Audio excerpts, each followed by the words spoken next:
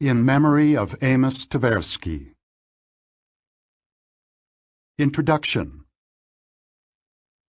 Every author, I suppose, has in mind a setting in which readers of his or her work could benefit from having read it. Mine is the proverbial office water cooler, where opinions are shared and gossip is exchanged. I hope to enrich the vocabulary that people use when they talk about the judgments and choices of others, the company's new policies, or a colleague's investment decisions. Why be concerned with gossip? Because it is much easier, as well as far more enjoyable, to identify and label the mistakes of others than to recognize our own. Questioning what we believe and want is difficult at the best of times, and especially difficult when we most need to do it. But we can benefit from the informed opinions of others. Many of us spontaneously anticipate how friends and colleagues will evaluate our choices. The quality and content of these anticipated judgments therefore matters. The expectation of intelligent gossip is a powerful motive for serious self-criticism, more powerful than New Year's resolutions to improve one's decision-making at work and at home. To be a good diagnostician, a physician needs to acquire a large set of labels for diseases, each of which binds an idea of the illness and its symptoms, possible antecedents and causes, possible developments and consequences, and possible interventions to cure or mitigate the illness. Learning medicine consists in part of learning the language of medicine. A deeper understanding of judgments and choices also requires a richer vocabulary than is available in everyday language. The hope for informed gossip is that there are distinctive patterns in the errors people make. Systematic errors are known as biases, and they recur predictably in particular circumstances. When the handsome and confident speaker bounds onto the stage, for example, you can anticipate that the audience will judge his comments more favorably than he deserves. The availability of a diagnostic label for this bias, the halo effect, makes it easier to anticipate, recognize, and understand. When you are asked what you are thinking about, you can normally answer. You believe you know what goes on in your mind, which often consists of one conscious thought leading in an orderly way to another. But that is not the only way the mind works, nor indeed is that the typical way. Most impressions and thoughts arise in your conscious experience without your knowing how they got there. You cannot trace how you came to the belief that there is a lamp on the desk in front of you, or how you detected a hint of irritation in your spouse's voice on the telephone, or how you managed to avoid a threat on the road before you became consciously aware of it. The mental work that produces impressions, intuitions, and many decisions goes on in silence in our mind. Much of the discussion in this book is about biases of intuition. However, the focus on error does not denigrate human intelligence any more than the attention to diseases in medical texts denies good health. Most of us are healthy most of the time, and most of our judgments and actions are appropriate most of the time. As we navigate our lives, we normally allow ourselves to be guided by impressions and feelings, and the confidence we have in our intuitive beliefs and preferences is usually justified, but not always. We are often confident even when we are wrong, and an objective observer is more likely to detect our errors than we are. So this is my aim for water cooler conversations. Improve the ability to identify and understand errors of judgment and choice in others, and eventually in ourselves, by providing a richer and more precise language to discuss them. In at least some cases, an accurate diagnosis may suggest an intervention to limit the damage that bad judgments and choices often cause. Origins. This book presents my current understanding of judgment and decision-making, which has been shaped by psychological discoveries of recent decades. However, I trace the central ideas to the lucky day in 1969 when I asked a colleague to speak as a guest to a seminar I was teaching in the Department of Psychology at the Hebrew University of Jerusalem. Amos Tversky was considered a rising star in the field of decision research, indeed in anything he did, so I knew we would have an interesting time. Many people who knew Amos thought he was the most intelligent person they had ever met. He was brilliant, voluble, and charismatic.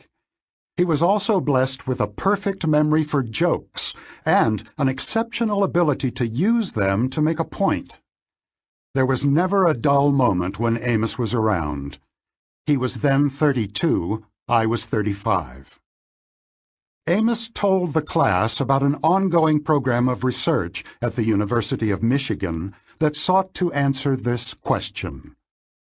Are people good intuitive statisticians? We already knew that people are good intuitive grammarians.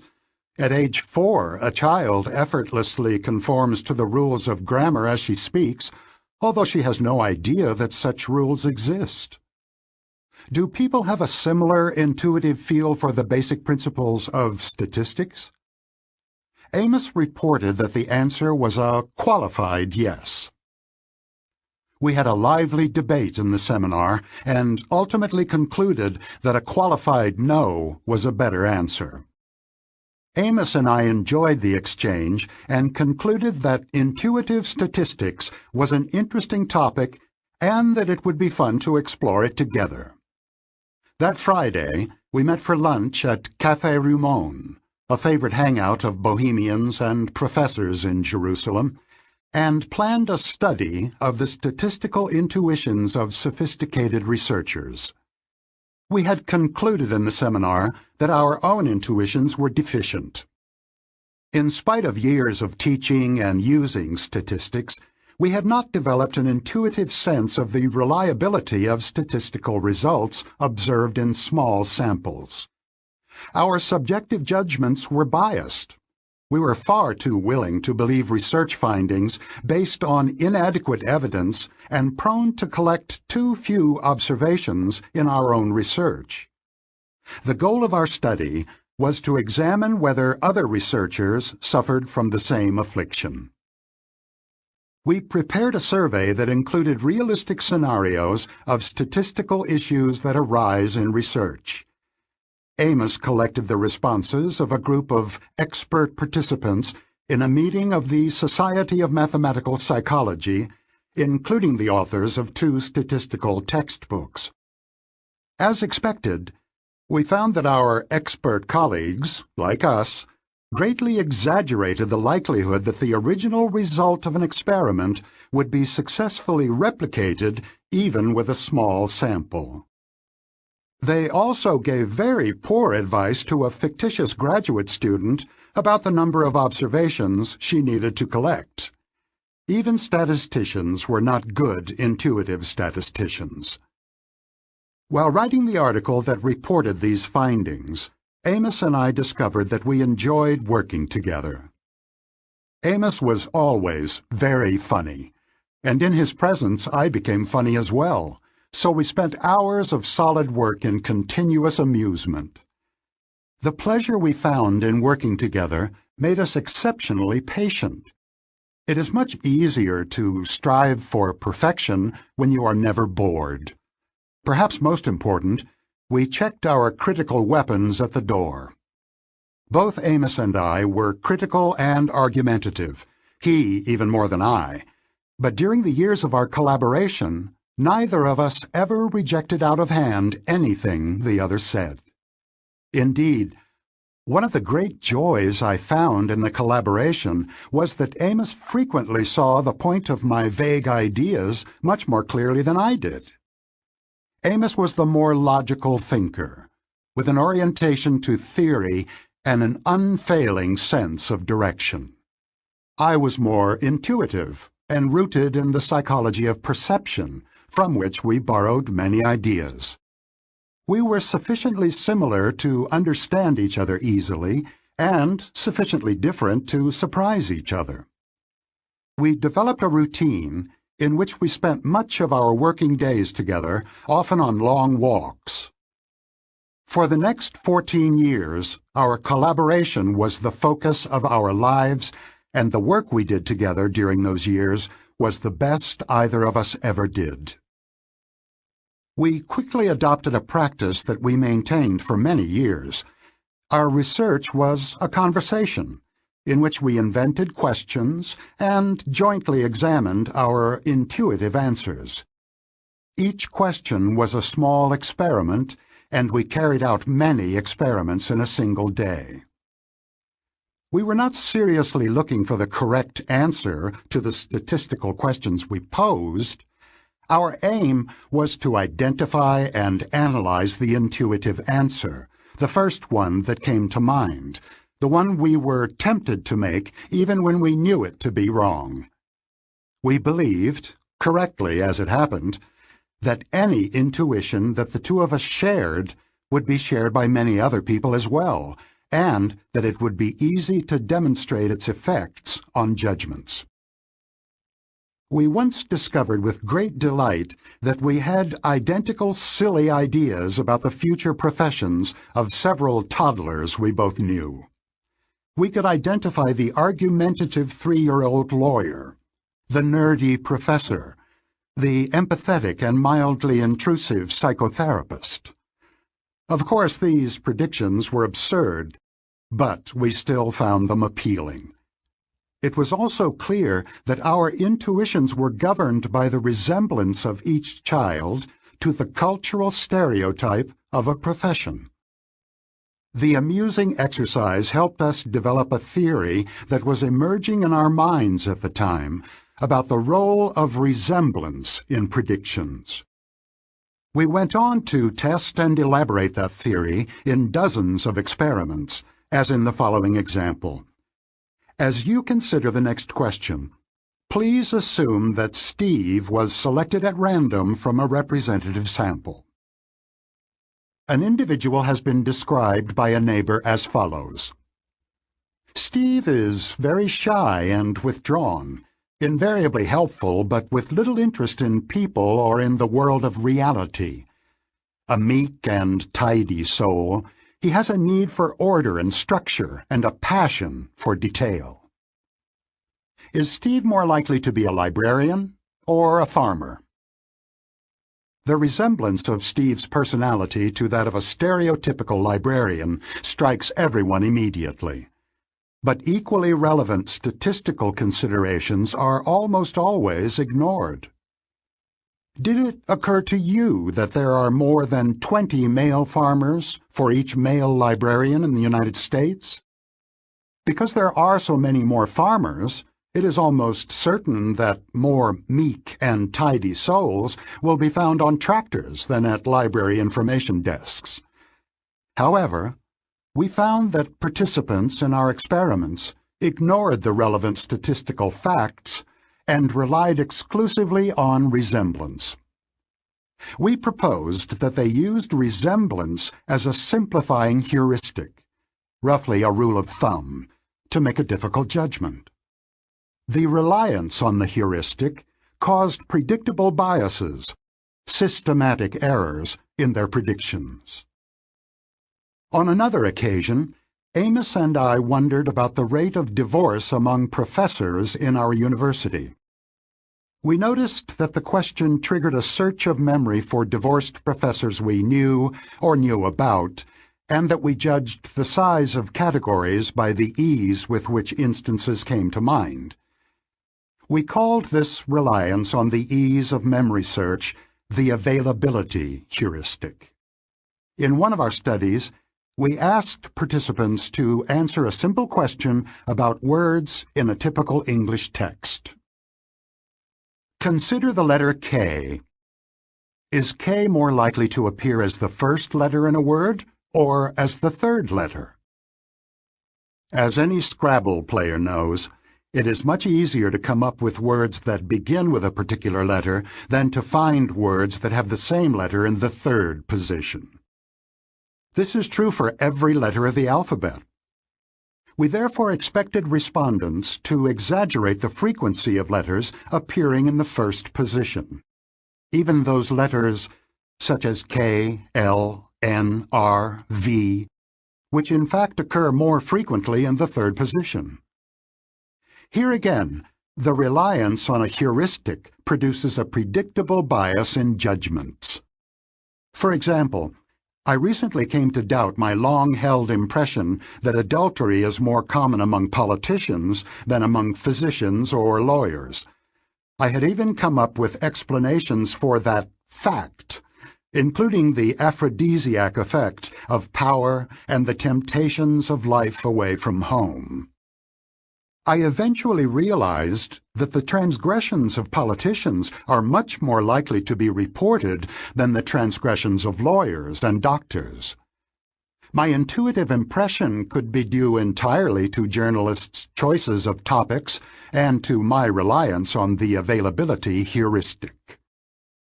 Amos and I spent several years studying and documenting biases of intuitive thinking in various tasks, assigning probabilities to events, forecasting the future, assessing hypotheses, and estimating frequencies. In the 5th year of our collaboration, we presented our main findings in Science magazine, a publication read by scholars in many disciplines. The article, which is reproduced in full at the end of this book, was titled Judgment Under Uncertainty, Heuristics and Biases. It described the simplifying shortcuts of intuitive thinking and explained some 20 biases as manifestations of these heuristics, and also as demonstrations of the role of heuristics in judgment. Historians of science have often noted that at any given time, scholars in a particular field tend to share basic assumptions about their subject. Social scientists are no exception. They rely on a view of human nature that provides the background of most discussions of specific behaviors, but is rarely questioned. Social scientists in the 1970s broadly accepted two ideas about human nature. First, people are generally rational, and their thinking is normally sound. Second, emotions such as fear, affection, and hatred explain most of the occasions on which people depart from rationality. Our article challenged both assumptions without discussing them directly. We documented systematic errors in the thinking of normal people, and we traced these errors to the design of the machinery of cognition rather than to the corruption of thought by emotion. Our article attracted much more attention than we had expected, and it remains one of the most highly cited works in social science. More than 300 scholarly articles referred to it in 2010. Scholars in other disciplines found it useful, and the ideas of heuristics and biases have been used productively in many fields, including medical diagnosis, legal judgment, intelligence analysis, philosophy, finance, statistics, and military strategy. For example, students of policy have noted that the availability heuristic helps explain why some issues are highly salient in the public's mind while others are neglected. People tend to assess the relative importance of issues by the ease with which they are retrieved from memory, and this is largely determined by the extent of coverage in the media. Frequently mentioned topics populate the mind even as others slip away from awareness.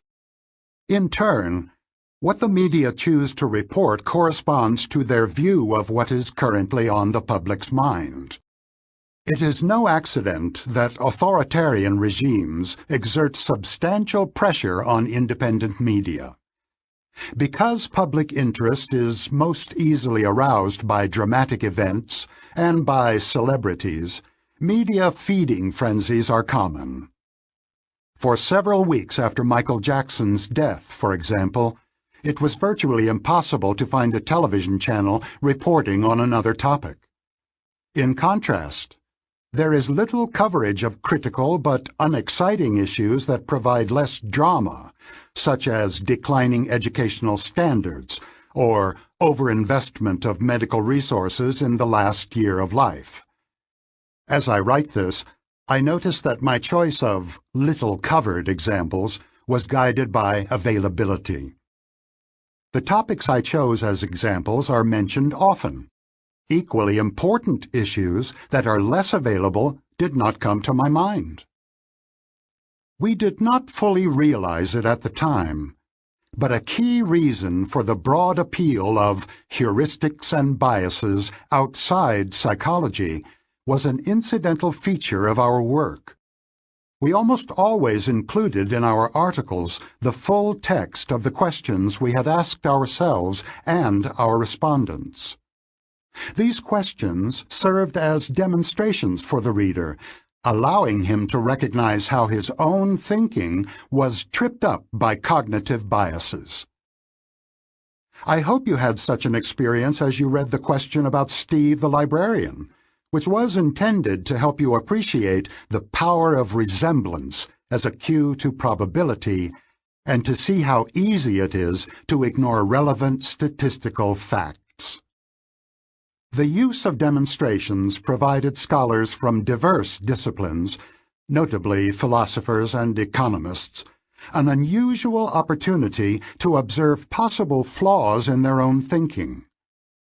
Having seen themselves fail, they became more likely to question the dogmatic assumption prevalent at the time that the human mind is rational and logical. The choice of method was crucial. If we had reported results of only conventional experiments, the article would have been less noteworthy and less memorable. Furthermore, skeptical readers would have distanced themselves from the results by attributing judgment errors to the familiar fecklessness of undergraduates, the typical participants in psychological studies. Of course, we did not choose demonstrations over standard experiments because we wanted to influence philosophers and economists. We preferred demonstrations because they were more fun, and we were lucky in our choice of method as well as in many other ways. A recurrent theme of this book is that luck plays a large role in every story of success. It is almost always easy to identify a small change in the story that would have turned a remarkable achievement into a mediocre outcome. Our story was no exception. The reaction to our work was not uniformly positive. In particular, our focus on biases was criticized as suggesting an unfairly negative view of the mind. As expected in normal science, some investigators refined our ideas and others offered plausible alternatives. By and large, though, the idea that our minds are susceptible to systematic errors is now generally accepted. Our research on judgment had far more effect on social science than we thought possible when we were working on it. Immediately after completing our review of judgment, we switched our attention to decision-making under uncertainty. Our goal was to develop a psychological theory of how people make decisions about simple gambles. For example, would you accept a bet on the toss of a coin where you win $130 if the coin shows heads and lose $100 if it shows tails?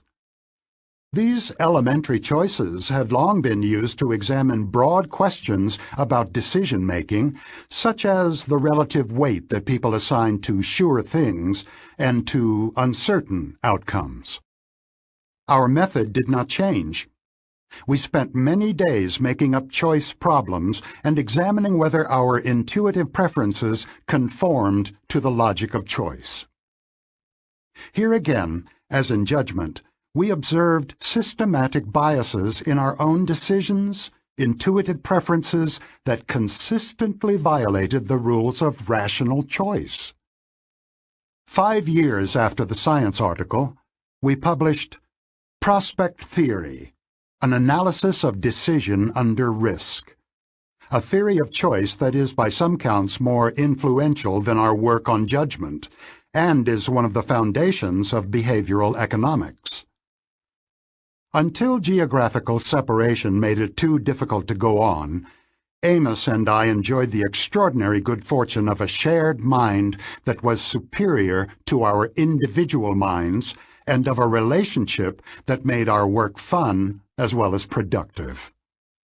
Our collaboration on judgment and decision-making was the reason for the Nobel Prize that I received in 2002, which Amos would have shared had he not died, age 59, in 1996.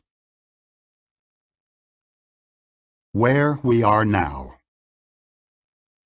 This book is not intended as an exposition of the early research that Amos and I conducted together, a task that has been ably carried out by many authors over the years.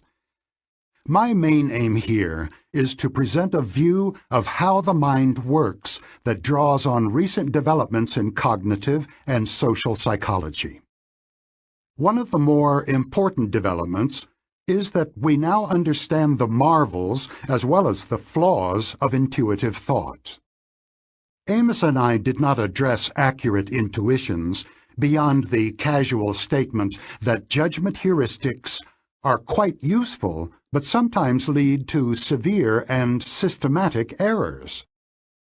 We focused on biases, both because we found them interesting in their own right, and because they provided evidence for the heuristics of judgment. We did not ask ourselves whether all intuitive judgments under uncertainty are produced by the heuristics we studied. It is now clear that they are not. In particular, the accurate intuitions of experts are better explained by the effects of prolonged practice than by heuristics. We can now draw a richer and more balanced picture in which skill and heuristics are alternative sources of intuitive judgments and choices.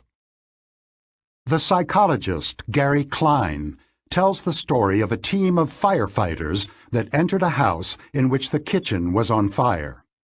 Soon after they started hosing down the kitchen, the commander heard himself shout, "Let's get out of here," without realizing why. The floor collapsed almost immediately after the firefighters escaped. Only after the fact did the commander realize that the fire had been unusually quiet and that his ears had been unusually hot. Together, these impressions prompted what he called a sixth sense of danger.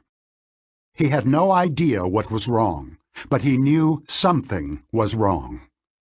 It turned out that the heart of the fire had not been in the kitchen, but in the basement beneath where the men had stood. We have all heard such stories of expert intuition. The chess master who walks past a street game and announces "white mates in 3" without stopping.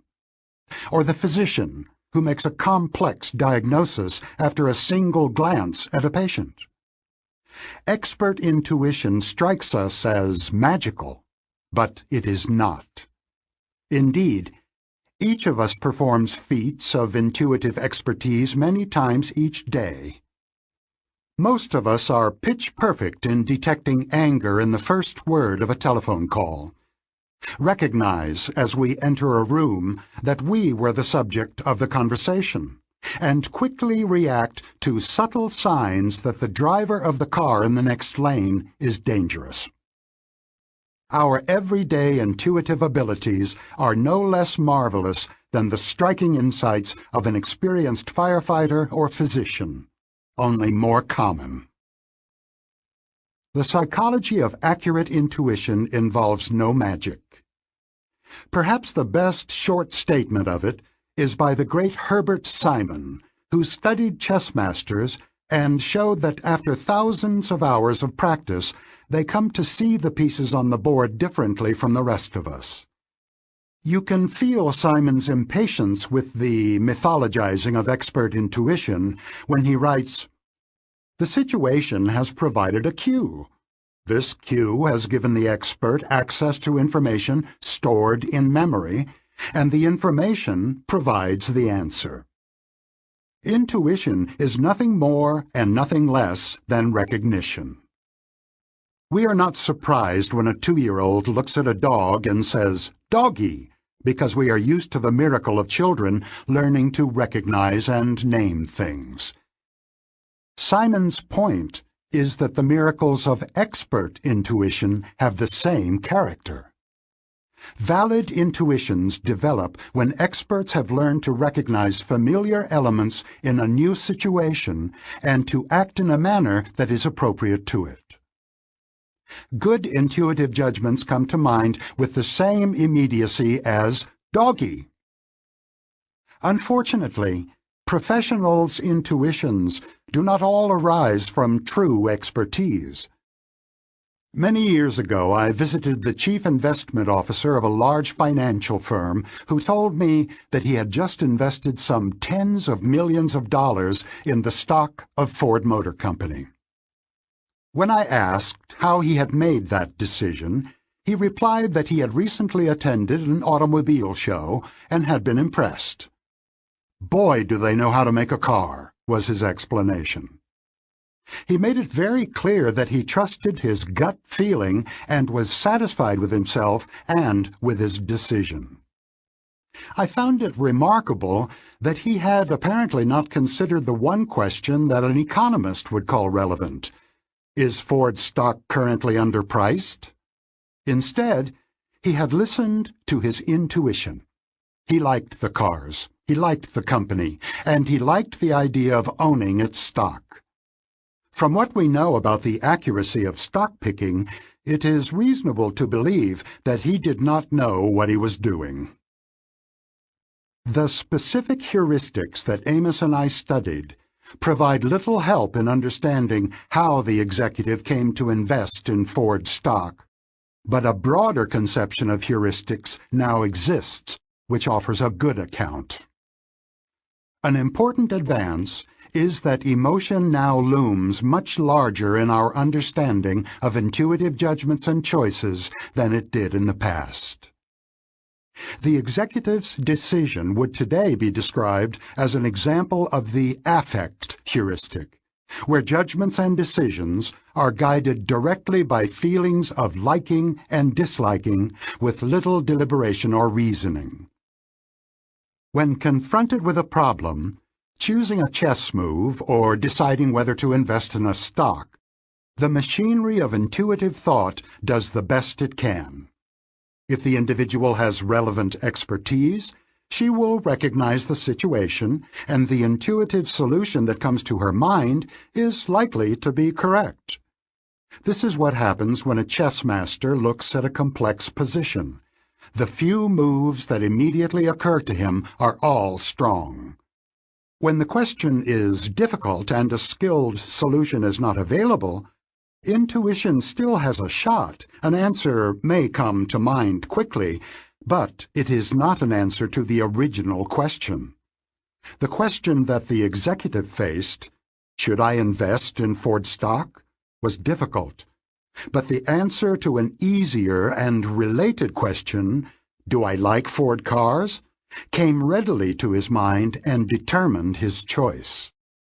This is the essence of intuitive heuristics.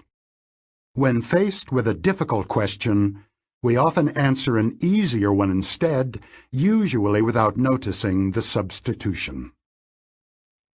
The spontaneous search for an intuitive solution sometimes fails, Neither an expert solution nor a heuristic answer comes to mind. In such cases, we often find ourselves switching to a slower, more deliberate, and effortful form of thinking. This is the slow thinking of the title. Fast thinking includes both variants of intuitive thought, the expert and the heuristic, as well as the entirely automatic mental activities of perception and memory, the operations that enable you to know there is a lamp on your desk or retrieve the name of the capital of Russia. The distinction between fast and slow thinking has been explored by many psychologists over the last 25 years. For reasons that I explain more fully in the next chapter, I describe mental life by the metaphor of two agents, called System 1 and System 2, which respectively produce fast and slow thinking. I speak of the features of intuitive and deliberate thought as if they were traits and dispositions of two characters in your mind. In the picture that emerges from recent research, the intuitive System 1 is more influential than your experience tells you, and it is the secret author of many of the choices and judgments you make. Most of this book is about the workings of System 1 and the mutual influences between it and System 2. What comes next? The book is divided into 5 parts. Part 1 presents the basic elements of a two-systems approach to judgment and choice.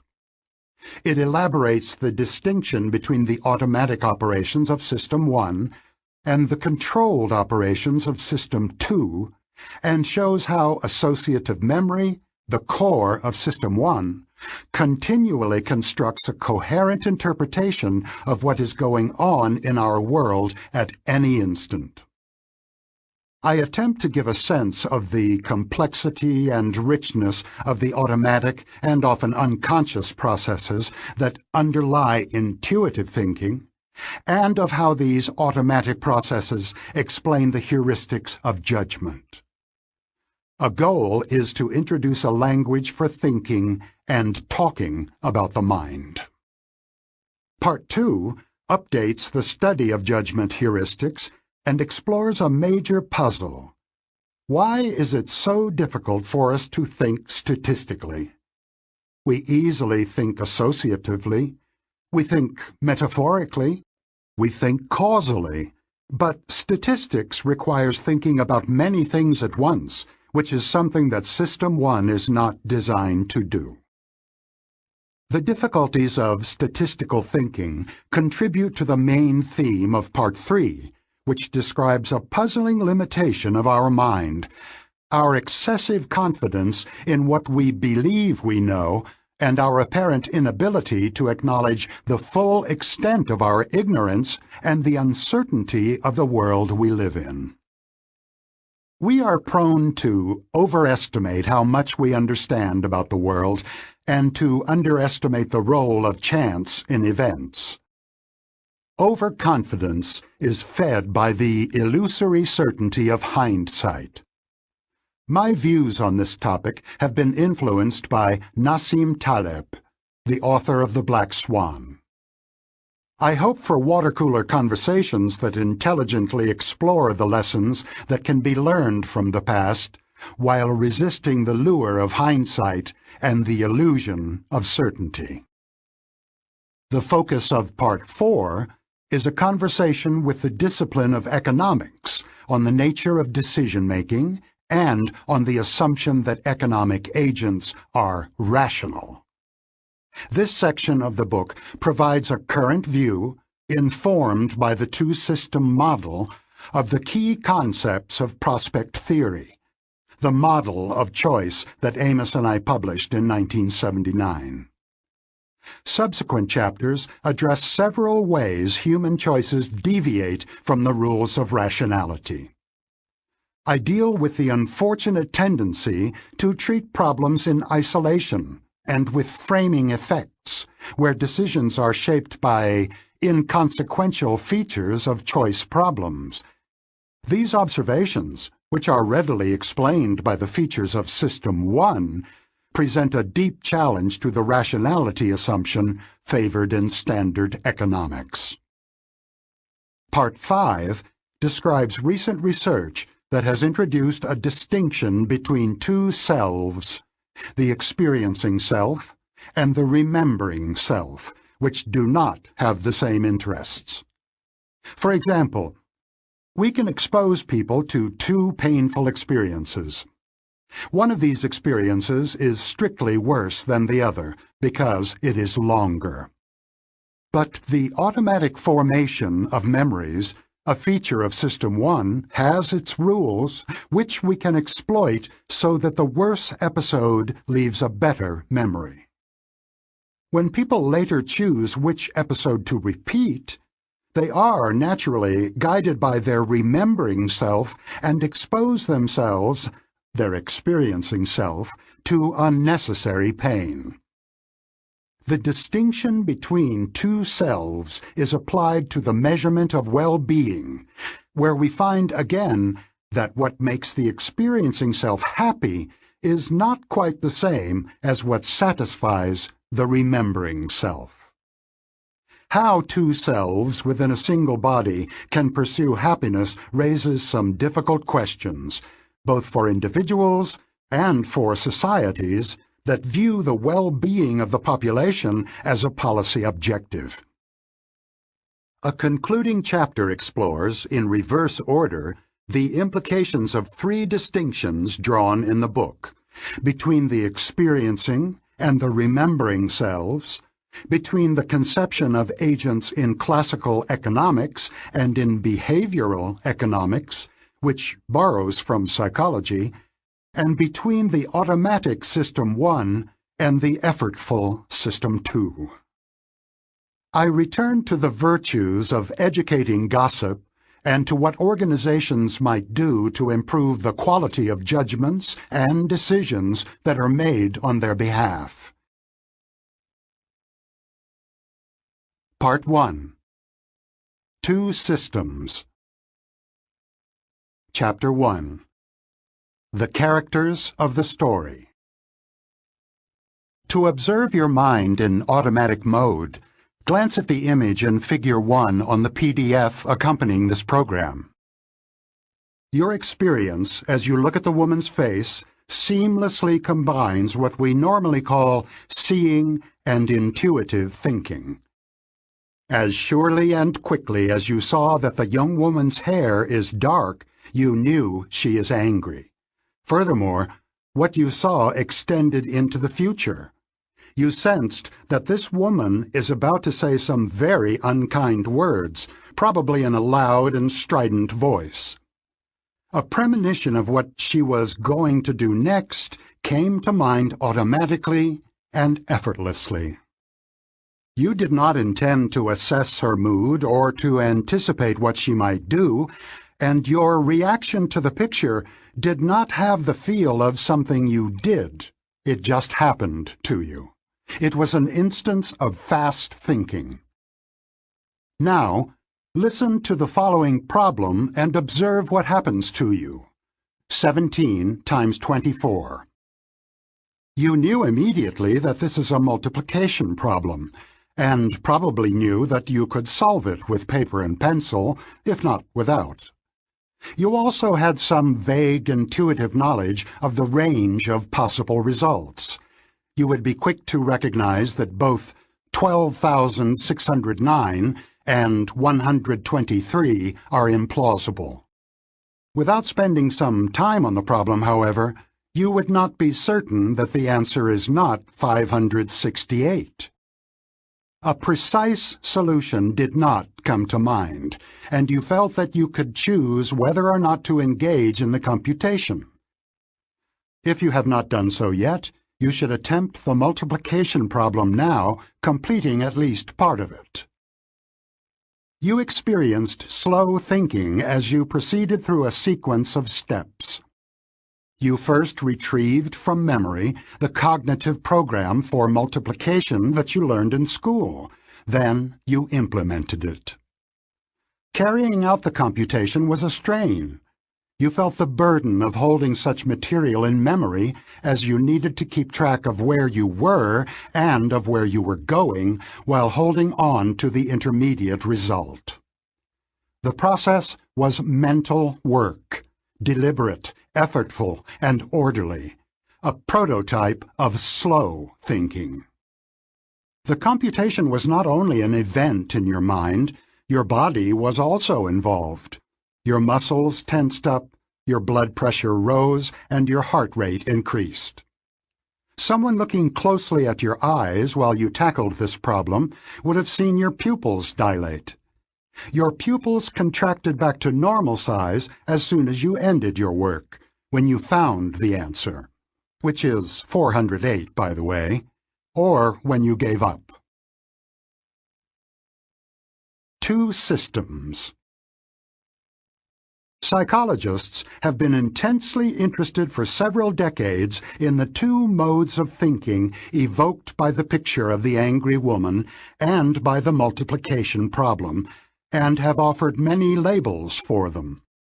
I adopt terms originally proposed by the psychologists Keith Stanovich and Richard West, and will refer to two systems in the mind, System 1 and System 2.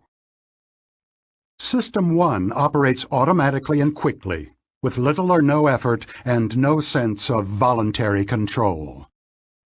System 2 allocates attention to the effortful mental activities that demand it, including complex computations. The operations of System 2 are often associated with the subjective experience of agency, choice, and concentration. The labels of System 1 and System 2 are widely used in psychology, but I go further than most in this book, which you can read as a psychodrama with two characters. When we think of ourselves, we identify with System 2, the conscious, reasoning self that has beliefs, makes choices, and decides what to think about and what to do.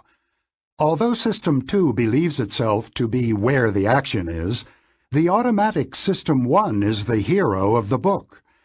I describe System 1 as effortlessly originating impressions and feelings that are the main sources of the explicit beliefs and deliberate choices of System 2.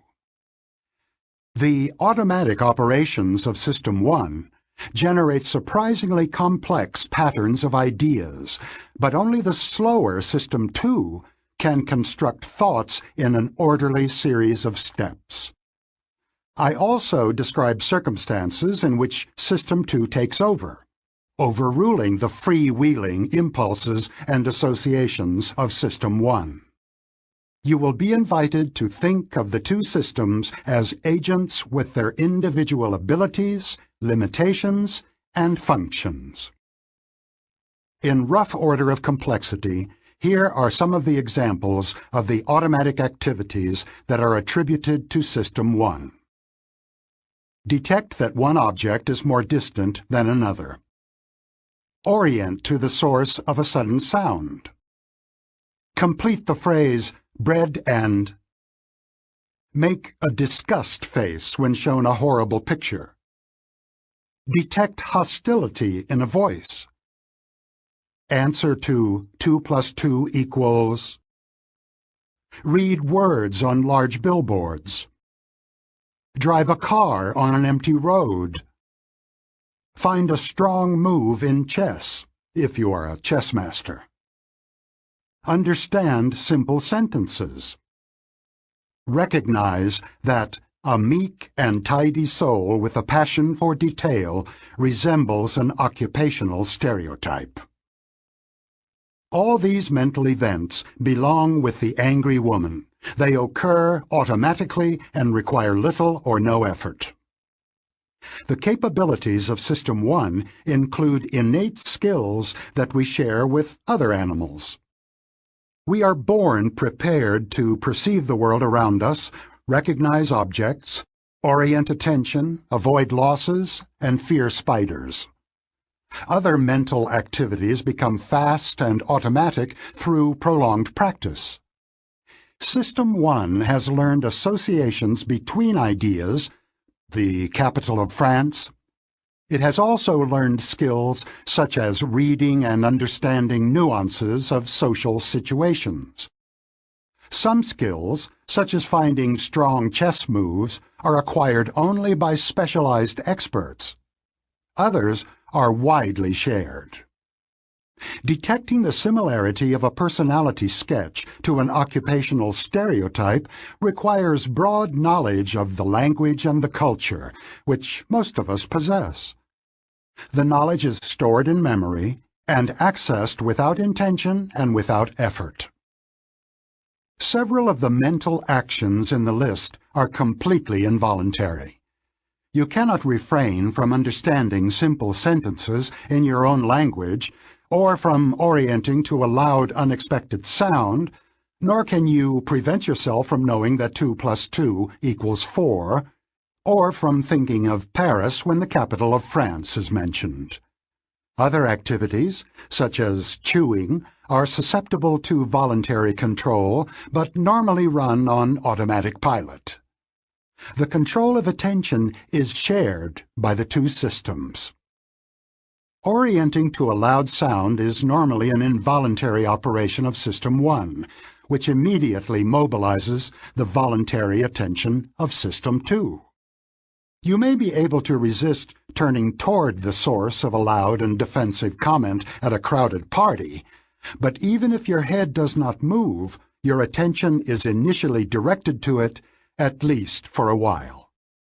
However, attention can be moved away from an unwanted focus, primarily by focusing intently on another target.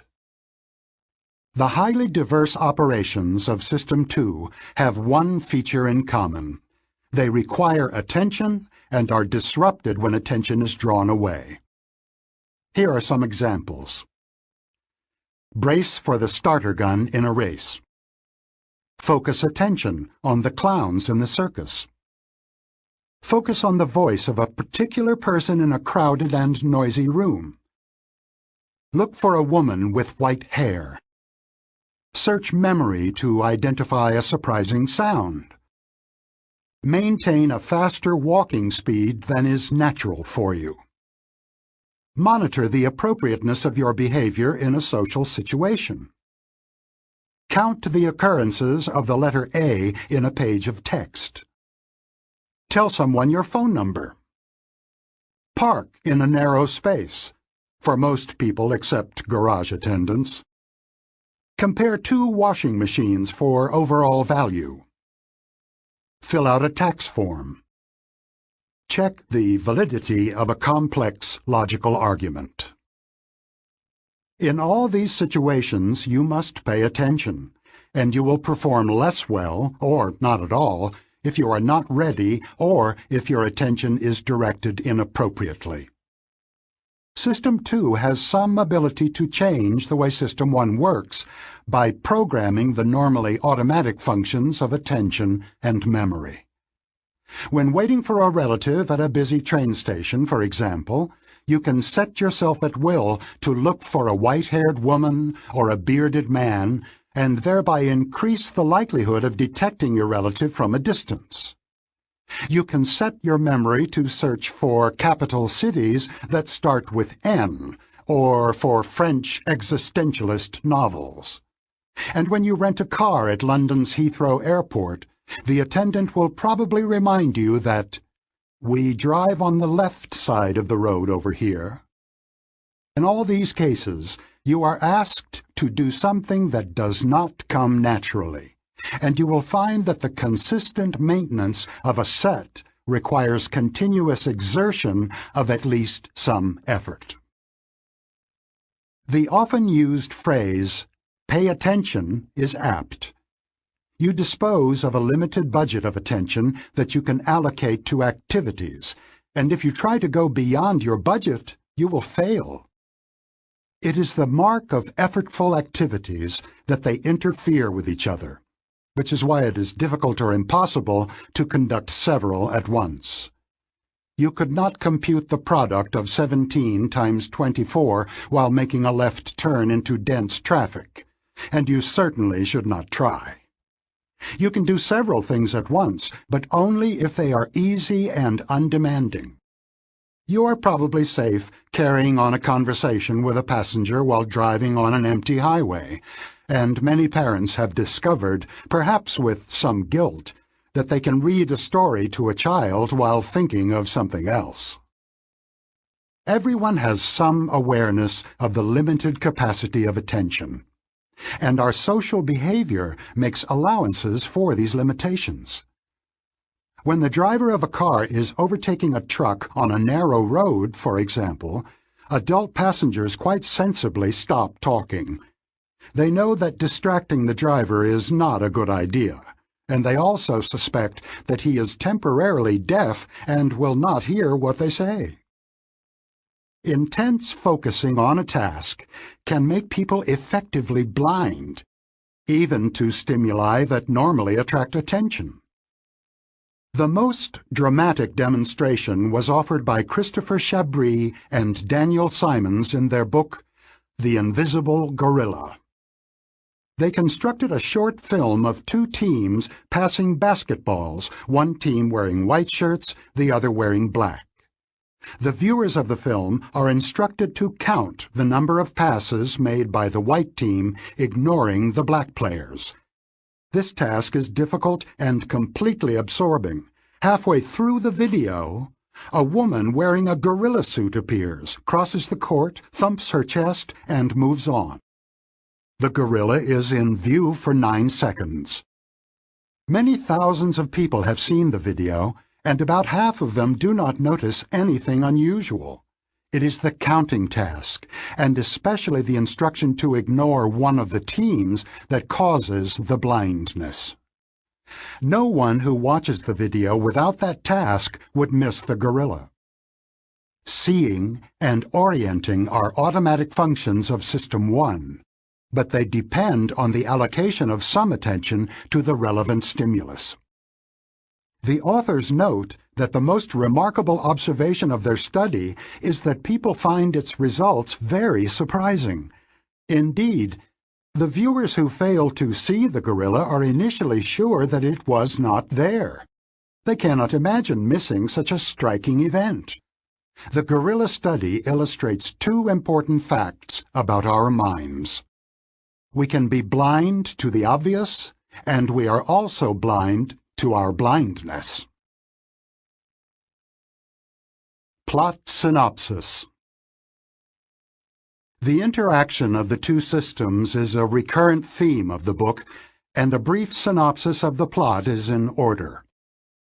In the story I will tell, Systems 1 and 2 are both active whenever we are awake. System 1 runs automatically, and System 2 is normally in a comfortable low-effort mode, in which only a fraction of its capacity is engaged. System 1 continuously generates suggestions for System 2, impressions, intuitions, intentions, and feelings.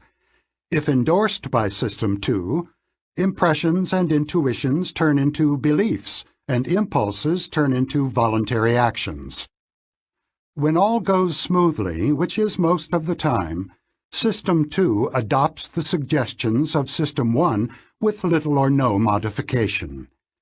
You generally believe your impressions and act on your desires, and that is fine, usually.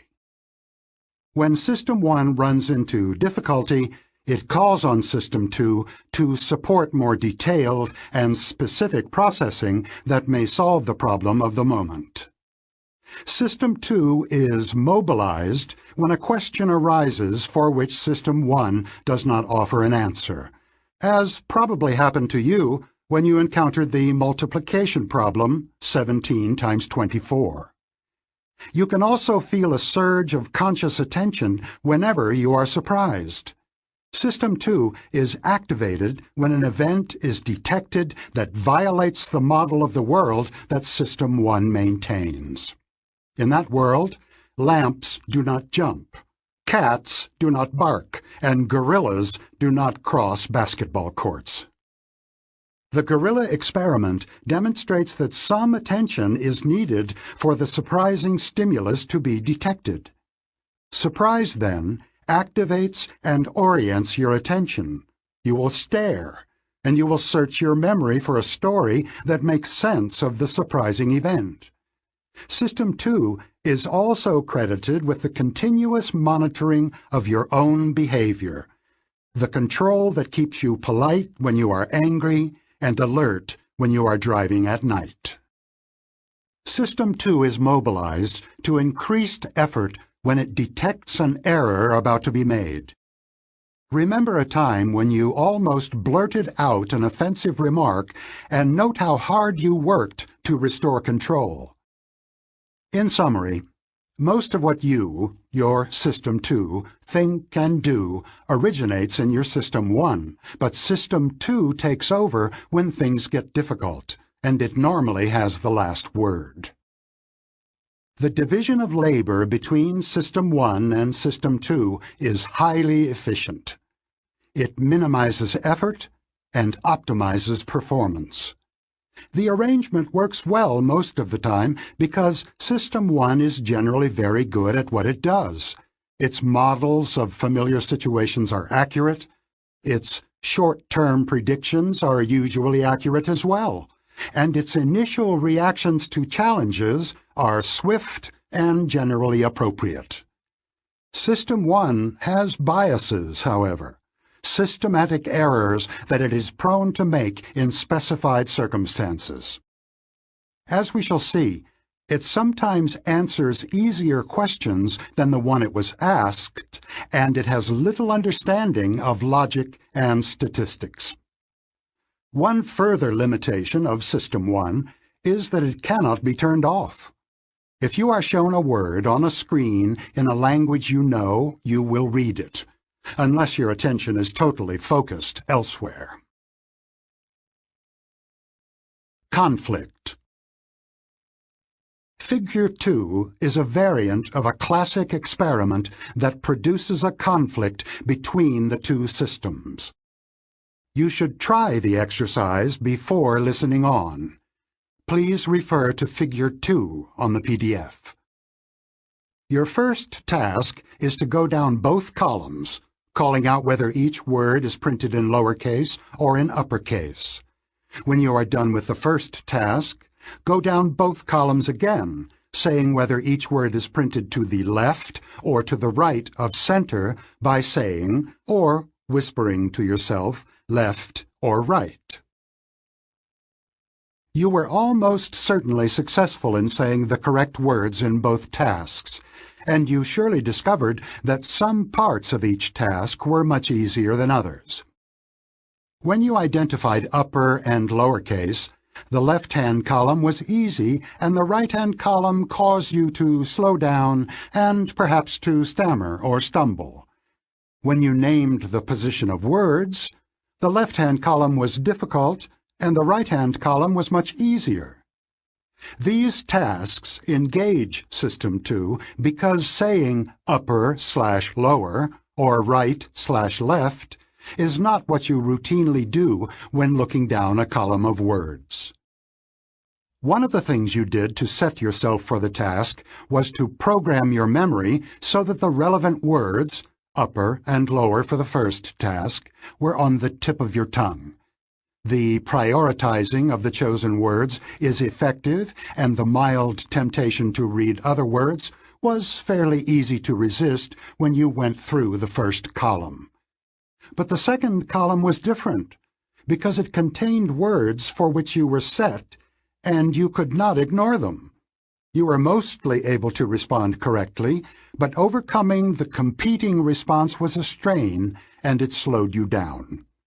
You experienced a conflict between a task that you intended to carry out and an automatic response that interfered with it. Conflict between an automatic reaction and an intention to control it is common in our lives. We are all familiar with the experience of trying not to stare at the oddly dressed couple at the neighboring table in a restaurant. We also know what it is like to force our attention on a boring book when we constantly find ourselves returning to the point at which the reading lost its meaning. Where winters are hard, many drivers have memories of their car skidding out of control on the ice and of the struggle to follow well-rehearsed instructions that negate what they would naturally do. Steer into the skid, and whatever you do, do not touch the brakes. And every human being has had the experience of not telling someone to go to hell. One of the tasks of System 2 is to overcome the impulses of System 1. In other words, System 2 is in charge of self-control. Illusions.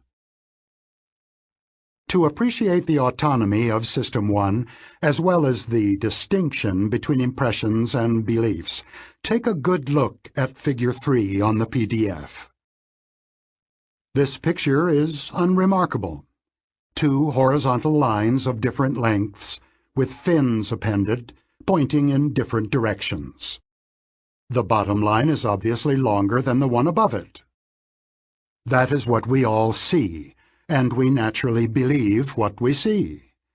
If you have already encountered this image, however, you recognize it as the famous Müller-Lyer illusion. As you can easily confirm by measuring them with a ruler, the horizontal lines are in fact identical in length. Now that you have measured the lines, you, your System 2, the conscious being you call I, have a new belief. You know that the lines are equally long. If asked about their length, you will say what you know. But you will still see the bottom line is longer.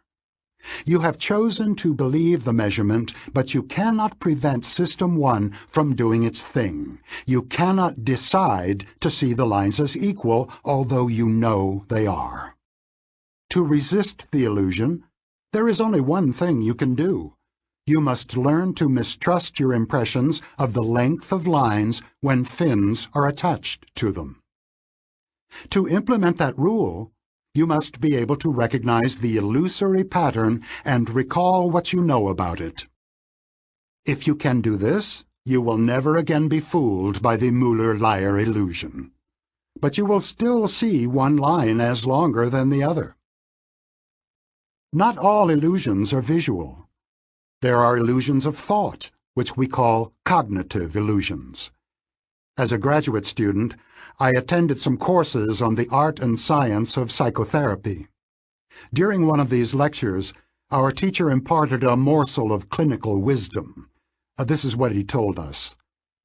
You will, from time to time, meet a patient who shares a disturbing tale of multiple mistakes in his previous treatment. He has been seen by several clinicians, and all failed him.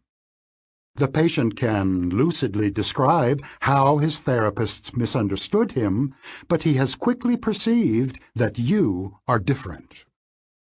You share the same feeling, are convinced that you understand him, and will be able to help. At this point, my teacher raised his voice as he said, "Do not even think of taking on this patient. Throw him out of the office. He is most likely a psychopath, and you will not be able to help him." Many years later, I learned that the teacher had warned us against psychopathic charm, and the leading authority in the study of psychopathy confirmed that the teacher's advice was sound. The analogy to the Müller-Lyer illusion is close. What we were being taught was not how to feel about that patient. Our teacher took it for granted that the sympathy we would feel for the patient would not be under our control. It would arise from System 1. Furthermore, we were not being taught to be generally suspicious of our feelings about patients. We were told that a strong attraction to a patient with a repeated history of failed treatment is a danger sign, like the fins on the parallel lines. It is an illusion, a cognitive illusion, and I, System 2, was taught how to recognize it and advised not to believe it or act on it.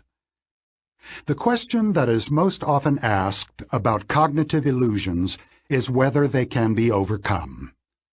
The message of these examples is not encouraging, because System 1 operates automatically and cannot be turned off at will. Errors of intuitive thought are often difficult to prevent. Biases cannot always be avoided, because System 2 may have no clue to the error. Even when cues to likely errors are available, errors can be prevented only by the enhanced monitoring and effortful activity of System 2. As a way to live your life, however, continuous vigilance is not necessarily good, and it is certainly impractical. Constantly questioning our own thinking would be impossibly tedious, and System 2 is much too slow and inefficient to serve as a substitute for System 1 in making routine decisions. The best we can do is a compromise. Learn to recognize situations in which mistakes are likely and try harder to avoid significant mistakes when the stakes are high. The premise of this book is that it is easier to recognize other people's mistakes than our own. Useful fictions. You have been invited to think of the two systems as agents within the mind, with their individual personalities, abilities, and limitations. I will often use sentences in which the systems are the subjects, such as, System 2 calculates products. The use of such language is considered a sin in professional circles in which I travel, because it seems to explain the thoughts and actions of a person by the thoughts and actions of little people inside the person's head. Grammatically, the sentence about System 2 is similar to, the butler steals the petty cash. My colleagues would point out that the butler's action actually explains the disappearance of the cash, and they rightly question whether the sentence about System 2 explains how products are calculated. My answer is that the brief, active sentence that attributes calculation to System 2 is intended as a description, not an explanation. It is meaningful only because of what you already know about System 2. It is shorthand for the following. Mental arithmetic is a voluntary activity that requires effort, should not be performed while making a left turn, and is associated with dilated pupils and an accelerated heart rate. Similarly, the statement that highway driving under routine conditions is left to System 1 means that steering the car around a bend is automatic and almost effortless. It also implies that an experienced driver can drive on an empty highway while conducting a conversation. Finally, System 2 prevented James from reacting foolishly to the insult, means that James would have been more aggressive in his response if his capacity for effortful control had been disrupted. For example, if he had been drunk.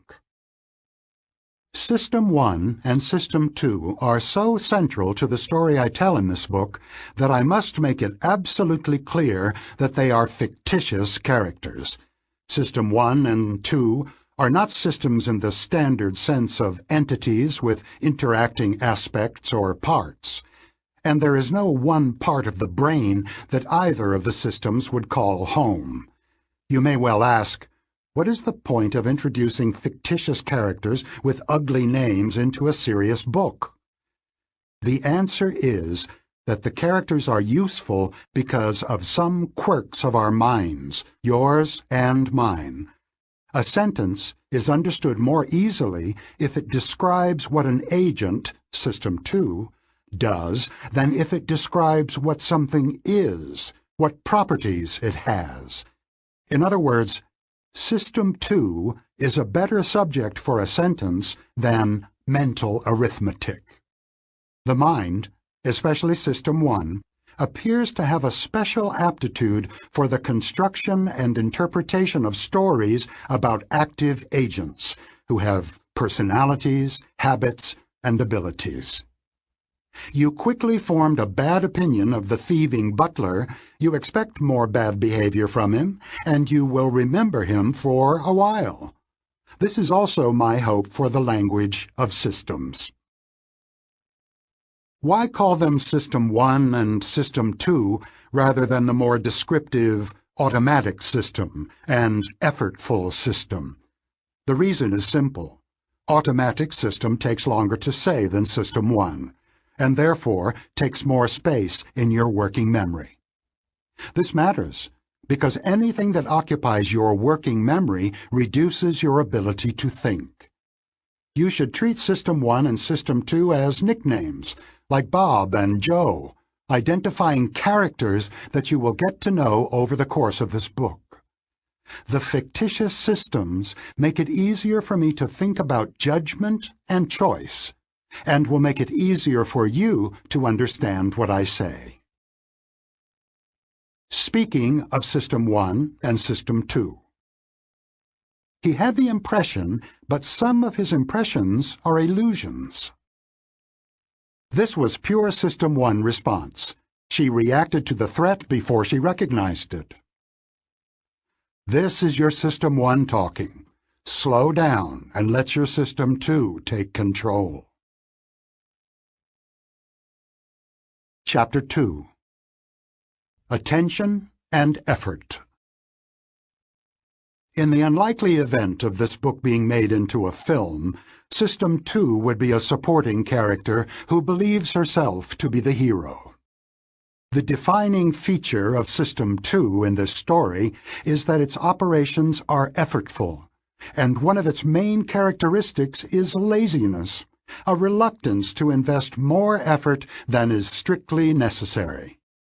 As a consequence, the thoughts and actions that System 2 believes it has chosen are often guided by the figure at the center of the story, System 1. However, there are vital tasks that only System 2 can perform because they require effort and acts of self-control in which the intuitions and impulses of System 1 are overcome. Mental effort.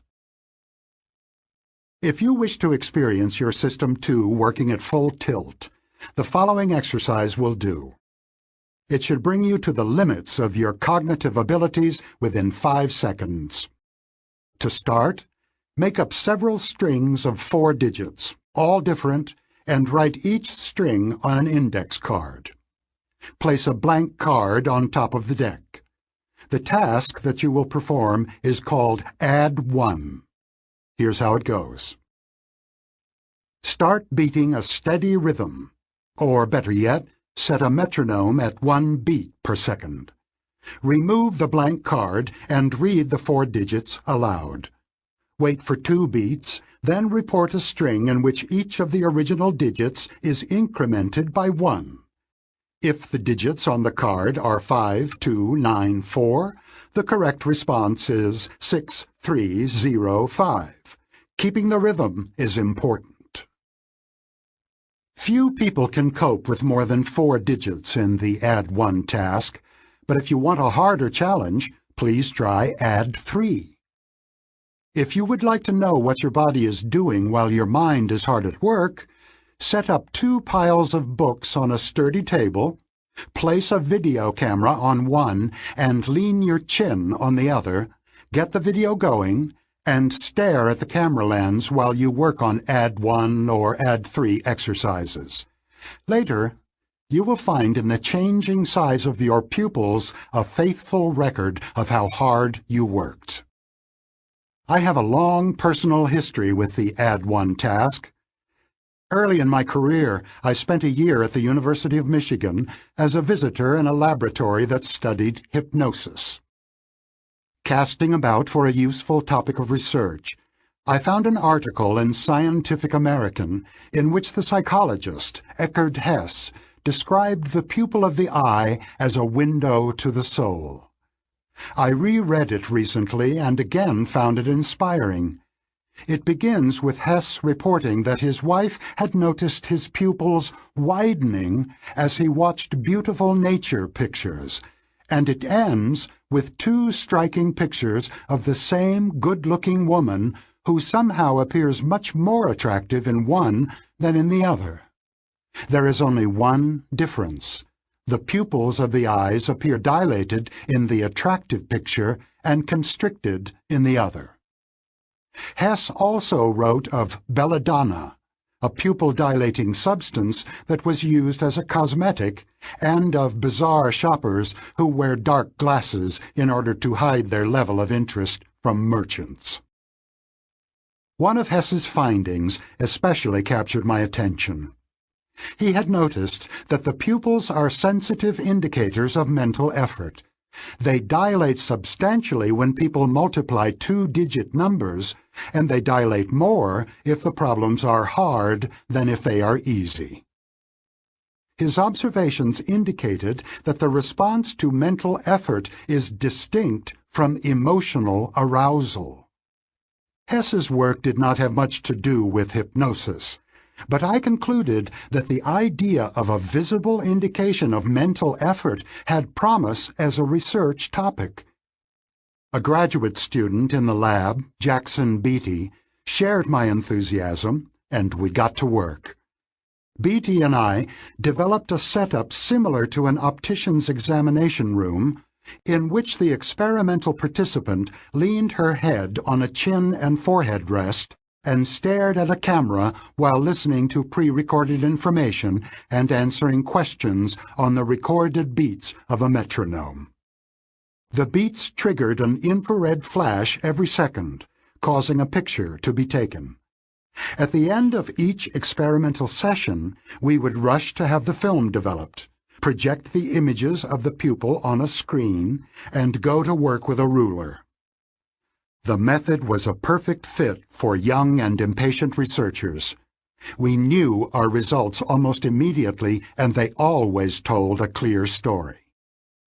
Beatty and I focused on paced tasks, such as Add 1, in which we knew precisely what was on the subject's mind at any time. We recorded strings of digits on beats of the metronome and instructed the subject to repeat or transform the digits one by one, maintaining the same rhythm.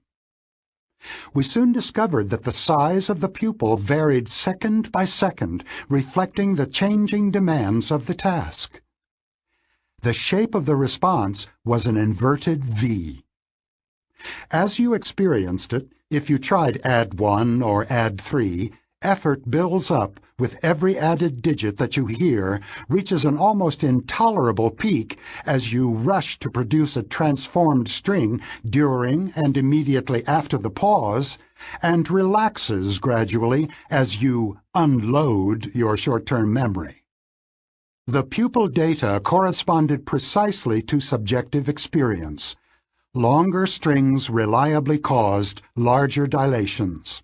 The transformation task compounded the effort, and the peak of pupil size coincided with maximum effort.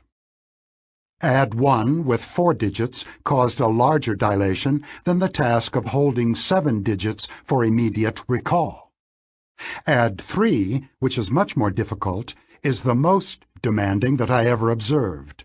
In the first 5 seconds, the pupil dilates by about 50% of its original area, and heart rate increases by about 7 beats per minute. This is as hard as people can work.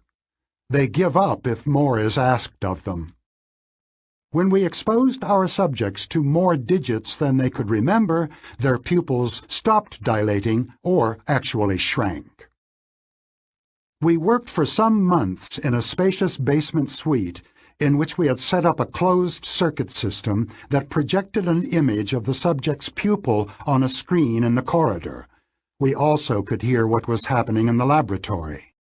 The diameter of the projected pupil was about a foot. Watching it dilate and contract when the participant was at work was a fascinating sight, quite an attraction for visitors in our lab. We amused ourselves and impressed our guests by our ability to divine when the participant gave up on a task.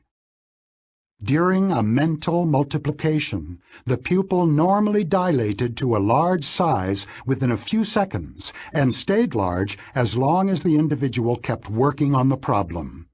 It contracted immediately when she found a solution or gave up. As we watched from the corridor, we would sometimes surprise both the owner of the pupil and our guests by asking, "Why did you stop working just now?" The answer from inside the lab was often, "How did you know?" To which we would reply, "We have a window to your soul." The casual observations we made from the corridor were sometimes as informative as the formal experiments. I made a significant discovery as I was idly watching a woman's pupil during a break between two tasks. She had kept her position on the chin rest, so I could see the image of her eye while she engaged in routine conversation with the experimenter. I was surprised to see that the pupil remained small and did not noticeably dilate as she talked and listened. Unlike the tasks that we were studying, the mundane conversation apparently demanded little or no effort, no more than retaining 2 or 3 digits. This was a eureka moment. I realized that the tasks we had chosen for study were exceptionally effortful. An image came to mind. Mental life, today I would speak of the life of System 2, is normally conducted at the pace of a comfortable walk, sometimes interrupted by episodes of jogging and on rare occasions by a frantic sprint. The Add 1 and Add 3 exercises are sprints, and casual chatting is a stroll. We found that people, when engaged in a mental sprint, may become effectively blind. The authors of The Invisible Gorilla had made the gorilla invisible by keeping the observers intensely busy counting passes. We reported a rather less dramatic example of blindness during Add 1. Our subjects were exposed to a series of rapidly flashing letters while they worked. They were told to give the task complete priority, but they were also asked to report at the end of the digit task whether the letter K had appeared at any time during the trial. The main finding was that the ability to detect and report the target letter changed in the course of the 10 seconds of the exercise. The observers almost never missed a K that was shown at the beginning or near the end of the Add 1 task, but they missed the target almost half the time when mental effort was at its peak, although we had pictures of their wide-open eye staring straight at it. Failures of detection followed the same inverted V pattern as the dilating pupil. The similarity was reassuring. The pupil was a good measure of the physical arousal that accompanies mental effort, and we could go ahead and use it to understand how the mind works. Much like the electricity meter outside your house or apartment, the pupils offer an index of the current rate at which mental energy is used. The analogy goes deep. Your use of electricity depends on what you choose to do, whether to light a room or toast a piece of bread. When you turn on a bulb or a toaster, it draws the energy it needs, but no more. Similarly, we decide what to do, but we have limited control over the effort of doing it. Suppose you are shown 4 digits, say 9462, and told that your life depends on holding them in memory for 10 seconds. However much you want to live, you cannot exert as much effort in this task as you would be forced to invest to complete an Add 3 transformation on the same digits. System 2 and the electrical circuits in your home both have limited capacity, but they respond differently to threatened overload. A breaker trips when the demand for current is excessive, causing all devices on that circuit to lose power at once. In contrast, the response to mental overload is selective and sophisticated. System 2 protects the most important activity so it receives the attention it needs. Spare capacity is allocated second by second to other tasks. In our version of the gorilla experiment, we instructed the participants to assign priority to the digit task. We know that they followed that instruction because the timing of the visual target had no effect on the main task. If the critical letter was presented at a time of high demand, the subjects simply did not see it. When the transformation task was less demanding, detection performance was better. The sophisticated allocation of attention has been honed by a long evolutionary history.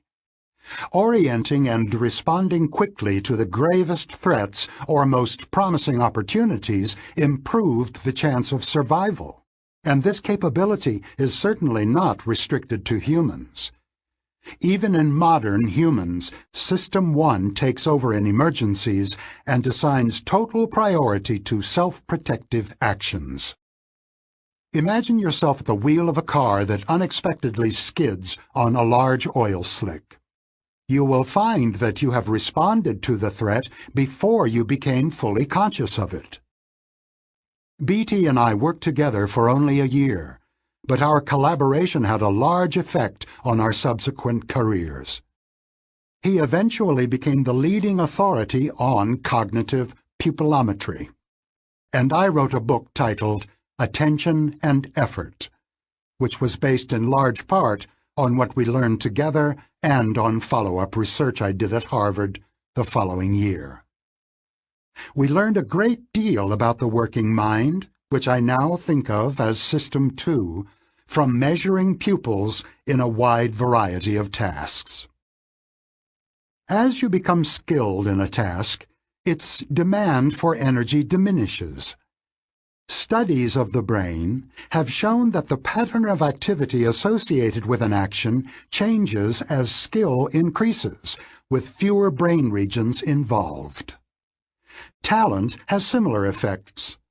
Highly intelligent individuals need less effort to solve the same problems as indicated by both pupil size and brain activity.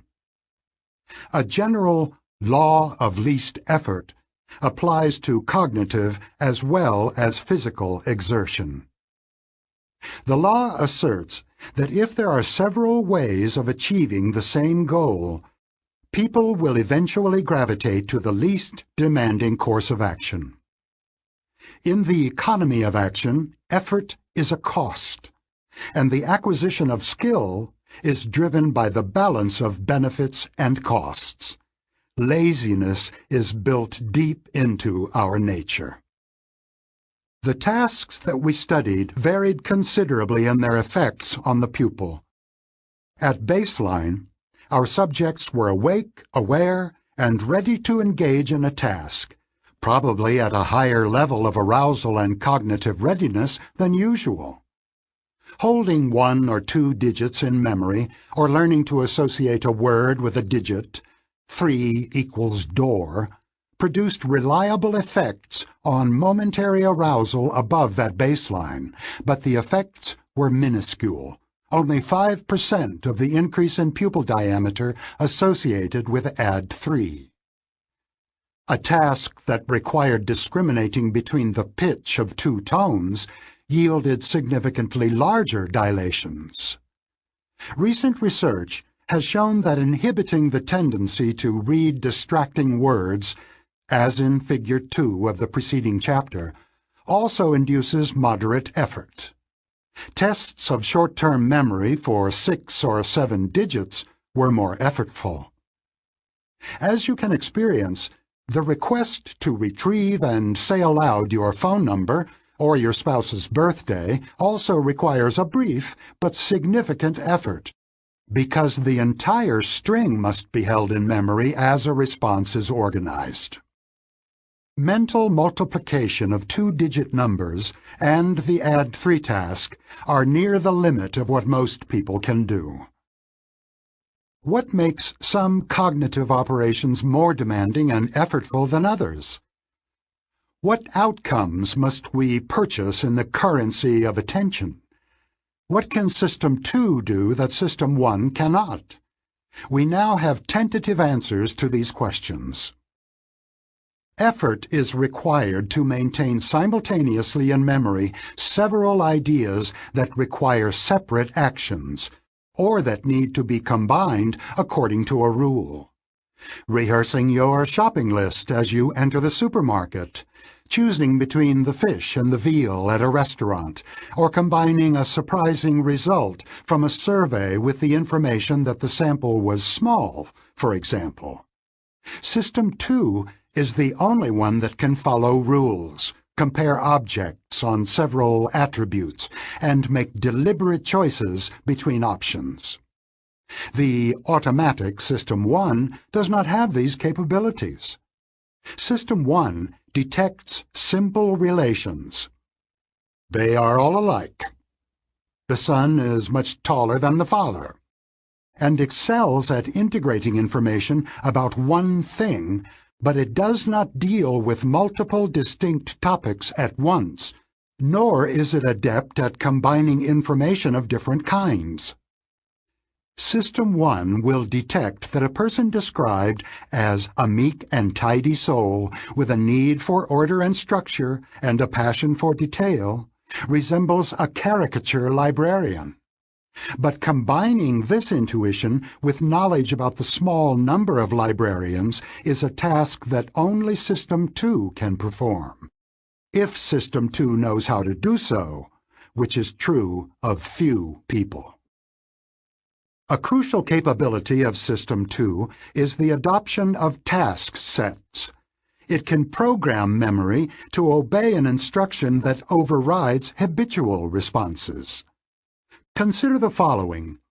Count all occurrences of the letter F in this page. This is not a task you have ever performed before, and it will not come naturally to you, but your System 2 can take it on. It will be effortful to set yourself up for this exercise, and effortful to carry it out, though you will surely improve with practice.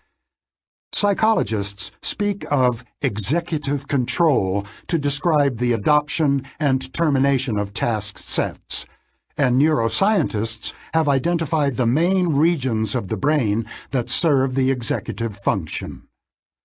One of these regions is involved whenever a conflict must be resolved. Another is the prefrontal area of the brain, a region that is substantially more developed in humans than in other primates, and is involved in all the operations that we associate with intelligence. Now suppose that at the end of the page you get another instruction. Count all the commas in the next page. This will be harder, because you will have to overcome the newly acquired tendency to focus attention on the letter F. One of the significant discoveries of cognitive psychologists in recent decades is that switching from one task to another is effortful, especially under time pressure. The need for rapid switching is one of the reasons that add 3 and mental multiplication are so difficult. To perform the add 3 task, you must hold several digits in your working memory at the same time, associating each with a particular operation. Some digits are in the queue to be transformed. One is in the process of transformation, and others, already transformed, are retained for reporting. Modern tests of working memory require the individual to switch repeatedly between two demanding tasks, accumulating the results of one operation while performing the other. People who do well on these tests tend to do well on tests of general intelligence. However, the ability to control attention is not simply a measure of intelligence. Measures of efficiency in the control of attention predict performance of air traffic controllers and of Israeli Air Force pilots beyond the effects of intelligence. Time pressure is another driver of effort. As you carried out the Add 3 exercise, the rush was imposed in part by the metronome and in part by the load on memory. Like a juggler with several balls in the air, you cannot afford to slow down. The rate at which material decays in memory forces the pace, driving you to refresh and rehearse information before it is lost. Any task that requires you to keep several ideas in mind at the same time has the same hurried character. Unless you have the good fortune of a capacious working memory, you may be forced to work uncomfortably hard. The most effortful forms of slow thinking are those that require you to think fast. You surely observed as you performed Add 3 how unusual it is for your mind to work so hard. Even if you think for a living, few of the mental tasks in which you engage in the course of a working day are as demanding as Add 3. Or even as demanding as storing 6 digits for immediate recall. We normally avoid mental overload by dividing our tasks into multiple easy steps, committing intermediate results to long-term memory or to paper rather than to an easily overloaded working memory. We cover long distances by taking our time and conduct our mental lives by the law of least effort.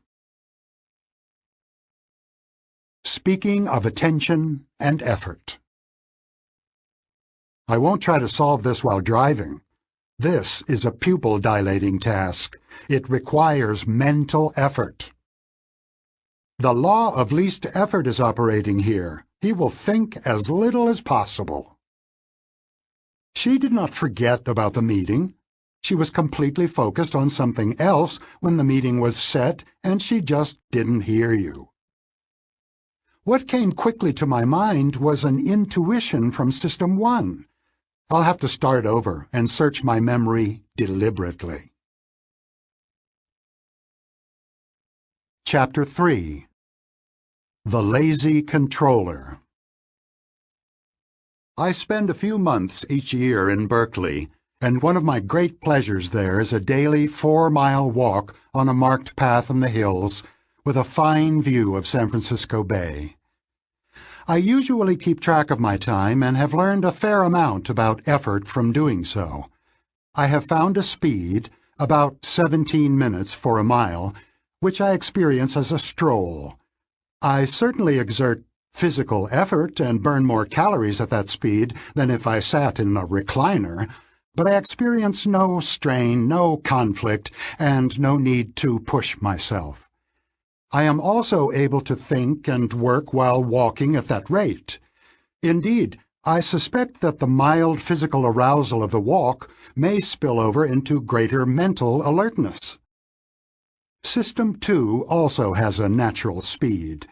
You expend some mental energy in random thoughts and in monitoring what goes on around you, even when your mind does nothing in particular, but there is little strain. Unless you are in a situation that makes you unusually wary or self-conscious, monitoring what happens in the environment or inside your head demands little effort.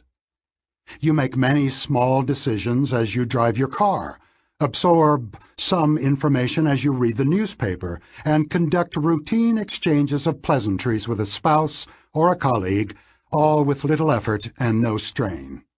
Just like a stroll. It is normally easy and actually quite pleasant to walk and think at the same time, but at the extremes these activities appear to compete for the limited resources of System 2. You can confirm this claim by a simple experiment. While walking comfortably with a friend, ask him to compute 23 times 78 in his head and to do so immediately. He will almost certainly stop in his tracks. My experience is that I can think while strolling, but cannot engage in mental work that imposes a heavy load on short-term memory. If I must construct an intricate argument under time pressure, I would rather be still, and I would prefer sitting to standing. Of course, not all slow thinking requires that form of intense concentration and effortful computation. I did the best thinking of my life on leisurely walks with Amos. Accelerating beyond my strolling speed completely changes the experience of walking, because the transition to a faster walk brings about a sharp deterioration in my ability to think coherently. As I speed up, my attention is drawn with increasing frequency to the experience of walking and to the deliberate maintenance of the faster pace. My ability to bring a train of thought to a conclusion is impaired accordingly. At the highest speed I can sustain on hills, about 14 minutes for a mile, I do not even try to think of anything else. In addition to the physical effort of moving my body rapidly along the path, a mental effort of self-control is needed to resist the urge to slow down. Self-control and deliberate thought apparently draw on the same limited budget of effort. The maintenance of a coherent train of thought and the occasional engagement in effortful thinking may also require self-control, for most of us, most of the time. Although I have not conducted a systematic survey, I suspect that frequent switching of tasks and speeded-up mental work are not intrinsically pleasurable and that people avoid them when possible. This is how the law of least effort comes to be a law. Even in the absence of time pressure, maintaining a coherent train of thought requires discipline. An observer of the number of times I look at email or investigate the refrigerator during an hour of writing could reasonably infer an urge to escape and conclude that keeping at it requires more self-control than I can readily muster. Fortunately, cognitive work is not always aversive, and people sometimes expend considerable effort for long periods of time without having to exert willpower. The psychologist Mihaly Csikszentmihalyi has done more than anyone else to study this state of effortless attending, and the name he proposed for it, flow, has become part of the language. People who experience flow describe it as a state of effortless concentration so deep that they lose their sense of time, of themselves, of their problems, and their descriptions of the joy of that state are so compelling that Csikszentmihalyi has called it an optimal experience. Many activities can induce a sense of flow, from painting to racing motorcycles, and for some fortunate authors I know, even writing a book is often an optimal experience.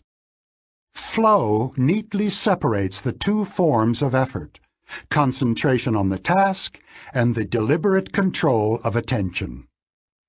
Riding a motorcycle at 150 miles an hour and playing a competitive game of chess are certainly very effortful. In a state of flow, however, maintaining focused attention on these absorbing activities requires no exertion of self-control, thereby freeing resources to be directed to the task at hand. The busy and depleted system 2. It is now a well-established proposition that both self-control and cognitive effort are forms of mental work. Several psychological studies have shown that people who are simultaneously challenged by a demanding cognitive task and by a temptation are more likely to yield to the temptation. Imagine that you are asked to retain a list of 7 digits for a minute or two. You are told that remembering the digits is your top priority. While your attention is focused on the digits, you are offered a choice between 2 desserts, a sinful chocolate cake and a virtuous fruit salad. The evidence suggests that you would be more likely to select the tempting chocolate cake when your mind is loaded with digits. System 1 has more influence on behavior when System 2 is busy, and it has a sweet tooth. People who are cognitively busy are also more likely to make selfish choices, use sexist language, and make superficial judgments in social situations. Memorizing and repeating digits loosens the hold of System 2 on behavior, but of course, cognitive load is not the only cause of weakened self-control. A few drinks have the same effect, as does a sleepless night. The self-control of morning people is impaired at night. The reverse is true of night people. Too much concern about how well one is doing in a task sometimes disrupts performance by loading short-term memory with pointless, anxious thoughts. The conclusion is straightforward. Self-control requires attention and effort. Another way of saying this is that controlling thoughts and behaviors is one of the tasks that System 2 performs. A series of surprising experiments by the psychologist Roy Baumeister and his colleagues has shown conclusively that all variants of voluntary effort, cognitive, emotional, or physical, draw at least partly on a shared pool of mental energy. Their experiments involve successive rather than simultaneous tasks. Baumeister's group has repeatedly found that an effort of will or self-control is tiring. If you have had to force yourself to do something, you are less willing or less able to exert self-control when the next challenge comes around. The phenomenon has been named ego depletion. In a typical demonstration, participants who are instructed to stifle their emotional reaction to an emotionally charged film will later perform poorly on a test of physical stamina, how long they can maintain a strong grip on a dynamometer in spite of increasing discomfort.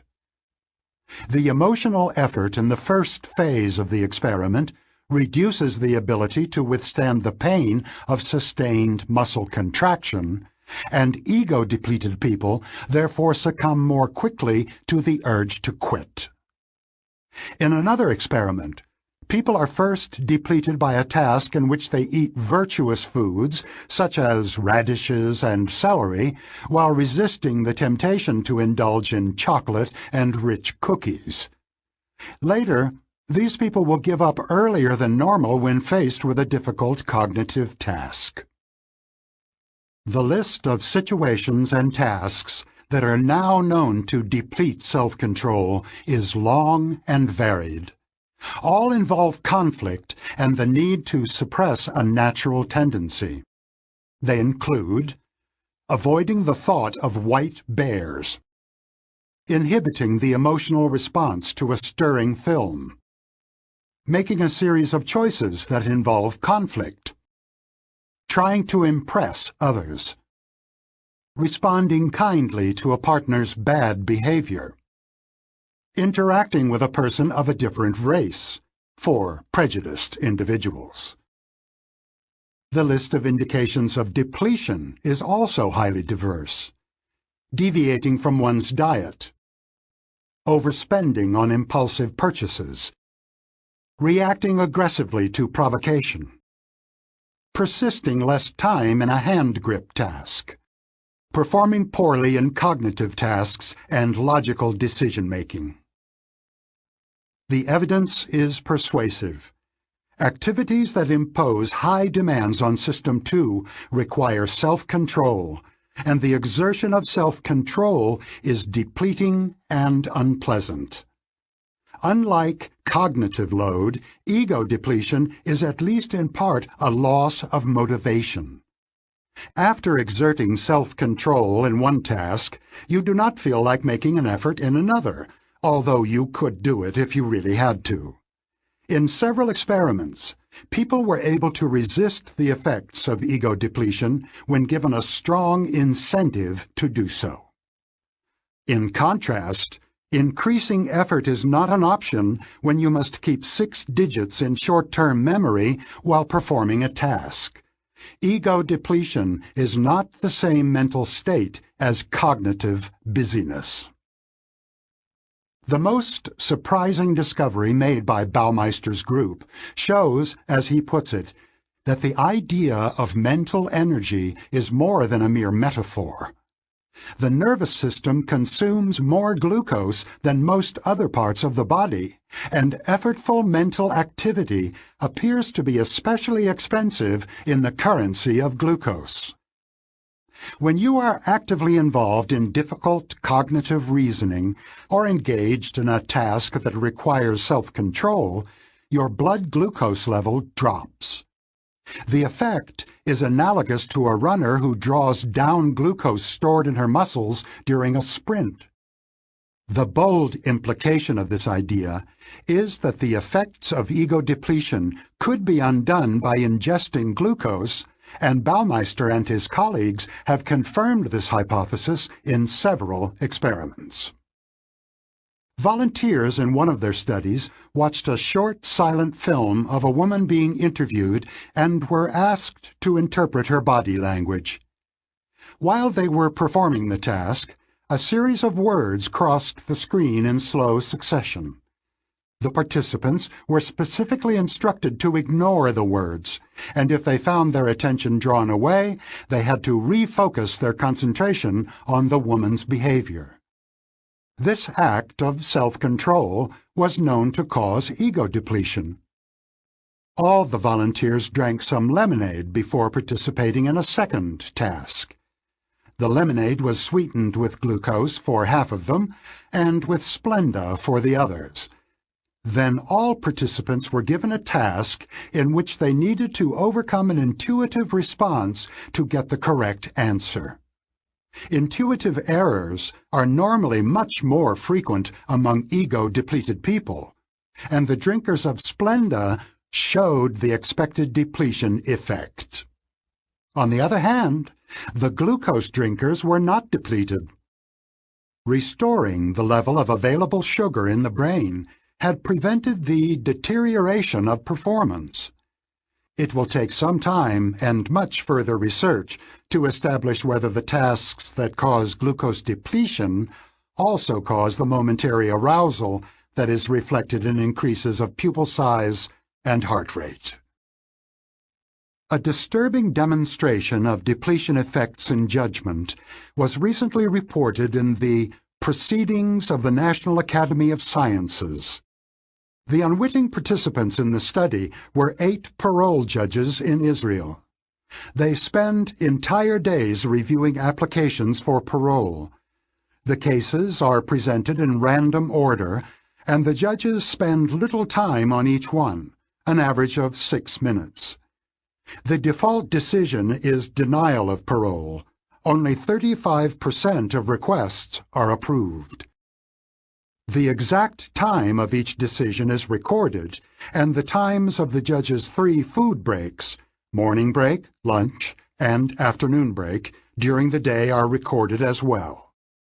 The authors of the study plotted the proportion of approved requests against the time since the last food break.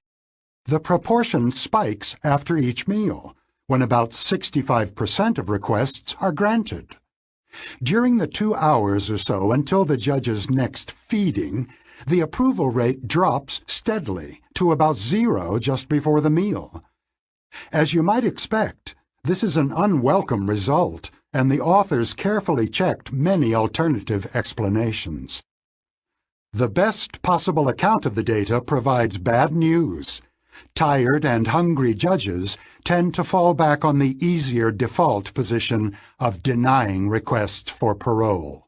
Both fatigue and hunger probably play a role. The Lazy System 2. One of the main functions of System 2 is to monitor and control thoughts and actions suggested by System 1, allowing some to be expressed directly in behavior and suppressing or modifying others. For an example, here is a simple puzzle. Do not try to solve it, but listen to your intuition. A bat and ball cost $1.10. The bat costs $1 more than the ball. How much does the ball cost? A number came to your mind. The number, of course, is 10 cents.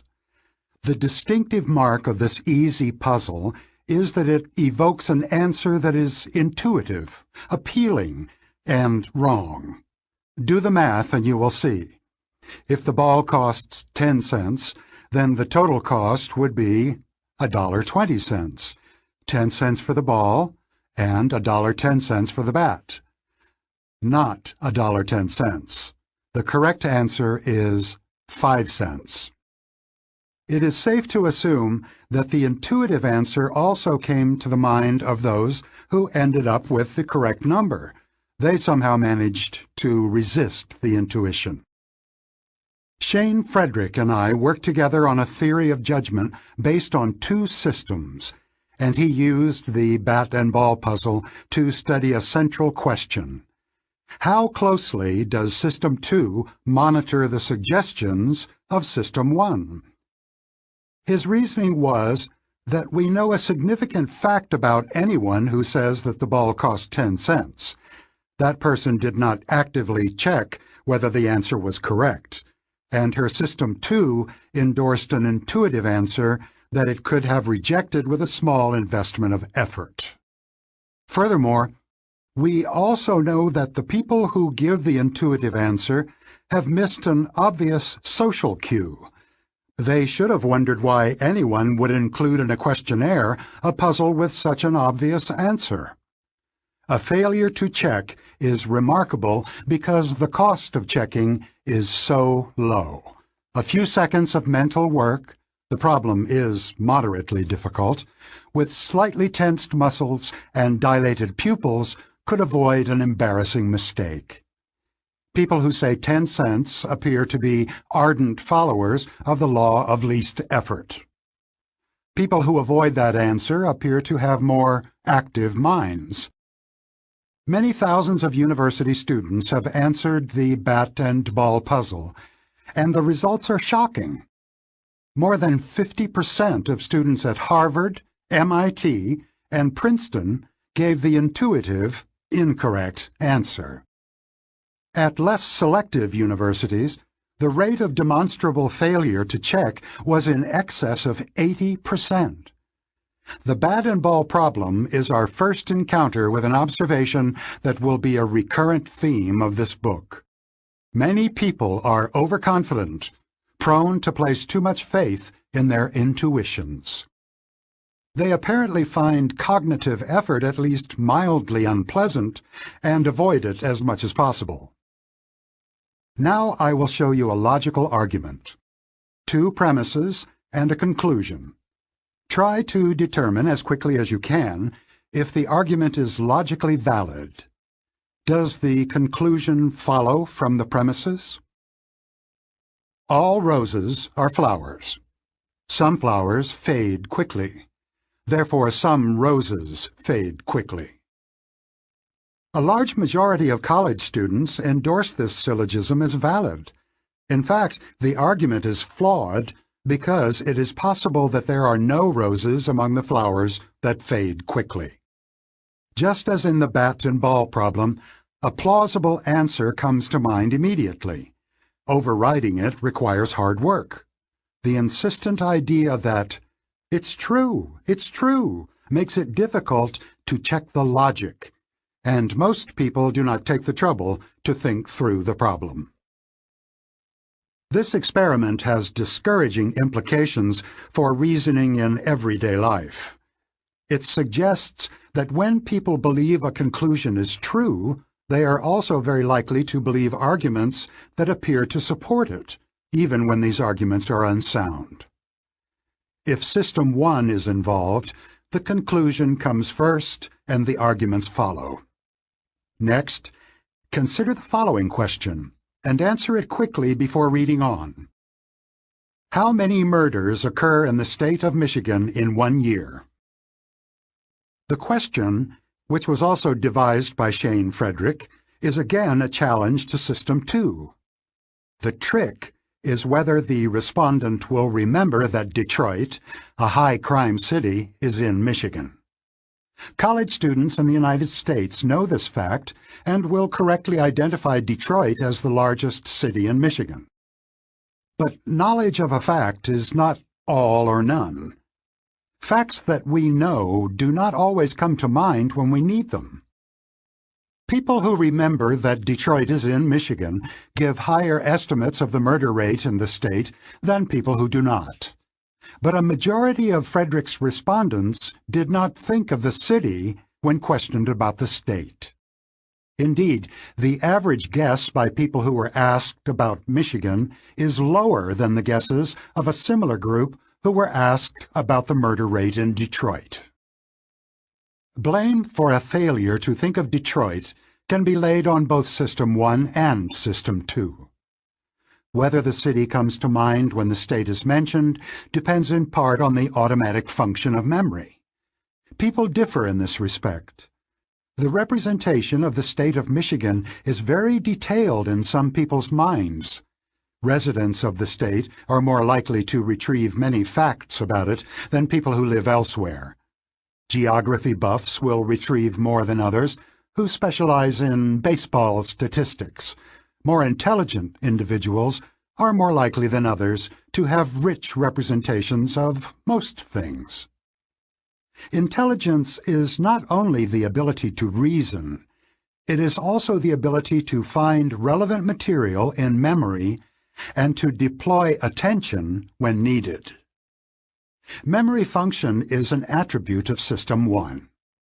However, everyone has the option of slowing down to conduct an active search of memory for all possible relevant facts, just as they could slow down to check the intuitive answer in the bat and ball problem.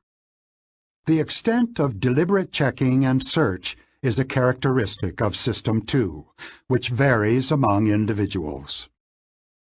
The bat and ball problem, the Flowers syllogism, and the Michigan-Detroit problem have something in common. Failing these mini-tests appears to be, at least to some extent, a matter of insufficient motivation, not trying hard enough. Anyone who can be admitted to a good university is certainly able to reason through the first two questions and to reflect about Michigan long enough to remember the major city in that state and its crime problem. These students can solve much more difficult problems when they are not tempted to accept a superficially plausible answer that comes readily to mind. The ease with which they are satisfied enough to stop thinking is rather troubling. Lazy is a harsh judgment about the self-monitoring of these young people and their System 2, but it does not seem to be unfair. Those who avoid the sin of intellectual sloth could be called engaged. They are more alert, more intellectually active, less willing to be satisfied with superficially attractive answers, more skeptical about their intuitions. The psychologist Keith Stanovich would call them more rational. Intelligence, control, rationality. Researchers have applied diverse methods to examine the connection between thinking and self-control. Some have addressed it by asking the correlation question.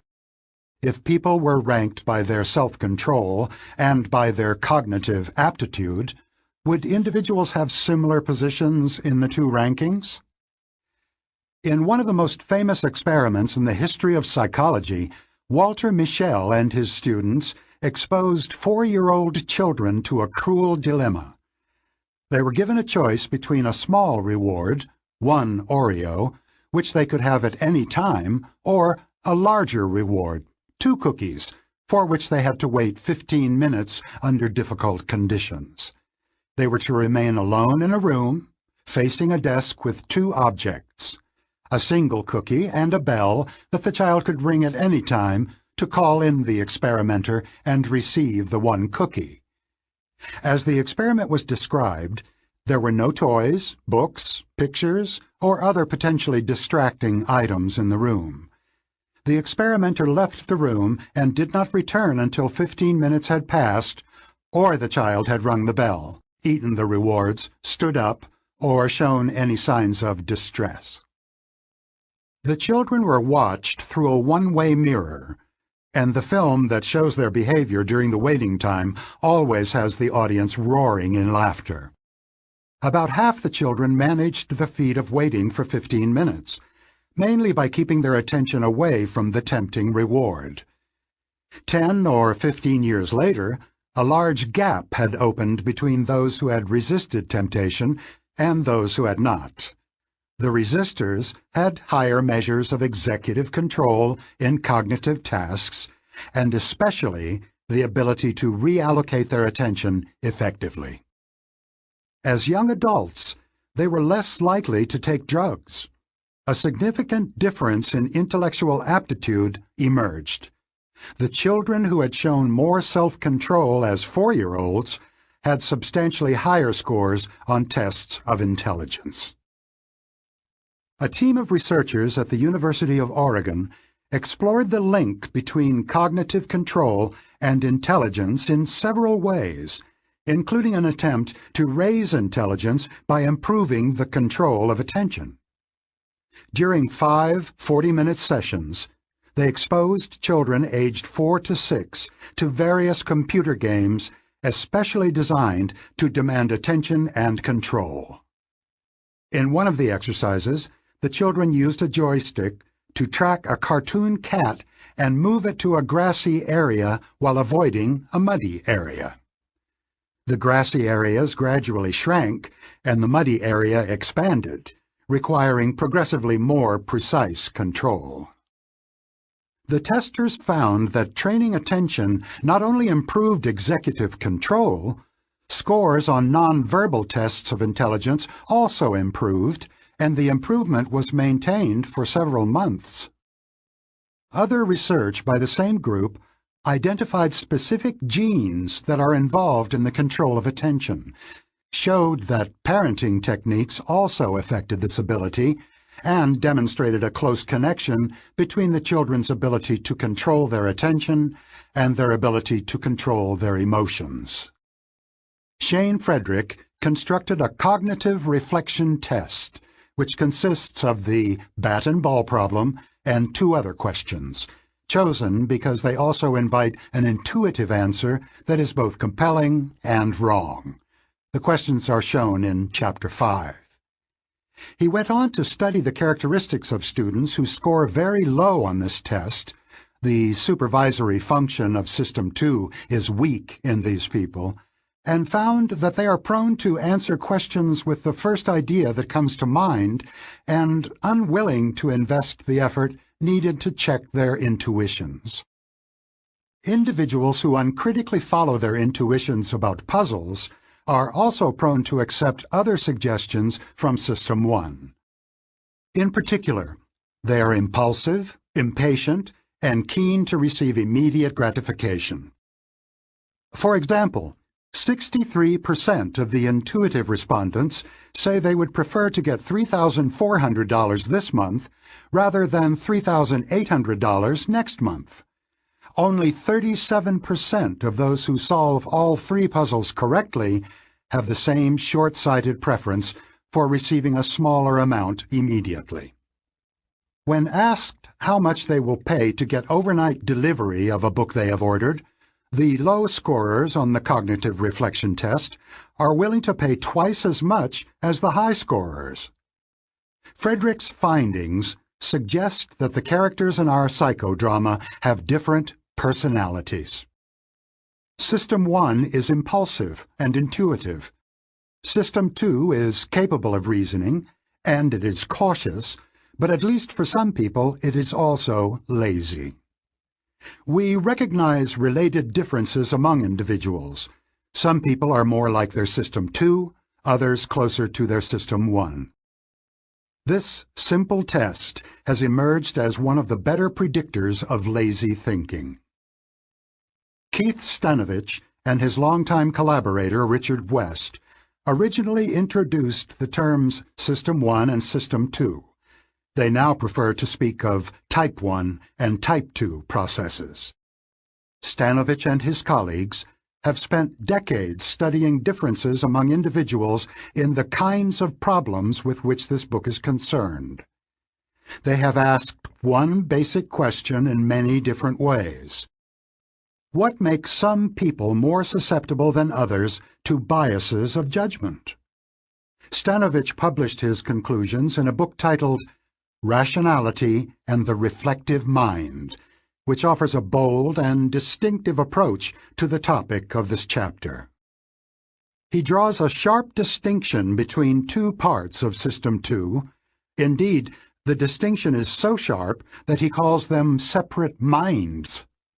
One of these minds, he calls it algorithmic, deals with slow thinking and demanding computation. Some people are better than others in these tasks of brain power. They are individuals who excel in intelligence tests and are able to switch from one task to another quickly and efficiently. However, Stanovich argues that high intelligence does not make people immune to biases. Another ability is involved, which he labels rationality. Stanovich's concept of a rational person is similar to what I earlier labeled engaged. The core of his argument is that rationality should be distinguished from intelligence. In his view, superficial or lazy thinking is a flaw in the reflective mind, a failure of rationality. This is an attractive and thought-provoking idea. In support of it, Stanovich and his colleagues have found that the bat and ball question and others like it are somewhat better indicators of our susceptibility to cognitive errors than our conventional measures of intelligence, such as IQ tests. Time will tell whether the distinction between intelligence and rationality can lead to new discoveries. Speaking of control. She did not have to struggle to stay on task for hours. She was in a state of flow. His ego was depleted after a long day of meetings, so he just turned to standard operating procedures instead of thinking through the problem. He didn't bother to check whether what he said made sense. Does he usually have a lazy system too? Or was he unusually tired?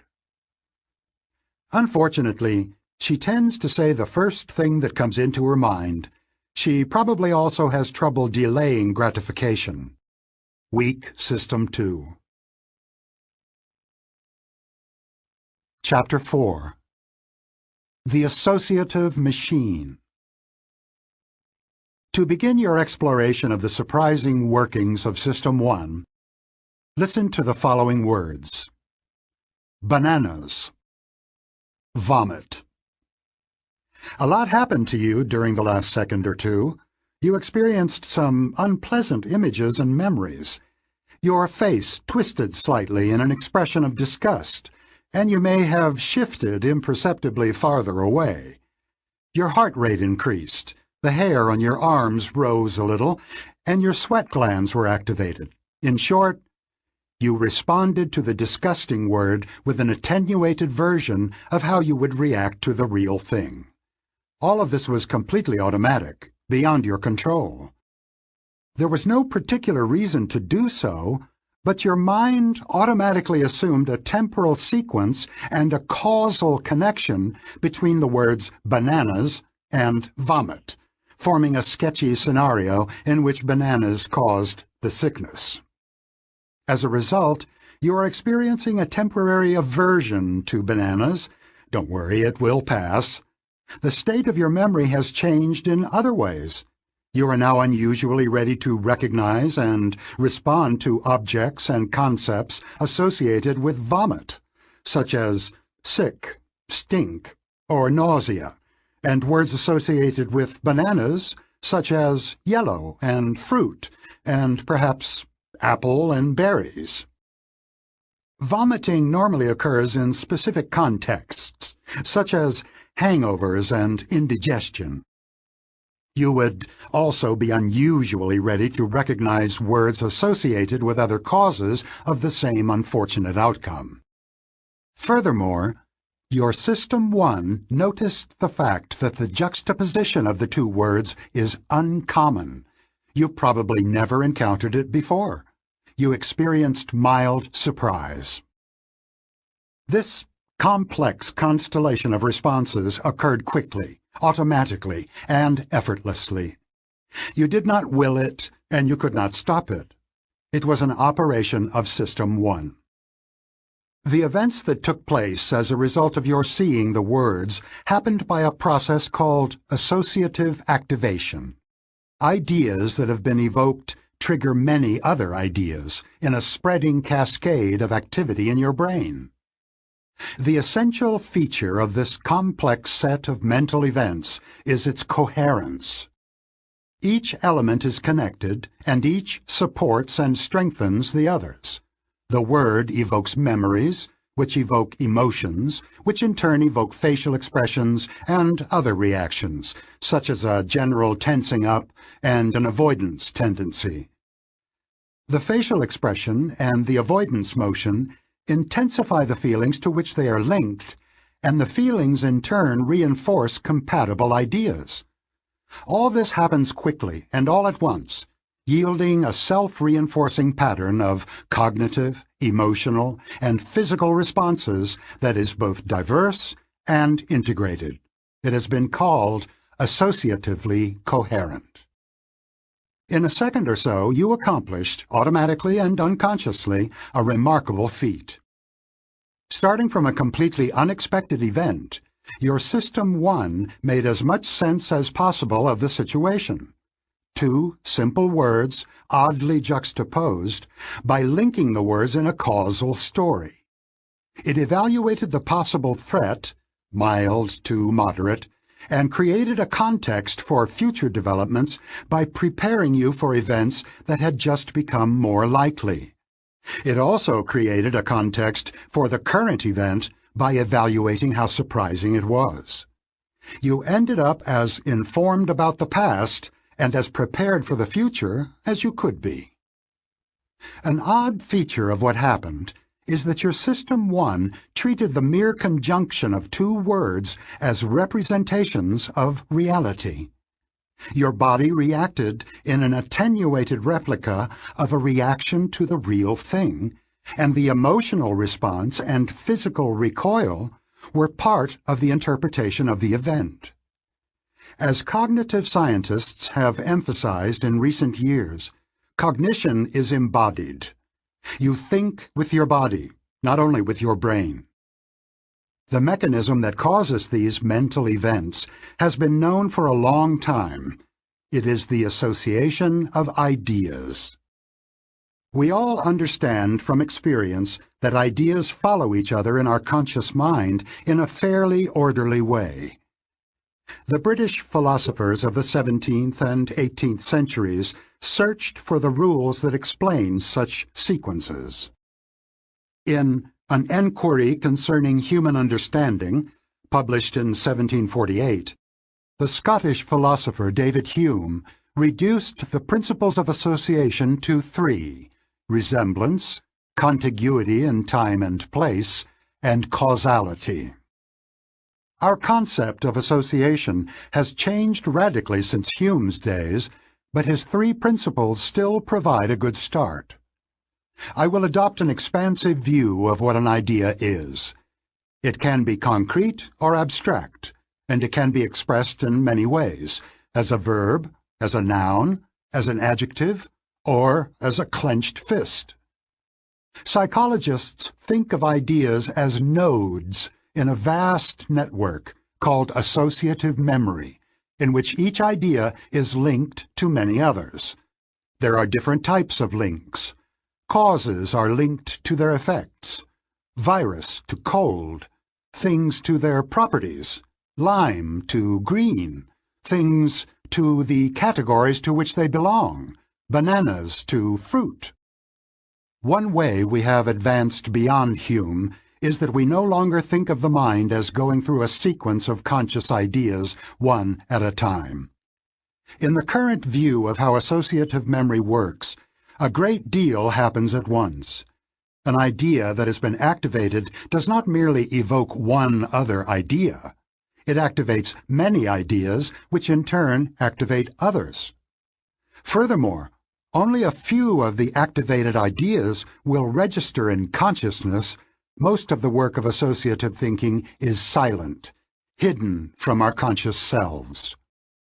The notion that we have limited access to the workings of our minds is difficult to accept because, naturally, it is alien to our experience. But it is true. You know far less about yourself than you feel you do. The marvels of priming. As is common in science, the first breakthrough in our understanding of the mechanism of association was an improvement in a method of measurement. Until a few decades ago, the only way to study associations was to ask many people questions such as, "What is the first word that comes to your mind when you hear the word day?" The researchers tallied the frequency of responses, such as night, sunny, or long.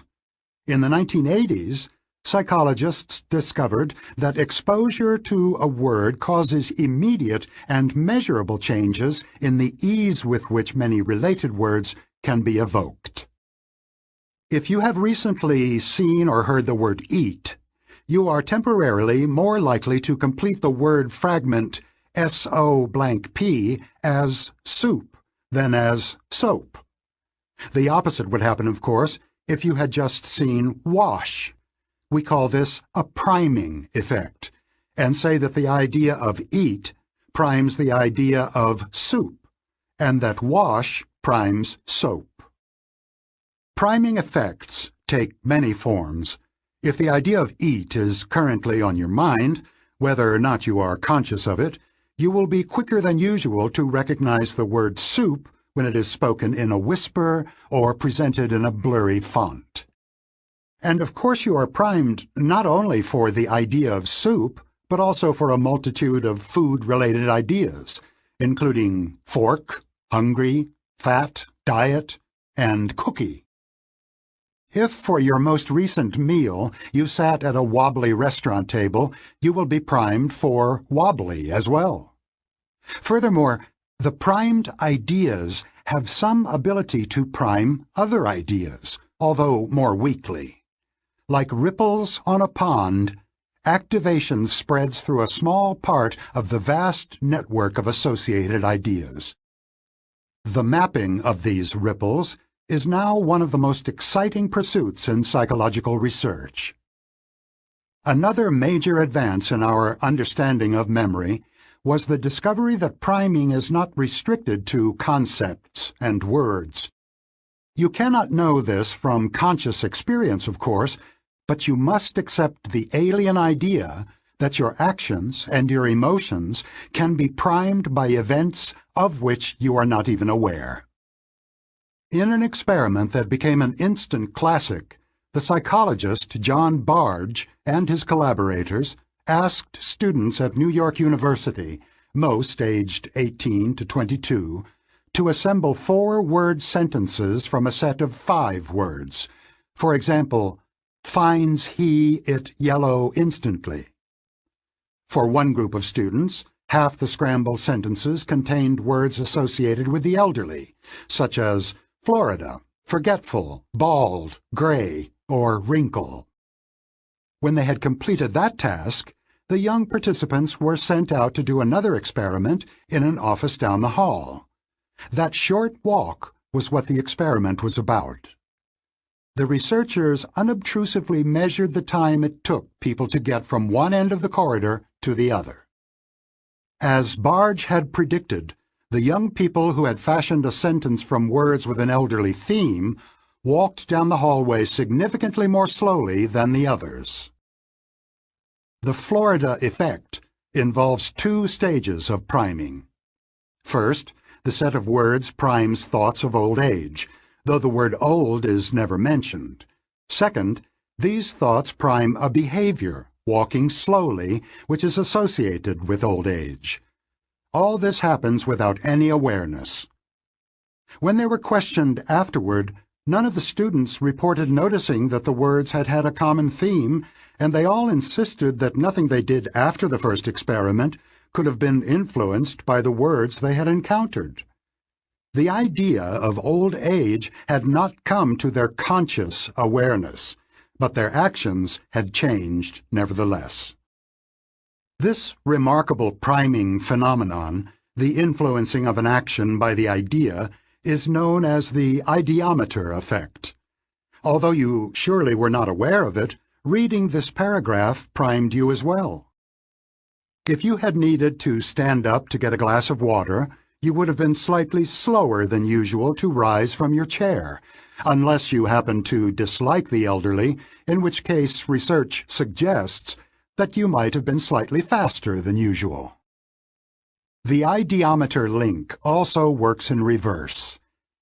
A study conducted in a German university was the mirror image of the early experiment that Barge and his colleagues had carried out in New York.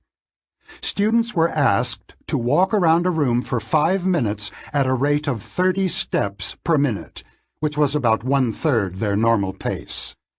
After this brief experience, the participants were much quicker to recognize words related to old age, such as forgetful, old, and lonely. Reciprocal priming effects tend to produce a coherent reaction. If you were primed to think of old age, you would tend to act old, and acting old would reinforce the thought of old age. Reciprocal links are common in the associative network. For example, being amused tends to make you smile, and smiling tends to make you feel amused.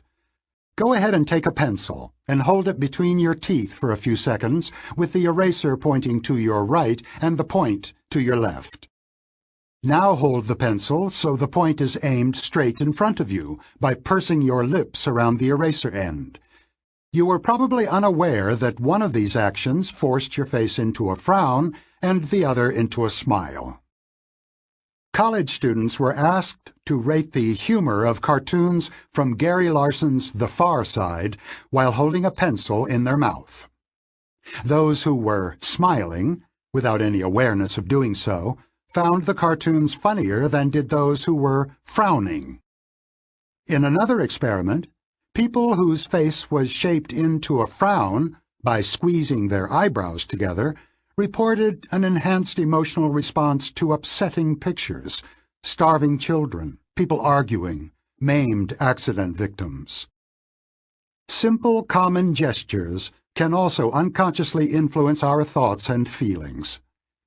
In one demonstration, people were asked to listen to messages through new headphones.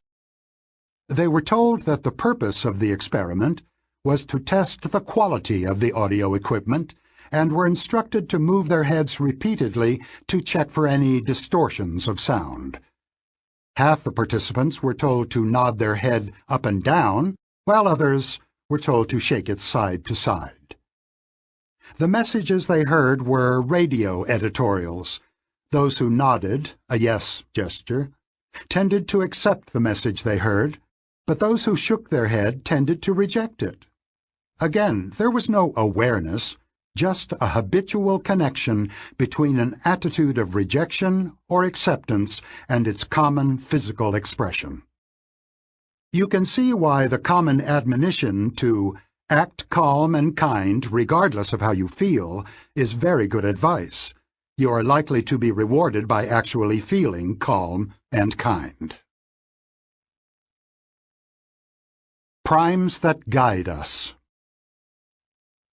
Studies of priming effects have yielded discoveries that threaten our self-image as conscious and autonomous authors of our judgments and our choices.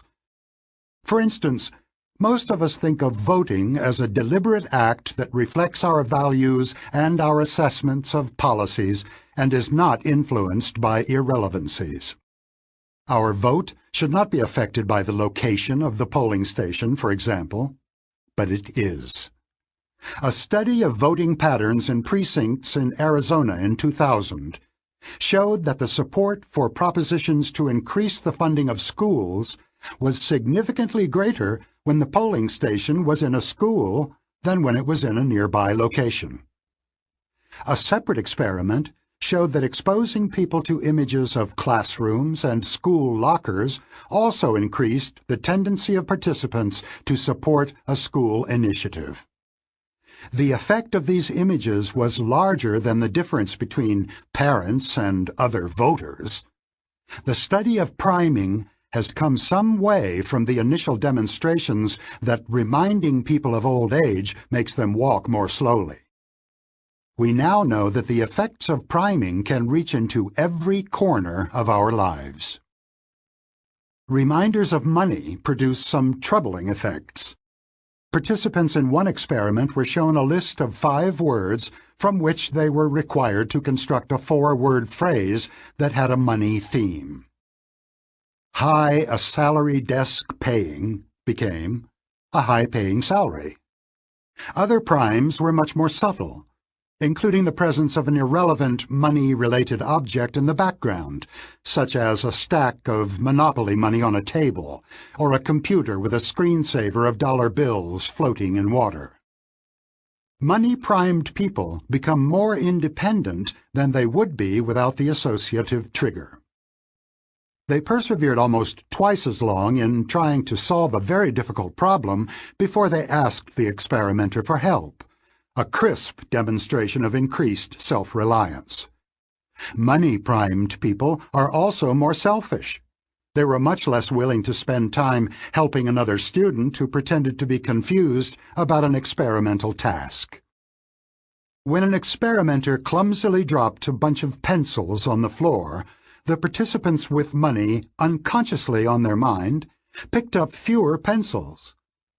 In another experiment in the series, participants were told that they would shortly have a get-acquainted conversation with another person and were asked to set up 2 chairs while the experimenter left to retrieve that person.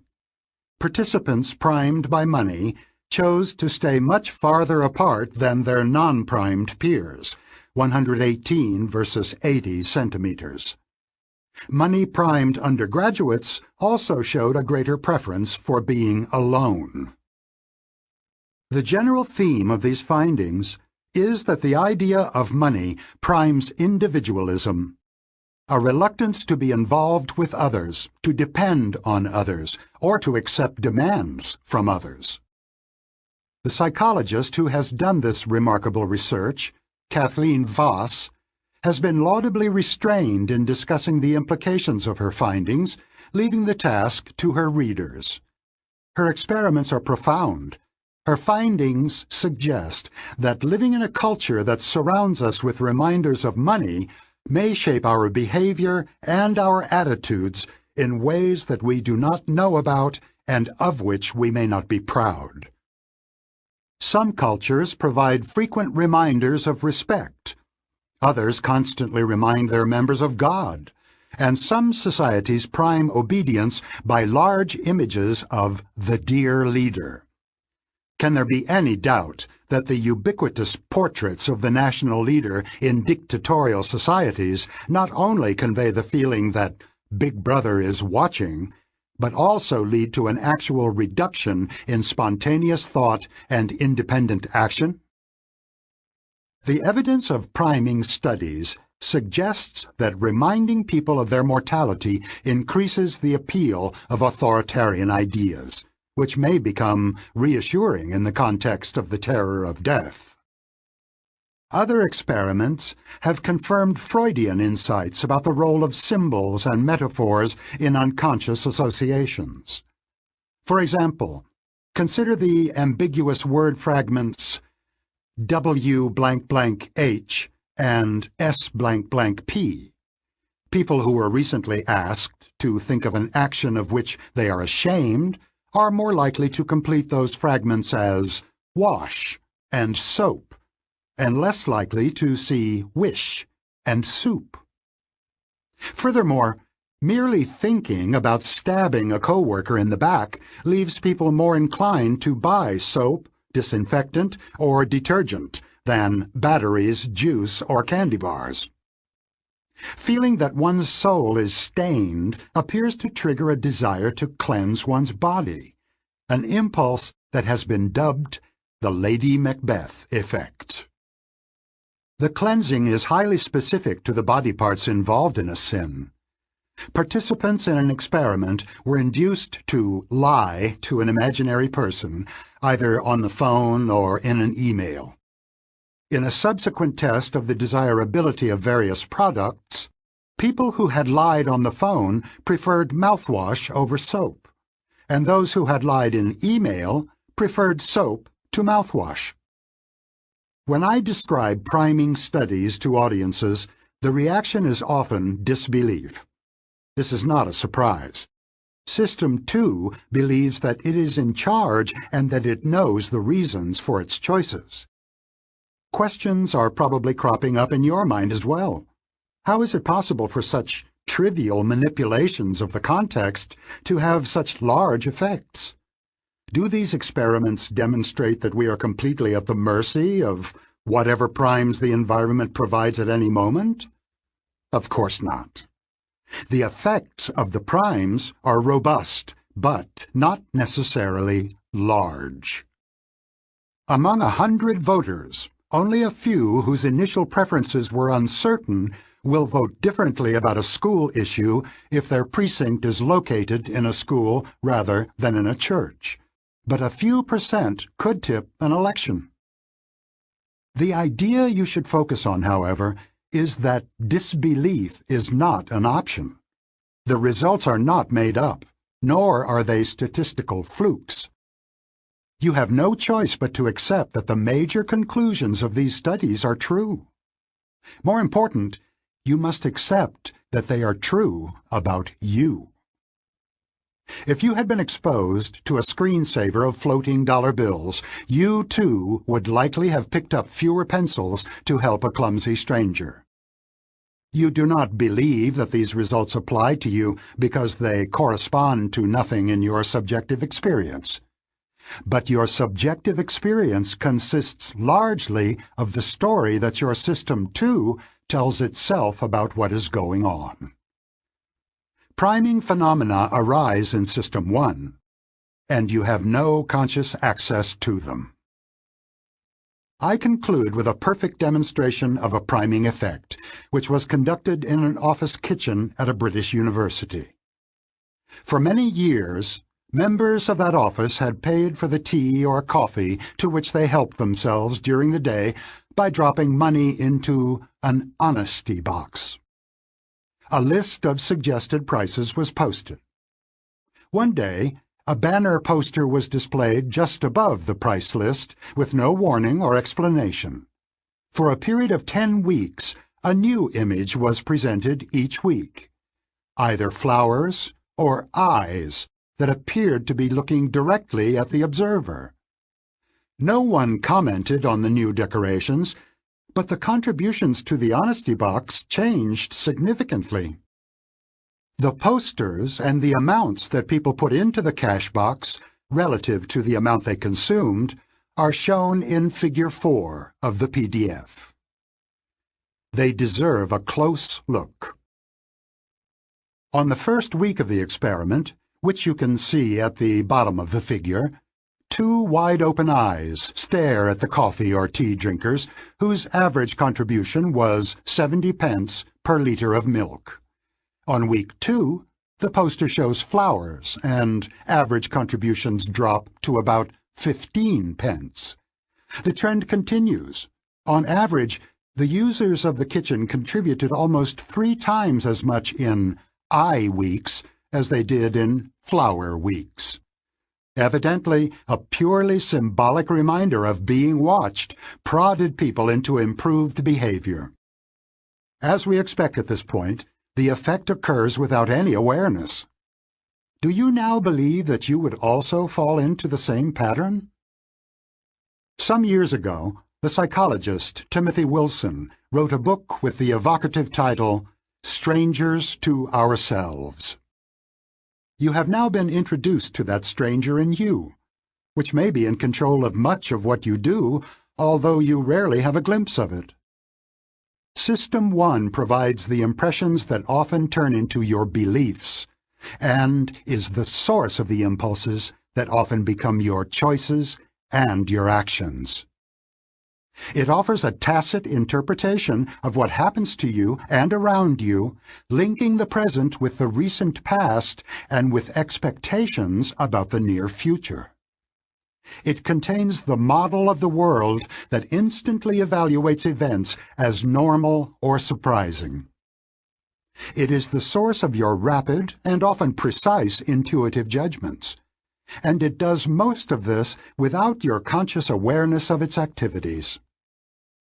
System 1 is also, as we will see in the following chapters, the origin of many of the systematic errors in your intuitions. Speaking of priming. The sight of all these people in uniforms does not prime creativity. The world makes much less sense than you think. The coherence mostly comes from the way your mind works. They were primed to find flaws, and this is exactly what they found. His System 1 constructed a story, and his System 2 believed it. It happens to all of us. I made myself smile, and I'm actually feeling better. Chapter 5. Cognitive Ease. Whenever you are conscious, and perhaps even when you are not, multiple computations are going on in your brain, which maintain and update current answers to some key questions. Is anything new going on? Is there a threat? Are things going well? Should my attention be redirected? Is more effort needed for this task? You can think of a cockpit with a set of dials that indicate the current values of each of these essential variables. The assessments are carried out automatically by System 1, and their main function is to determine whether extra effort is required from System 2. One of the dials measures cognitive ease, and its range is between easy and strained. Easy is a sign that things are going well. No threats, no major news, no need to redirect attention or mobilize effort. Strained indicates that a problem exists, which will require increased mobilization of System 2. Conversely, you experience cognitive strain. Cognitive strain is affected by both the current level of effort and the presence of unmet demands. The surprise is that a single dial of cognitive ease is connected to a large network of diverse inputs and outputs. Figure 5 on the PDF tells the story. The figure suggests that a sentence that is printed in a clear font, or has been repeated, or has been primed, will be fluently processed with cognitive ease. Hearing a speaker when you are in a good mood, or even when you have a pencil stuck crosswise in your mouth to make you smile, also induces cognitive ease. Conversely, you experience cognitive strain when you read instructions in a poor font, or in faint colors, or worded in complicated language, or when you are in a bad mood, and even when you frown. The various causes of ease or strain have interchangeable effects. When you are in a state of cognitive ease, you are probably in a good mood, like what you see, believe what you hear, trust your intuitions, and feel that the current situation is comfortably familiar. You are also likely to be relatively casual and superficial in your thinking.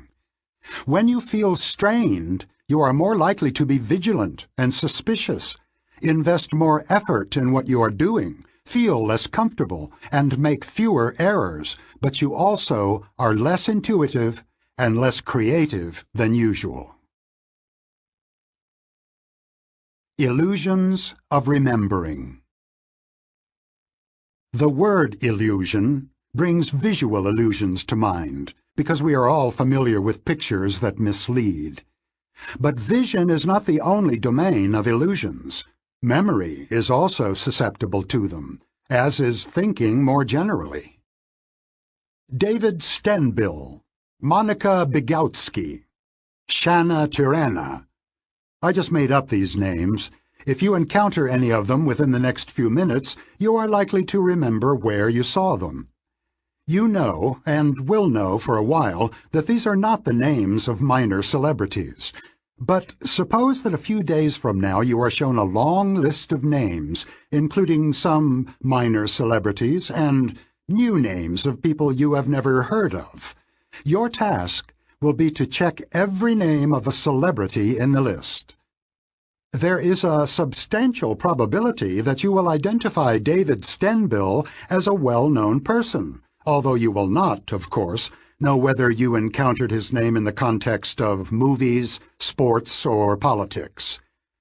Larry Jacoby, the psychologist who first demonstrated this memory illusion in the laboratory, titled his article, "Becoming Famous Overnight." How does this happen? Start by asking yourself how you know whether or not someone is famous. In some cases, truly famous people, or of celebrities in an area you follow, you have a mental file with rich information about a person. Think Albert Einstein, Bono, Hillary Clinton. But you will have no file of information about David Stenbill if you encounter his name in a few days. All you will have is a sense of familiarity. You have seen this name somewhere. Jacoby nicely stated the problem. The experience of familiarity has a simple but powerful quality of pastness that seems to indicate that it is a direct reflection of prior experience. This quality of pastness is an illusion. The truth is, as Jacoby and many followers have shown, that the name David Stenbill will look familiar when you see it because you will see it more clearly. Words that you have seen before become easier to see again. You can identify them better than other words when they are shown very briefly or masked by noise, and you will be quicker by a few hundredths of a second to read them than to read other words. In short, you experience greater cognitive ease in perceiving a word you have seen earlier, and it is this sense of ease that gives you the impression of familiarity. Figure 5 on the PDF suggests a way to test this. Choose a completely new word, make it easier to see, and it will be more likely to have the quality of pastness. Indeed, a new word is more likely to be recognized as familiar if it is unconsciously primed by showing it for a few milliseconds just before the test, or if it is shown in sharper contrast than some other words in the list. The link also operates in the other direction. Imagine you are shown a list of words that are more or less out of focus. Some of the words are severely blurred, others less so, and your task is to identify the words that are shown more clearly. A word that you have seen recently will appear to be clearer than unfamiliar words. As Figure 5 on the PDF indicates, the various ways of inducing cognitive ease or strain are interchangeable. You may not know precisely what it is that makes things cognitively easy or strained. This is how the illusion of familiarity comes about. Illusions of truth. New York is a large city in the United States. The moon revolves around the earth. A chicken has 4 legs. In all these cases, you quickly retrieved a great deal of related information, almost all pointing one way or another. You knew soon after reading them that the first two statements are true and the last one is false. Note, however, that the statement, "A chicken has 3 legs," is more obviously false than "A chicken has 4 legs." Your associative machinery slows the judgment of the latter sentence by delivering the fact that many animals have 4 legs, and perhaps also that supermarkets often sell chicken legs in packages of 4. System 2 was involved in sifting that information, perhaps raising the issue of whether the question about New York was too easy, or checking the meaning of revolves. Think of the last time you took a driving test. Is it true that you need a special license to drive a vehicle that weighs more than 3 tons? Perhaps you studied seriously and can remember the side of the page on which the answer appeared, as well as the logic behind it. This is certainly not how I passed driving tests when I moved to a new state. My practice was to read the booklet of rules quickly once and hope for the best. I knew some of the answers from the experience of driving for a long time, but there were questions where no good answer came to mind, where all I had to go by was cognitive ease. If the answer felt familiar, I assumed that it was probably true. If it looked new, or improbably extreme, I rejected it. The impression of familiarity is produced by System 1, and System 2 relies on that impression for a true or false judgment. The lesson of Figure 5 is that predictable illusions inevitably occur if a judgment is based on an impression of cognitive ease or strain. Anything that makes it easier for the associative machine to run smoothly will also bias beliefs. A reliable way to make people believe in falsehoods is frequent repetition, because familiarity is not easily distinguished from truth. Authoritarian institutions and marketers have always known this fact. But it was psychologists who discovered that you do not have to repeat the entire statement of a fact or idea to make it appear true.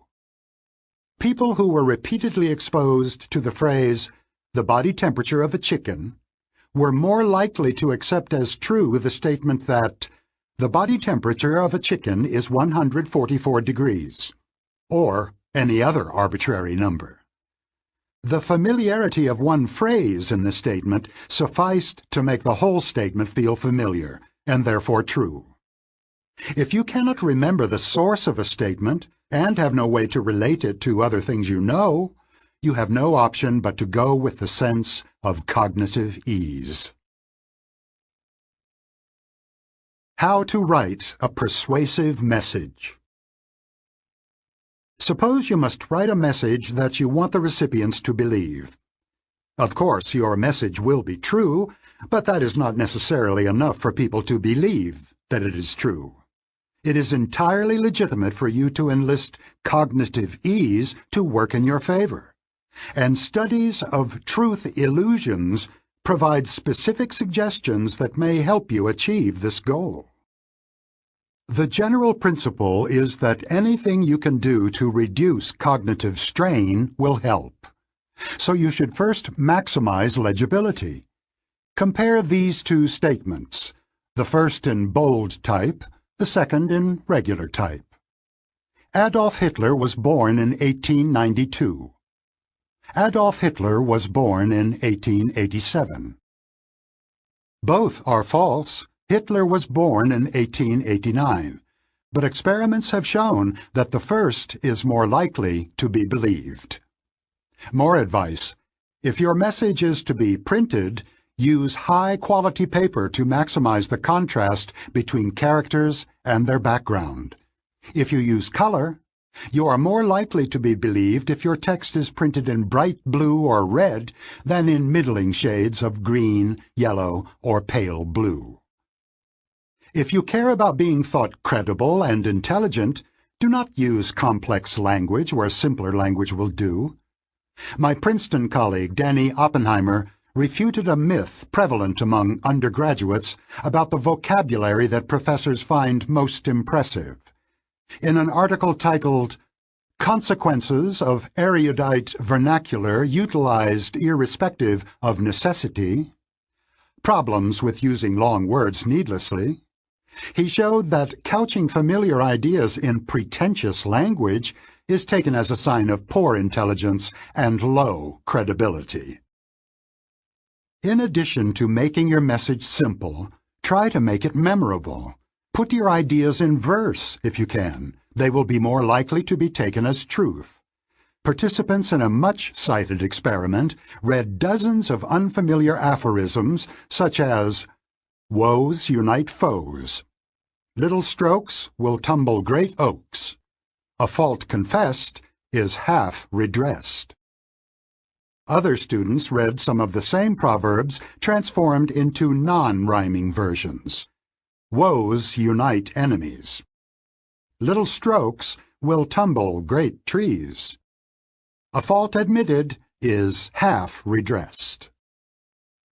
The aphorisms were judged more insightful when they rhymed than when they did not. Finally, if you quote a source, choose one with a name that is easy to pronounce. Participants in an experiment were asked to evaluate the prospects of fictitious Turkish companies on the basis of reports from 2 brokerage firms. For each stock, one of the reports came from an easily pronounced name. For example, Artan, and the other report came from a firm with an unfortunate name. For example, Tehut. The reports sometimes disagreed. The best procedure for the observers would have been to average the 2 reports, but this is not what they did. They gave much more weight to the report from Artan than to the report from Tehut. Remember that System 2 is lazy, and that mental effort is aversive. If possible, the recipients of your message want to stay away from anything that reminds them of effort, including a source with a complicated name. All this is very good advice, but we should not get carried away. High-quality paper, bright colors, and rhyming or simple language will not be much help if your message is obviously nonsensical, or if it contradicts facts that your audience knows to be true. The psychologists who do these experiments do not believe that people are stupid or infinitely gullible. What psychologists do believe is that all of us live much of our life guided by the impressions of System 1, and we often do not know the source of these impressions. How do you know that a statement is true? If it is strongly linked by logic or association to other beliefs or preferences you hold, or comes from a source you trust and like, you will feel a sense of cognitive ease. The trouble is that there may be other causes for your feeling of ease, including the quality of the font and the appealing rhythm of the prose, and you have no simple way of tracing your feelings to their source. This is the message of Figure 5. The sense of ease or strain has multiple causes, and it is difficult to tease them apart. Difficult, but not impossible. People can overcome some of the superficial factors that produce illusions of truth when strongly motivated to do so. On most occasions, however, the lazy System 2 will adopt the suggestions of System 1 and march on. Strain and effort. The symmetry of many associative connections was a dominant theme in the discussion of associative coherence.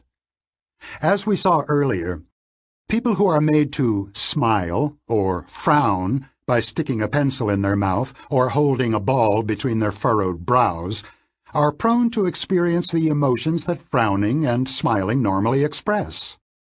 The same self-reinforcing reciprocity is found in studies of cognitive ease. On the one hand, cognitive strain is experienced when the effortful operations of System 2 are engaged. On the other hand, The experience of cognitive strain, whatever its source, tends to mobilize System 2, shifting people's approach to problems from a casual, intuitive mode to a more engaged and analytic mode. The bat and ball problem was mentioned earlier as a test of people's tendency to answer questions with the first idea that comes to their mind, without checking it. Shane Frederick's cognitive reflection test consists of the bat and ball problem and 2 others, all chosen because they evoke an immediate intuitive answer that is incorrect. The other 2 items in the CRT are: if it takes 5 machines 5 minutes to make 5 widgets, how long would it take 100 machines to make 100 widgets? 100 minutes or 5 minutes? In a lake, there is a patch of lily pads. Every day the patch doubles in size. If it takes 48 days for the patch to cover the entire lake, how long would it take for the patch to cover half of the lake? 24 days or 47 days? The correct answers to both problems are 5 and 47. The experimenters recruited 40 Princeton students to take the CRT. Half of them saw the puzzles in a small font in washed-out gray print. The puzzles were legible, but the font induced cognitive strain. The results tell a clear story. 90% of the students who saw the CRT in normal font made at least one mistake in the test, but the proportion dropped to 35% when the font was barely legible. You heard this correctly. Performance was better with the bad font. Cognitive strain, whatever its source, mobilizes System 2, which is more likely to reject the intuitive answer suggested by System 1. The pleasure of cognitive ease. An article titled "Mind at Ease Puts a Smile on the Face" describes an experiment in which participants were briefly shown pictures of objects. Some of these pictures were made easier to recognize by showing the outline of the object just before the complete image was shown, so briefly that the contours were never noticed. Emotional reactions were measured by recording electrical impulses from facial muscles, registering changes of expression that are too slight and too brief to be detectable by observers. As expected, people showed a faint smile and relaxed brows when the pictures were easier to see. It appears to be a feature of System 1 that cognitive ease is associated with good feelings. As expected, easily pronounced words evoke a favorable attitude. Companies with pronounceable names do better than others for the first week after the stock is issued, though the effect disappears over time. Stocks with pronounceable trading symbols, like KAR, car, or LUNMOO, Lunmoo, outperform those with tongue-twisting tickers like PXG or RDO, and they appear to retain a small advantage over some time. A study conducted in Switzerland found that investors believe that stocks with fluent names like Emmy, Swiss First, and Comet will earn higher returns than those with clunky labels like Geberit and Ipsomed. As we saw in Figure 5, repetition induces cognitive ease and a comforting feeling of familiarity. The famed psychologist Robert Zients dedicated much of his career to the study of the link between the repetition of an arbitrary stimulus and the mild affection that people eventually have for it. Zients called it the mere exposure effect. A demonstration conducted in the student newspapers of the University of Michigan and of Michigan State University is one of my favorite experiments.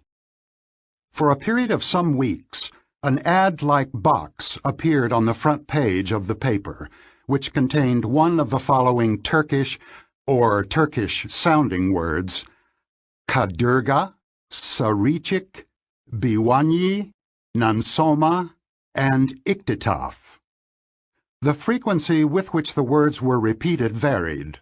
One of the words was shown only once, the others appeared on 2, 5, 10, or 25 separate occasions.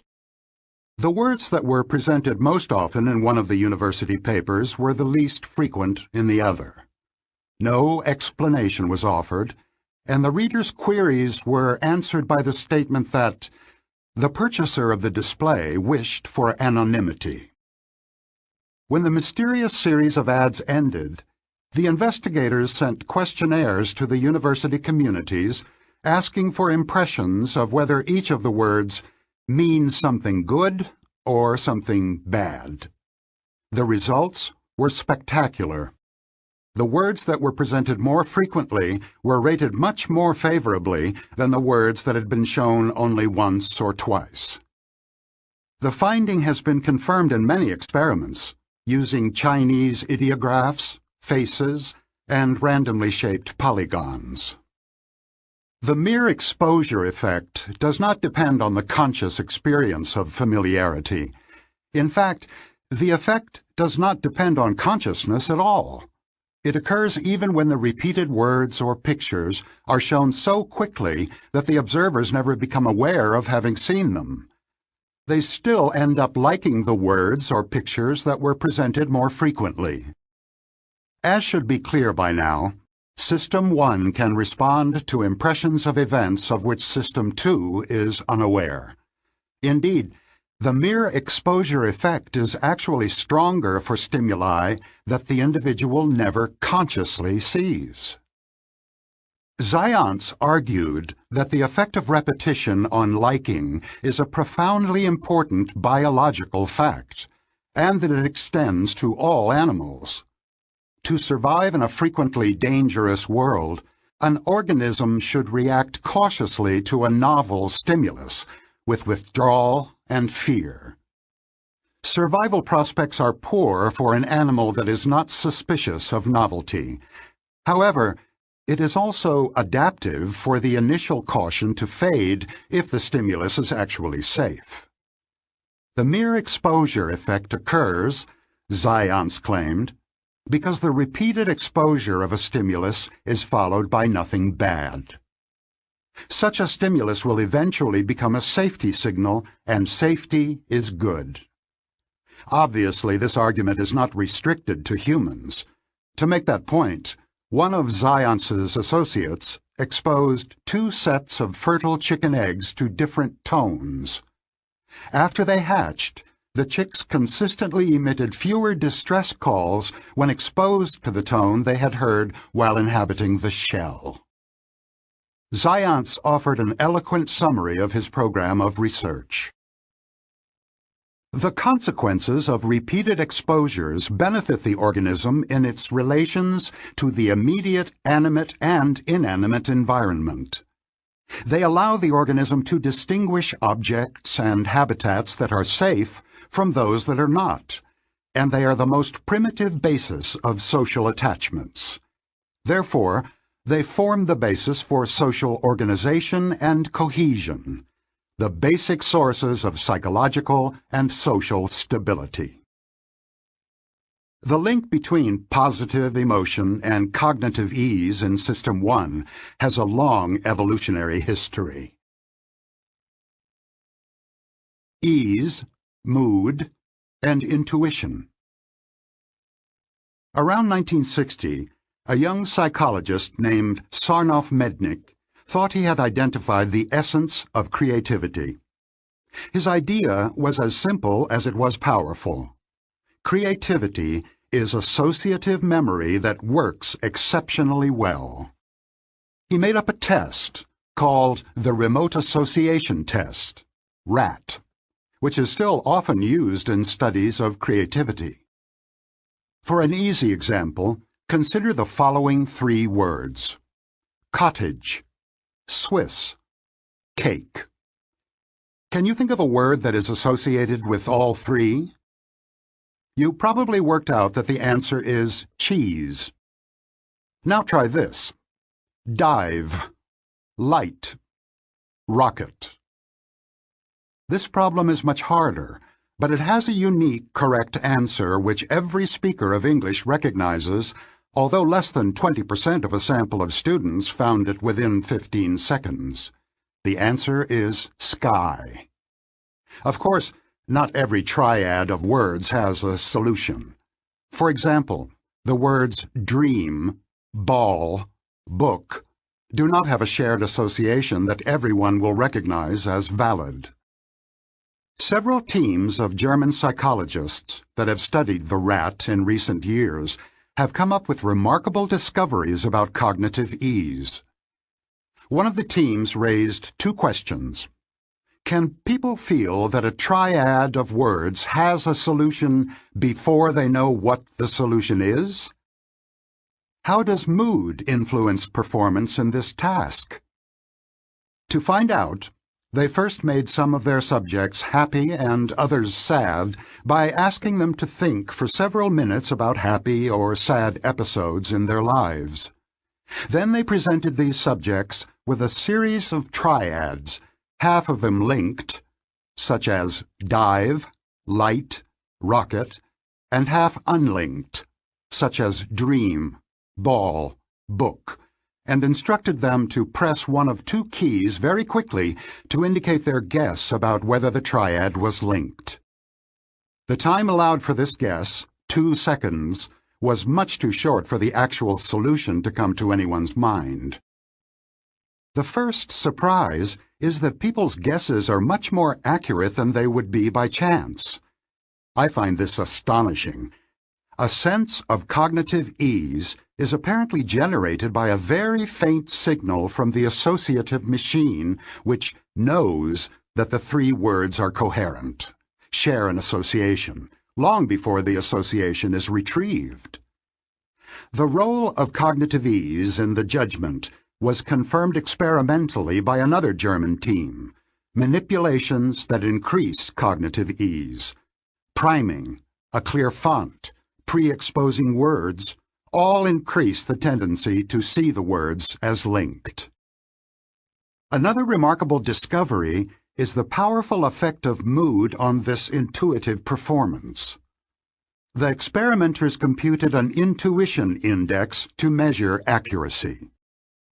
They found that putting the participants in a good mood before the test by having them think happy thoughts more than doubled accuracy. An even more striking result is that unhappy subjects were completely incapable of performing the intuitive task accurately. Their guesses were no better than random. Mood evidently affects the operation of System 1. When we are uncomfortable and unhappy, we lose touch with our intuition. These findings add to the growing evidence that good mood, intuition, creativity, gullibility, and increased reliance on System 1 form a cluster. At the other pole, sadness, vigilance, suspicion, an analytic approach, and increased effort also go together. A happy mood loosens the control of System 2 over performance. When in a good mood, people become more intuitive and more creative, but also less vigilant and more prone to logical errors. Here again, as in the mere exposure effect, the connection makes biological sense. A good mood is a signal that things are generally going well, the environment is safe, and it is all right to let one's guard down. A bad mood indicates that things are not going very well, there may be a threat, and vigilance is required. Cognitive ease is both a cause and a consequence of a pleasant feeling. The remote association test has more to tell us about the link between cognitive ease and positive affect. Briefly consider two triads of words. Sleep, male, switch. Salt, deep, foam. You could not know it, of course, but measurements of electrical activity in the muscles of your face would probably have shown a slight smile when you read the second triad, which is coherent. C is the solution. This smiling reaction to coherence appears in subjects who are told nothing about common associates. They are merely shown a vertically arranged triad of words and instructed to press the spacebar after they have read it. The impression of cognitive ease that comes with the presentation of a coherent triad appears to be mildly pleasurable in itself. The evidence that we have about good feelings, cognitive ease, and the intuition of coherence is, as scientists say, correlational, but not necessarily causal. Cognitive ease and smiling occur together, but do the good feelings actually lead to intuitions of coherence? Yes, they do. The proof comes from a clever experimental approach that has become increasingly popular. Some participants were given a cover story that provided an alternative interpretation for their good feeling. They were told about music played in their earphones that previous research showed that this music influences the emotional reactions of individuals. This story completely eliminates the intuition of coherence. The finding shows that the brief emotional response that follows the presentation of a triad of words, pleasant if the triad is coherent, unpleasant otherwise, is actually the basis of judgments of coherence. There is nothing here that System 1 cannot do. Emotional changes are now expected, and because they are unsurprising, they are not linked causally to the words. This is as good as psychological research ever gets, in its combination of experimental techniques and in its results, which are both robust and extremely surprising. We have learned a great deal about the automatic workings of System 1 in the last decades. Much of what we now know would have sounded like science fiction 30 or 40 years ago. It was beyond imagining that bad font influences judgments of truth and improves cognitive performance, or that an emotional response to the cognitive ease of a triad of words mediates impressions of coherence. Psychology has come a long way. Speaking of cognitive ease. Let's not dismiss their business plan just because the font makes it hard to read. We must be inclined to believe it because it has been repeated so often. But let's think it through again. Familiarity breeds liking. This is a mere exposure effect. I'm in a very good mood today, and my System 2 is weaker than usual. I should be extra careful. Chapter 6. Norms, Surprises, and Causes. The central characteristics and functions of System 1 and System 2 have now been introduced, with a more detailed treatment of System 1.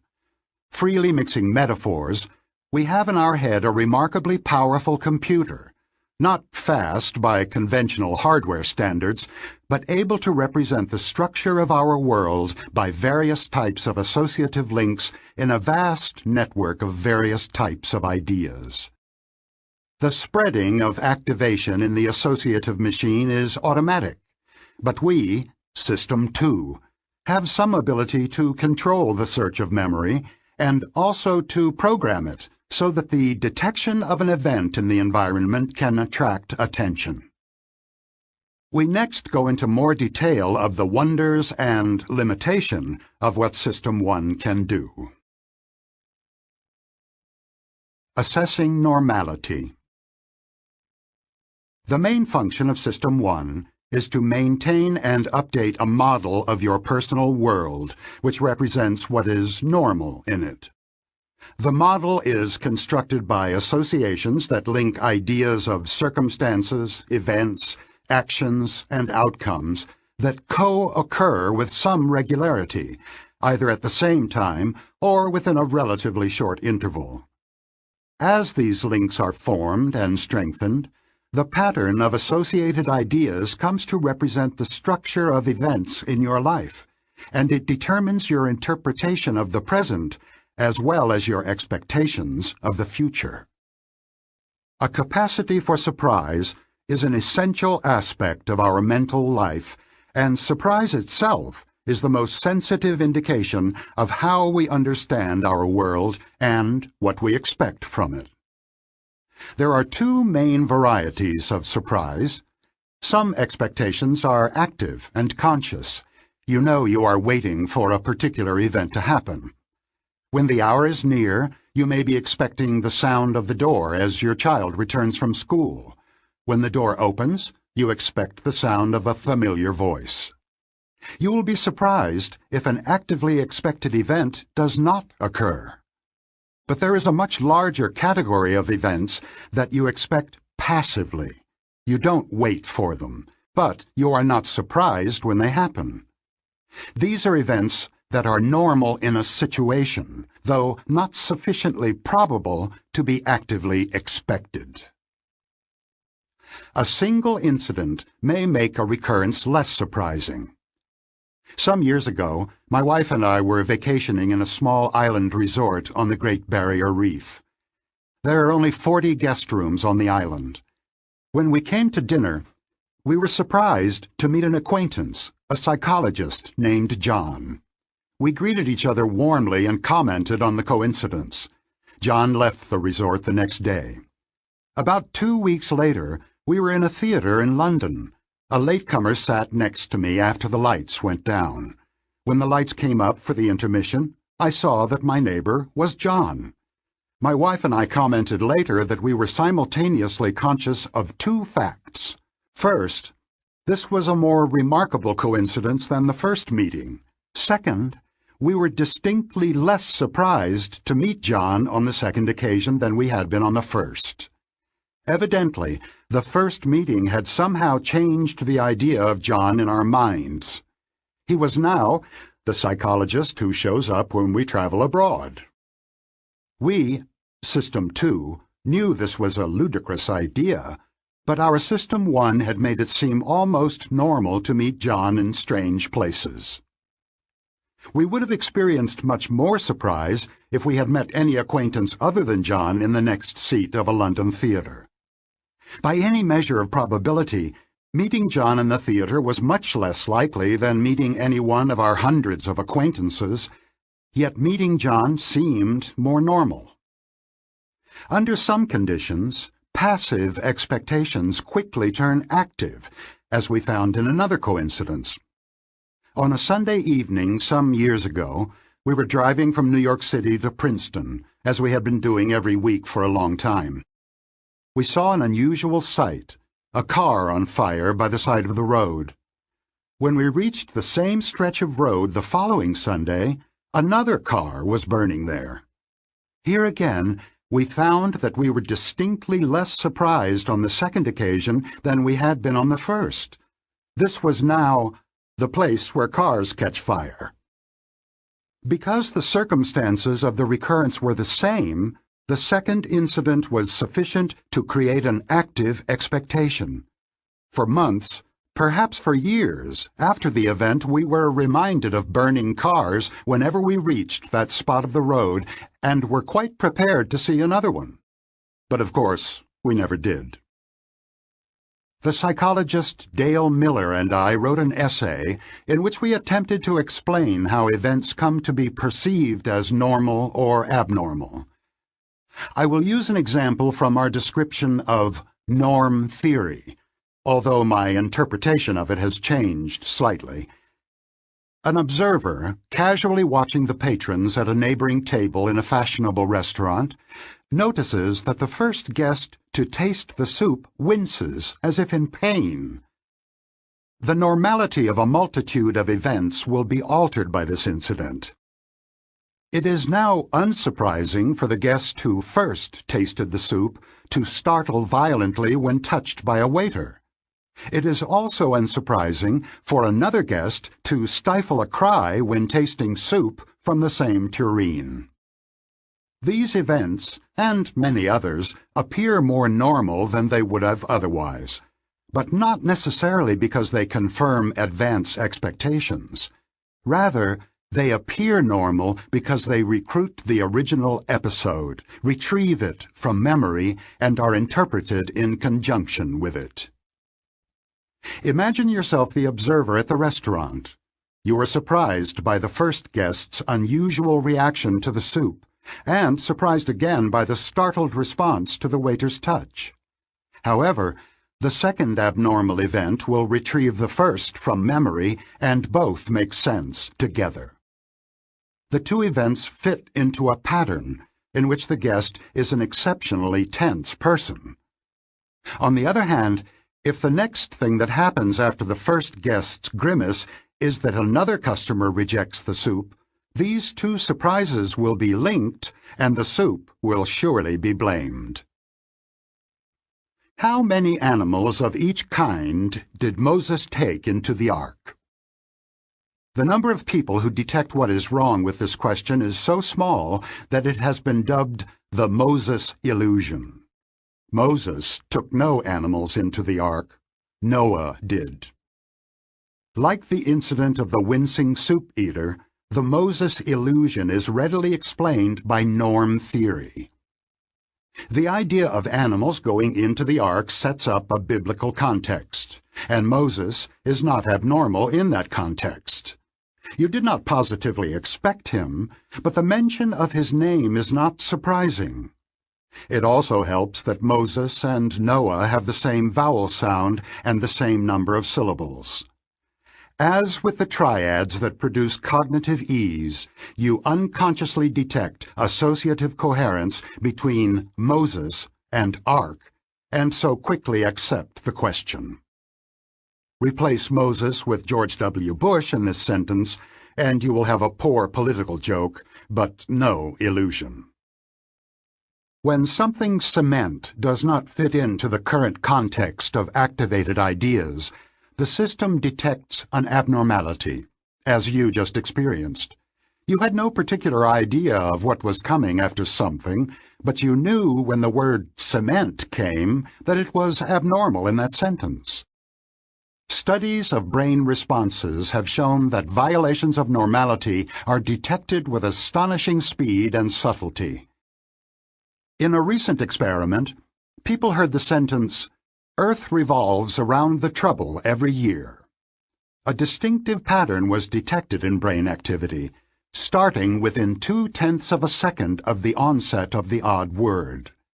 Even more remarkable, the same brain response occurs at the same speed when a male voice says, "I believe I am pregnant because I feel sick every morning," or when an upper-class voice says, "I have a large tattoo on my back." A vast amount of world knowledge must instantly be brought to bear for the incongruity to be recognized. The voice must be identified as upper-class English and confronted with the generalization that large tattoos are uncommon in the upper class. We are able to communicate with each other because our knowledge of the world and our use of words are largely shared. When I mention a table, without specifying further, you understand that I mean a normal table. You know with certainty that its surface is approximately level and that it has far fewer than 25 legs. We have norms for a vast number of categories, and these norms provide the background for the immediate detection of anomalies such as pregnant men and tattooed aristocrats. To appreciate the role of norms in communication, consider the sentence, "The large mouse climbed over the trunk of the very small elephant." I can count on your having norms for the size of mice and elephants that are not too far from mine. The norms specify a typical or average size for these animals, and they also contain information about the range or variability within the category. It is highly unlikely that either of us got the image in our mind's eye of a mouse larger than an elephant striding over an elephant smaller than a mouse. Instead, We each separately but jointly visualized a mouse smaller than a shoe, clambering over an elephant larger than a sofa. System 1, which understands language, has access to norms of categories which specify the range of plausible values as well as the most typical cases. Seeing causes and intentions. Fred's parents arrived late. The caterers were expected soon. Fred was angry. You know why Fred was angry, and it is not because the caterers were expected soon. In your network of associations, anger and lack of punctuality are linked as an effect and its possible cause, but there is no such link between anger and the idea of expecting caterers. A coherent story was instantly constructed as you read. You immediately knew the cause of Fred's anger. Finding such causal connections is part of understanding a story and is an automatic operation of System 1. System 2, your conscious self, was offered the causal interpretation and accepted it. A story in Nassim Taleb's The Black Swan illustrates this automatic search for causality. He reports that bond prices initially rose on the day of Saddam Hussein's capture in his hiding place in Iraq.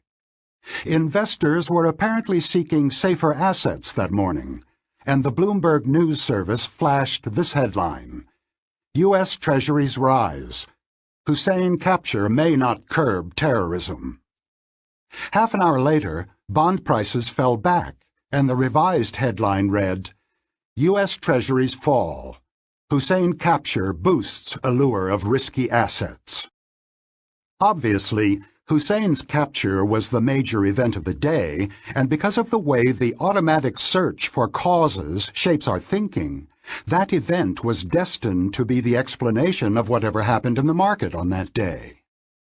The two headlines looked superficially like explanations of what happened in the market, but a statement that can explain two contradictory outcomes explains nothing at all. In fact, all the headlines do is satisfy our need for coherence. A large event is supposed to have consequences, and consequences need causes to explain them. We have limited information about what happened on a day, and System 1 is adept at finding a coherent causal story that links the fragments of knowledge at its disposal. Listen to this sentence. After spending a day exploring beautiful sights in the crowded streets of New York, Jane discovered that her wallet was missing. When people who had read this brief story, along with many others, were given a surprise recall test, the word pickpocket was more strongly associated with the story than the word sights, even though the latter was actually in the sentence, while the former was not. The rules of associative coherence tell us what happened. The event of a lost wallet could evoke many different causes. The wallet slipped out of a pocket, was left in a restaurant, etc. However, when the ideas of lost wallet, New York, and crowds are juxtaposed, they jointly evoke the explanation that a pickpocket caused the loss. In the story of the startling soup, the outcome, whether another customer wincing at the taste of the soup or the first person's extreme reaction to the waiter's touch, brings about an associatively coherent interpretation of the initial surprise, completing a plausible story. The aristocratic Belgian psychologist Albert Michot published a book in 1945, translated into English in 1963, that overturned centuries of thinking about causality, going back at least to Hume's examination of the association of ideas. The commonly accepted wisdom was that we infer physical causality from repeated observations of correlations among events. We have had myriad experiences in which we saw one object in motion touching another object, which immediately starts to move, often, but not always, in the same direction. This is what happens when a billiard ball hits another. And it is also what happens when you knock over a vase by brushing against it. Michaud had a different idea. He argued that we see causality, just as directly as we see color. To make his point, he created episodes in which a black square drawn on paper is seen in motion. It comes into contact with another square, which immediately begins to move.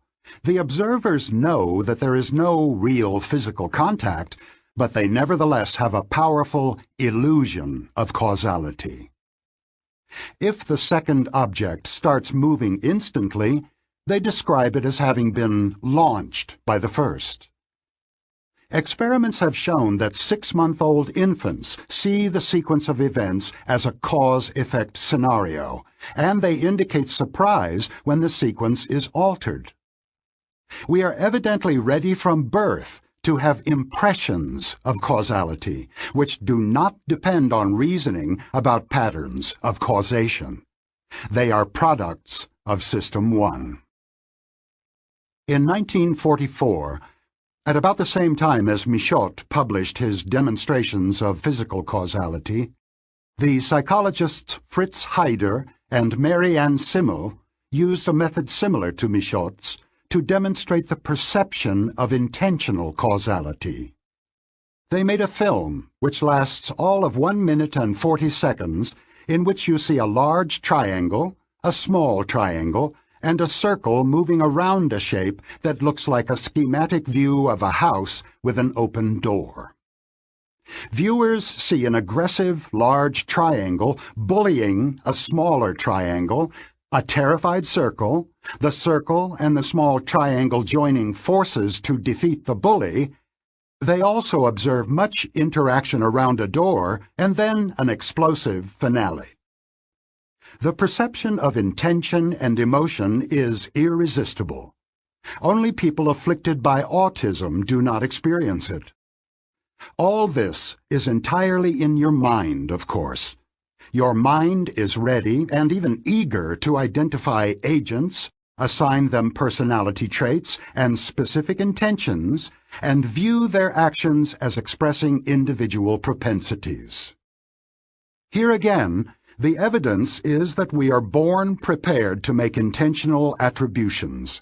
Infants under 1 year old identify bullies and victims and expect a pursuer to follow the most direct path in attempting to catch whatever it is chasing. The experience of freely willed action is quite separate from physical causality. Although it is your hand that picks up the salt, you do not think of the event in terms of a chain of physical causation. You experience it as caused by a decision that a disembodied you made, because you wanted to add salt to your food. Many people find it natural to describe their soul as the source and the cause of their actions. The psychologist Paul Bloom, writing in The Atlantic in 2005, presented the provocative claim that our inborn readiness to separate physical and intentional causality explains the near universality of religious beliefs. He observes that we perceive the world of objects as essentially separate from the world of minds, making it possible for us to envision soulless bodies and bodiless souls. The two modes of causation that we are set to perceive make it natural for us to accept the two central beliefs of many religions. An immaterial divinity is the ultimate cause of the physical world, and immortal souls temporarily control our bodies while we live and leave them behind as we die. In Bloom's view, the two concepts of causality were shaped separately by evolutionary forces, building the origins of religion into the structure of System 1. The prominence of causal intuitions is a recurrent theme in this book because people are prone to apply causal thinking inappropriately to situations that require statistical reasoning. Statistical thinking derives conclusions about individual cases from properties of categories and ensembles. Unfortunately, System 1 does not have the capability for this mode of reasoning. System 2 can learn to think statistically, but few people receive the necessary training. The psychology of causality was the basis of my decision to describe psychological processes by the metaphors of agency, with little concern for consistency. I sometimes refer to System 1 as an agent with certain traits and preferences, and sometimes as an associative machine that represents reality by a complex pattern of links. The system and the machine are fictions. My reason for using them is that they fit the way we think about causes. Hyder's triangles and circles are not really agents. It is just very easy and natural to think of them that way. It is a matter of mental economy. I assume that you, like me, find it easier to think about the mind if we describe what happens in terms of traits and intentions, the two systems, and sometimes in terms of mechanical regularities, the associative machine. I do not intend to convince you that the systems are real, any more than Hyder intended you to believe that the large triangle is really a bully. Speaking of norms and causes. When the second applicant also turned out to be an old friend of mine, I wasn't quite as surprised. Very little repetition is needed for a new experience to feel normal. When we survey the reaction to these products, let's make sure we don't focus exclusively on the average. We should consider the entire range of normal reactions. She can't accept that she was just unlucky. She needs a causal story. She will end up thinking that someone intentionally sabotaged her work.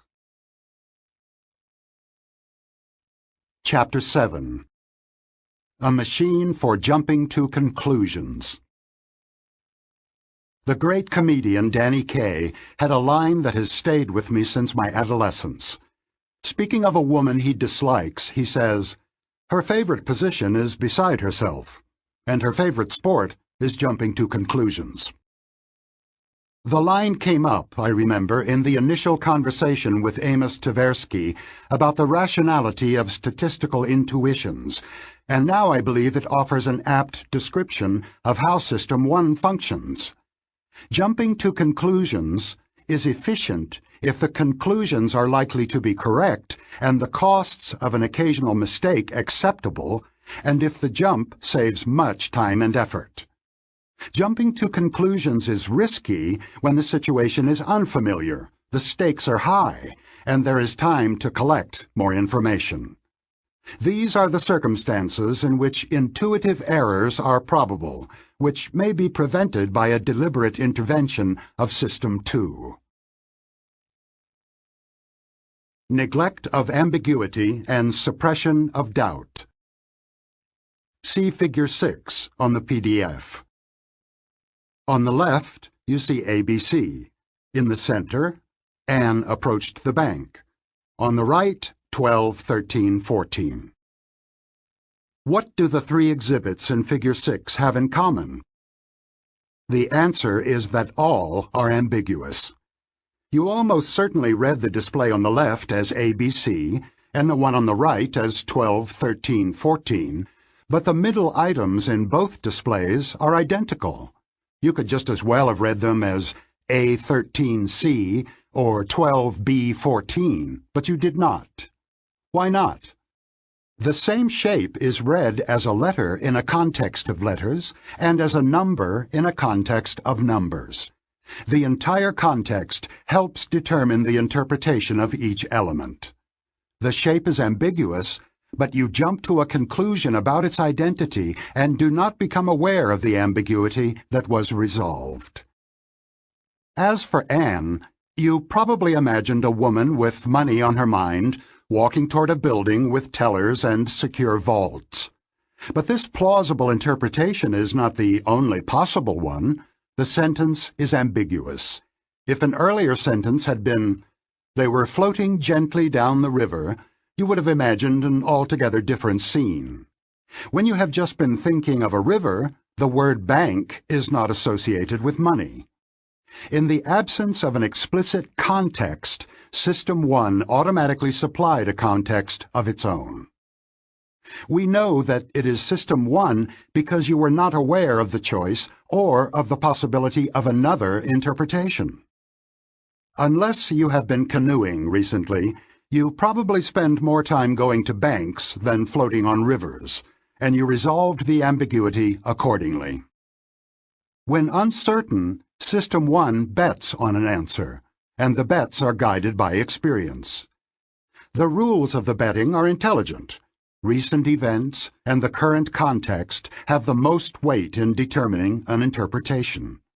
When no recent event comes to mind, more distant memories govern. Among your earliest and most memorable experiences was singing your ABCs. You did not sing your A13Cs. The most important aspect of both examples is that a definite choice was made, but you did not know it. Only one interpretation came to mind, and you were never aware of the ambiguity. System 1 does not keep track of alternatives that it rejects, or even of the fact that there were alternatives. Conscious doubt is not in the repertoire of System 1. It requires maintaining incompatible interpretations in mind at the same time, which demands mental effort. Uncertainty and doubt are the domain of System 2. A bias to believe and confirm. The psychologist Daniel Gilbert, widely known as the author of Stumbling to Happiness, once wrote an essay titled How Mental Systems Believe, in which he developed a theory of believing and unbelieving that he traced to the 17th century philosopher Baruch Spinoza. Gilbert proposed that understanding a statement must begin with an attempt to believe it. You must first know what the idea would mean if it were true. Only then can you decide whether or not to unbelieve it. The initial attempt to believe is an automatic operation of System 1, which involves the construction of the best possible interpretation of the situation. Even a nonsensical statement, Gilbert argues, will evoke initial belief.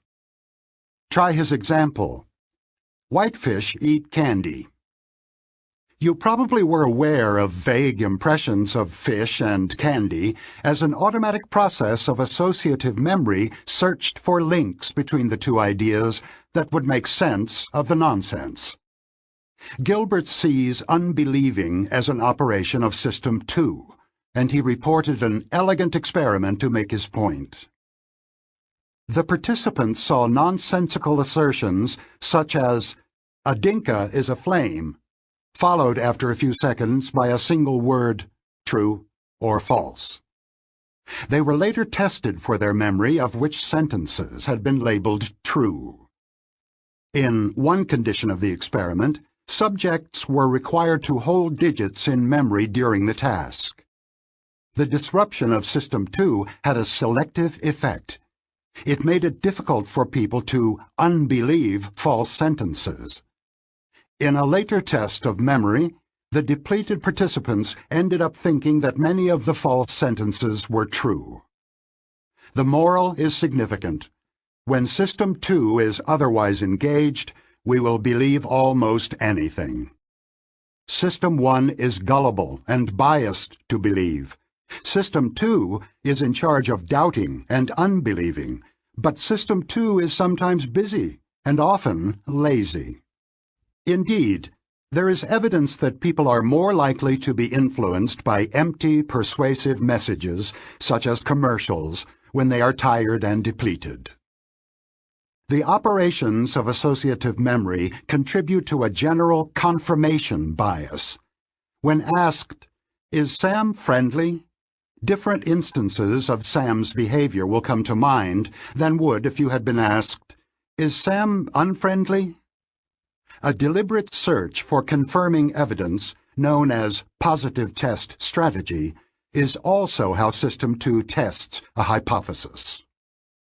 Contrary to the rules of philosophers of science, who advise testing hypotheses by trying to refute them, people, and scientists quite often, seek data that are likely to be compatible with the beliefs they currently hold. The confirmatory bias of System 1 favors uncritical acceptance of suggestions and exaggeration of the likelihood of extreme and improbable events. If you are asked about the probability of a tsunami hitting California within the next 30 years, the images that come to your mind are likely to be images of tsunamis in the manner Gilbert proposed for nonsense statements, such as, "Whitefish eat candy." You will be prone to overestimate the probability of a disaster. Exaggerated emotional coherence. Halo effect. If you like the president's politics, you probably like his voice and his appearance as well. The tendency to like or dislike everything about a person, including things you have not observed, is known as the halo effect. The term has been in use in psychology for a century, but it has not come into wide use in everyday language.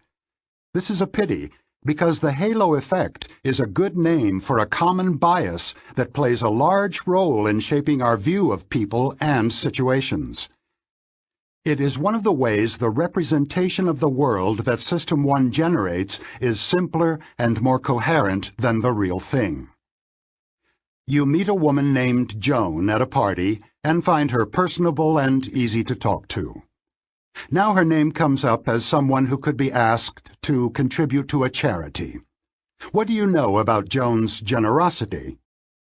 The correct answer is that you know virtually nothing, because there is little reason to believe that people who are agreeable in social situations are also generous contributors to charities. But you like Joan, and you will retrieve the feeling of liking her when you think of her. You also like generosity and generous people.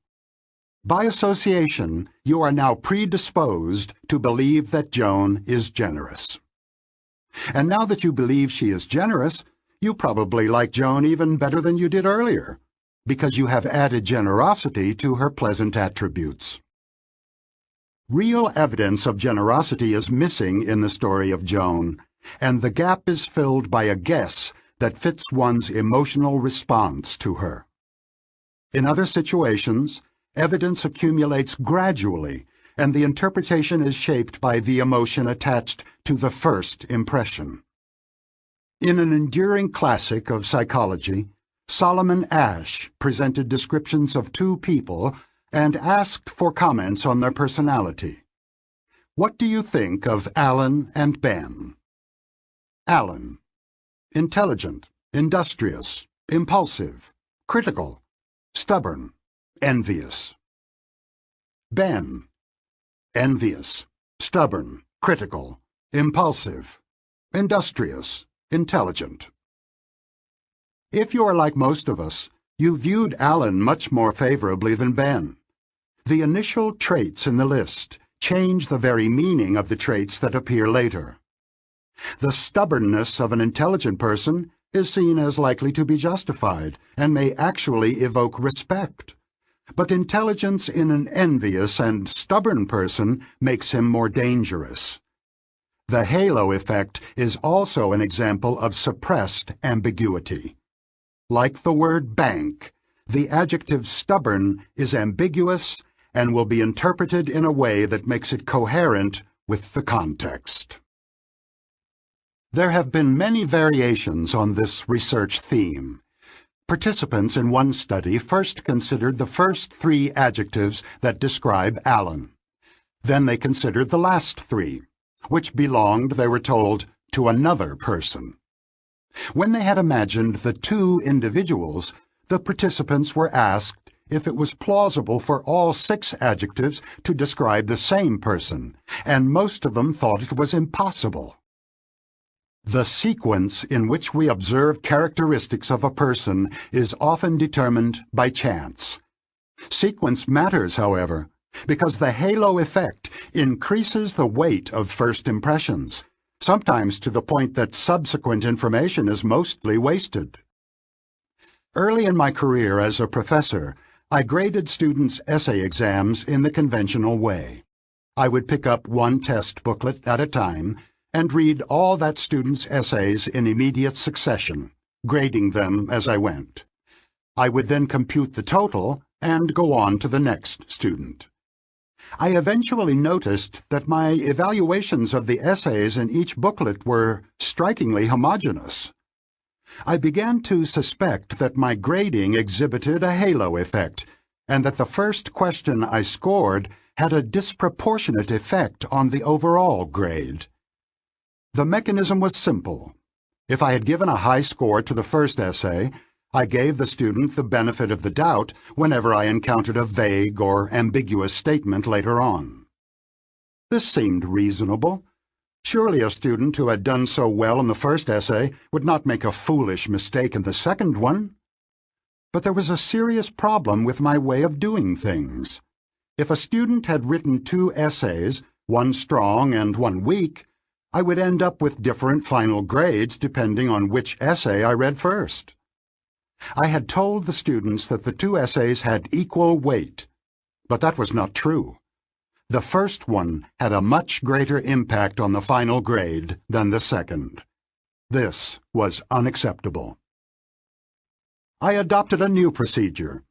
Instead of reading the booklets in sequence, I read and scored all the students' answers to the first question, then went on to the next one. I made sure to write all the scores on the inside back page of the booklet so that I would not be biased, even unconsciously, when I read the second essay. Soon after switching to the new method, I made a disconcerting observation. My confidence in my grading now was much lower than it had been. The reason was that I frequently experienced a discomfort that was new to me.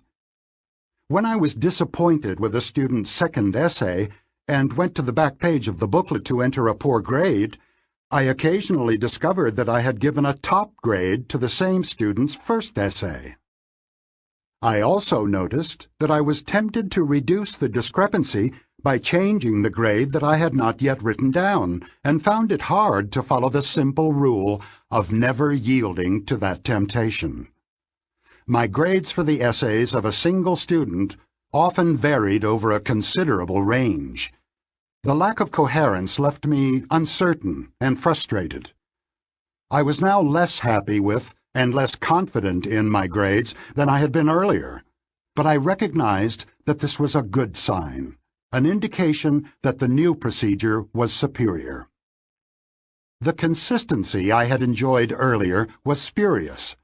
It produced a feeling of cognitive ease, and my system, too, was happy to lazily accept the final grade.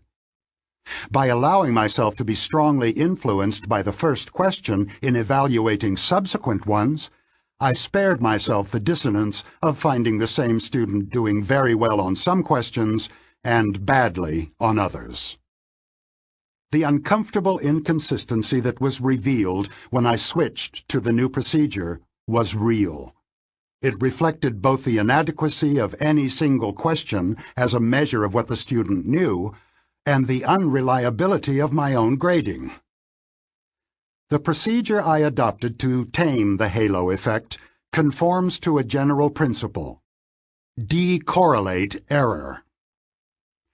To understand how this principle works, imagine that a large number of observers are shown glass jars containing pennies and are challenged to estimate the number of pennies in each jar. As James Surowiecki explained in his best-selling The Wisdom of Crowds, this is the kind of task in which individuals do very poorly, but pools of individual judgments do remarkably well. Some individuals greatly overestimate the true number, others underestimate it, but when many judgments are averaged, the average tends to be quite accurate. The mechanism is straightforward. All individuals look at the same jar, and all their judgments have a common basis. On the other hand, The errors that individuals make are independent of the errors made by others, and, in the absence of a systematic bias, they tend to average to zero. However, the magic of error reduction works well only when the observations are independent and their errors uncorrelated. If the observers share a bias, the aggregation of judgments will not reduce it. Allowing the observers to influence each other effectively reduces the size of the sample, and with it, the precision of the group estimate. To derive the most useful information from multiple sources of evidence, you should always try to make these sources independent of each other. This rule is part of good police procedure. When there are multiple witnesses to an event, they are not allowed to discuss it before giving their testimony. The goal is not only to prevent collusion by hostile witnesses, it is also to prevent unbiased witnesses from influencing each other. Witnesses who exchange their experiences will tend to make similar errors in their testimony, reducing the total value of the information they provide. Eliminating redundancy from your sources of information is always a good idea. The principle of independent judgments and decorrelated errors has immediate applications for the conduct of meetings, an activity in which executives in organizations spend a great deal of their working days. A simple rule can help. Before an issue is discussed, all members of the committee should be asked to write a very brief summary of their position. This procedure makes good use of the value of the diversity of knowledge and opinion in the group.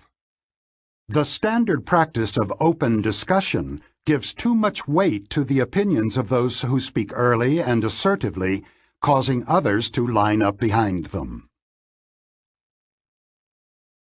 What you see is all there is. One of my favorite memories of the early years of working with Amos is a comedy routine he enjoyed performing. In a perfect impersonation of one of the professors with whom he had studied psychology as an undergraduate, Amos would growl in Hebrew marked by a thick German accent, "You must never forget the primate of the is." What exactly his teacher had meant by that phrase never became clear to me, or to Amos, I believe, but Amos's jokes always made a point.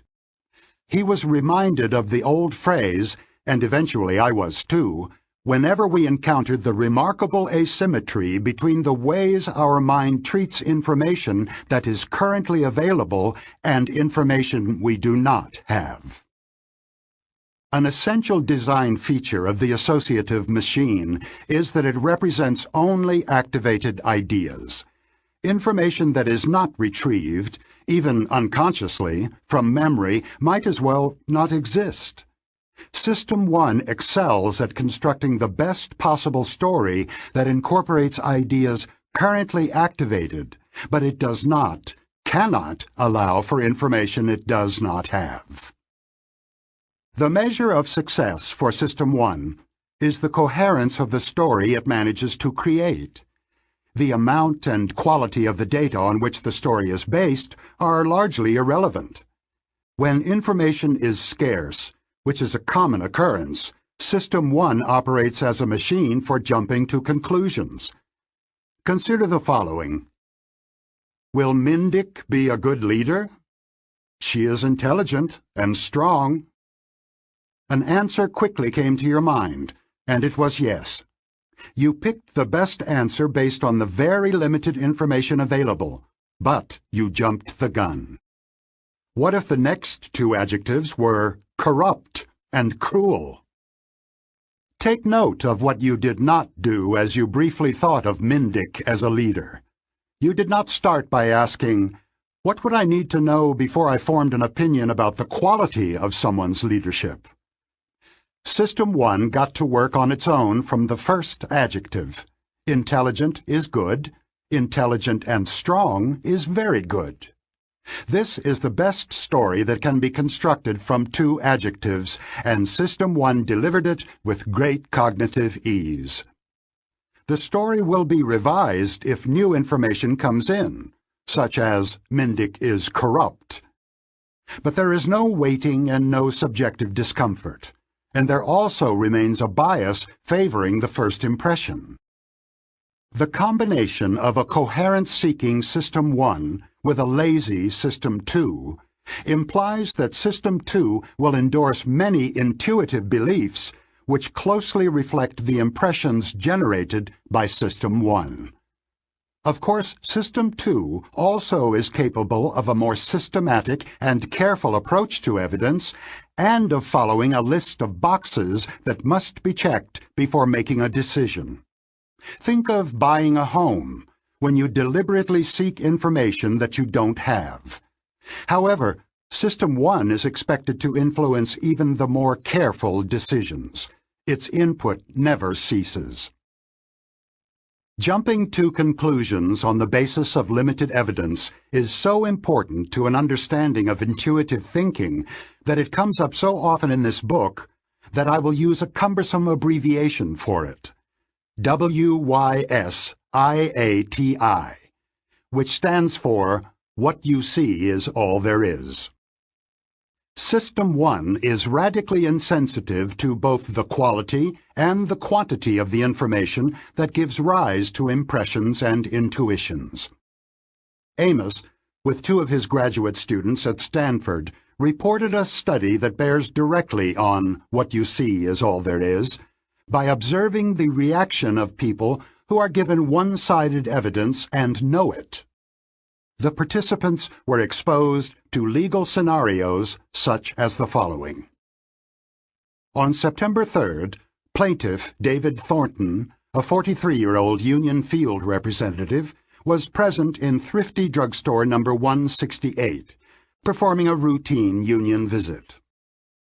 Within 10 minutes of his arrival, a store manager confronted him and told him he could no longer speak with the union employees on the floor of the store. Instead, he would have to see them in a back room while they were on break. Such a request is allowed by the union contract with Thrifty Drug, but had never before been enforced. When Mr. Thornton objected, he was told that he had the choice of conforming to these requirements, leaving the store, or being arrested. At this point, Mr. Thornton indicated to the manager that he had always been allowed to speak to employees on the floor for as much as 10 minutes, as long as no business was disrupted, and that he would rather be arrested than change the procedure of his routine visit. The manager then called the police and had Mr. Thornton handcuffed in the store for trespassing. After he was booked and put into a holding cell for a brief time, all charges were dropped. Mr. Thornton is suing Thrifty Drug for false arrest. In addition to this background material, which all participants read, different groups were exposed to presentations by the lawyers for the 2 parties. Naturally, the lawyer for the union organizer described the arrest as an intimidation attempt, while the lawyer for the store argued that having the talk in the store was disruptive and that the manager was acting properly. Some participants, like a jury, heard both sides. The lawyers added no useful information that you could not infer from the background story. The participants were fully aware of the setup, and those who heard only one side could easily have generated the argument for the other side. Nevertheless, the presentation of one-sided evidence had a very pronounced effect on judgments.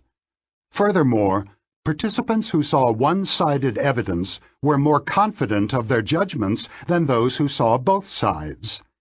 This is just what you would expect if the confidence that people experience is determined by the coherence of the story they manage to construct from available information. It is the consistency of the information that matters for a good story, not its completeness. Indeed, you will often find that knowing little makes it easier to fit everything you know into a coherent pattern. What you see is all there is essential to creating associative coherence and the cognitive ease that causes us to accept a statement as true. It explains why we can think fast and how we are able to make sense of partial information in a complex world. Much of the time, the coherent story we put together is close enough to reality to support reasonable action. However, I will also invoke what you see is all there is to help explain a long and diverse list of biases of judgment and choice, including the following, among many others. Overconfidence. As the "what you see is all there is" rule implies, neither the quantity nor the quality of the evidence counts for much in subjective confidence. The confidence that individuals have in their beliefs depends mostly on the quality of the story they can tell about what they see, even if they see little. We often fail to allow for the possibility that evidence that should be critical to our judgment is missing. What we see is all there is. Furthermore, our associative system tends to settle on a coherent pattern of activation and suppresses doubt and ambiguity. Framing effects. Different ways of presenting the same information often evoke different emotions. The statement that the odds of survival 1 month after surgery are 90% is more reassuring than the equivalent statement that mortality within 1 month of surgery is 10%. Similarly, cold cuts described as 90% fat-free are more attractive than when they are described as 10% fat. The equivalence of the alternative formulations is transparent, but an individual normally sees only one formulation, and what she sees is all there is.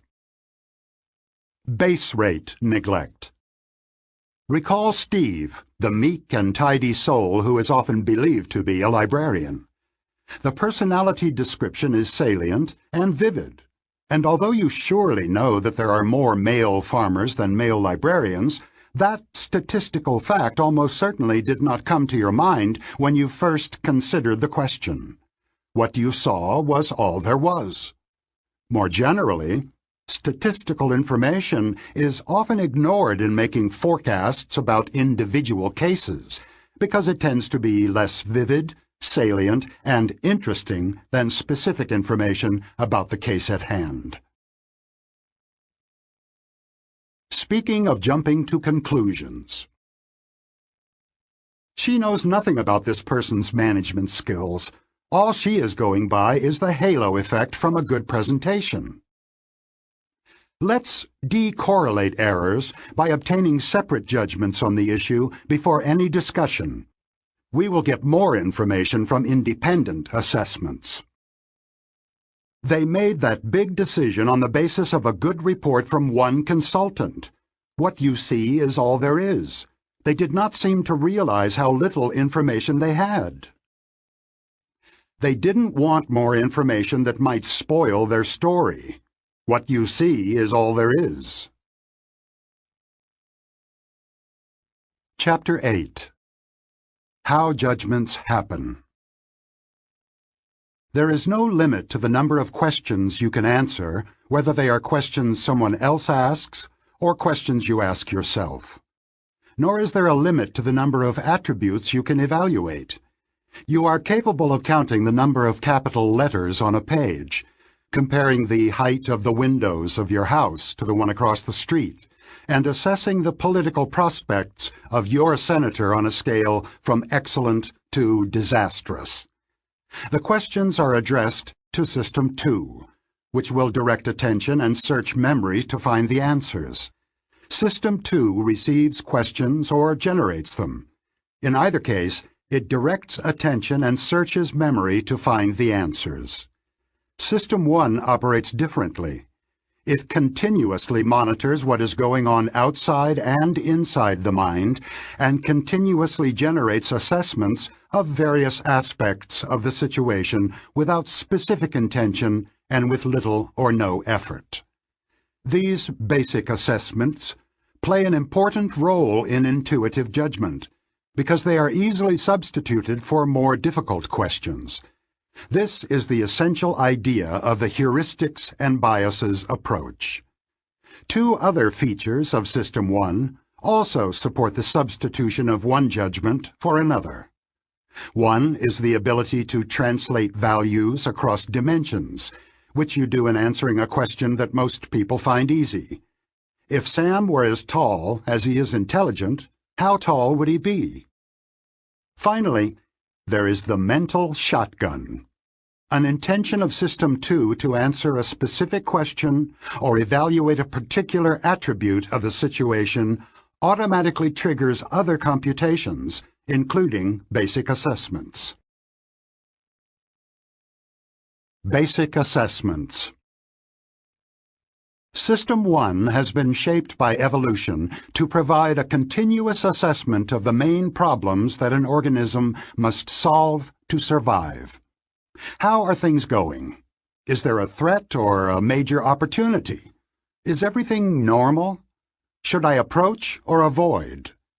The questions are perhaps less urgent for a human in a city environment than for a gazelle on the savannah, but we have inherited the neural mechanisms that evolved to provide ongoing assessments of threat level, and they have not been turned off. Situations are constantly evaluated as good or bad, requiring escape or permitting approach. Good mood and cognitive ease are the human equivalents of assessments of safety and familiarity. For a specific example of basic assessment, consider the ability to discriminate friend from foe at a glance. This contributes to one's chances of survival in a dangerous world, and such a specialized capability has indeed evolved. Alex Todorov, my colleague at Princeton, has explored the biological roots of the rapid judgments of how safe it is to interact with a stranger. He showed that we are endowed with an ability to evaluate, in a single glance at a stranger's face, two potentially crucial facts about that person: how dominant, and therefore potentially threatening, he is, and how trustworthy he is, whether his intentions are more likely to be friendly or hostile. The shape of the face provides the cues for assessing dominance. A strong, square chin is one such cue. Facial expression, smile or frown, provides the cues for assessing the stranger's intentions. The combination of a square chin with a turned-down mouth may spell trouble. The accuracy of face reading is far from perfect. Round chins are not a reliable indicator of meekness, and smiles can, to some extent, be faked. Still, even an imperfect ability to assess strangers confers a survival advantage. This ancient mechanism is put to a novel use in the modern world. It has some influence on how people vote. Todorov showed his students pictures of men's faces, sometimes for as little as 1/10 of a second, and asked them to rate the faces on various attributes, including likability and competence. Observers agreed quite well on those ratings. The faces that Todorov showed were not a random set. They were campaign portraits of politicians competing for elective office. Todorov then compared the results of the electoral races to the ratings of competence that Princeton students had made, based on brief exposure to photographs and without any political context. In about 70% of the races for senator, congressman, and governor, the election winner was the candidate whose face had earned a higher rating of competence. This striking result was quickly confirmed in national elections in Finland, in zoning board elections in England, and in various electoral contests in Australia, Germany, and Mexico. Surprisingly, at least to me, ratings of competence were far more predictive of voting outcomes in Todorov's study than ratings of likability. Todorov has found that people judge competence by combining the two dimensions of strength and trustworthiness. The faces that exude competence combine a strong chin with a slight, confident-appearing smile. There is no evidence that these facial features actually predict how well politicians will perform in office. But studies of the brain's response to winning and losing candidates show that we are biologically predisposed to reject candidates who lack the attributes we value. In this research, losers evoked stronger indications of negative emotional response. This is an example of what I will call a judgment heuristic in the following chapters. Voters are attempting to form an impression of how good a candidate will be in office, and they fall back on a simpler assessment that is made quickly and automatically and is available when System 2 must make its decision. Political scientists followed up on Todorov's initial research by identifying a category of voters for whom the automatic preferences of System 1 are particularly likely to play a large role. They found what they were looking for among politically uninformed voters who watch a great deal of television. As expected, the effect of facial competence on voting is about 3 times larger for information-poor and TV-prone voters than for others who are better informed and watch less television. Evidently, the relative importance of System 1 in determining voting choices is not the same for all people. We will encounter other examples of such individual differences. System 1 understands language, of course, and understanding depends on the basic assessments that are routinely carried out as part of the perception of events and the comprehension of messages. These assessments include computations of similarity and representativeness, attributions of causality, and evaluations of the availability of associations and exemplars. They are performed even in the absence of a specific task set, although the results are used to meet task demands as they arise.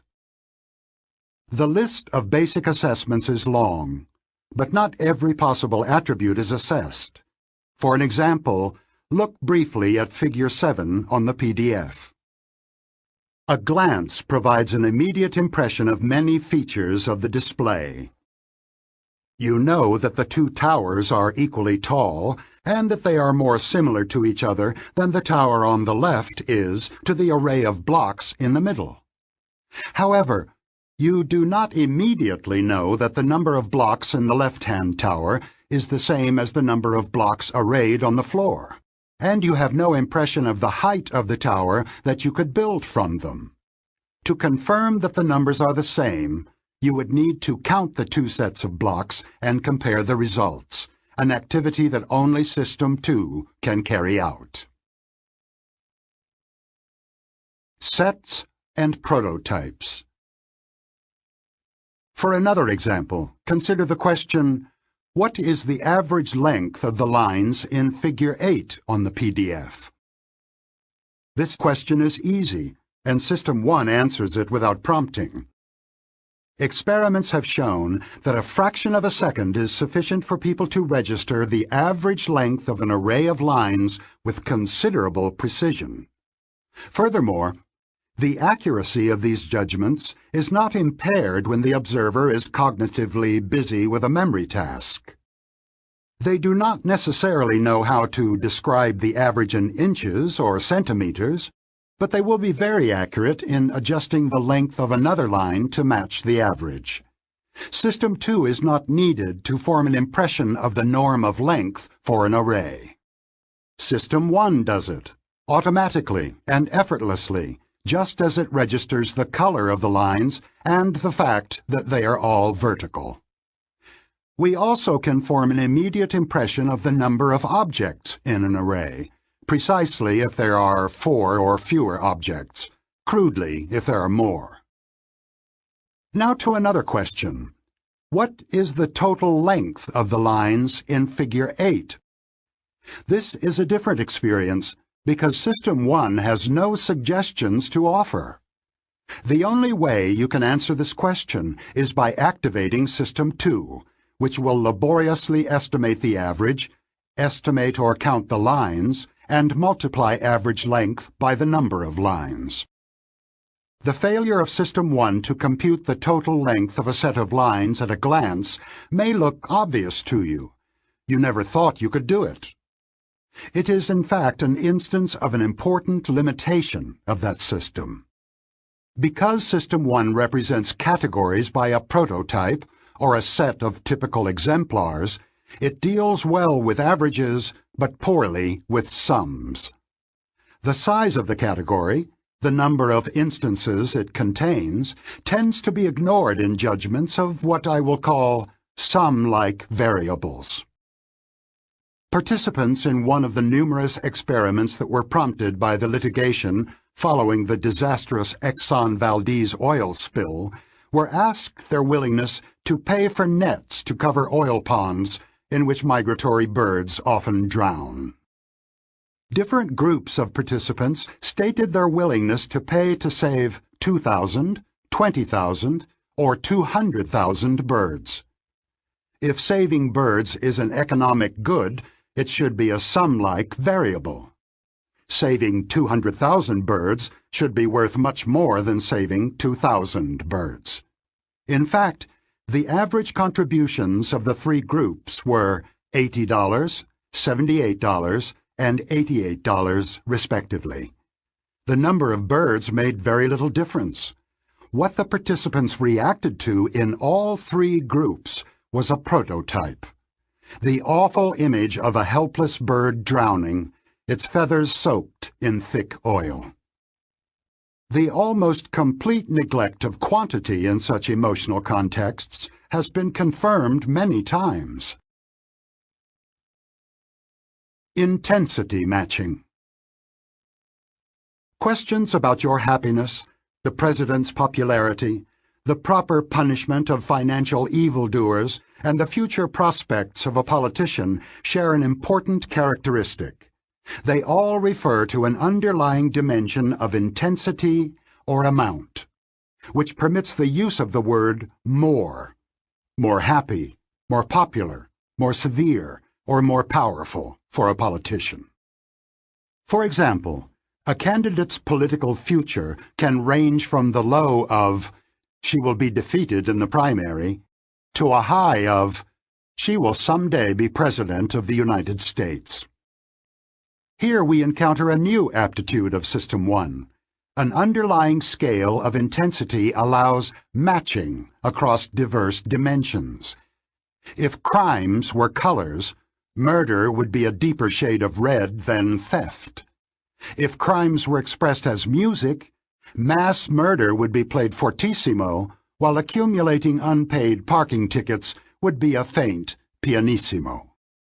And of course, you have similar feelings about the intensity of punishments. In classic experiments, people adjusted the loudness of a sound to the severity of crimes. Other people adjusted loudness to the severity of legal punishments. If you heard two notes, one for the crime and one for the punishment, you would feel a sense of injustice if one tone was much louder than the other. Consider an example that we will encounter again later. Julie read fluently when she was 4 years old. Now, match Julie's reading prowess as a child to the following intensity scales. How tall is a man who is as tall as Julie was precocious? What do you think of 6 feet? Obviously too little. What about 7 feet? Probably too much. You are looking for a height that is as remarkable as the achievement of reading at age 4. Fairly remarkable, but not extraordinary. Reading at 15 months would be extraordinary, perhaps like a man who is 7 feet 8 inches. What level of income in your profession matches Julie's reading achievement? Which crime is as severe as Julie was precocious? Which graduating GPA in an Ivy League college matches Julie's reading? Not very hard, was it?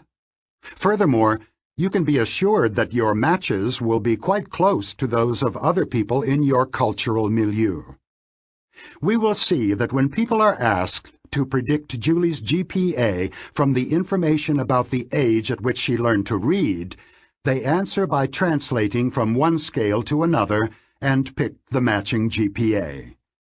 And we will also see why this mode of prediction by matching is statistically wrong, although it is perfectly natural to System 1, and for most people, except statisticians, it is also acceptable to System 2. The mental shotgun. System 1 carries out many computations at any one time. Some of these are routine assessments that go on continuously. Whenever your eyes are open, your brain computes a three-dimensional representation of what is in your field of vision, complete with the shape of objects, their position in space, and their identity. No intention is needed to trigger this operation or the continuous monitoring for violated expectations. In contrast to these routine assessments, other computations are undertaken only when needed. You do not maintain a continuous evaluation of how happy or wealthy you are, and even if you are a political addict, you do not continuously assess the president's prospects. The occasional judgments are voluntary. They occur only when you intend them to do so. You do not automatically count the number of syllables in every word you read, but you can do it if you so choose. However, the control over intended computations is far from precise. We often compute much more than we want or need. I call this excess computation the mental shotgun. It is impossible to aim at a single point with a shotgun because it shoots pellets that scatter, and it seems almost equally difficult for System 1 not to do more than System 2 charges it to do. Two experiments that I read long ago suggested this image. Participants in one experiment listened to pairs of words with the instruction to press a key as quickly as possible whenever they detected that the words rhymed. The words rhyme in both these pairs. Vote, note. Vote, goat. The difference is obvious to you because you see the two pairs. Vote and goat rhyme, but they are spelled differently. The participants only heard the words, but they were also influenced by the spelling. They were distinctly slower to recognize the words as rhyming if their spelling was discrepant. Although the instructions required only a comparison of sounds, the participants also compared their spelling, and the mismatch on the irrelevant dimension slowed them down. An intention to answer one question evoked another, which was not only superfluous, but actually detrimental to the main task. In another study, people listened to a series of sentences with the instruction to press one key as quickly as possible to indicate if the sentence was literally true, and another key if the sentence was not literally true. What are the correct responses for the following sentences? Some roads are snakes. Some jobs are snakes. Some jobs are jails. All three sentences are literally false. However, you probably noticed that the second sentence is more obviously false than the other two. The reaction times collected in the experiment confirmed a substantial difference. The reason for the difference is that the two difficult sentences can be metaphorically true. Here again, the intention to perform one computation evoked another. And here again, the correct answer prevailed in the conflict, but the conflict with the irrelevant answer disrupted performance. In the next chapter, we will see that the combination of a mental shotgun with intensity matching explains why we have intuitive judgments about many things that we know little about. Speaking of judgment. Evaluating people as attractive or not is a basic assessment. You do that automatically whether or not you want to, and it influences you. There are circuits in the brain that evaluate dominance from the shape of the face. He looks the part for a leadership role. The punishment won't feel just unless its intensity matches the crime, just like you can match the loudness of a sound to the brightness of a light. This was a clear instance of a mental shotgun.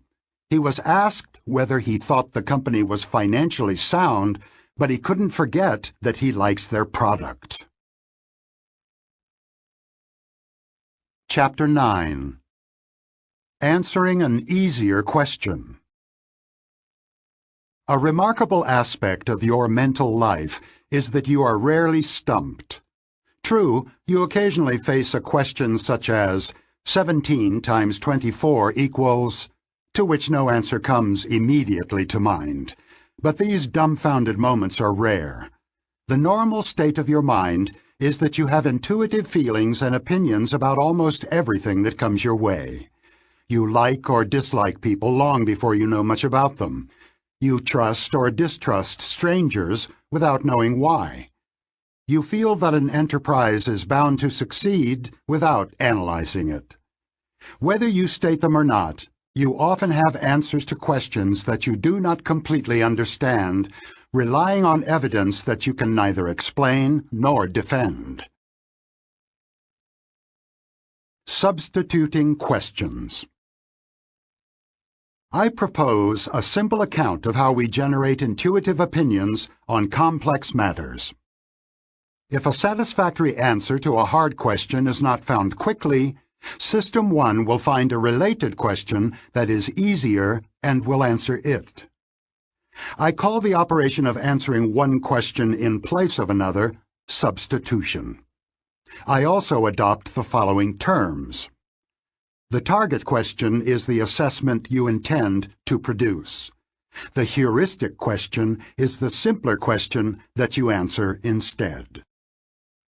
The technical definition of heuristic is a simple procedure that helps find adequate, though often imperfect, answers to difficult questions.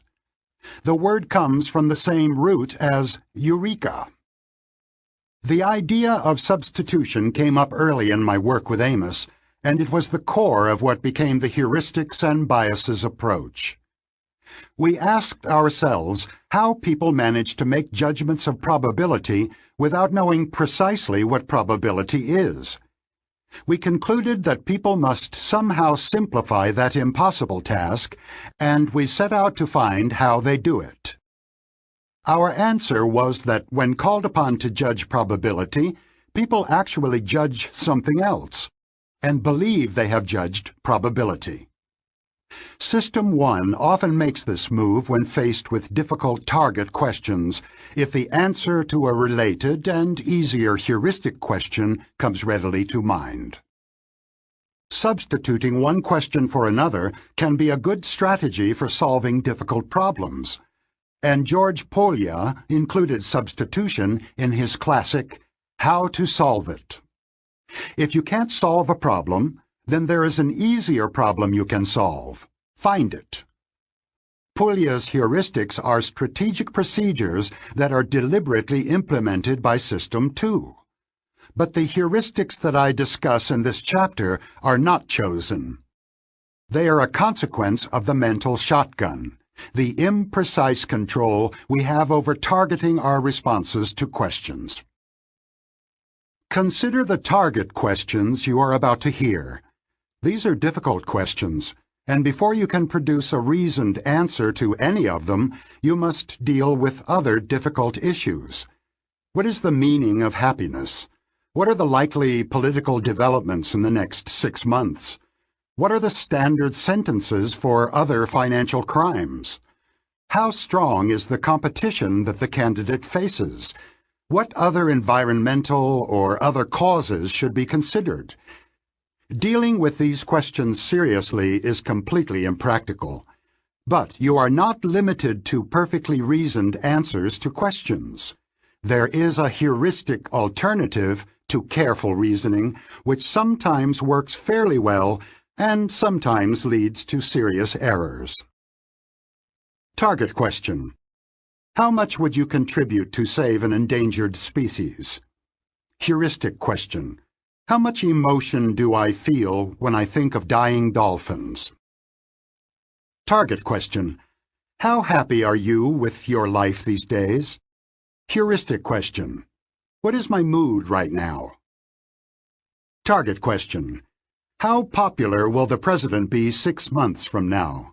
Heuristic question. How popular is the president right now? Target question. How should financial advisors who prey on the elderly be punished? Heuristic question. How much anger do I feel when I think of financial predators? Target question. This woman is running for the primary. How far will she go in politics?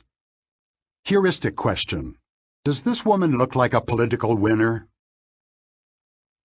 The mental shotgun makes it easy to generate quick answers to difficult questions without imposing much hard work on your lazy system too. The heuristic counterpart of each of the target questions is very likely to be evoked and very easily answered. Your feelings about dolphins and financial crooks, your current mood, your impressions of the political skill of the primary candidate, or the current standing of the president will readily come to mind. The heuristic questions provide an off-the-shelf answer to each of the difficult target questions. Something is still missing from this story. The answers need to be fitted to the original questions. For example, my feelings about dying dolphins must be expressed in dollars. Another capability of System 1, intensity matching, is available to solve that problem. Recall that both feelings and contribution dollars are intensity scales. I can feel more or less strongly about dolphins, and there is a contribution that matches the intensity of my feelings. The dollar amount that will come to mind is the matching amount. Similar intensity matches are possible for all the questions.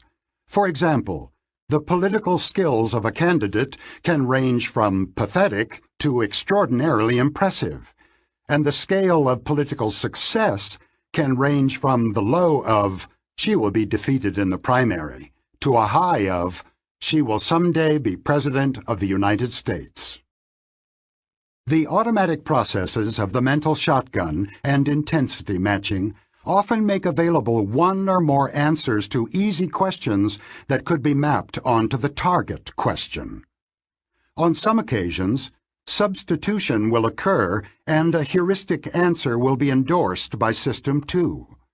Of course, System 2 has the opportunity to reject this intuitive answer or to modify it by incorporating other information. However, a lazy System 2 often follows the path of least effort and endorses a heuristic answer without much scrutiny of whether it is truly appropriate. You will not be stumped, you will not have to work very hard, and you may not even notice that you did not answer the question you were asked. Furthermore, you may not realize that the target question was difficult, because an intuitive answer to it came readily to mind. The 3D heuristic. Have a look at the picture of the three men in Figure 9 on the PDF and answer the question that follows. Is the figure on the right larger than the figure on the left? The obvious answer comes quickly to mind. The figure on the right is larger. If you take a ruler to the two figures, however, you will discover that in fact the figures are exactly the same size. Your impression of their relative size is dominated by a powerful illusion, which neatly illustrates the process of substitution. The corridor in which the figures are seen is drawn in perspective and appears to go into the depth plane. Your perceptual system automatically interprets the picture as a three-dimensional scene, not as an image printed on a flat paper surface. In the 3D interpretation, the person on the right is both much farther away and much larger than the person on the left. For most of us, this impression of 3D size is overwhelming. Only visual artists and experienced photographers have developed the skill of seeing the drawing as an object on the page. For the rest of us, substitution occurs.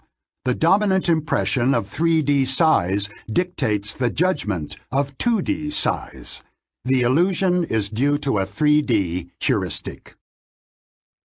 What happens here is a true illusion, not a misunderstanding of the question.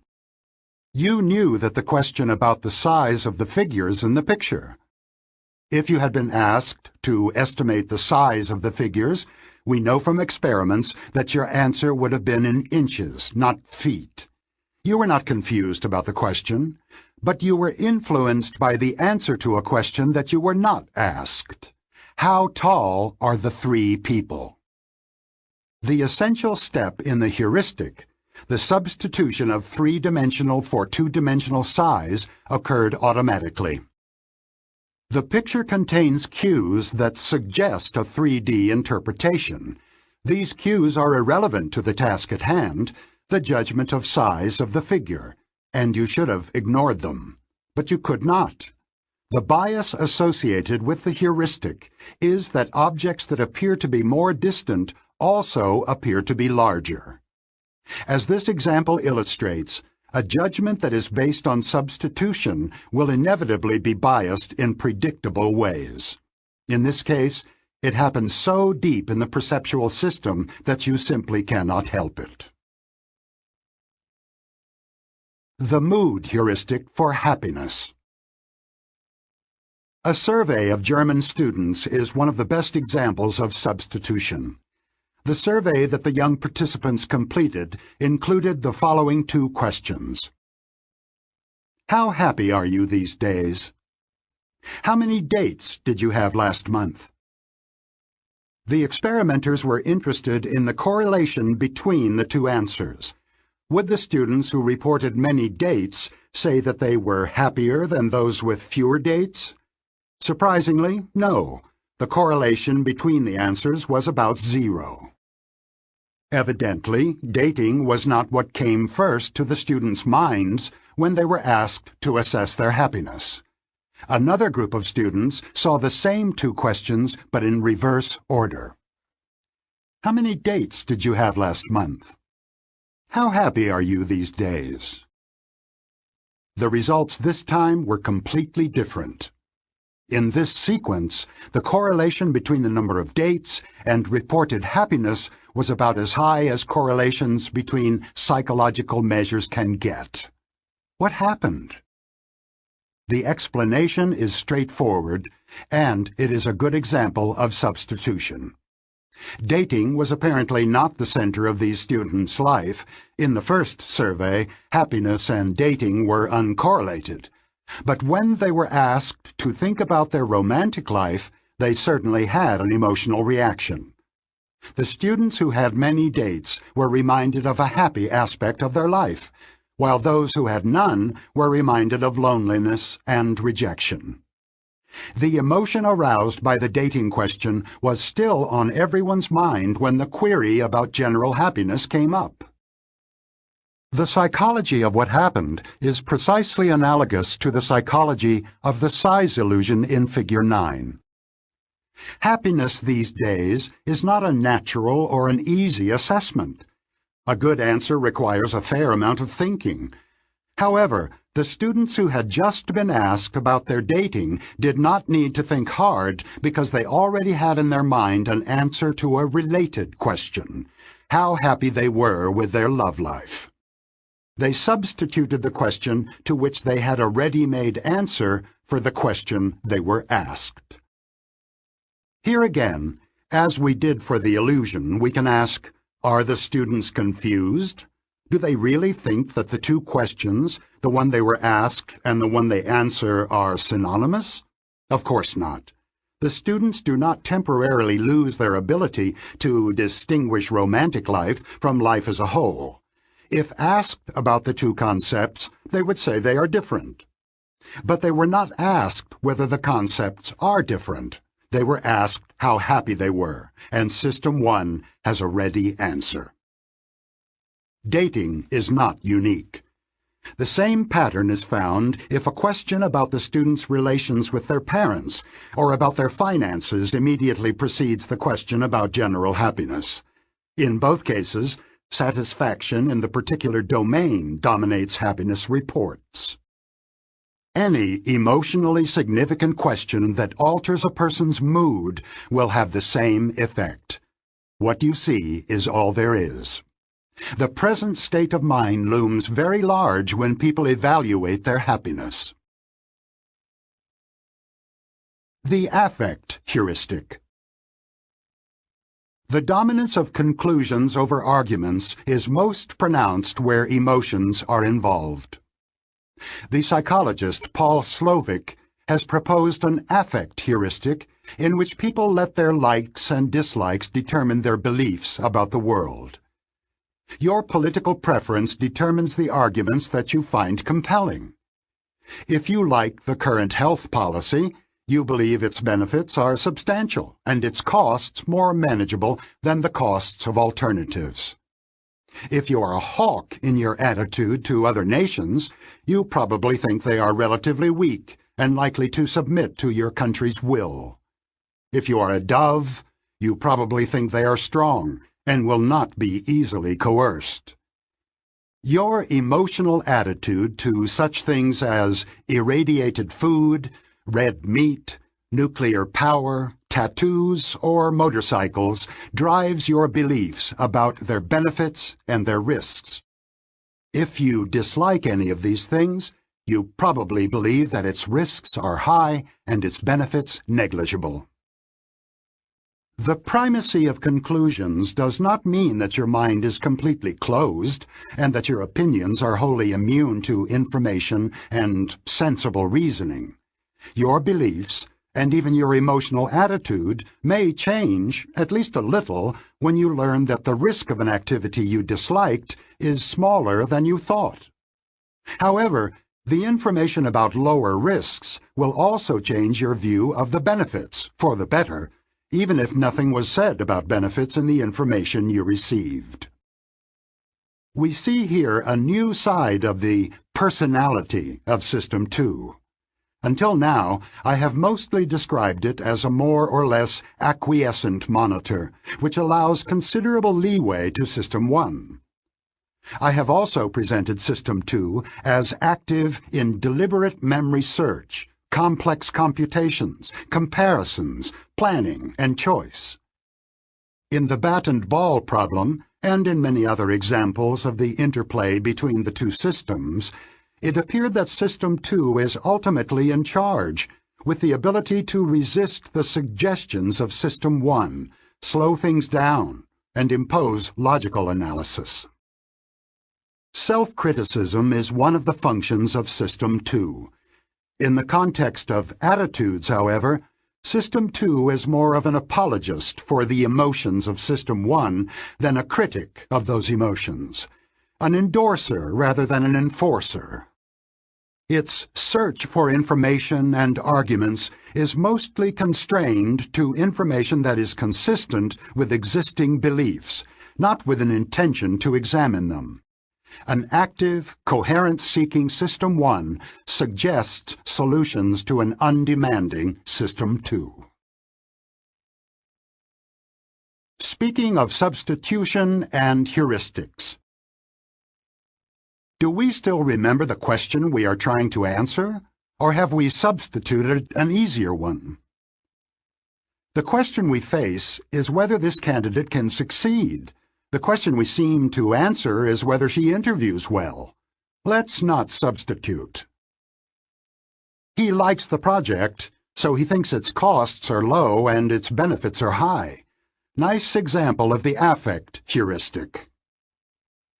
We are using last year's performance as a heuristic to predict the value of the firm several years from now. Is this heuristic good enough? What other information do we need? Following is a list of features and activities that have been attributed to System 1.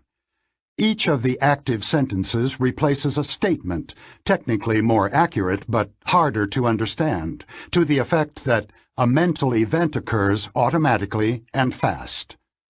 My hope is that the list of traits will help you develop an intuitive sense of the personality of the fictitious System 1. As it happens with other characters you know, you will have hunches about what System 1 would do under different circumstances, and most of your hunches will be correct. Characteristics of System 1. Generates impressions, feelings, and inclinations. When endorsed by System 2, these become beliefs, attitudes, and intentions. Operates automatically and quickly, with little or no effort, and no sense of voluntary control. Can be programmed by System 2 to mobilize attention when a particular pattern is detected. Search. Executes skilled responses and generates skilled intuitions after adequate training. Creates a coherent pattern of activated ideas in associative memory. Links a sense of cognitive ease to illusions of truth, pleasant feelings, and reduced vigilance. Distinguishes the surprising from the normal. Infers and invents causes and intentions. Neglects ambiguity and suppresses doubt. Is biased to believe and confirm. Exaggerates emotional consistency, halo effect.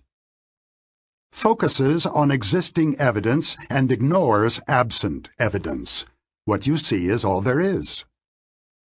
Generates a limited set of basic assessments. Represents sets by norms and prototypes. Does not integrate. Matches intensities across scales. For example, size to loudness. Computes more than intended. Mental shotgun. Sometimes substitutes an easier question for a difficult one. Heuristics. Is more sensitive to changes than to states. Prospect theory. Overweights low probabilities. Shows diminishing sensitivity to quantity. Psychophysics. Responds more strongly to losses than to gains. Loss aversion. Frames decision problems narrowly, in isolation from one another. Part 2. Heuristics and Biases. Chapter 10. The Law of Small Numbers. A study of the incidence of kidney cancer in the 3,141 counties of the United States reveals a remarkable pattern. The counties in which the incidence of kidney cancer is lowest are mostly rural, sparsely populated, and located in traditionally Republican states in the Midwest, the South, and the West. What do you make of this? Your mind has been very active in the last few seconds, and it was mainly a System 2 operation. You deliberately searched memory and formulated hypotheses. Some effort was involved. Your pupils dilated, and your heart rate increased measurably. But System 1 was not idle. The operation of System 2 depended on the facts and suggestions retrieved from associative memory. You probably rejected the idea that Republican politics provide protection against kidney cancer. Very likely, you ended up focusing on the fact that the counties with low incidence of cancer are mostly rural. The witty statisticians Howard Weiner and Harris Zwirling, from whom I learned this example, commented, "It is both easy and tempting to infer that their low cancer rates are directly due to the clean living of the rural lifestyle. No air pollution, no water pollution, access to fresh food without additives." This makes perfect sense. Now, consider the counties in which the incidence of kidney cancer is highest. These ailing counties tend to be mostly rural, sparsely populated, and located in traditionally Republican states in the Midwest, the South, and the West. Tongue-in-cheek, Weiner and Zwirling comment, "It is easy to infer that their high cancer rates might be directly due to the poverty of the rural lifestyle. No access to good medical care, a high-fat diet, and too much alcohol, too much tobacco." Something is wrong, of course. The rural lifestyle cannot explain both very high and very low incidence of kidney cancer. The key factor is not that the counties were rural or predominantly Republican. It is that rural counties have small populations. And the main lesson to be learned is not about epidemiology. It is about the difficult relationship between our mind and statistics. System 1 is highly adept in one form of thinking. It automatically and effortlessly identifies causal connections between events, sometimes even when the connection is spurious. When told about the high-incidence counties, you immediately assumed that these counties are different from other counties for a reason, that there must be a cause that explains this difference. As we shall see, however, System 1 is inept when faced with merely statistical facts, which change the probability of outcomes but do not cause them to happen. A random event, by definition, does not lend itself to explanation, but collections of random events do behave in a highly regular fashion. Imagine a large urn filled with marbles. Half the marbles are red, half are white. Next, imagine a very patient person, or a robot, who blindly draws 4 marbles from the urn, records the number of red balls in the sample, throws the balls back into the urn, and then does it all again, many times. If you summarize the results, you will find that the outcome 2 red, 2 white occurs almost exactly 6 times as often as the outcome 4 red or 4 white. This relationship is a mathematical fact. You can predict the outcome of repeated sampling from an urn just as confidently as you can predict what will happen if you hit an egg with a hammer. You cannot predict every detail of how the shell will shatter, but you can be sure of the general idea. There is a difference. The satisfying sense of causation that you experience when thinking of a hammer hitting an egg is altogether absent when you think about sampling. A related statistical fact is relevant to the cancer example. From the same urn, 2 very patient marble counters take turns. Jack draws 4 marbles on each trial, Jill draws 7. They both record each time they observe a homogeneous sample, all white or all red. If they go on long enough, Jack will observe such extreme outcomes more often than Jill, by a factor of 8. The expected percentages are 12.5% and 1.56%. Again, no hammer, no causation, but a mathematical fact. Samples of 4 marbles yield extreme results more often than samples of 7 marbles do. Now imagine the population of the United States as marbles in a giant urn.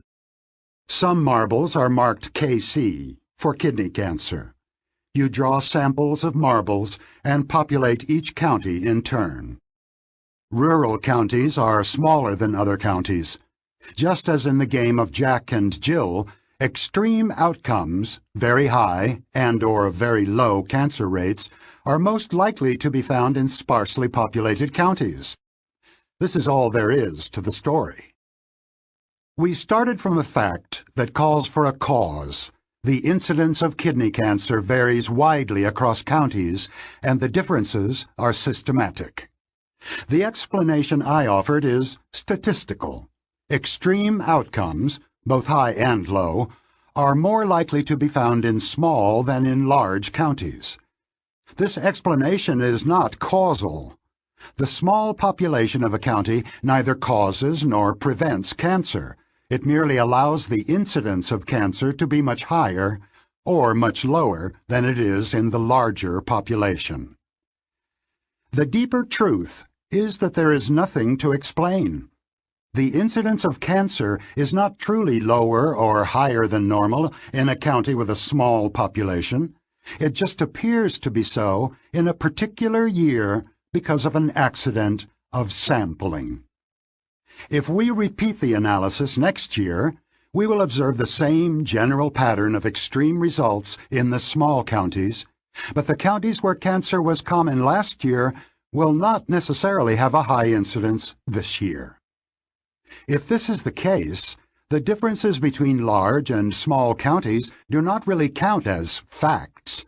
They are what scientists call artifacts, observations that are produced entirely by some aspect of the method of research, in this case, by differences in sample size.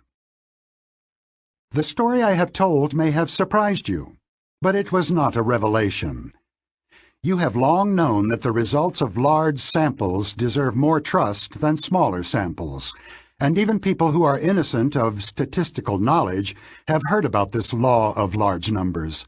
But knowing is not a yes-no affair, and you may find that the following statements apply to you.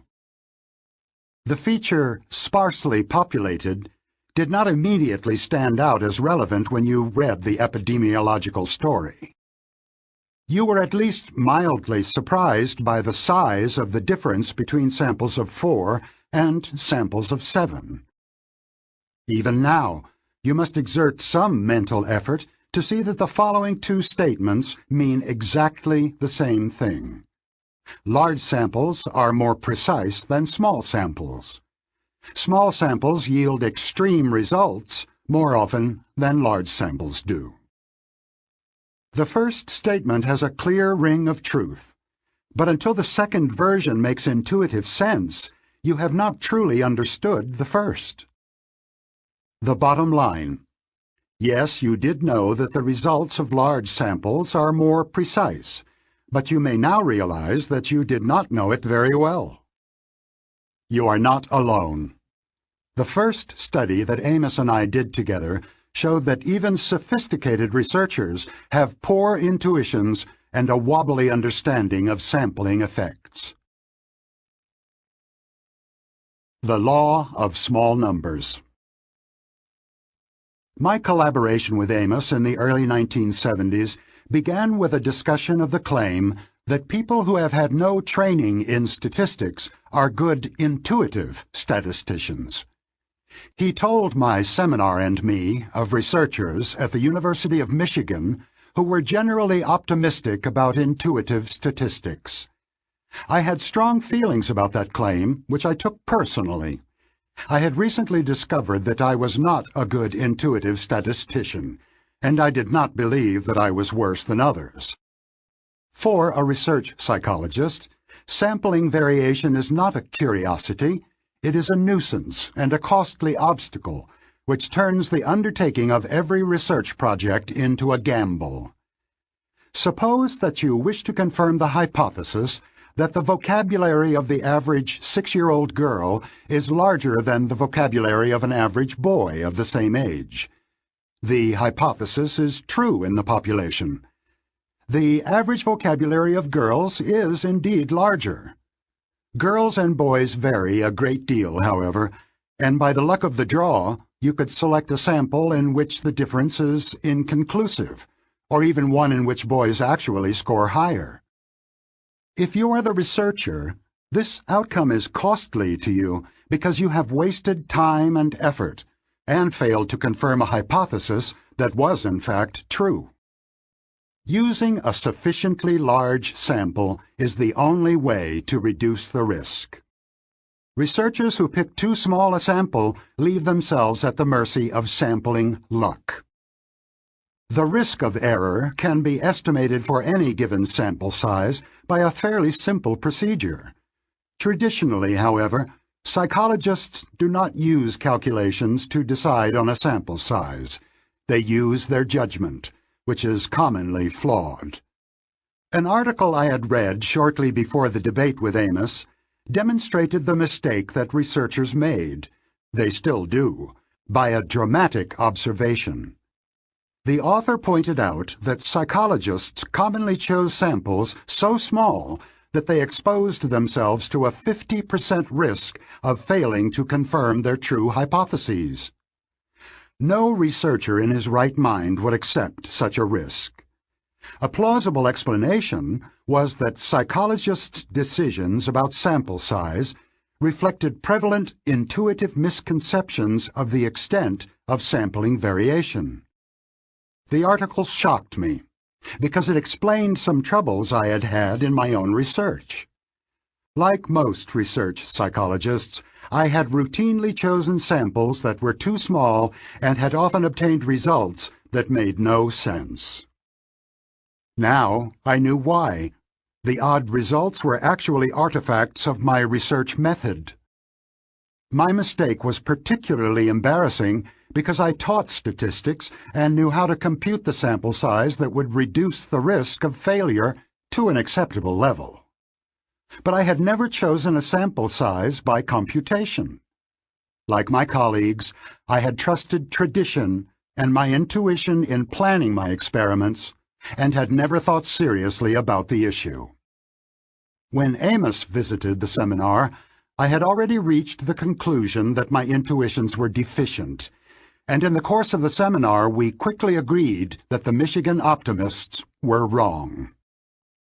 Amos and I set out to examine whether I was the only fool or a member of a majority of fools by testing whether researchers selected for mathematical expertise would make similar mistakes. We developed a questionnaire that described realistic research situations, including replications of successful experiments. It asked the researchers to choose sample sizes, to assess the risks of failure to which their decisions exposed them, and to provide advice to hypothetical graduate students planning their research. Amos collected the responses of a group of sophisticated participants, including authors of 2 statistical textbooks, at a meeting of the Society of Mathematical Psychology. The results were straightforward. I was not the only fool. Every one of the mistakes I had made was shared by a large majority of our respondents. It was evident that even the experts paid insufficient attention to sample size. Amos and I called our first joint article, "Belief in the Law of Small Numbers." We explained, tongue-in-cheek, that intuitions about random sampling appear to satisfy the law of small numbers, which asserts that the law of large numbers applies to small numbers as well. We also included a strongly worded recommendation that researchers regard their statistical intuitions with proper suspicion and replace impression formation by computation whenever possible. A bias of confidence over doubt. In a telephone poll of 300 seniors, 60% support the president. If you had to summarize the message of this sentence in exactly 3 words, what would they be? Almost certainly you would choose, elderly support president. These words provide the gist of the story. The omitted details of the poll, that it was done on the phone with a sample of 300, are of no interest in themselves. They provide background information that attracts little attention.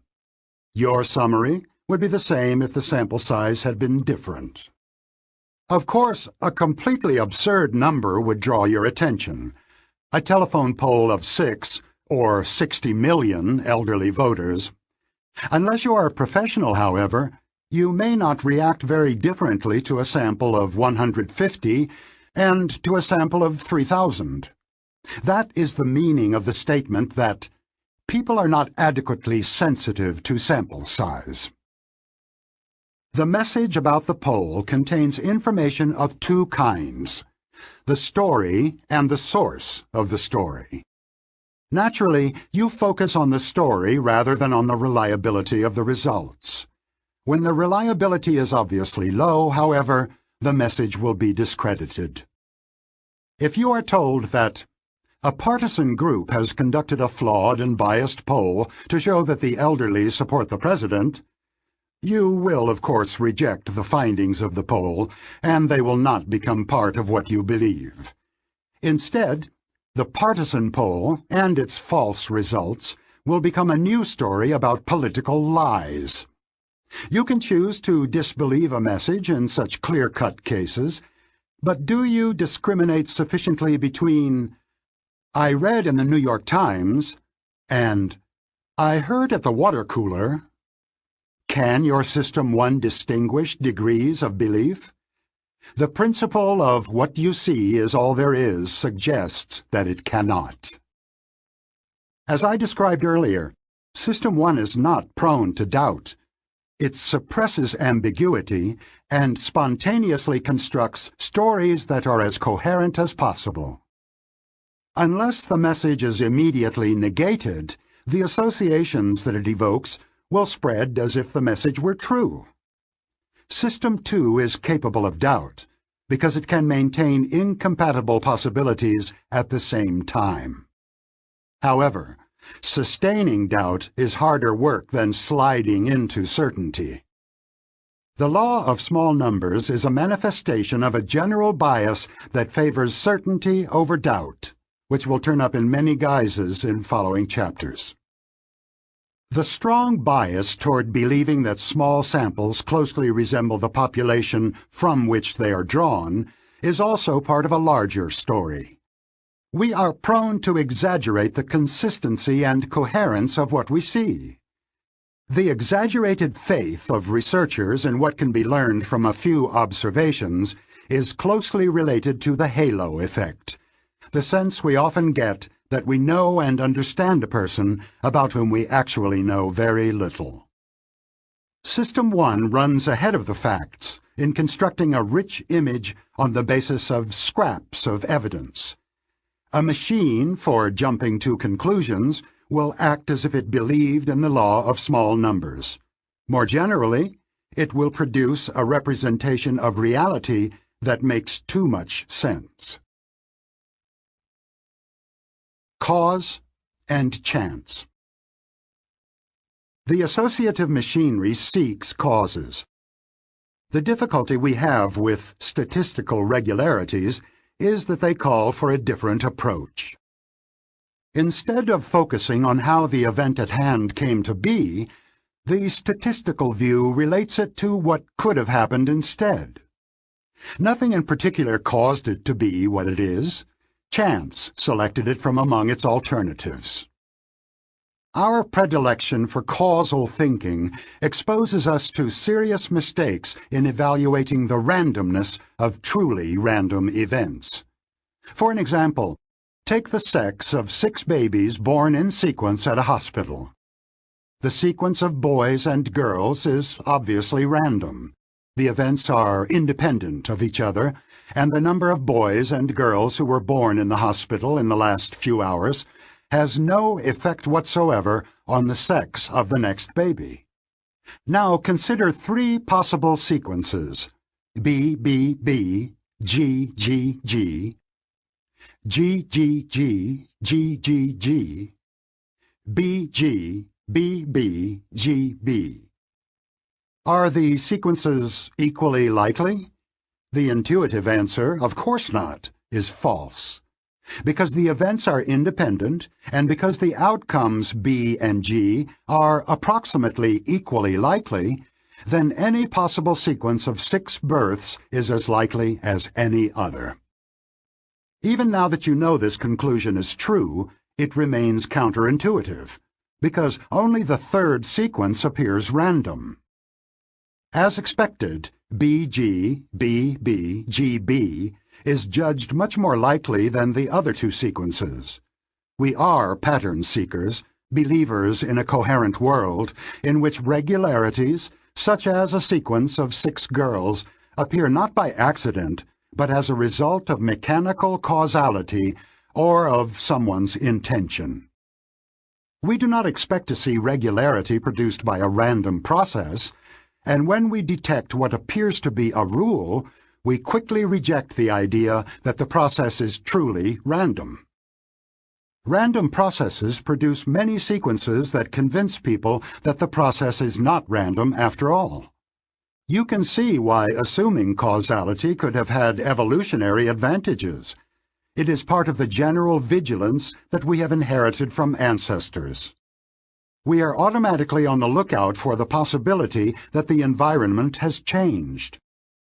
Lions may appear on the plain at random times, but it would be safer to notice and respond to an apparent increase in the rate of appearance of prides of lions, even if it is actually due to the fluctuations of a random process. The widespread misunderstanding of randomness sometimes has significant consequences. In our article on representativeness, Amos and I cited the statistician William Feller, who illustrated the ease with which people see patterns where none exists. During the intensive rocket bombing of London in World War II, it was generally believed that the bombing could not be random because a map of the hits revealed conspicuous gaps. Some suspected that German spies were located in the unharmed areas. A careful statistical analysis revealed that the distribution of hits was typical of a random process, and typical as well in evoking a strong impression that it was not random. To the untrained eye, Feller remarks, randomness appears as regularity or tendency to cluster. I soon had an occasion to apply what I had learned from Feller. The Yom Kippur War broke out in 1973, and my only significant contribution to the war effort was to advise high officers in the Israeli Air Force to stop an investigation. The air war initially went quite badly for Israel because of the unexpectedly good performance of Egyptian ground-to-air missiles. Losses were high, and they appeared to be unevenly distributed. I was told of 2 squadrons flying from the same base, one of which had lost 4 planes, while the other had lost none. An inquiry was initiated in the hope of learning what it was that the unfortunate squadron was doing wrong. There was no prior reason to believe that one of the squadrons was more effective than the other, and no operational differences were found, but of course the lives of the pilots differed in many random ways, including, as I recall, how often they went home between missions and something about the conduct of debriefings. My advice was that the command should accept that the different outcomes were due to blind luck, and that the interviewing of the pilots should stop. I reasoned that luck was the most likely answer, that a random search for a non-obvious cause was hopeless, and that in the meantime, the pilots in the squadron that had sustained losses did not need the extra burden of being made to feel that they and their dead friends were at fault. Some years later, Amos and his students Tom Gilovich and Robert Vallone caused a stir with their study of misperceptions of randomness in basketball. The fact that players occasionally acquire a hot hand is generally accepted by players, coaches, and fans. The inference is irresistible. A player sinks 3 or 4 baskets in a row, and you cannot help forming the causal judgment that this player is now hot, with a temporarily increased propensity to score. Players on both teams adapt to this judgment. Teammates are more likely to pass to the hot scorer, and the defense is more likely to double-team. Analysis of thousands of sequences of shots led to a disappointing conclusion. There is no such thing as a hot hand in professional basketball, either in shooting from the field or scoring from the foul line.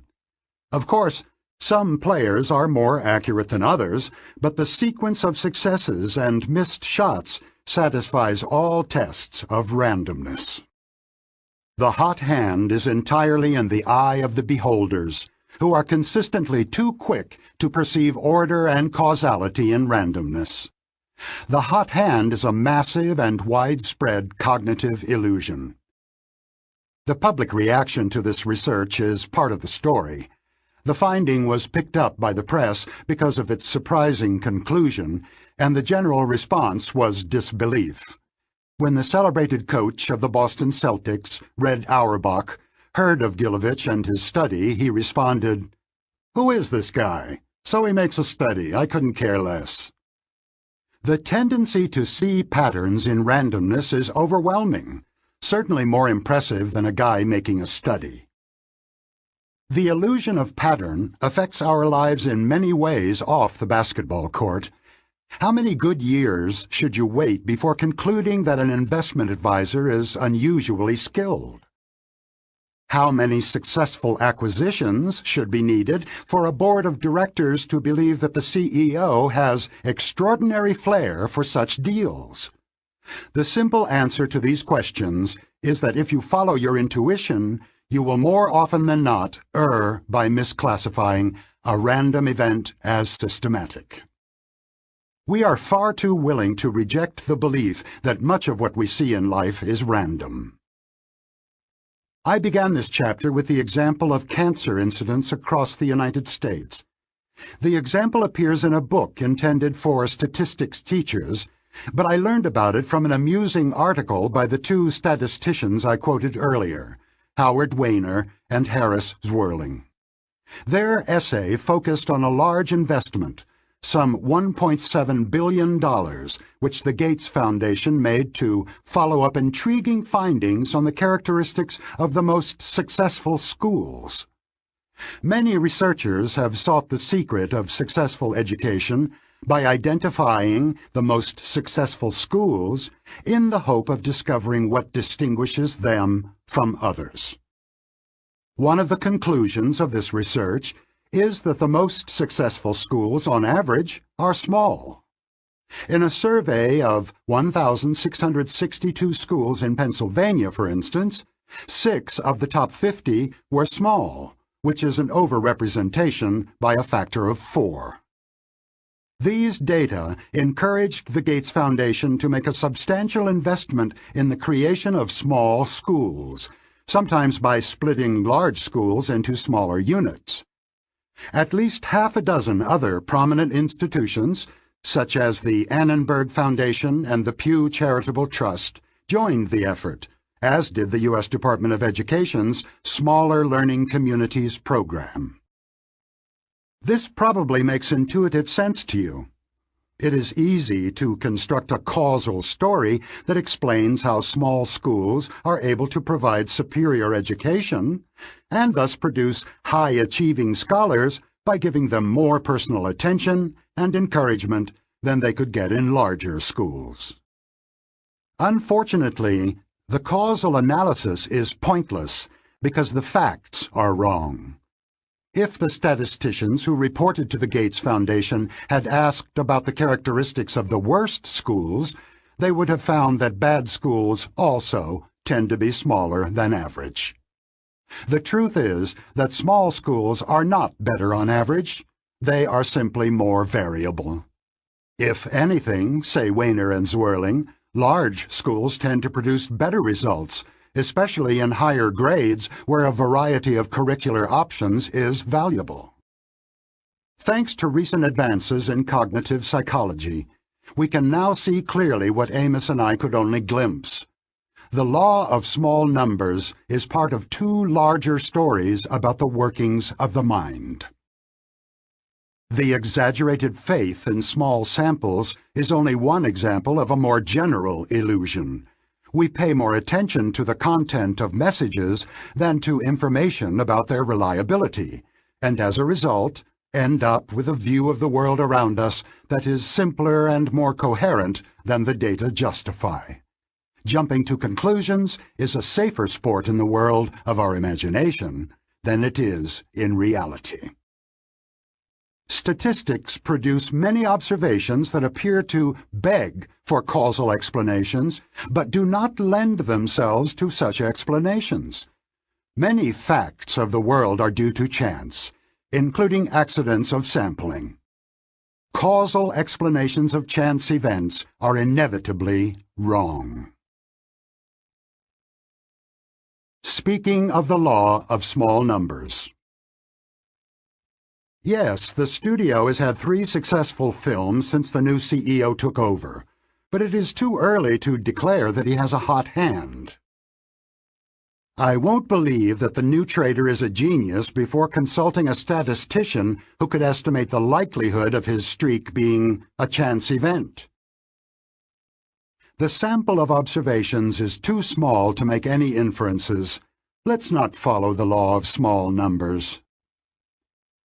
I plan to keep the results of the experiment secret until we have a sufficiently large sample. Otherwise, we will face pressure to reach a conclusion prematurely. Chapter 11. Anchors. Amos and I once rigged a wheel of fortune. It was marked from 0 to 100, but we had it built so that it would stop only at 10 or 65. We recruited students of the University of Oregon as participants in our experiment. One of us would stand in front of a small group, spin the wheel, and ask them to write down the number on which the wheel stopped, which of course was either 10 or 65. We then asked them 2 questions. Is the percentage of African nations among UN members larger or smaller than the number you just wrote? What is your best guess of the percentage of African nations in the UN? The spin of a wheel of fortune, even one that is not rigged, cannot possibly yield useful information about anything, and the participants in our experiment should simply have ignored it. But they did not ignore it.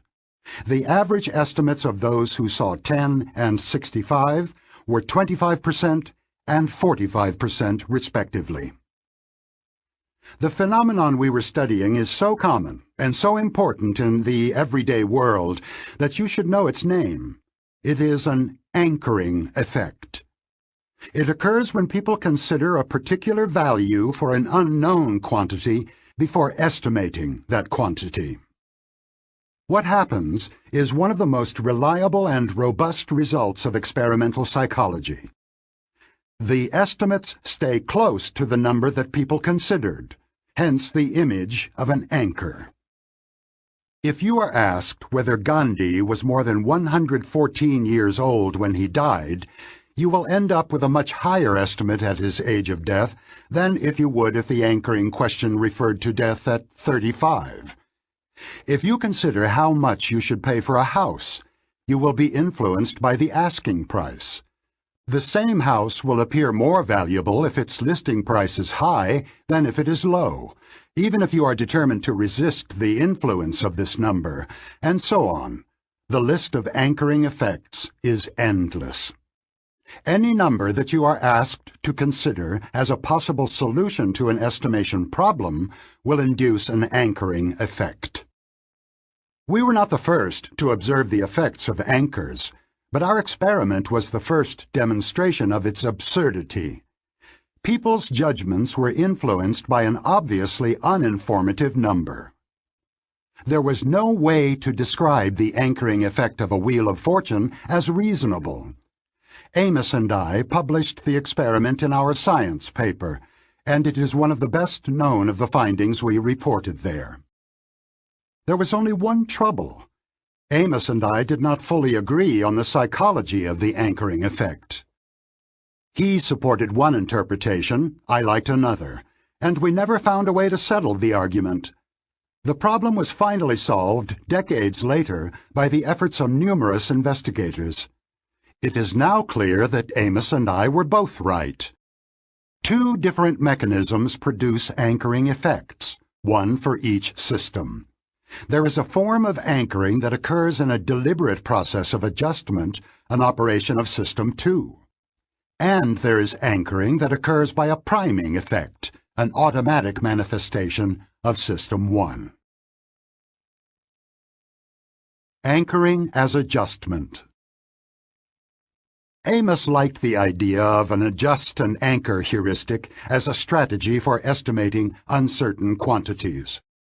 Start from an anchoring number, assess whether it is too high or too low, and gradually adjust your estimate by mentally moving from the anchor. The adjustment typically ends prematurely because people stop when they are no longer certain that they should move farther. Decades after our disagreement, and years after Amos's death, convincing evidence of such a process was offered independently by two psychologists who had worked closely with Amos early in their careers, Eldar Shafir and Tom Gilovich, together with their own students, Amos's intellectual grandchildren. To get the idea, take a sheet of paper and draw a 2.5-inch line going up, starting at the bottom of the page, without a ruler. Now take another sheet and start at the top and draw a line going down until it is 2.5 inches from the bottom. Compare the lines. There is a good chance that your first estimate of 2.5 inches was shorter than the second. The reason is that you do not know exactly what such a line looks like. There is a range of uncertainty. You stop near the bottom of the region of uncertainty when you start from the bottom of the page, and near the top of the region when you start from the top. Robin LaBeouf and Shafir found many examples of that mechanism in daily experience. Insufficient adjustment neatly explains why you are likely to drive too fast when you come off the highway onto city streets, especially if you are talking with someone as you drive. Insufficient adjustment is also a source of tension between exasperated parents and teenagers who enjoy loud music in their room.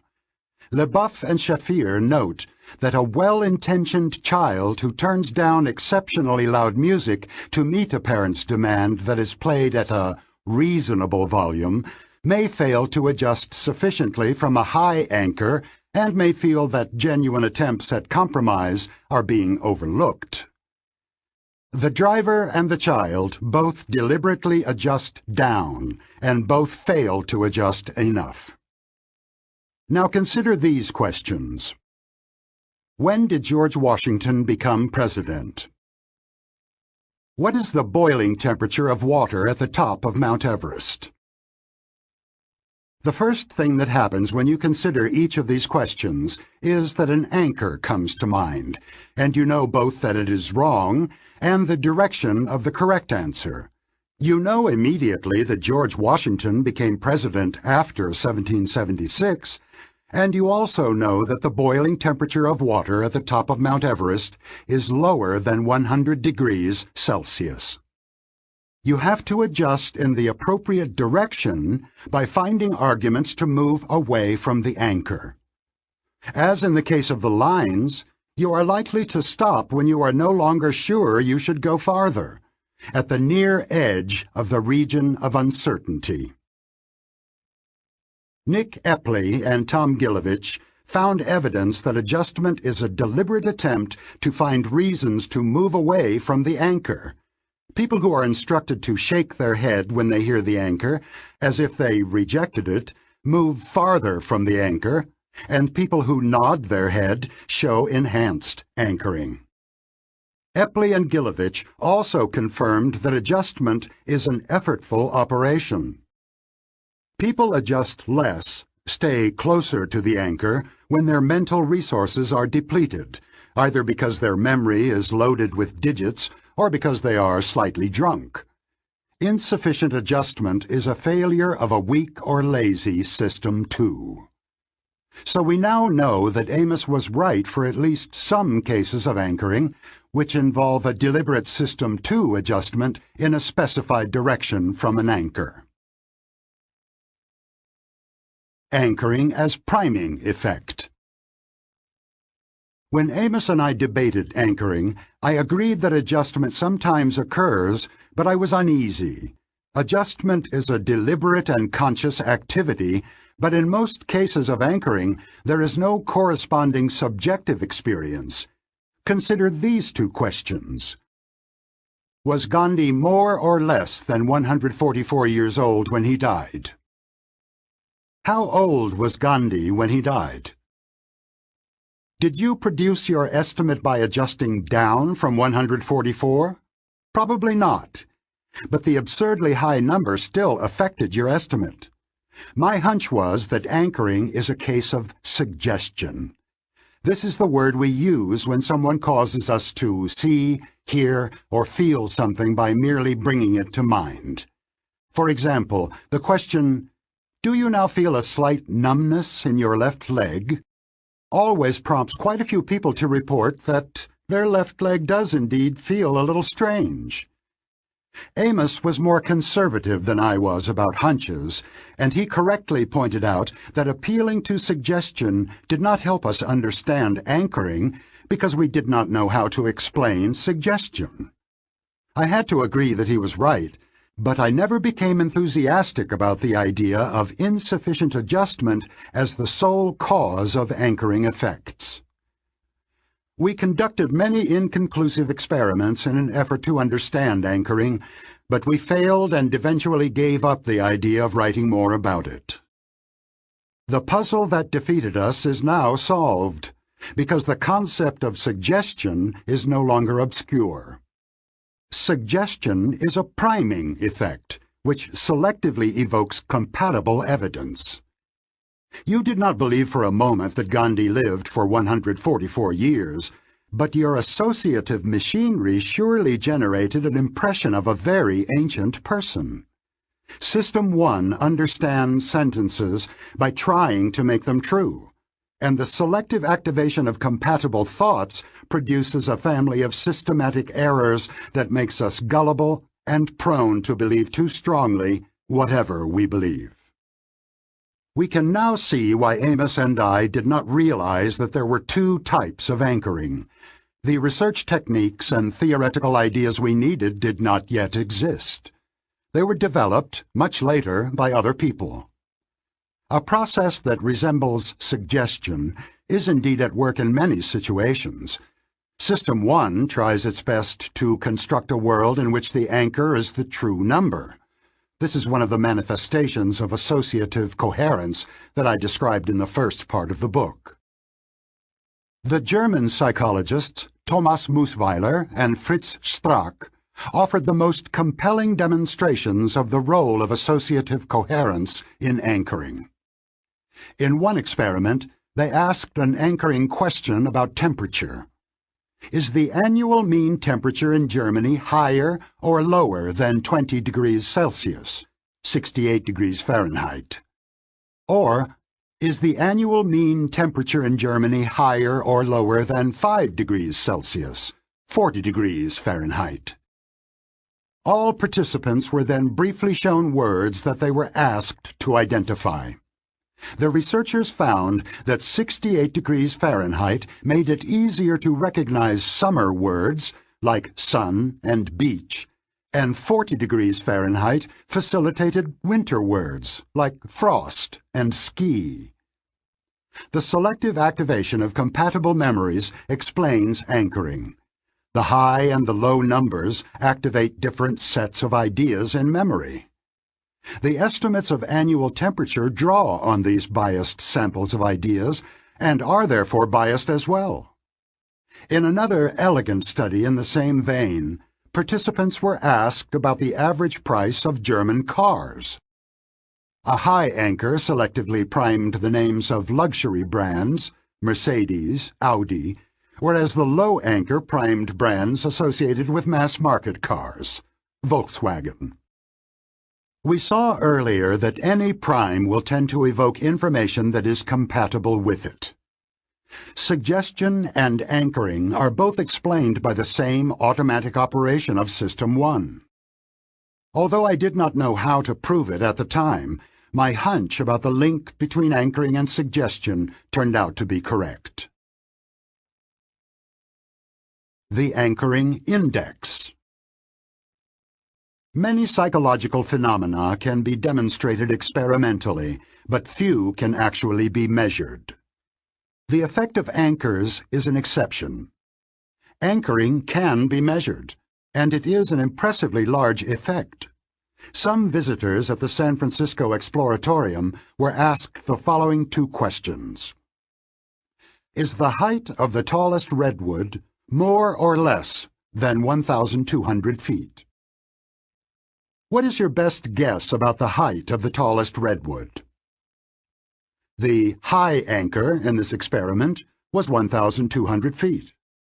For other participants, the first question referred to a low anchor of 180 feet. The difference between the two anchors was 1,020 feet. As expected, the two groups produced very different mean estimates, 844 and 282 feet. The difference between them was 562 feet. The anchoring index is simply the ratio of the two differences, 562 to 1,020, expressed as a percentage, 55%. The anchoring measure would be 100% for people who slavishly adopt the anchor as an estimate, and 0 for people who are able to ignore the anchor altogether. The value of 55% that was observed in this example is typical. Similar values have been observed in numerous other problems. The anchoring effect is not a laboratory curiosity. It can be just as strong in the real world.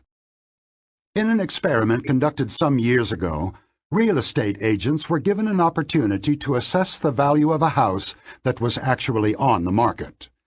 They visited the house and studied a comprehensive booklet of information that included an asking price. Half the agents saw an asking price that was substantially higher than the listed price of the house. The other half saw an asking price that was substantially lower. Each agent gave her opinion about a reasonable buying price for the house and the lowest price at which she would agree to sell the house if she owned it. The agents were then asked about the factors that had affected their judgment. Remarkably, the asking price was not one of these factors. The agents took pride in their ability to ignore it. They insisted that the listing price had no effect on their responses, but they were wrong. The anchoring effect was 41%. Indeed, the professionals were almost as susceptible to anchoring effects as business school students with no real estate experience, whose anchoring index was 48%. The only difference between the two groups was that the students conceded that they were influenced by the anchor, while the professionals denied that influence. Powerful anchoring effects are found in decisions that people make about money, such as when they choose how much to contribute to a cause.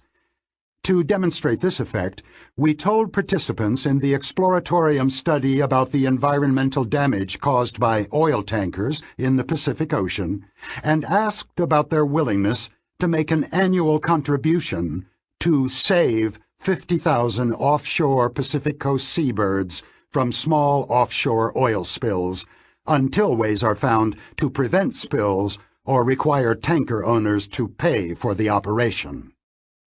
This question requires intensity matching. The respondents are asked, in effect, to find the dollar amount of a contribution that matches the intensity of their feelings about the plight of the seabirds. Some of the visitors were first asked an anchoring question such as, "Would you be willing to pay $5?" before the point-blank question of how much they would contribute. When no anchor was mentioned, the visitors at the exploratorium, generally an environmentally sensitive crowd, said they were willing to pay $64 on average. When the anchoring amount was only $5, contributions averaged $20. When the anchor was a rather extravagant $400, the willingness to pay rose to an average of $143. The difference between the high anchor and low anchor groups was $123. The anchoring effect was above 30%, indicating that increasing the initial request by $100 brought a return of $30 in average willingness to pay. Similar, or even larger anchoring effects have been obtained in numerous studies of estimates and of willingness to pay. For example, French residents of the heavily polluted Marseille region were asked what increase in living costs they would accept if they could live in a less polluted region. The anchoring effect was over 50% in that study. Anchoring effects are easily observed in online trading, where the same item is often offered at different buy now prices. The estimate in fine art auctions is also an anchor that influences the first bid. There are situations in which anchoring appears reasonable. After all, it is not surprising that people who are asked difficult questions clutch at straws, and the anchor is a plausible straw. If you know next to nothing about the trees of California and are asked whether a redwood can be taller than 1,200 feet, you might infer that this number is not too far from the truth. Somebody who knows the true height thought up that question, so the anchor may be a valuable hint. However, a key finding of anchoring research is that anchors that are obviously random can be just as effective as potentially informative anchors. When we used a wheel of fortune to anchor estimates of the proportion of African nations in the UN, the anchoring index was 44%, well within the range of effects observed with anchors that could plausibly be taken as hints. Anchoring effects of similar size have been observed in experiments in which the last few digits of the respondent's Social Security number was used as the anchor. For example, for estimating the number of physicians in their city. The conclusion is clear. Anchors do not have their effects because people believe they are informative. The power of random anchors has been demonstrated in some unsettling ways. German judges with an average of more than 15 years of experience on the bench first read a description of a woman who had been caught shoplifting, then rolled a pair of dice that were loaded so that every roll resulted in either a 3 or a 9. As soon as the dice came to a stop, the judges were asked whether they would sentence the woman to a term in prison greater or lesser in months than the number showing on the dice. Finally, the judges were instructed to specify the exact prison sentence they would give to the shoplifter. On average, those who had rolled a 9 said they would sentence her to 8 months. Those who rolled a 3 said they would sentence her to 5 months. The anchoring effect was 50%. Uses and abuses of anchors. By now you should be convinced that anchoring effects, sometimes due to priming, sometimes to insufficient adjustment, are everywhere. The psychological mechanisms that produce anchoring make us far more suggestible than most of us would want to be. And of course, there are quite a few people who are willing and able to exploit our gullibility. Anchoring effects explain why, for example, arbitrary rationing is an effective marketing ploy. A few years ago, supermarket shoppers in Sioux City, Iowa, encountered a sales promotion for Campbell's soup at about 10% off the regular price. On some days, a sign on the shelf said, "Limit of 12 per person." On other days, the sign said, "No limit per person." Shoppers purchased an average of 7 cans when the limit was in force, twice as many as they bought when the limit was removed. Anchoring is not the sole explanation.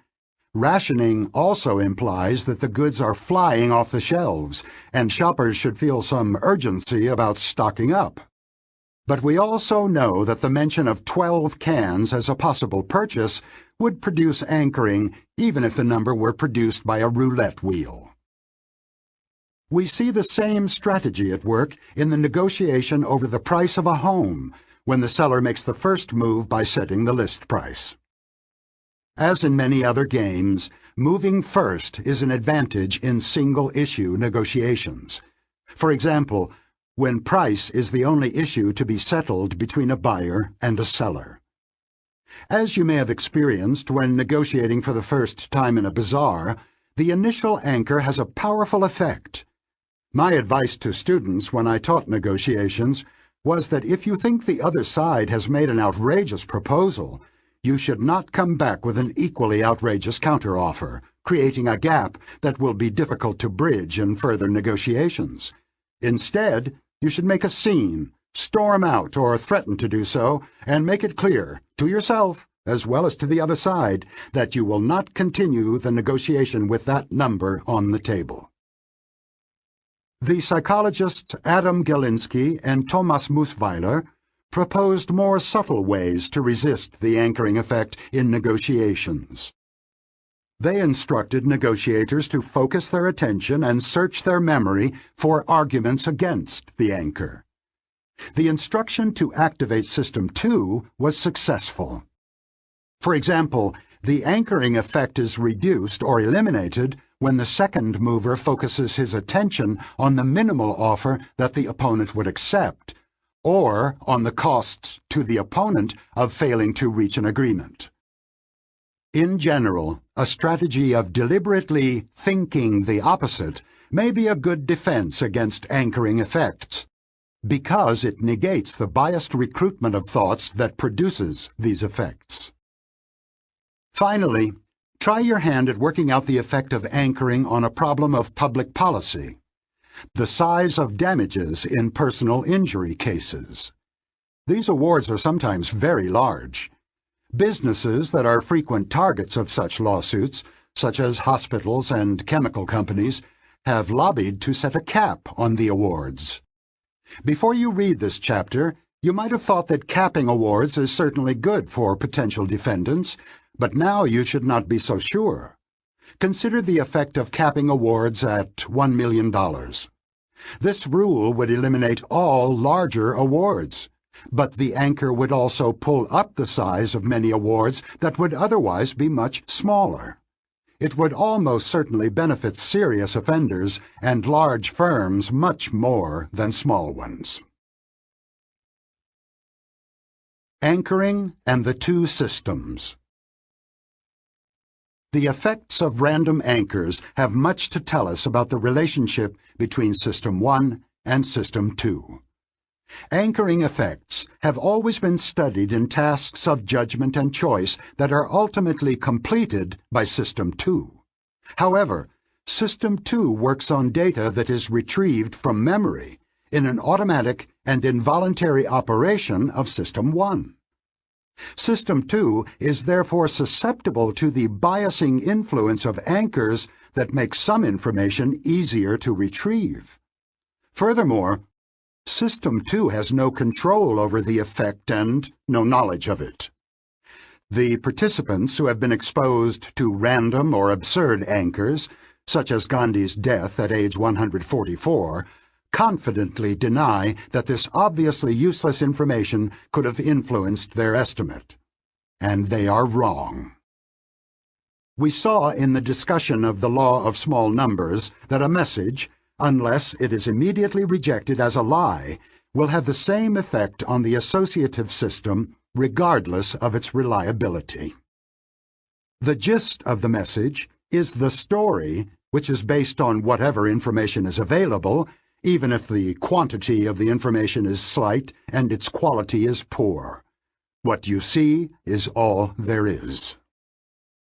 When you read a story about the heroic rescue of a wounded mountain climber, its effect on your associative memory is much the same if it is a news report or the synopsis of a film.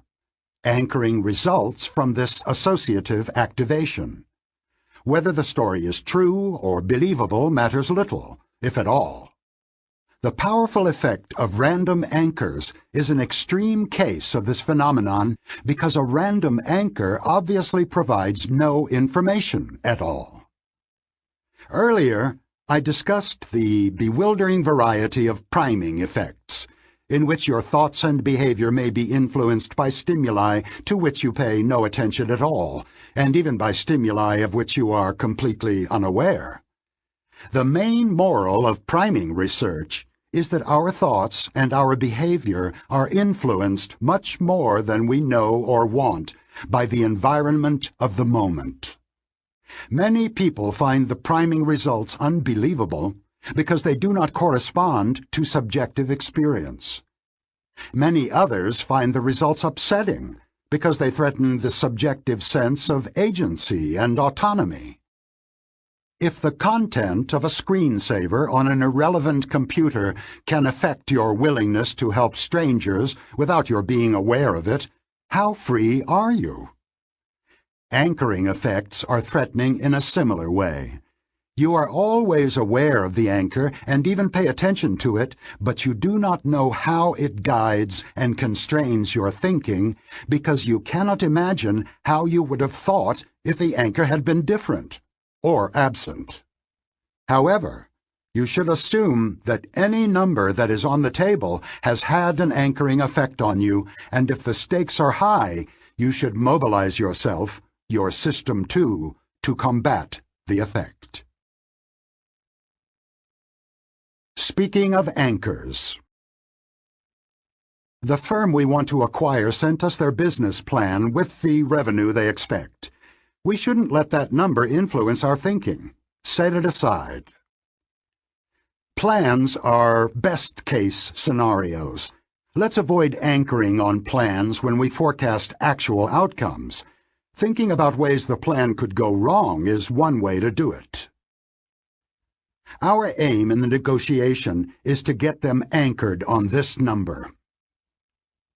Let's make it clear that if that is their proposal, the negotiations are over. We do not want to start there. The defendant's lawyers put in a frivolous reference in which they mentioned a ridiculously low amount of damages, and they got the judge anchored on it. Chapter 12. The Science of Availability.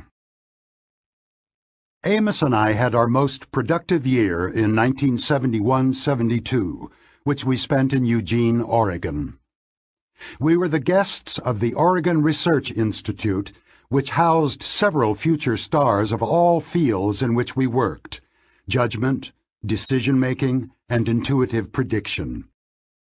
Our main host was Paul Slovic, who had been Amos's classmate at Ann Arbor and remained a lifelong friend.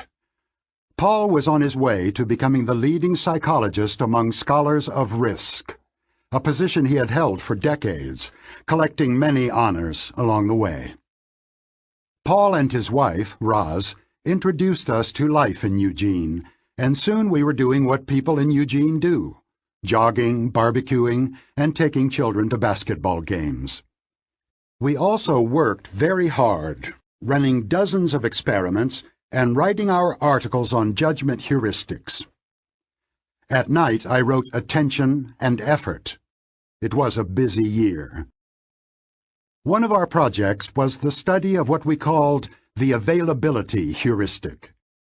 We thought of that heuristic when we asked ourselves what people actually do when they wish to estimate the frequency of a category, such as people who divorce after the age of 60, or dangerous plants. The answer was straightforward. Instances of the class will be retrieved from memory, and if retrieval is easy and fluent, the category will be judged to be large. We defined the availability heuristic as the process of judging frequency by the ease with which instances come to mind. The statement seemed clear when we formulated it, but the concept of availability has been refined since then. The two-system approach had not yet been developed when we studied availability, and we did not attempt to determine whether this heuristic is a deliberate problem-solving strategy or an automatic operation. We now know that both systems are involved. A question we considered early was how many instances must be retrieved to get an impression of the ease with which they come to mind. We now know the answer: none. For example, think of the number of words that can be constructed from the two sets of letters here: XUZONLCJM, TAPCERHOB.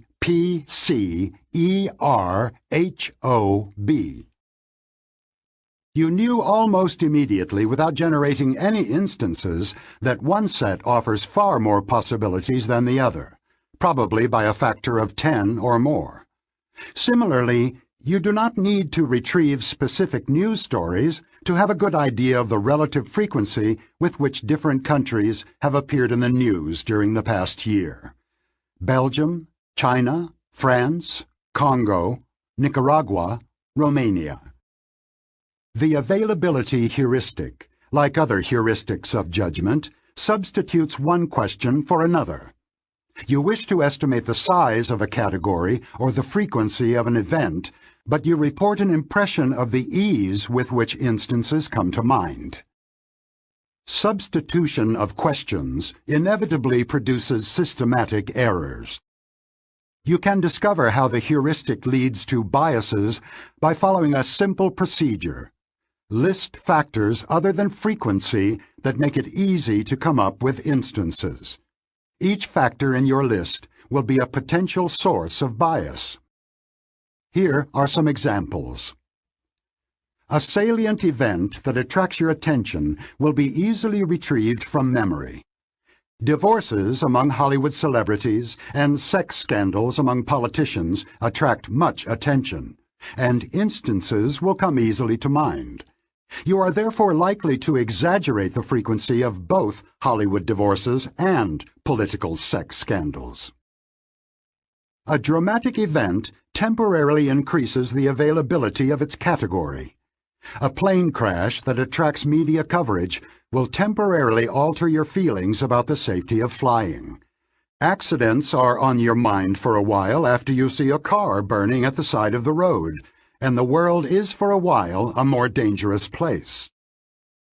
Personal experiences, pictures, and vivid examples are more available than incidents that happened to others, or mere words, or statistics. A judicial error that affects you will undermine your faith in the justice system more than a similar incident you read about in a newspaper. Resisting this large collection of potential availability biases is possible, but tiresome.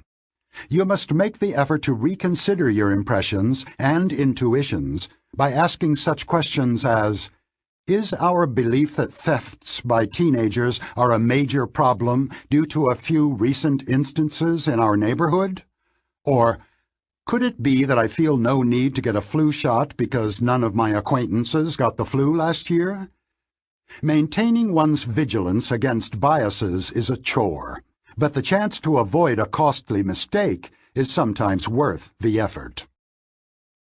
One of the best-known studies of availability suggests that awareness of your own biases can contribute to peace in marriages and probably in other joint projects.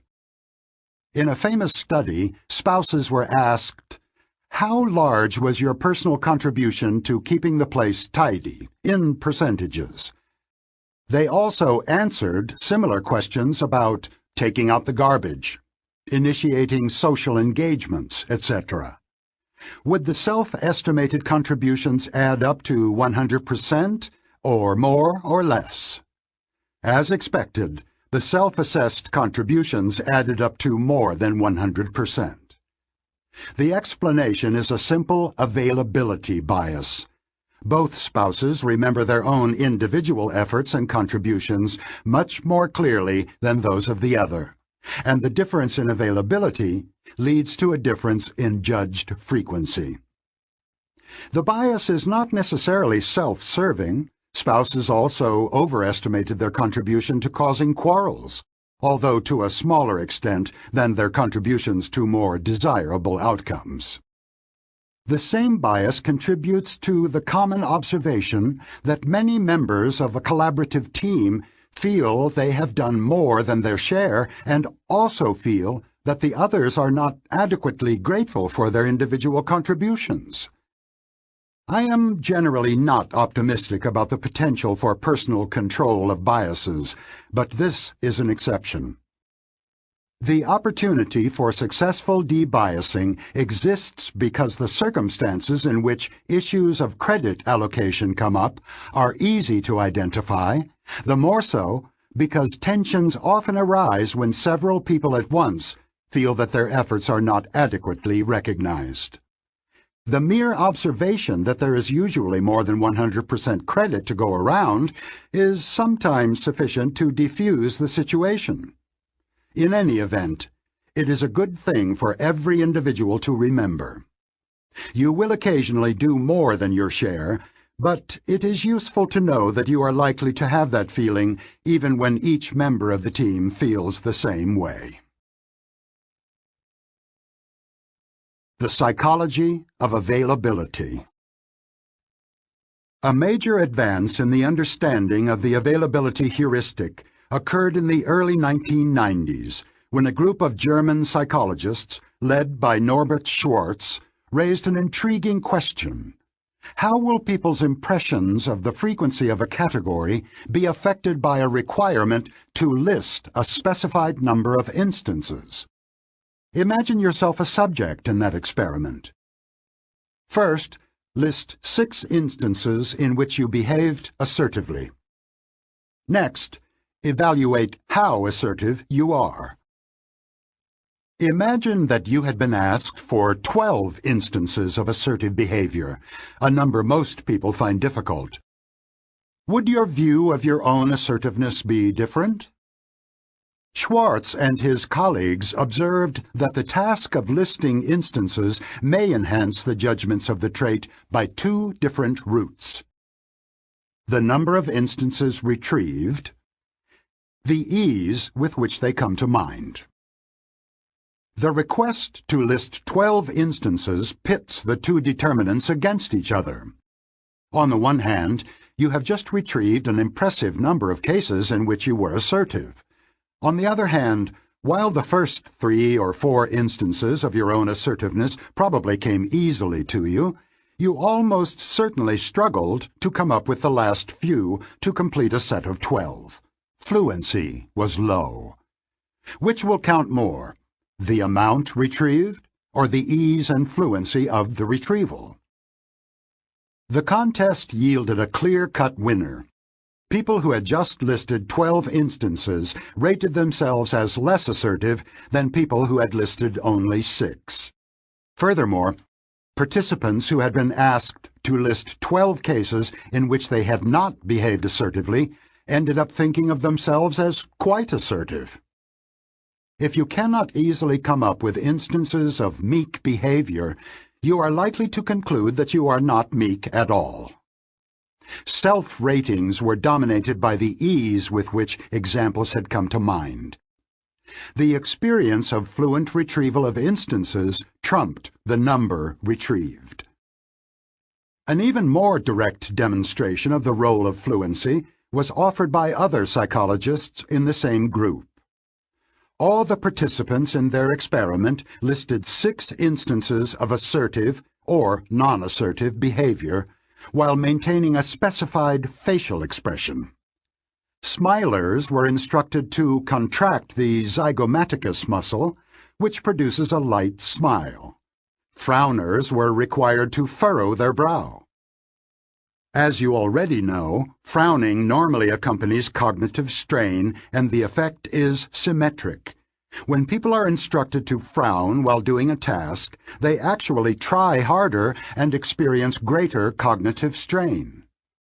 The researchers anticipated that the frowners would have more difficulty retrieving examples of assertive behavior and would therefore rate themselves as relatively lacking in assertiveness.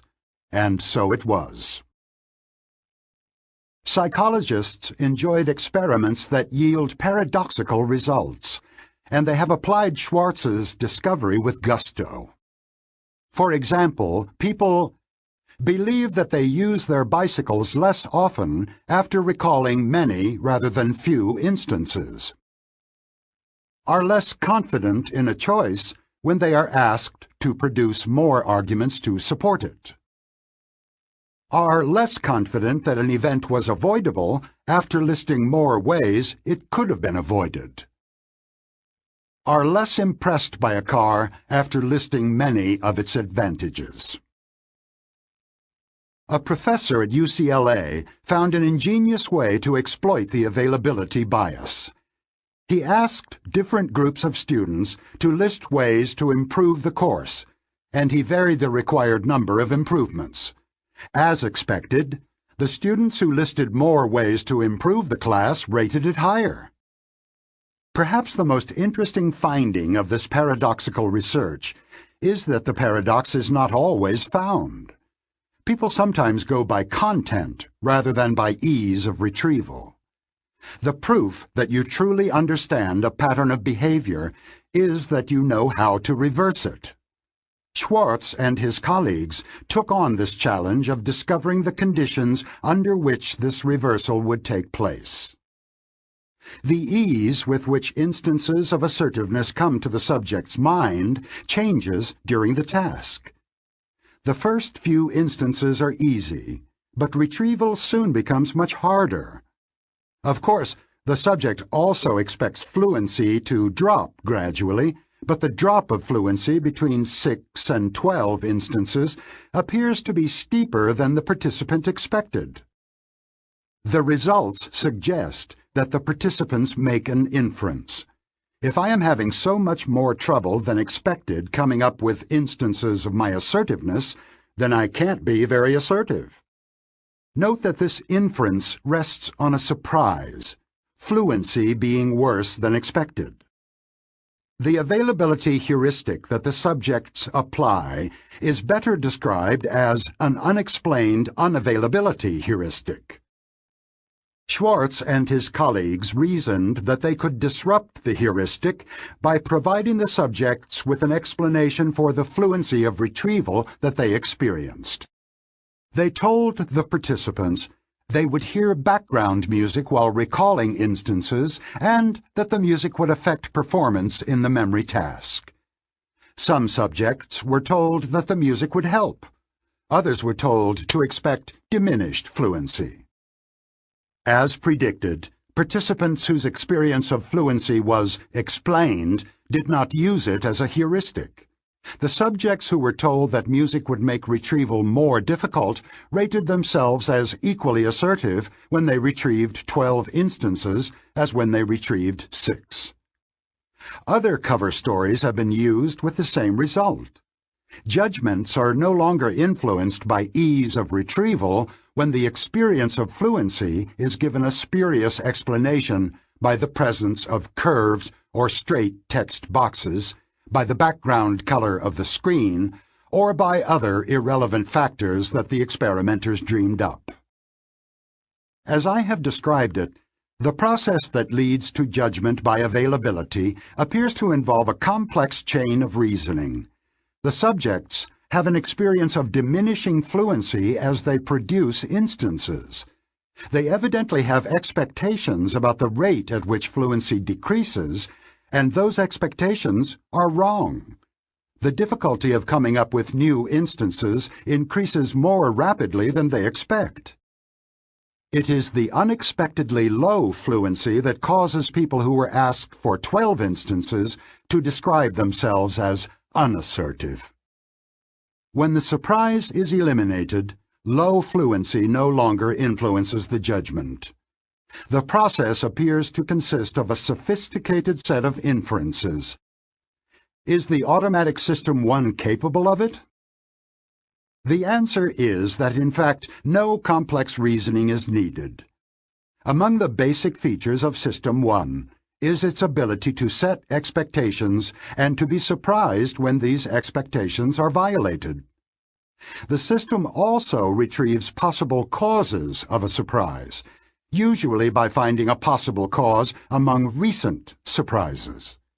Furthermore, System 2 can reset the expectations of System 1 on the fly, so that an event that would normally be surprising is now almost normal. Suppose you are told that the 3-year-old boy who lives next door frequently wears a top hat in his stroller. You will be far less surprised when you actually see him with his top hat than you would have been without the warning. In Schwartz's experiment, the background music has been mentioned as a possible cause of retrieval problems. The difficulty of retrieving 12 instances is no longer a surprise, and therefore is less likely to be evoked by the task of judging assertiveness. Schwartz and his colleagues discovered that people who are personally involved in the judgment are more likely to consider the number of instances they retrieve from memory and less likely to go by fluency. They recruited 2 groups of students for a study of risks to cardiac health. Half the students had a family history of cardiac disease and were expected to take the task more seriously than the others, who had no such history. All were asked to recall either 3 or 8 behaviors in their routine that could affect their cardiac health. Some were asked for risky behaviors, others for protective behaviors. Students with no family history of heart disease were casual about the task and followed the availability heuristic. Students who found it difficult to find 8 instances of risky behavior felt themselves relatively safe, and those who struggled to retrieve examples of safe behaviors felt themselves at risk. The students with a family history of heart disease showed the opposite pattern.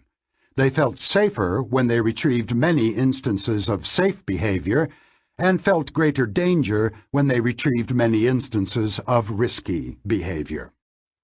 They were also more likely to feel that their future behavior would be affected by the experience of evaluating their risk. The conclusion is that the ease with which instances come to mind is a System 1 heuristic, which is replaced by a focus on content when System 2 is more engaged. Multiple lines of evidence converge on the conclusion that people who let themselves be guided by System 1 are more strongly susceptible to availability biases than others who are in a state of higher vigilance. The following are some conditions in which people go with the flow and are affected more strongly by ease of retrieval than by the content they retrieved. When they are engaged in another effortful task at the same time. When they are in a good mood because they just thought of a happy episode in their life. If they score low on a depression scale. If they are knowledgeable novices on the topic of the task, in contrast to true experts. When they score high on a scale of faith in intuition.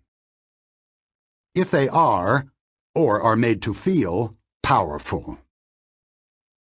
I find the last finding particularly intriguing. The authors introduce their article with a famous quote. "I don't spend a lot of time taking polls around the world to tell me what I think is the right way to act. I've just got to know how I feel." George W. Bush, November 2002. They go on to show that reliance on intuition is only in part a personality trait. Merely reminding people of a time when they had power increases their apparent trust in their own intuition. Speaking of availability. Because of the coincidence of 2 planes crashing last month, she now prefers to take the train. That's silly. The risk hasn't really changed. It is an availability bias. He underestimates the risks of indoor pollution because there are few media stories on them. That's an availability effect. He should look at the statistics. She has been watching too many spy movies recently, so she's seeing conspiracies everywhere. The CEO has had several successes in a row, so failure doesn't come easily to her mind. The availability bias is making her overconfident. Chapter 13. Availability, Emotion, and Risk. Students of risk were quick to see that the idea of availability was relevant to their concerns. Even before our work was published, the economist, Howard Kunruther, who was then in the early stages of a career that he has devoted to the study of risk and insurance, noticed that availability effects help explain the pattern of insurance purchase and protective action after disasters. Victims and near victims are very concerned after a disaster. After each significant earthquake, Californians are for a while diligent in purchasing insurance and adopting measures of protection and mitigation. They tie down their boiler to reduce quake damage, seal their basement doors against floods, and maintain emergency supplies in good order. However, the memories of the disaster dim over time, and so do worry and diligence.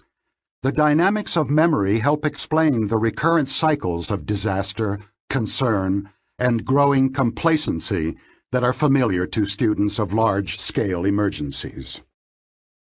Kunruther also observed that protective actions, whether by individuals or governments, are usually designed to be adequate to the worst disaster actually experienced.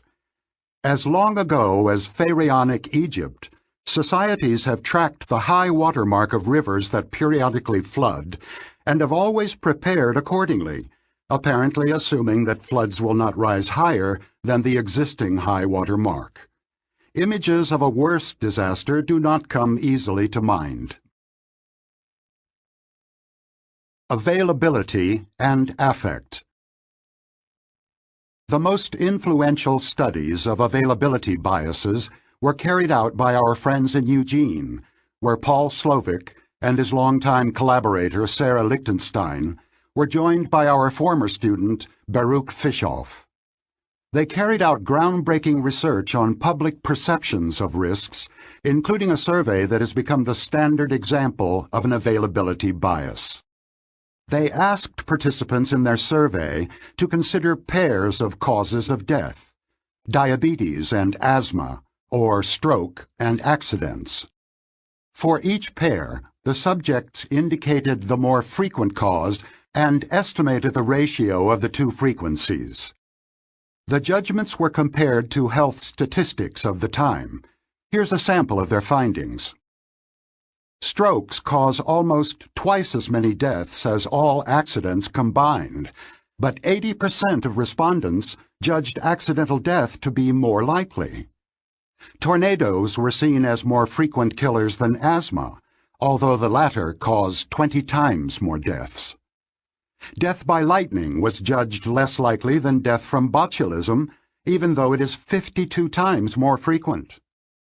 Death by disease is 18 times as likely as accidental death, but the two were judged about equally likely. Death by accidents was judged to be more than 300 times more likely than death by diabetes, but the true ratio is 1 to 4. The lesson is clear. Estimates of causes of death are warped by media coverage. The coverage is itself biased toward novelty and poignancy. The media do not just shape what the public is interested in, but also are shaped by it. Editors cannot ignore the public's demand that certain topics and viewpoints receive extensive coverage. Unusual events, such as botulism, attract disproportionate attention and are consequently perceived as less unusual than they really are. The world in our heads is not a precise replica of reality. Our expectations about the frequency of events are distorted by the prevalence and emotional intensity of the messages to which we are exposed. The estimates of causes of death are an almost direct representation of the activation of ideas in associative memory, and are a good example of substitution. But Slovic and his colleagues were led to a deeper insight. They saw that the ease with which ideas of various risks come to mind and the emotional reactions to these risks are inextricably linked. Frightening thoughts and images occur to us with particular ease, and thoughts of danger that are fluent and vivid exacerbate fear. As mentioned earlier, Slovic eventually developed the notion of an affect heuristic, in which people make judgments and decisions by consulting their emotions. Do I like it? Do I hate it? How strongly do I feel about it? In many domains of life, Slovic said, people form opinions and make choices that directly express their feelings and their basic tendency to approach or avoid, often without knowing that they are doing so. The affect heuristic is an instance of substitution, in which the answer to an easy question, "How do I feel about it?" serves as an answer to a much harder question, "What do I think about it?" Slovic and his colleagues related their views to the work of the neuroscientist Antonio Damasio, who had proposed that people's emotional evaluations of outcomes and the bodily states and the approach and avoidance tendencies associated with them all play a central role in guiding decision-making. Damasio and his colleagues have observed that people who do not display the appropriate emotions before they decide, sometimes because of brain damage, also have an impaired ability to make good decisions. An inability to be guided by a healthy fear of bad consequences is a disastrous flaw. In a compelling demonstration of the workings of the affect heuristic, Slovic's research team surveyed opinions about various technologies, including water fluoridation, chemical plants, food preservatives, and cars, and asked their respondents to list both the benefits and the risks of each technology. They observed an implausibly high negative correlation between two estimates that their respondents made: the level of benefit and the level of risk that they attributed to the technologies. When people were favorably disposed toward a technology, they rated it as offering large benefits and imposing little risk. When they disliked a technology, they could think only of its disadvantages, and few advantages came to mind. Because the technologies lined up neatly from good to bad, no painful trade-offs needed to be faced. Estimates of risk and benefit corresponded even more closely when people rated risks and benefits under time pressure. Remarkably, members of the British Toxicology Society responded similarly. They found little benefit in substances or technologies that they thought risky, and vice versa. Consistent affect is a central element of what I have called associative coherence. The best part of the experiment came next. After completing the initial survey, the respondents read brief passages with arguments in favor of various technologies. Some were given arguments that focused on the numerous benefits of a technology, others arguments that stressed the low risks. These messages were effective in changing the emotional appeal of the technologies.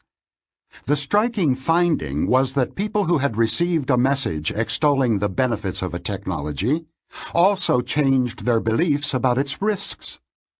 Although they had received no relevant evidence, the technology they now liked more than before was also perceived as less risky. Similarly, respondents who were told only that the risks of a technology were mild developed a more favorable view of its benefits. The implication is clear. As the psychologist Jonathan Haidt said in another context, the emotional tail wags the rational dog. The affect heuristic simplifies our lives by creating a world that is much tidier than reality.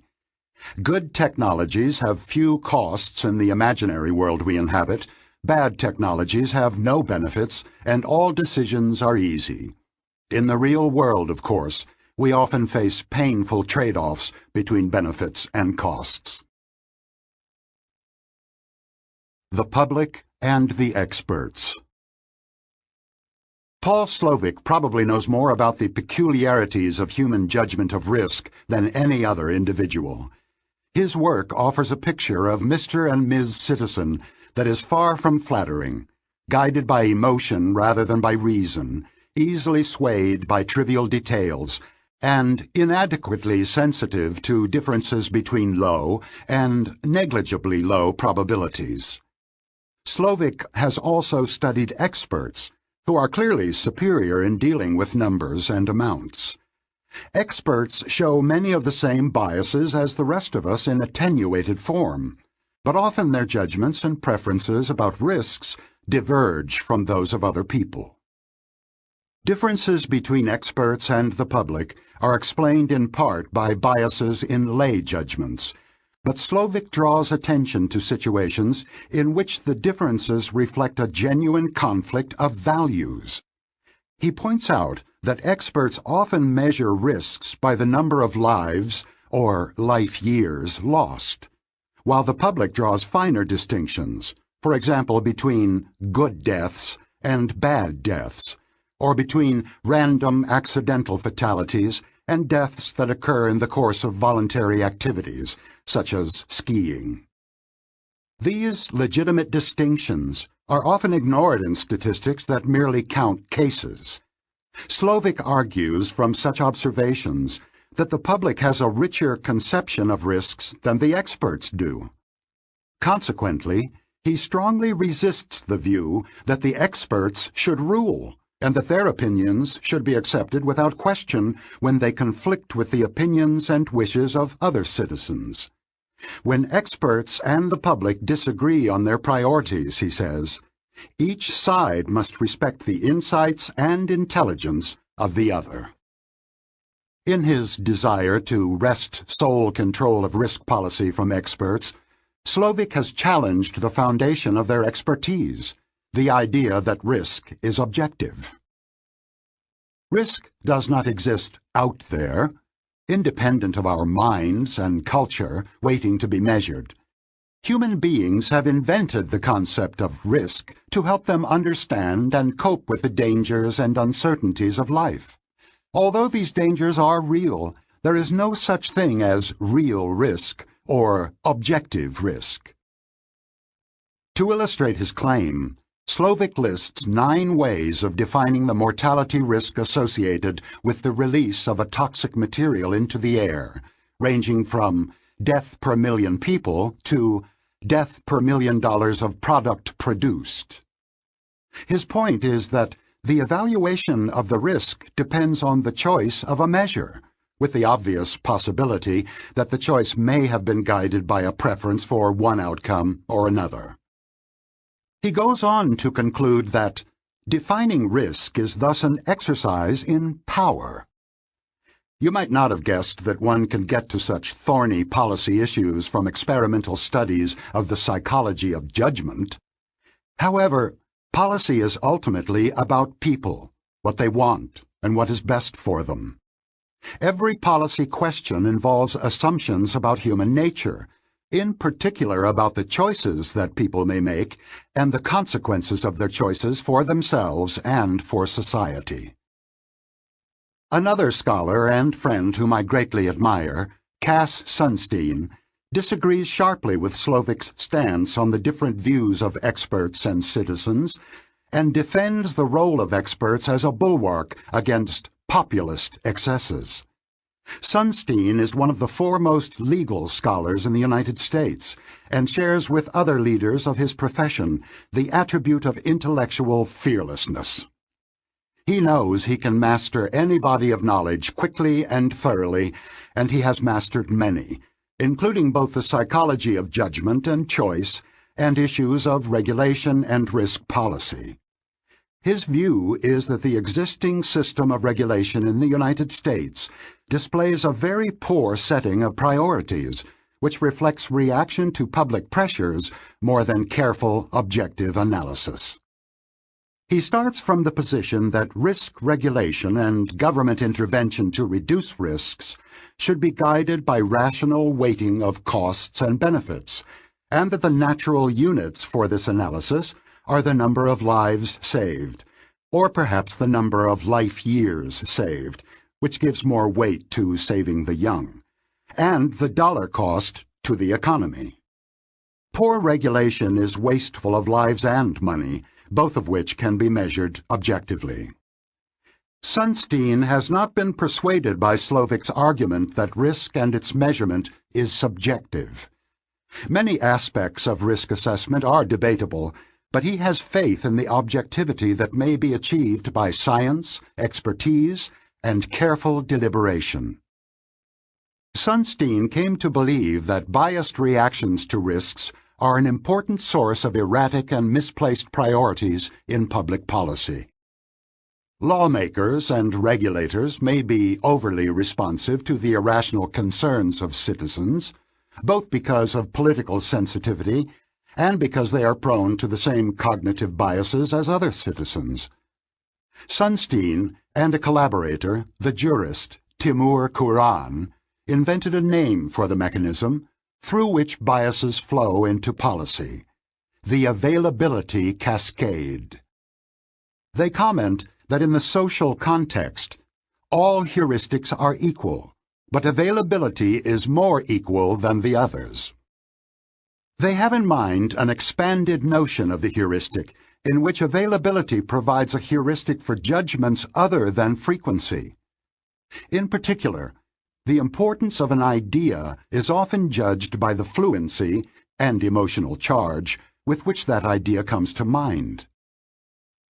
An availability cascade is a self-sustaining chain of events, which may start from media reports of a relatively minor event and lead up to public panic and large-scale government action.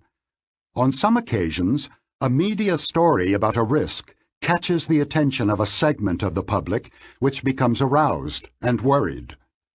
This emotional reaction becomes a story in itself, prompting additional coverage in the media, which in turn produces greater concern and involvement. The cycle is sometimes sped along deliberately by availability entrepreneurs, individuals or organizations who work to ensure a continuous flow of worrying news. The danger is increasingly exaggerated as the media compete for attention-grabbing headlines. Scientists and others who try to dampen the increasing fear and revulsion attract little attention, most of it hostile. Anyone who claims that the danger is overstated is suspected of association with a heinous cover-up. The issue becomes politically important because it is on everyone's mind, and the response of the political system is guided by the intensity of public sentiment. The availability cascade has now reset priorities. Other risks and other ways that resources could be applied for the public good all have faded into the background. Kuran and Sunstein focused on two examples that are still controversial: the Love Canal affair and the so-called Alar scare. In Love Canal, buried toxic waste was exposed during a rainy season in 1979, causing contamination of the water well beyond standard limits, as well as a foul smell. The residents of the community were angry and frightened, and one of them, Lois Gibbs, was particularly active in an attempt to sustain interest in the problem. The availability cascade unfolded according to the standard script. At its peak, there were daily stories about Love Canal. Scientists attempting to claim that the dangers were overstated were ignored or shouted down. ABC News aired a program titled The Killing Ground, and empty baby-sized coffins were paraded in front of the legislature. A large number of residents were relocated at government expense, and the control of toxic waste became the major environmental issue of the 1980s. The legislation that mandated the cleanup of toxic sites, called CERCLA, established a superfund and is considered a significant achievement of environmental legislation. It was also expensive, and some have claimed that the same amount of money could have saved many more lives if it had been directed to other priorities. Opinions about what actually happened at Love Canal are still sharply divided, and claims of actual damage to health appear not to have been substantiated. Kuran and Sunstein wrote up the Love Canal story almost as a pseudo-event, while on the other side of the debate, environmentalists still speak of the Love Canal disaster. Opinions are also divided on the second example Kuran and Sunstein used to illustrate their concept of an availability cascade, the Alar incident, known to detractors of environmental concerns as the Alar scare of 1989. Alar is a chemical that was sprayed on apples to regulate their growth and improve their appearance. The scare began with press stories that the chemical, when consumed in gigantic doses, caused cancerous tumors in rats and mice. The stories understandably frightened the public, and those fears encouraged more media coverage, the basic mechanism of an availability cascade. The topic dominated the news and produced dramatic media events such as the testimony of the actress Meryl Streep before Congress.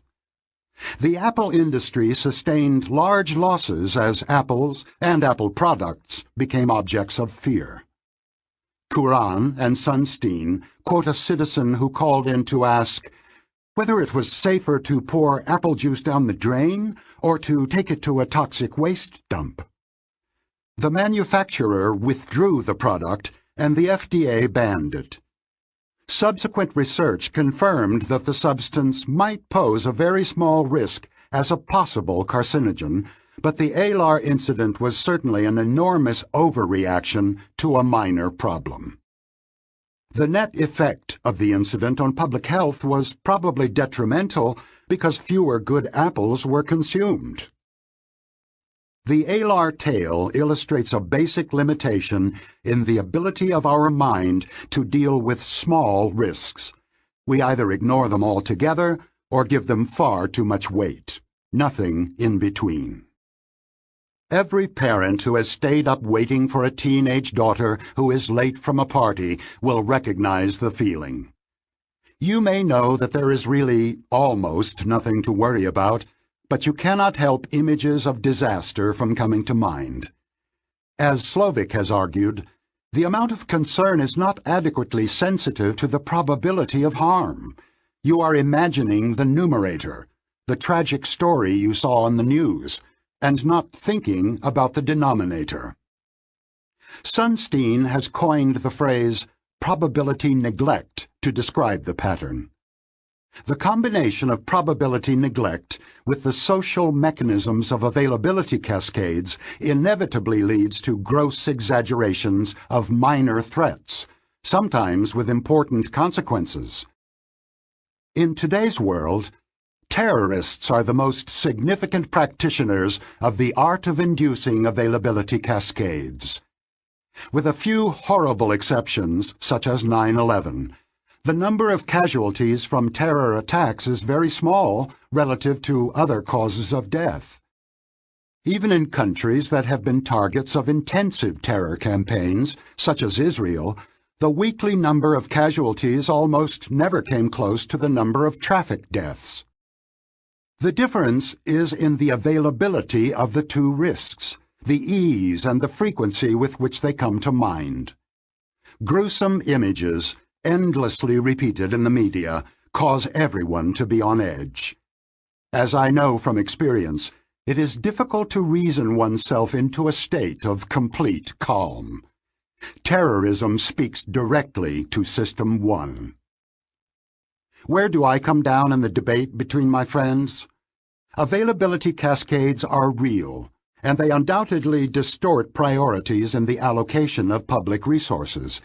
Cass Sunstein would seek mechanisms that insulate decision-makers from public pressures, letting the allocation of resources be determined by impartial experts who have a broad view of all risks and of the resources available to reduce them. Paul Slovic trusts the experts much less, and the public somewhat more than Sunstein does, and he points out that insulating the experts from the emotions of the public produces policies that the public will reject, an impossible situation in a democracy. Both are eminently sensible, and I agree with both. I share Sunstein's discomfort with the influence of irrational fears and availability cascades on public policy in the domain of risk.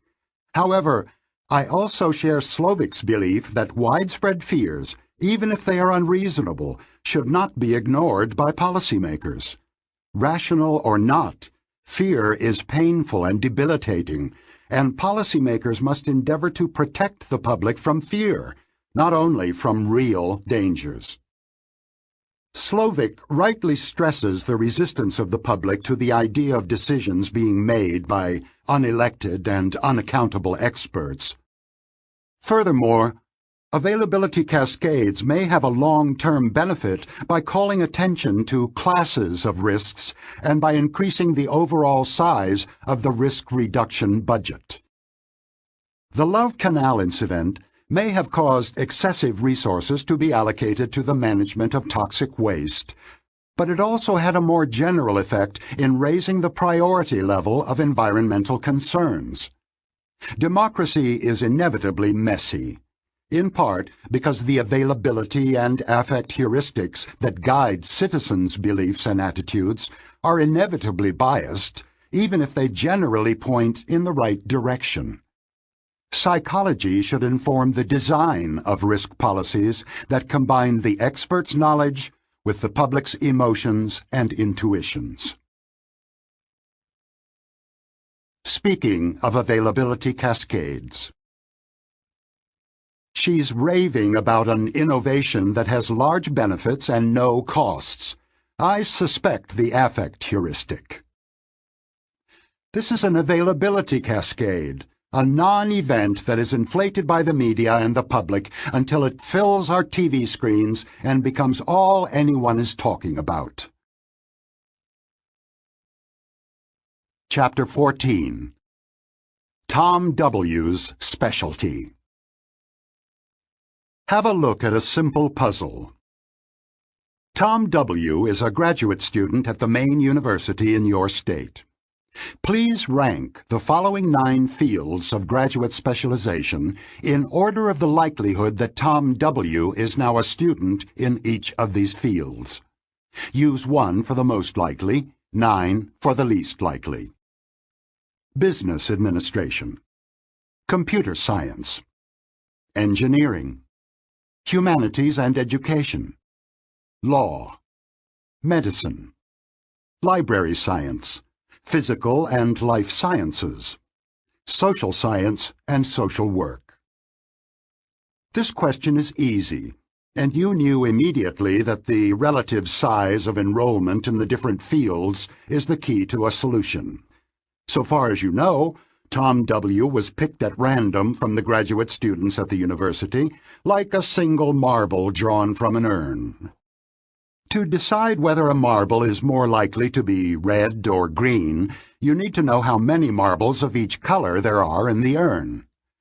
The proportion of marbles of a particular kind is called a base rate. Similarly, the base rate of humanities and education in this problem is the proportion of students of that field among all the graduate students.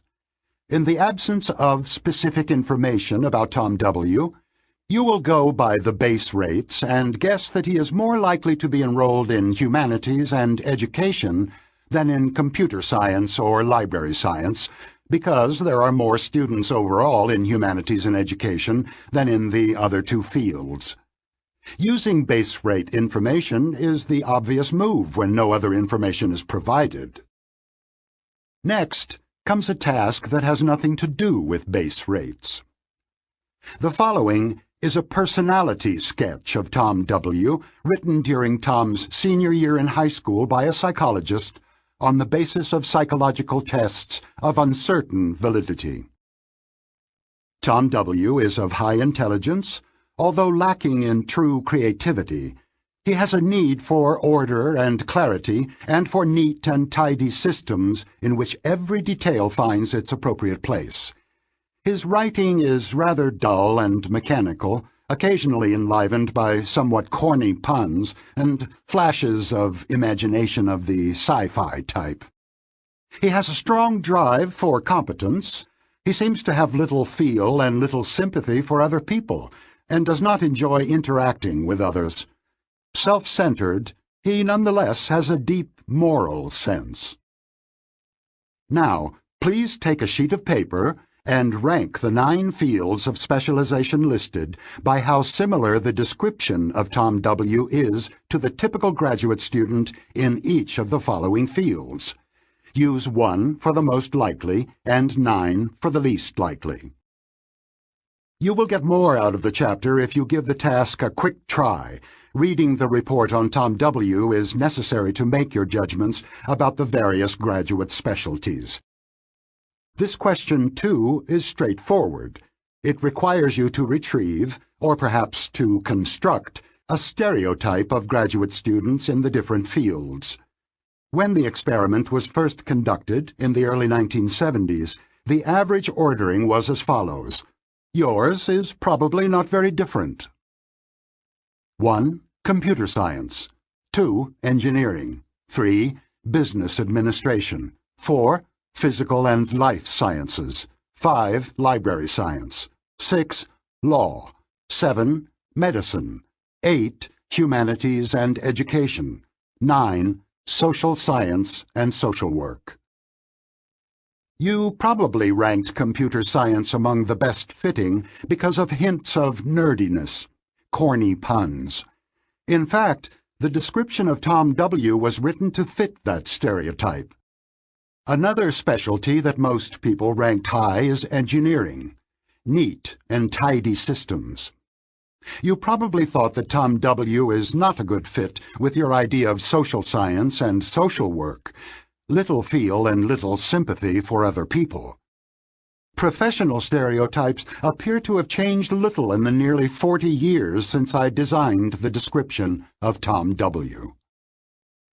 The task of ranking the 9 careers is complex and certainly requires the discipline and sequential organization of which only System 2 is capable.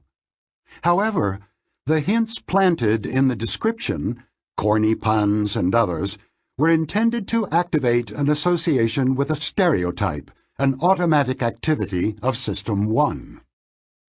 The instructions for this similarity task required a comparison of the description of Tom W. to the stereotypes of the various fields of specialization. For the purposes of that task, the accuracy of the description, whether or not it is a true portrait of Tom W., is irrelevant. So is your knowledge of the base rates of the various fields. The similarity of an individual to the stereotype of a group is unaffected by the size of the group. Indeed, you could compare the description of Tom to an image of graduate students in library science, even if there is no such department at the university. If you examine Tom W. again, you will see that he is a good fit to stereotypes of some small groups of students, computer scientists, librarians, engineers, and a much poorer fit to the largest groups, humanities and education, social science and social work. Indeed, the participants almost always ranked the 2 largest fields very low. Tom W. was intentionally designed as an anti-base rate character, a good fit to small fields and a poor fit to the most populated specialties. Predicting by representativeness. The third task in the sequence was administered to graduate students in psychology, and it is the critical one. Rank the fields of specialization in order of the likelihood that Tom W. is now a graduate student in each of these fields. This third group had all the data at hand, including the base rates of the different fields and the description of Tom W., as well as the statement about the dubious provenance of the description. We anticipated that people would focus entirely on the degree of similarity to the stereotype. We call it representativeness, and completely ignore both the base rates and the doubts about the veracity of the description. They would then rank the small specialty, computer science, as highly probable, because that outcome gets the highest representativeness score. Amos and I worked hard during the year we spent in Eugene, and I sometimes stayed in the office through the night. One of my tasks for such a night was to make up a description that would pit representativeness and base rates against each other. Tom W. was the result of my efforts, and I completed the description in the early morning hours. The first person who showed up to work that morning was our colleague and friend, Robin Dawes, who was both a sophisticated statistician and a skeptic about the validity of intuitive judgment. If anyone would see the relevance of the base rate, it would have to be Robin. I called Robin over, gave him the question I had just typed, and asked him to guess Tom W.'s profession. I still remember his sly smile as he said tentatively, "Computer scientist?" That was a happy moment. Even the mighty had fallen. Of course, Robin immediately recognized his mistake as soon as I mentioned base rate, but he had not spontaneously thought of it. Although he knew as much as anyone about the role of base rates in prediction, he neglected them when presented with the description of an individual's personality. As expected, he substituted a judgment of representativeness for the probability he was asked to assess. Amos and I then collected answers to the same question from 114 graduate students in psychology at 3 major universities, all of whom had taken several courses in statistics. They did not disappoint us. Their rankings of the 9 fields by probability did not differ from ratings by similarity to the stereotype. Substitution was perfect in this case. There was no indication that the participants did anything else but judge representativeness. The question about probability, likelihood, was difficult, but the question about similarity was easier, and it was answered instead. This is a serious mistake, because judgments of similarity and probability are not constrained by the same logical rules. It is entirely acceptable for judgments of similarity to be unaffected by base rates, and also by the possibility that the description was inaccurate, but anyone who ignores base rates and the quality of evidence in probability assessments will certainly make mistakes. The concept, the probability that Tom W. studies computer science, is not a simple one. Logicians and statisticians disagree about its meaning, and some would say it has no meaning at all. For many experts, it is a measure of subjective degree of belief. There are some events you are sure of, for example, that the sun rose this morning, and others you consider impossible, such as the Pacific Ocean freezing all at once.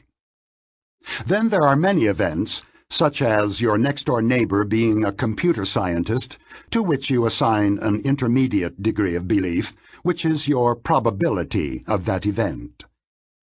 Logicians and statisticians have developed competing definitions of probability, all very precise.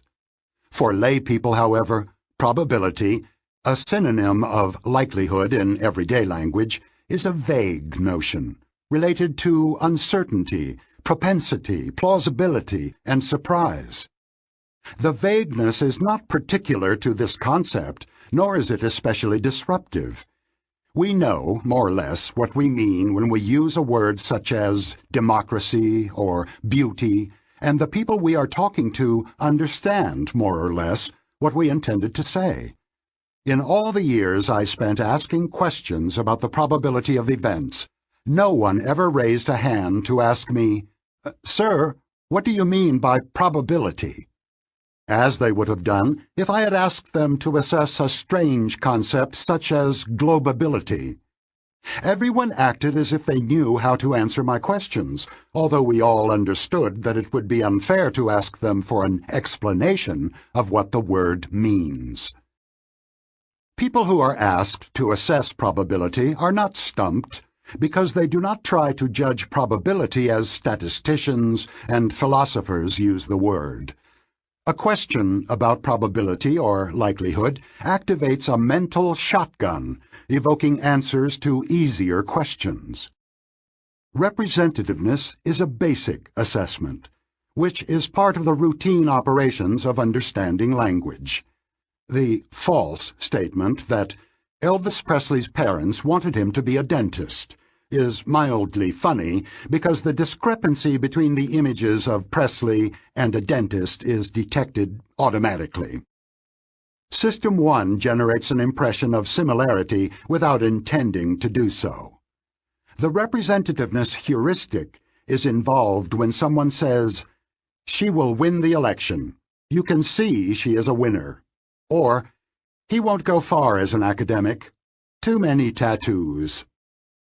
We rely on representativeness when we judge the potential leadership of a candidate for office by the shape of his chin or the forcefulness of his speeches. Although it is common, prediction by representativeness is not statistically optimal. Michael Lewis's best-selling Moneyball is a story about the inefficiency of this mode of prediction. Professional baseball scouts traditionally forecast the success of possible players in part by their build and look.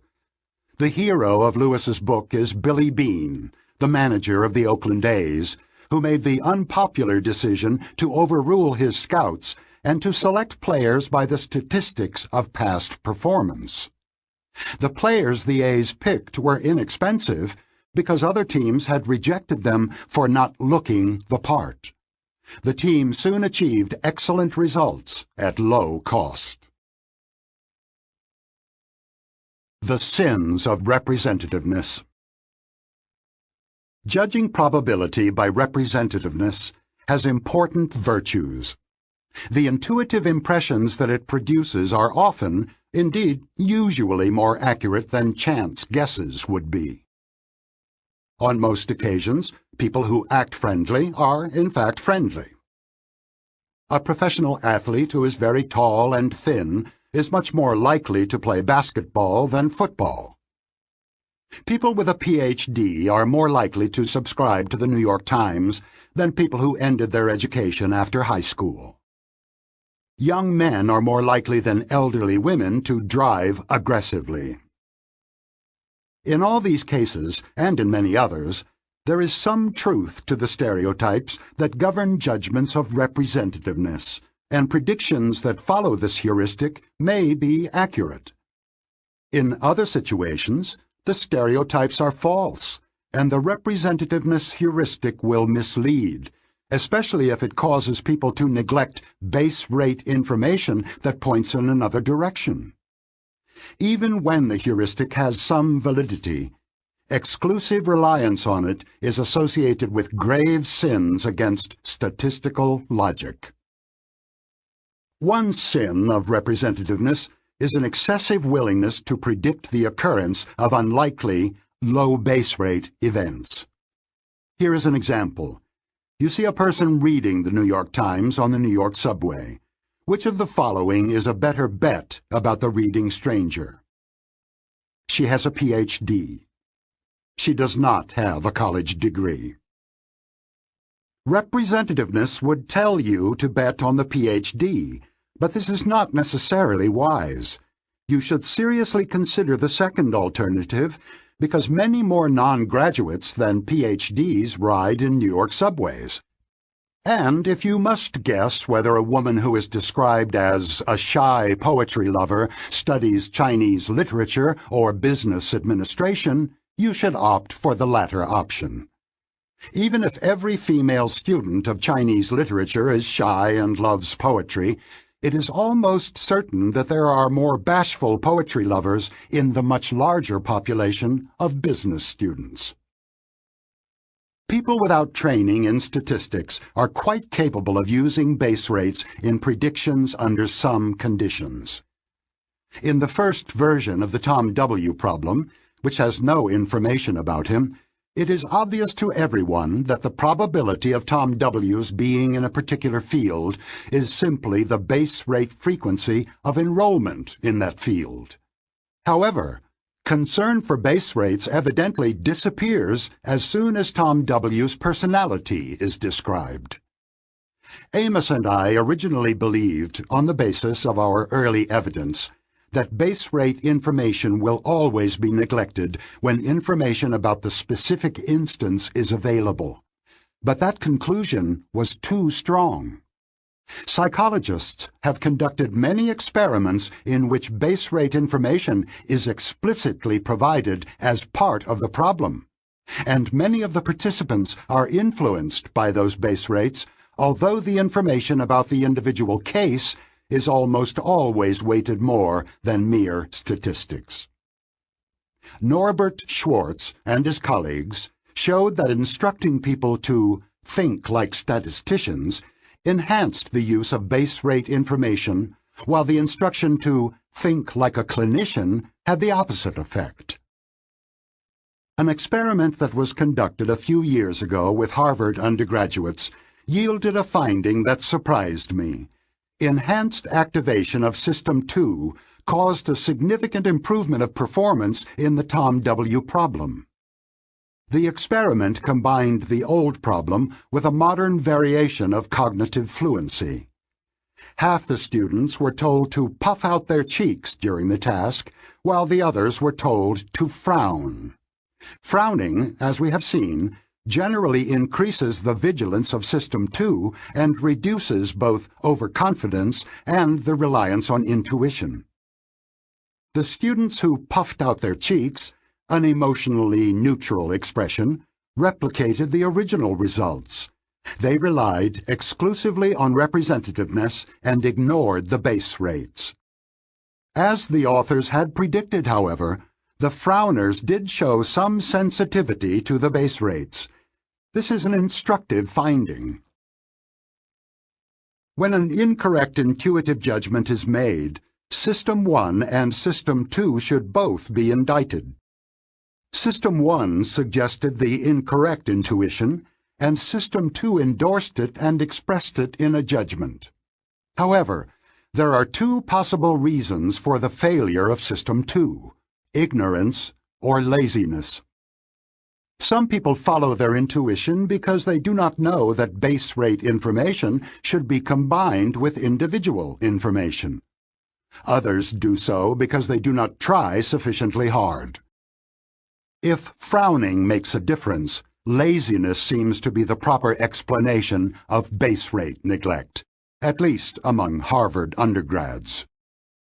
Their System 2 knows that base rates are relevant, even when they are not explicitly mentioned, but applies that knowledge only when it invests special effort in the task.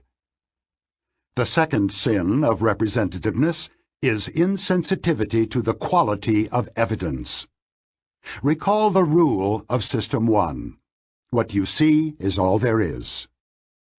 In the Tom W. example, what activates your associative machinery is a description of Tom, which may or may not be an accurate portrait.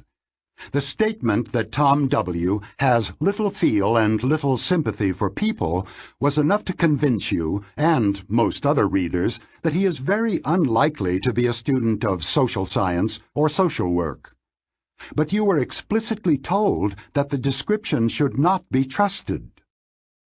You surely understand in principle that worthless information should not be treated differently from a complete lack of information, but what you see as all there is makes it very difficult to apply that principle.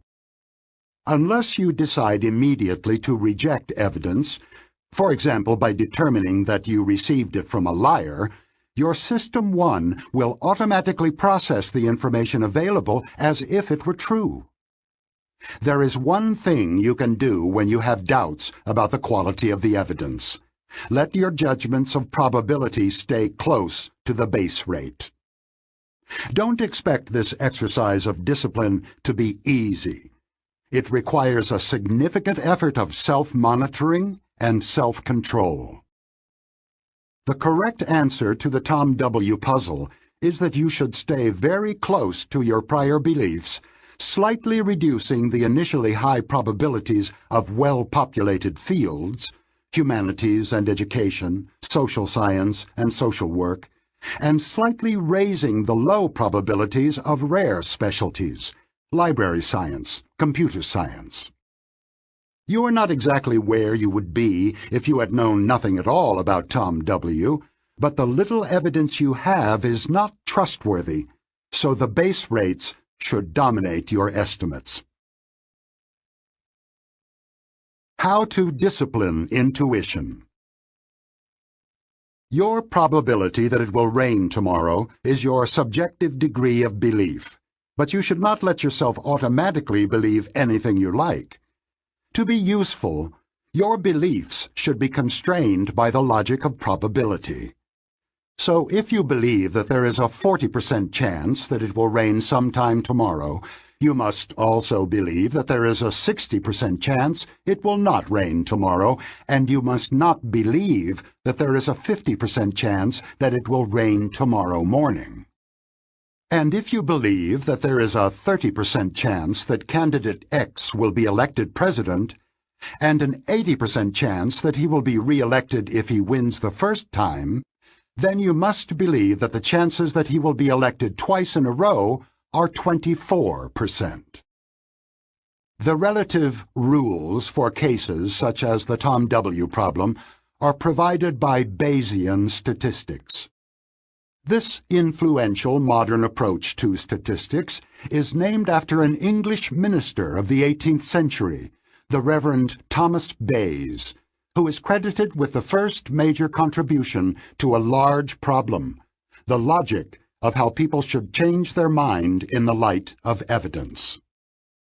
Bayes's rule specifies how prior beliefs, in the examples of this chapter base rates, should be combined with the diagnosticity of the evidence, the degree to which it favors the hypothesis over the alternative. For example, if you believe that 3% of graduate students are enrolled in computer science, the base rate, and you also believe that the description of Tom W. is 4 times more likely for a graduate student in that field than in other fields, then Bayes's rule says you must believe that the probability that Tom W. is a computer scientist is now 11%. If the base rate had been 80%, the new degree of belief would be 94.1%, and so on. The mathematical details are not relevant in this book. There are 2 ideas to keep in mind about Bayesian reasoning and how we tend to mess it up. The first is that base rates matter, even in the presence of evidence about the case at hand. This is often not intuitively obvious. The second is that intuitive impressions of the diagnosticity of evidence are often exaggerated. The combination of what you see is all there is and associative coherence tends to make us believe in the stories we spin for ourselves. The essential keys to disciplined Bayesian reasoning can be simply summarized. Anchor your judgment of the probability of an outcome on a plausible base rate. Question the diagnosticity of your evidence. Both ideas are straightforward. It came as a shock to me when I realized that I was never taught how to implement them, and that even now I find it unnatural to do so. Speaking of representativeness. The lawn is well trimmed, the receptionist looks competent, and the furniture is attractive, but this doesn't mean it is a well-managed company. I hope the board does not go by representativeness. This startup looks as if it could not fail, but the base rate of success in the industry is extremely low. How much solid evidence is there? They keep making the same mistake, predicting rare events from weak evidence. When the evidence is weak, one should stick with the base rates. I know this report is absolutely damning, and it may be based on solid evidence. But how sure are we? We must allow for that uncertainty in our thinking. Chapter 15. Linda. Less is more. The best known and most controversial of our experiments involved a fictitious lady called Linda. Amos and I made up the Linda problem to provide conclusive evidence of the role of heuristics in judgment and of their incompatibility with logic. This is how we described Linda. Linda is 31 years old, single, outspoken, and very bright. She majored in philosophy. As a student, she was deeply concerned with issues of discrimination and social justice, and also participated in anti-nuclear demonstrations. The audiences who heard this description in the 1980s always laughed because they immediately knew that Linda had attended the University of California at Berkeley, which was famous at the time for its radical, politically engaged students. In one of our experiments, we presented participants with a list of 8 possible scenarios for Linda. Some of the students ranked them by representativeness, others by probability. Have a good look. The problem is similar to that of Tom W., but with a twist. Linda is a teacher in elementary school. Linda works in a bookstore and takes yoga classes. Linda is active in the feminist movement. Linda is a psychiatric social worker. Linda is a member of the League of Women Voters. Linda is a bank teller.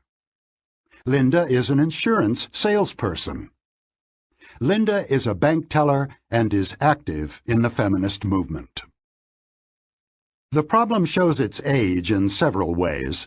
The League of Women Voters is no longer as prominent as it was, and the idea of a feminist movement sounds quaint, a testimonial to the change in the status of women over the last 30 years. Even in the Facebook era, however, it is still easy to guess the almost perfect consensus of judgments. Linda is a very good fit for an active feminist, a fairly good fit for someone who works in a bookstore and takes yoga classes, and a very poor fit for a bank teller or an insurance salesperson. Now focus on the critical items in the list. Does Linda sound more like a bank teller or more like a bank teller who is active in the feminist movement? Everyone agrees that Linda fits the idea of a feminist bank teller better than she fits the stereotype of bank tellers.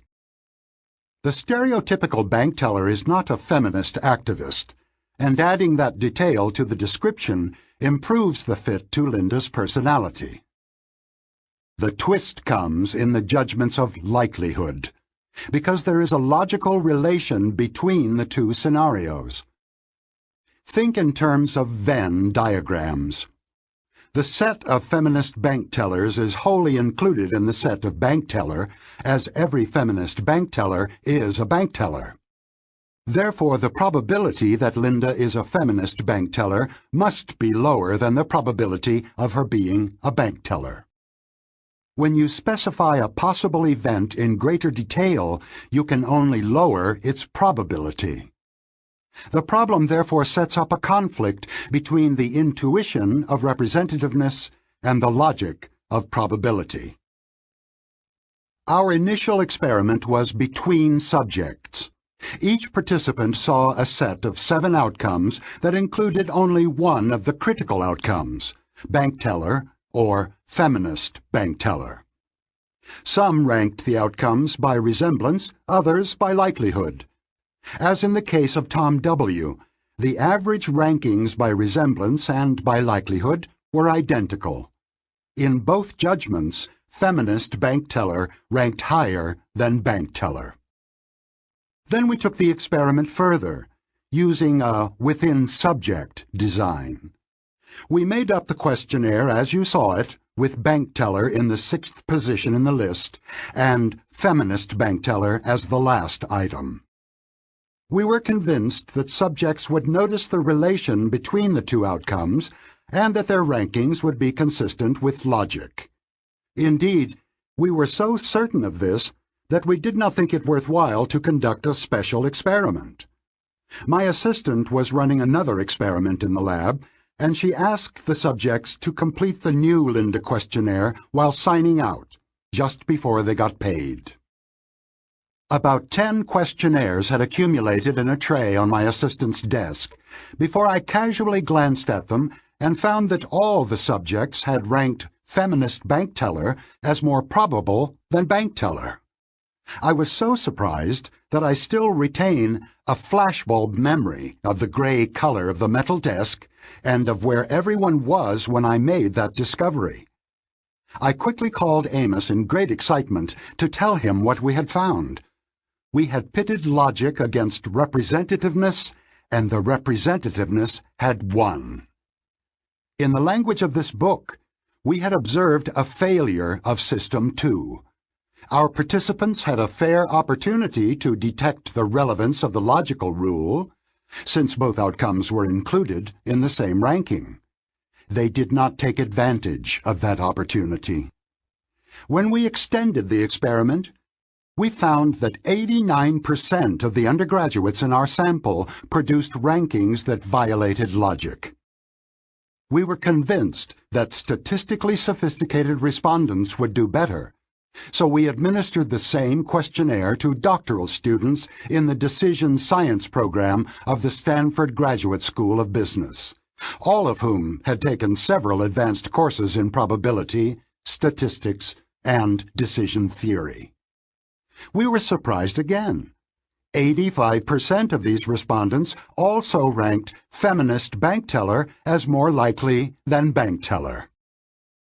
In what we later described as increasingly desperate attempts to eliminate the error, we introduced large groups of people to Linda and asked them this simple question: which alternative is more probable? Linda is a bank teller. Linda is a bank teller and is active in the feminist movement. This stark version of the problem made Linda famous in some circles, and it earned us years of controversy. About 85% to 90% of undergraduates at several major universities chose the second option, contrary to logic. Remarkably, the sinners against logic seemed to have no shame. When I asked my large undergraduate class in some indignation, "Do you realize that you have violated an elementary logical rule?" someone in the back row shouted, "So what?" And a graduate student who made the same error explained herself by saying, "I thought you just asked for my opinion." The word fallacy is used, in general, when people fail to apply a logical rule that is obviously relevant.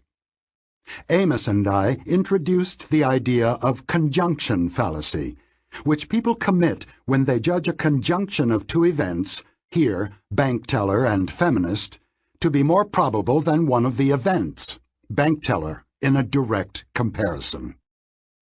We found only one group that was relatively immune to the fallacy when presented with a short version of the Linda problem: graduate students in the social sciences at Stanford and at Berkeley. Only 36% of them committed the error when the two critical options were compared directly. In the original experiment with 8 outcomes, 85% of graduate students with the same background had made the same mistake. The difference is instructive. In the longer version, the two critical items are separated by an intervening item, insurance salesperson, and the reader is not actually forced to compare the two critical scenarios explicitly. In contrast, the comparison is compulsory when there are only 2 items, and a majority of the sophisticated graduate students answer in a way that conforms to the logic of probability. In hindsight, however, I believe we should have looked more carefully at how a substantial minority, 36%, of this expert group justified to themselves committing the obvious fallacy. They were surely aware of the problem and had an idea about it. As in the Müller-Lyer illusion, the fallacy remains attractive even when you know the truth.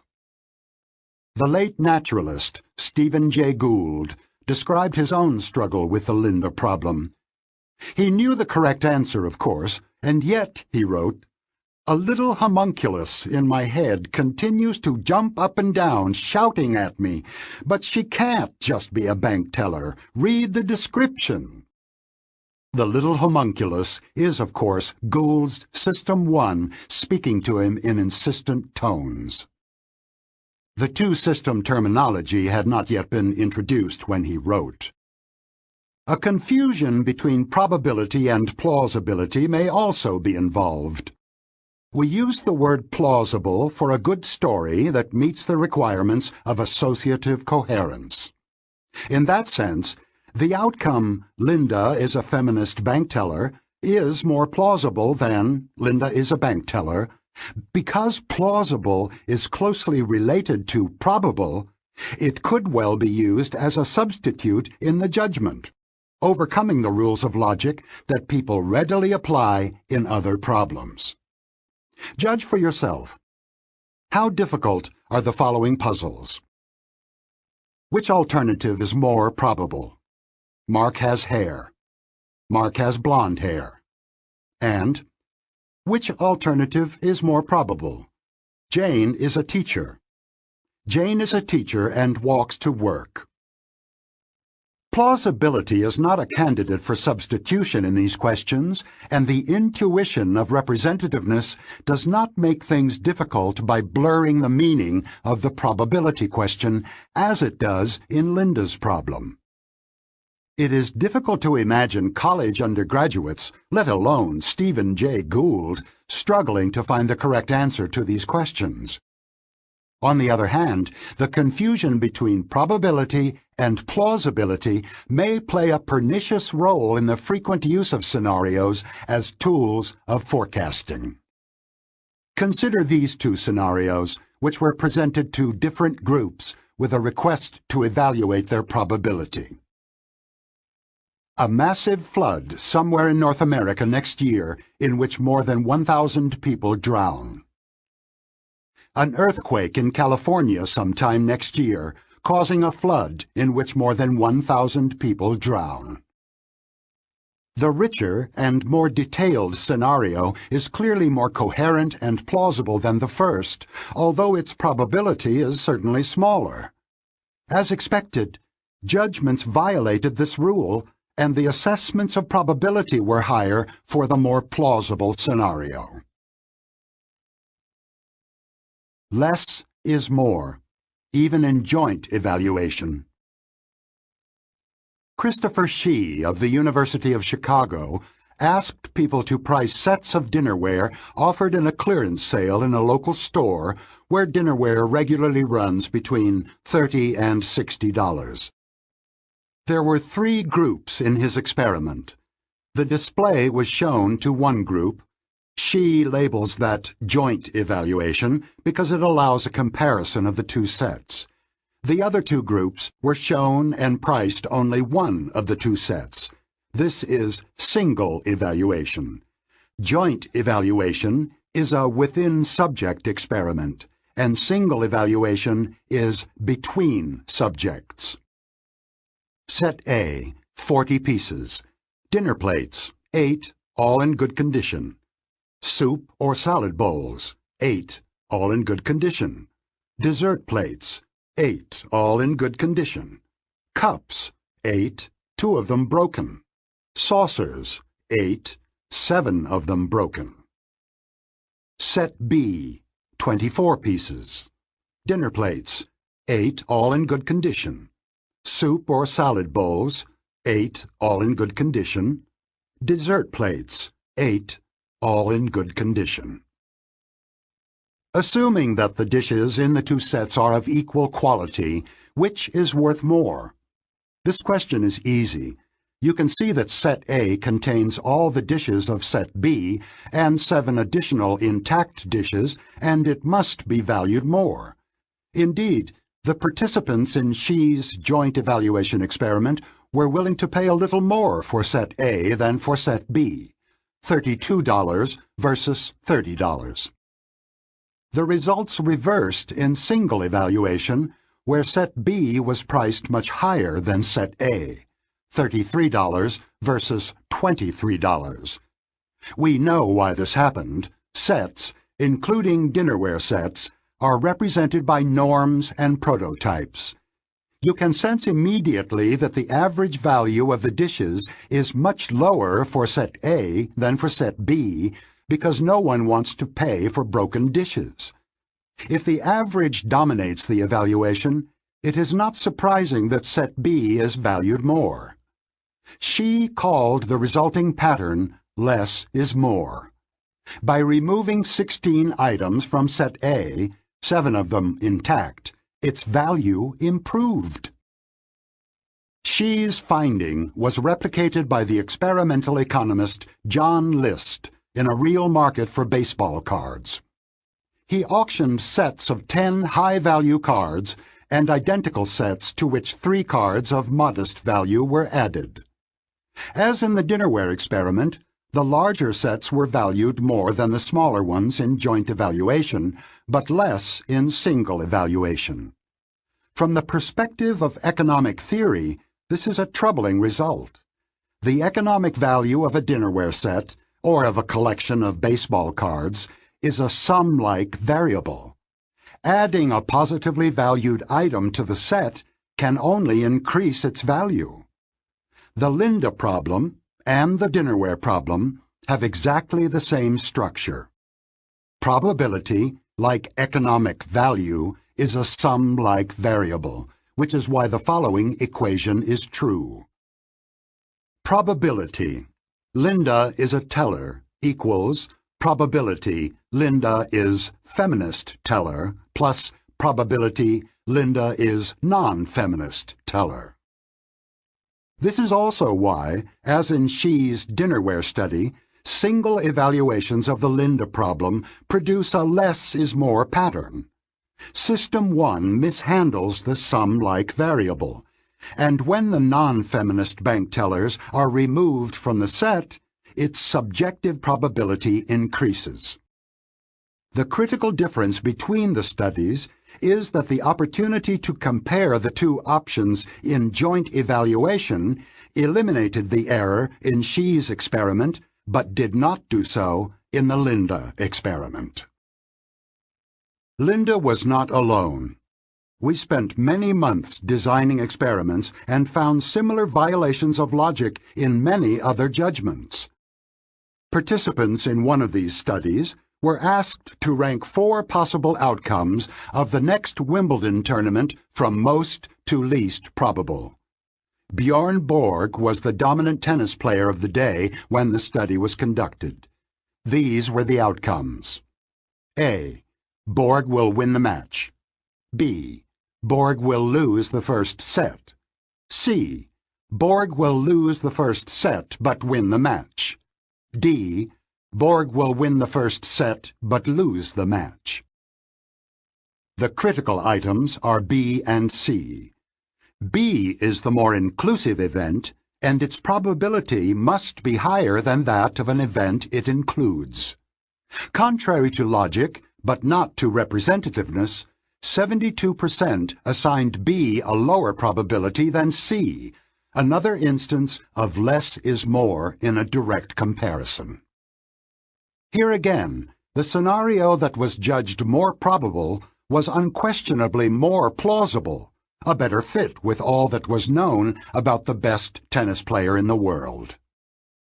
To head off the possible objection that the conjunction fallacy is due to a misinterpretation of the question, we constructed a problem that required probability judgments, but in which the events were not described in words, and the term probability did not appear at all. We told participants about a regular 6-sided die with 4 green faces and 2 red faces, which would be rolled 20 times. They were shown 3 sequences of greens, G, and reds, R, and were asked to choose one. They would hypothetically win $25 if their chosen sequence showed up. The sequences were 1. RG, RRR. 2. GR, GRRR. 3. GRRRRR. Because the die has twice as many green as red faces, the first sequence of 5 throws is quite unlikely, like Linda being a bank teller. The second sequence, which contains 6 tosses, is a better fit to what we would expect from this die because it includes 2 Gs. However, this sequence was constructed by adding a G to the beginning of the first sequence, so it can only be less likely than the first. This is the non-verbal equivalent to Linda being a feminist bank teller. As in the Linda study, representativeness dominated. Almost 2/3 of respondents preferred to bet on sequence 2 rather than on sequence 1. When presented with arguments for the 2 choices, however, a large majority found the correct argument favoring sequence 1 more convincing. The next problem was a breakthrough, because we finally found a condition in which the incidence of the conjunction fallacy was much reduced. 2 groups of subjects saw slightly different variants of the same problem. Problem 1. A health survey was conducted in a sample of adult males in British Columbia, of all ages and occupations. Please give your best estimate of the following values.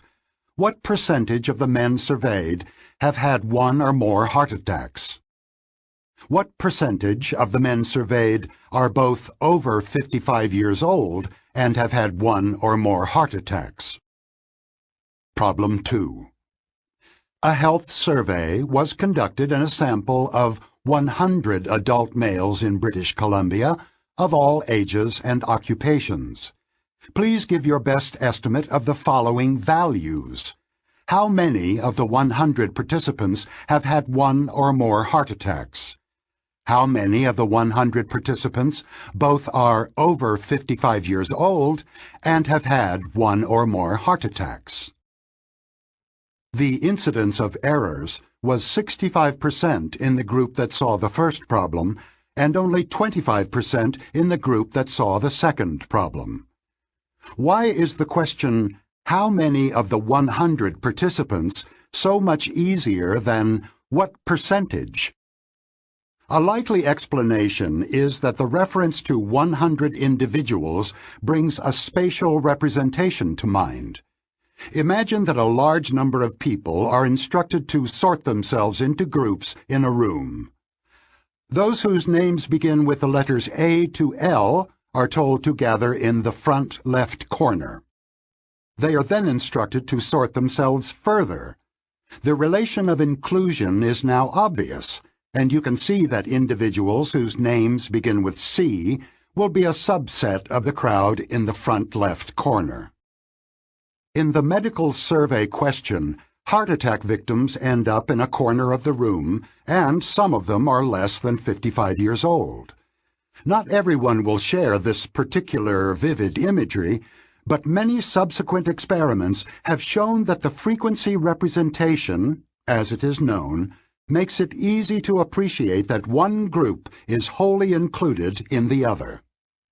The solution to the puzzle appears to be that a question phrased as, how many, makes you think of individuals, but the same question phrased as, what percentage, does not.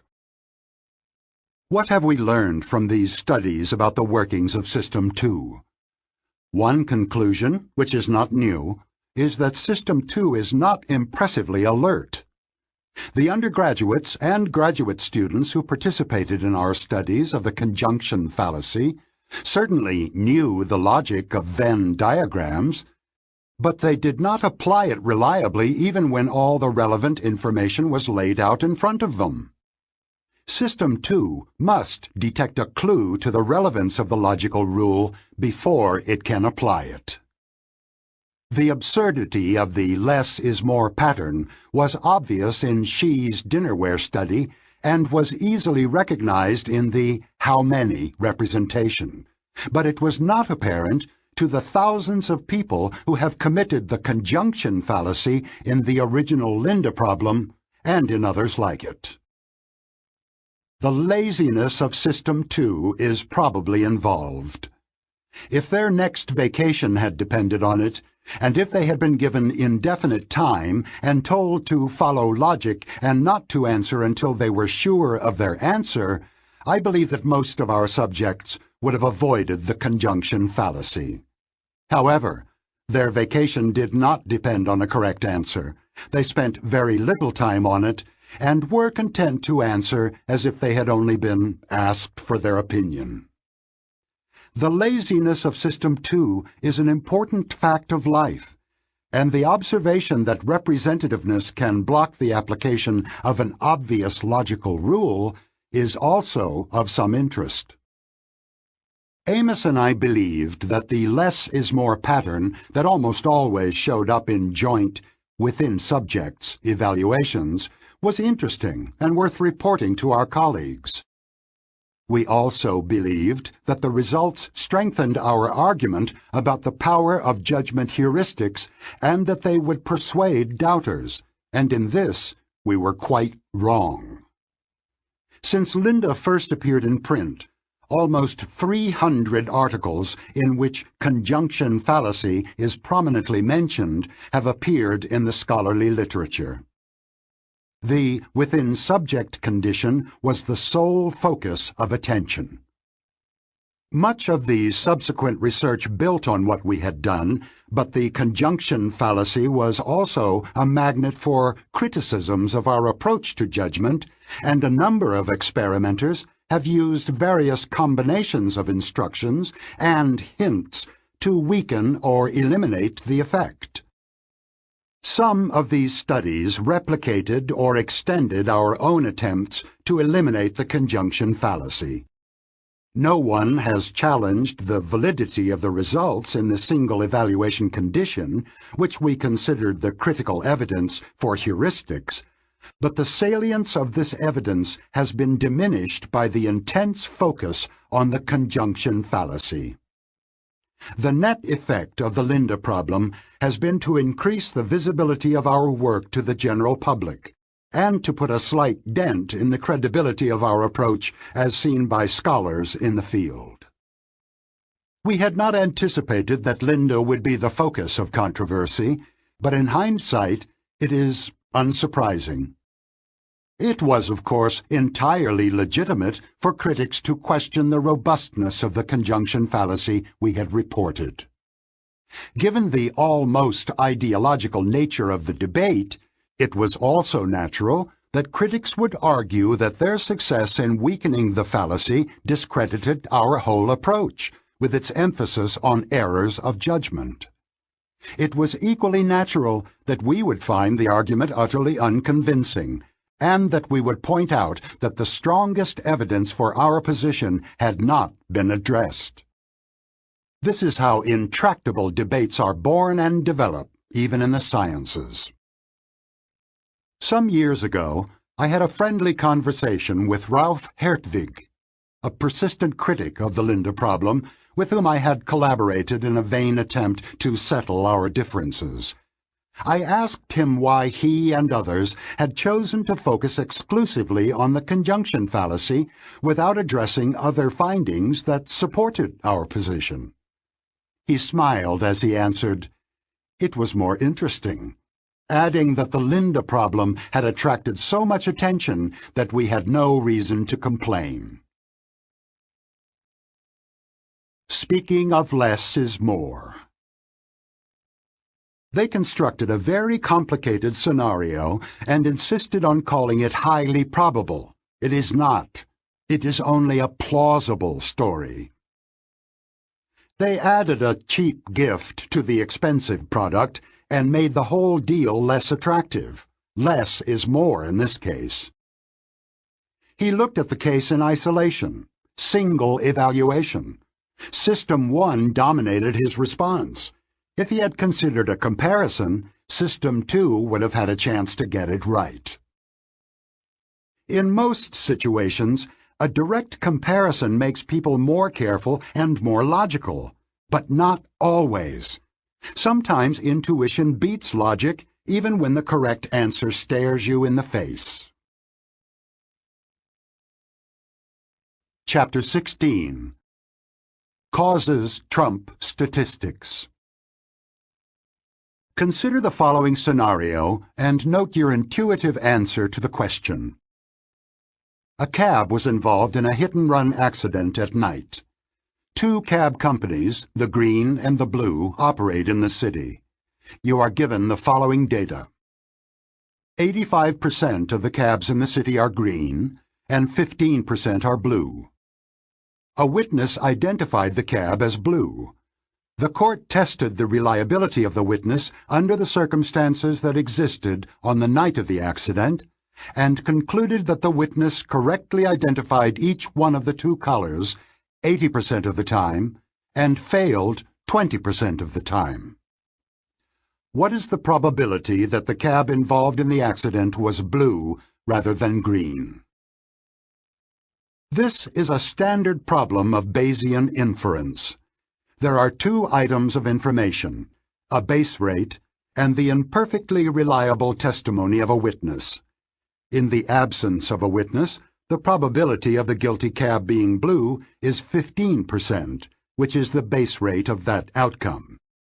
If the two cab companies had been equally large, the base rate would have been uninformative, and you would have considered only the reliability of the witness, concluding that the probability is 80%. The two sources of information can be combined by Bayes' rule. The correct answer is 41%. However, you can probably guess what people do when faced with this problem. They ignore the base rate and go with the witness. The most common answer is 80%. Causal stereotypes. Now consider a variation of the same story, in which only the presentation of the base rate has been altered. You are given the following data.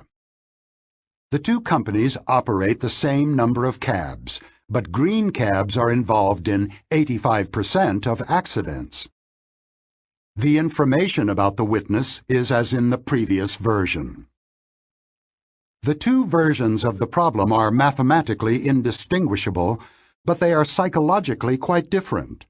People who read the first version do not know how to use the base rate and often ignore it.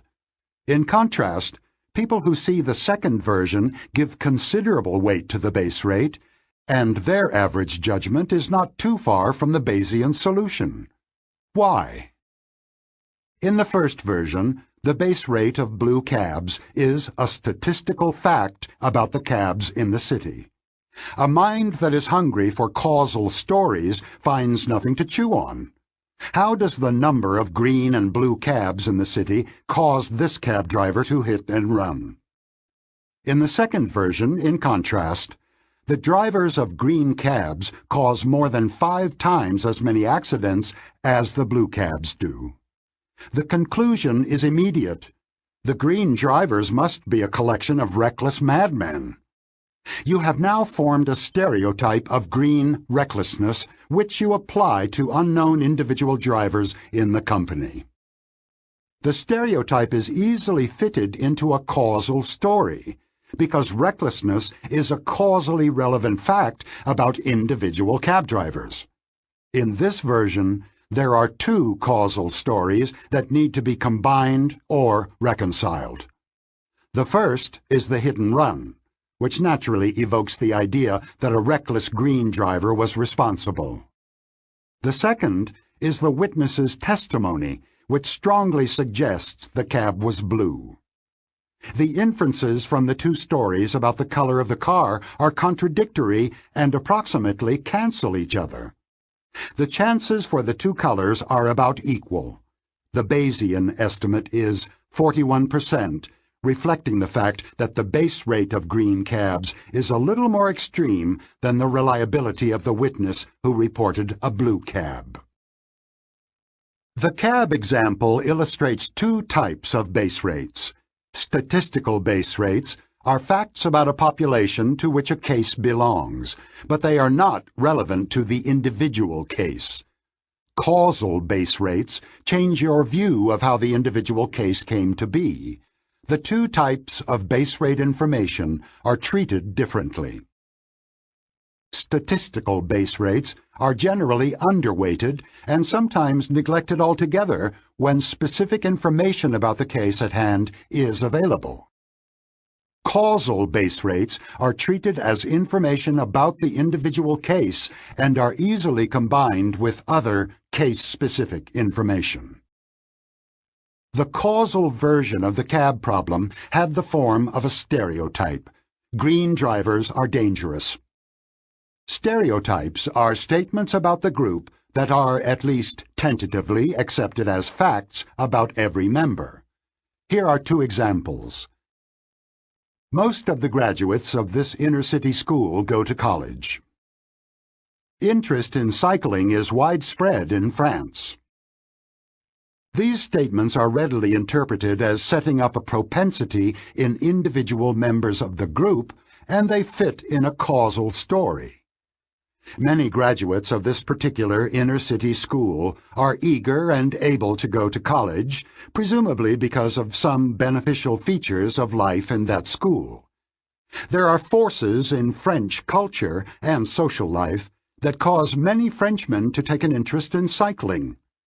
You will be reminded of these facts when you think about the likelihood that a particular graduate of the school will attend college, or when you wonder whether to bring up the Tour de France in a conversation with a Frenchman you just met. Stereotyping is a bad word in our culture, but in my usage it is neutral. One of the basic characteristics of System 1 is that it represents categories as norms and prototypical exemplars. This is how we think of horses, refrigerators, and New York police officers. We hold in memory a representation of one or more normal members of each of these categories. When the categories are social, these representations are called stereotypes. Some stereotypes are perniciously wrong, and hostile stereotyping can have dreadful consequences, but the psychological facts cannot be avoided. Stereotypes, both correct and false, are how we think of categories.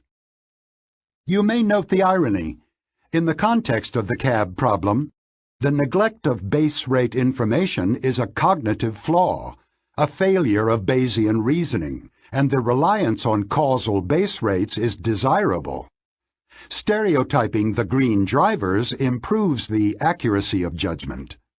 In other contexts, however, such as hiring or profiling, there is a strong social norm against stereotyping, which is also embedded in the law.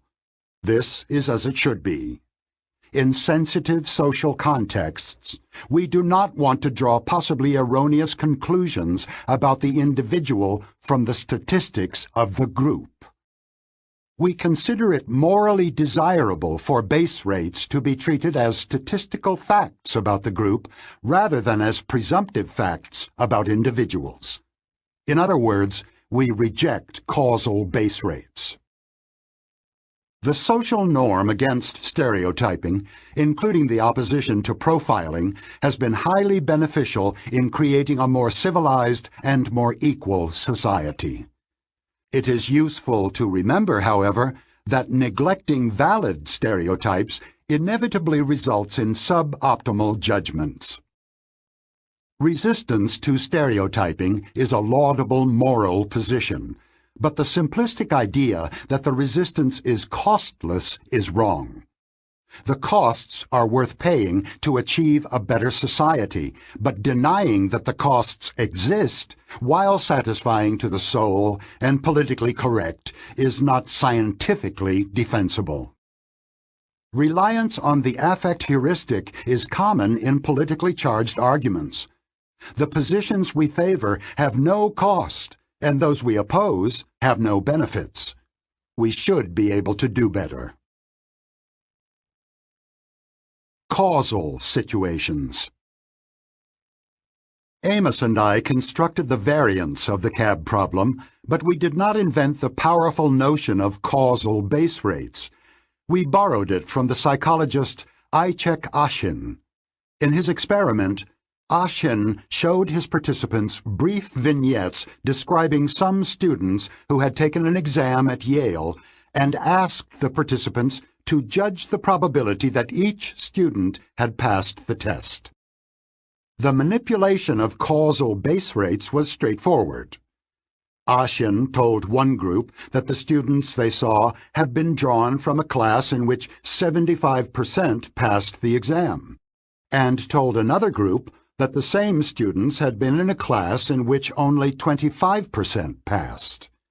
This is a powerful manipulation, because the base rate of passing suggests the immediate inference that the test that only 25% passed must have been brutally difficult. The difficulty of a test, of course, is one of the causal factors that determine every student's outcome. As expected, Ashen's students were highly sensitive to the causal base rates, and every student was judged more likely to pass in the high success condition than in the high failure rate.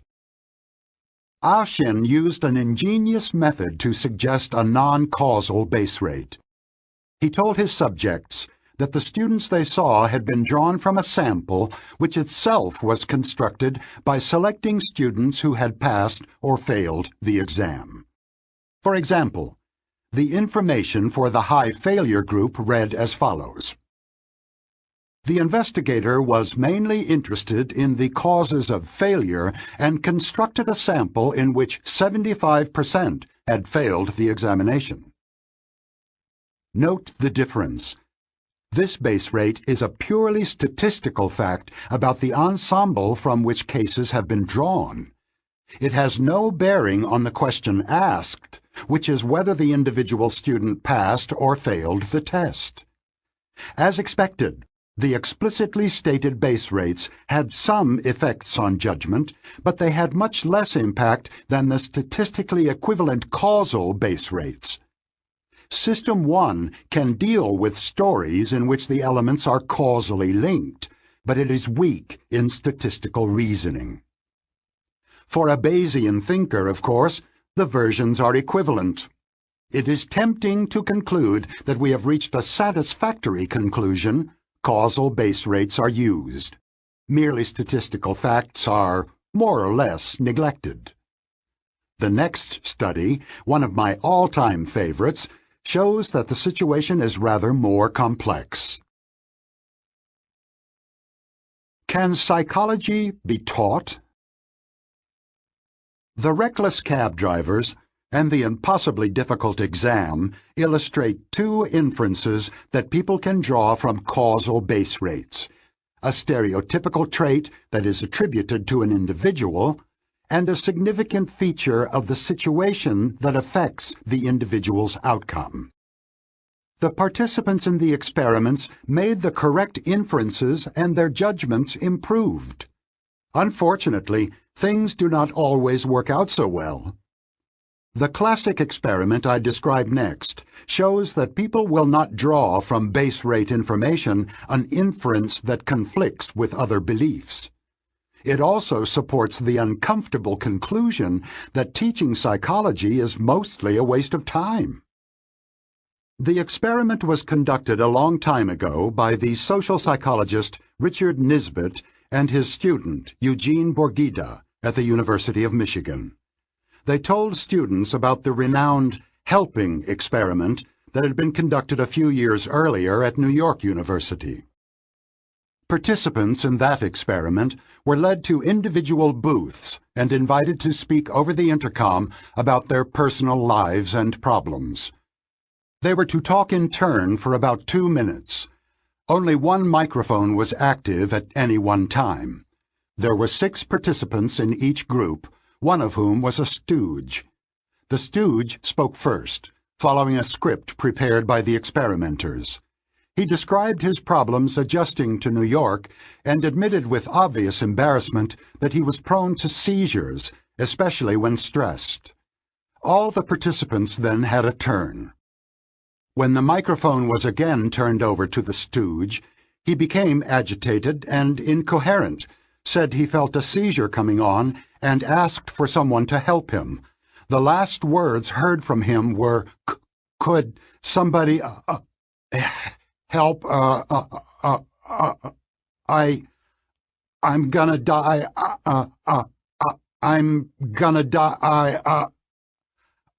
Seizure. At this point, the microphone of the next participant automatically became active, and nothing more was heard from the possibly dying individual. What do you think the participants in the experiment did? So far as the participants knew, one of them was having a seizure and had asked for help.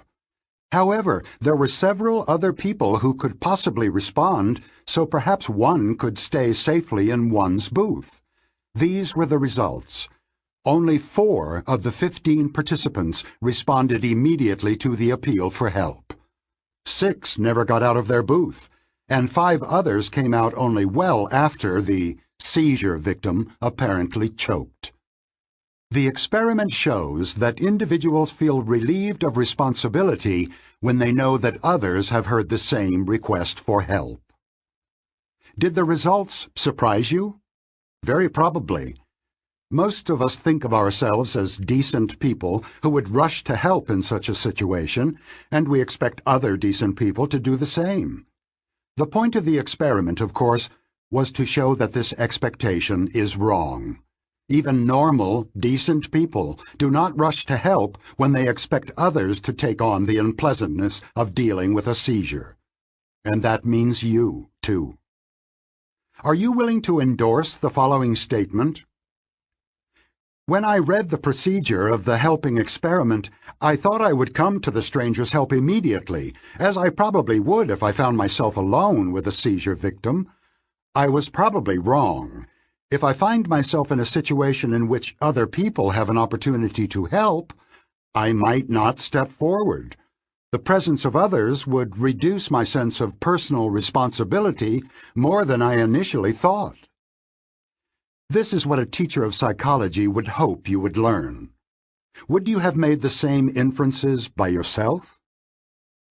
The psychology professor who describes the helping experiment wants the students to view the low base rate as causal, just as in the case of the fictitious Yale exam.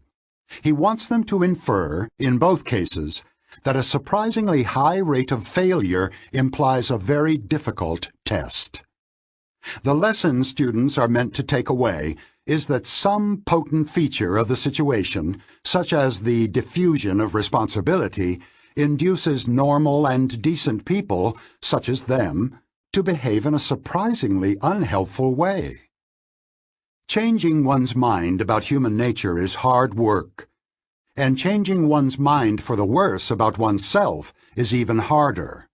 Nisbet and Borgida suspected that students would resist the work and the unpleasantness.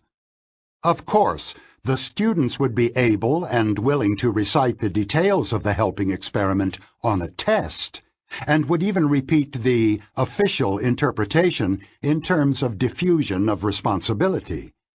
But did their beliefs about human nature really change?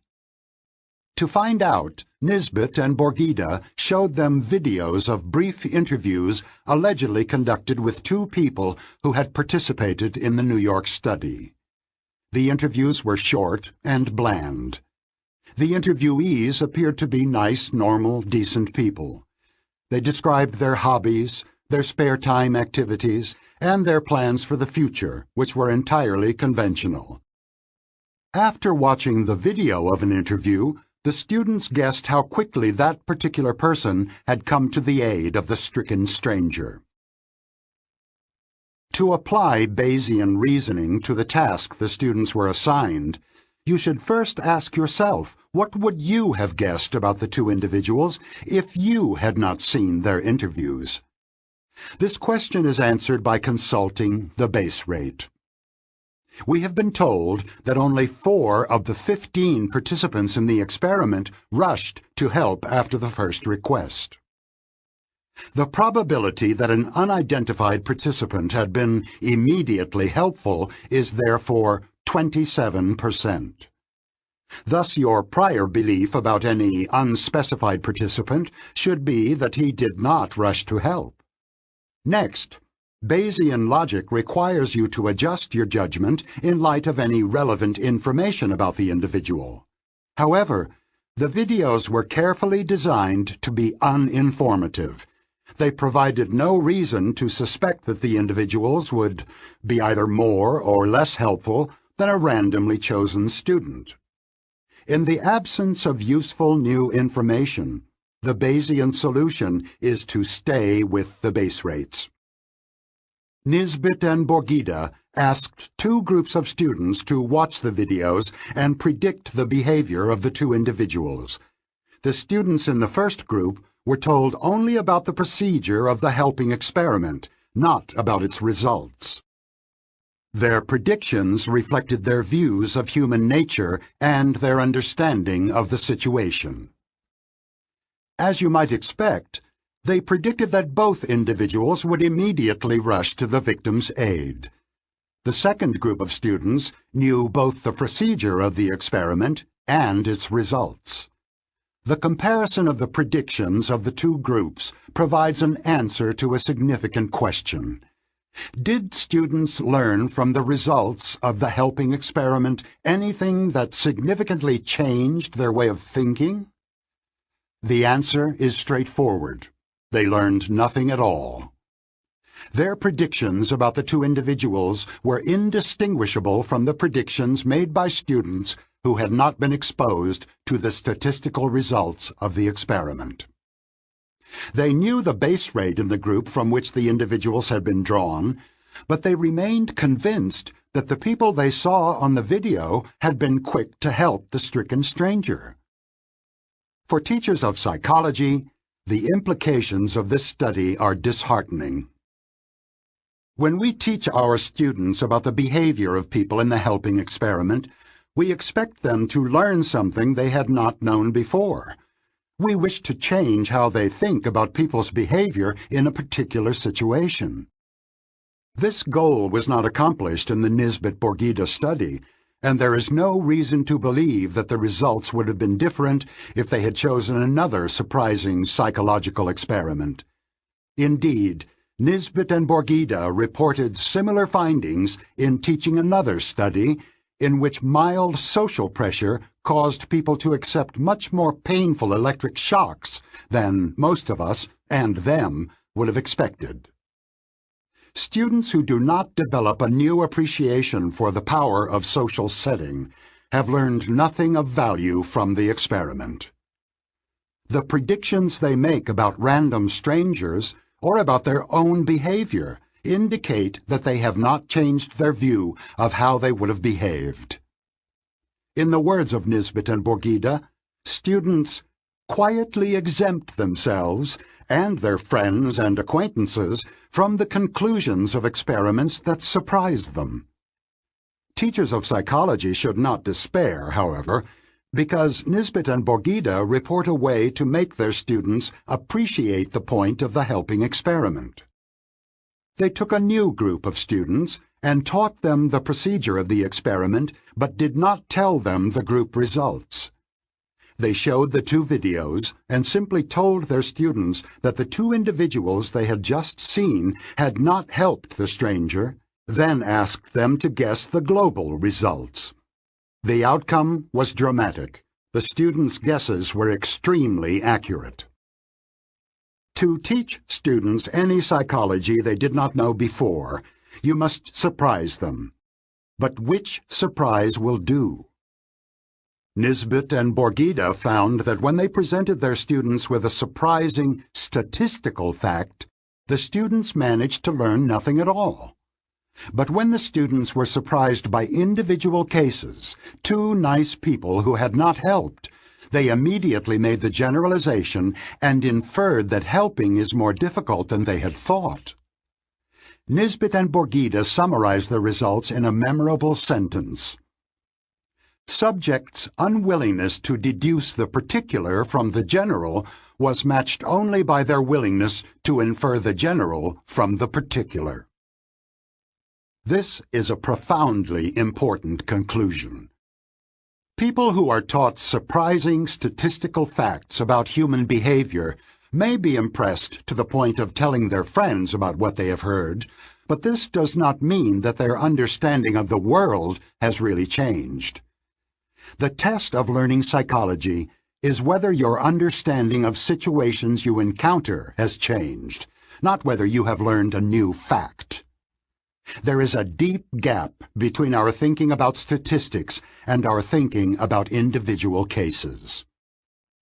Statistical results with a causal interpretation have a stronger effect on our thinking than non-causal information. But even compelling causal statistics will not change long-held beliefs or beliefs rooted in personal experience. On the other hand, surprising individual cases have a powerful impact and are a more effective tool for teaching psychology because the incongruity must be resolved and embedded in a causal story. That is why this book contains questions that are addressed personally to the reader. You are more likely to learn something by finding surprises in your own behavior than by hearing surprising facts about people in general. Speaking of causes and statistics. We can't assume that they will really learn anything from mere statistics. Let's show them one or two representative individual cases to influence their System 1. No need to worry about this statistical information being ignored. On the contrary, it will immediately be used to feed a stereotype. Chapter 17. Regression to the Mean. I had one of the most satisfying eureka experiences of my career while teaching flight instructors in the Israeli Air Force about the psychology of effective training. I was telling them about an important principle of skill training. Rewards for improved performance work better than punishment of mistakes. This proposition is supported by much evidence from research on pigeons, rats, humans, and other animals. When I finished my enthusiastic speech, one of the most seasoned instructors in the group raised his hand and made a short speech of his own. He began by conceding that rewarding improved performance might be good for the birds, but he denied that it was optimal for flight cadets. This is what he said. On many occasions I have praised flight cadets for clean execution of some aerobatic maneuver. The next time they try the same maneuver, they usually do worse. On the other hand, I have often screamed into a cadet's earphone for bad execution, and in general he does better on his next try. So please don't tell us that reward works and punishment does not, because the opposite is the case. This was a joyous moment of insight, when I saw in a new light a principle of statistics that I had been teaching for years. The instructor was right, but he was also completely wrong. His observation was astute and correct. Occasions on which he praised a performance were likely to be followed by a disappointing performance, and punishments were typically followed by an improvement. But the inference he had drawn about the efficacy of reward and punishment was completely off the mark.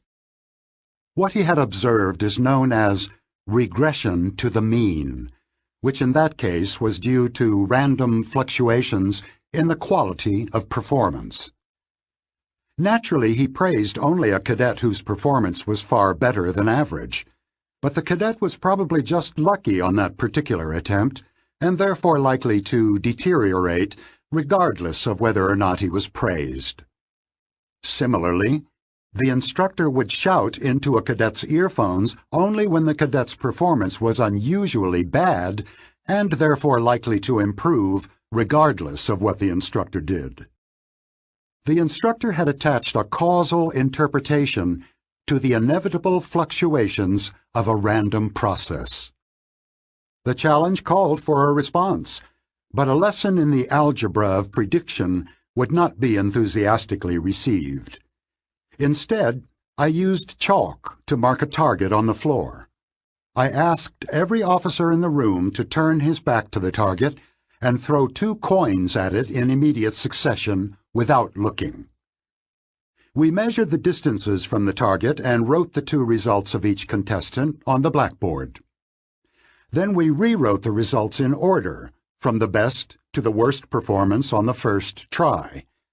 It was apparent that most, if not all, of those who had done best the first time deteriorated on their second try, and those who had done poorly on the first attempt generally improved. I pointed out to the instructors that what they saw on the board coincided with what we had heard about the performance of aerobatic maneuvers on successive attempts.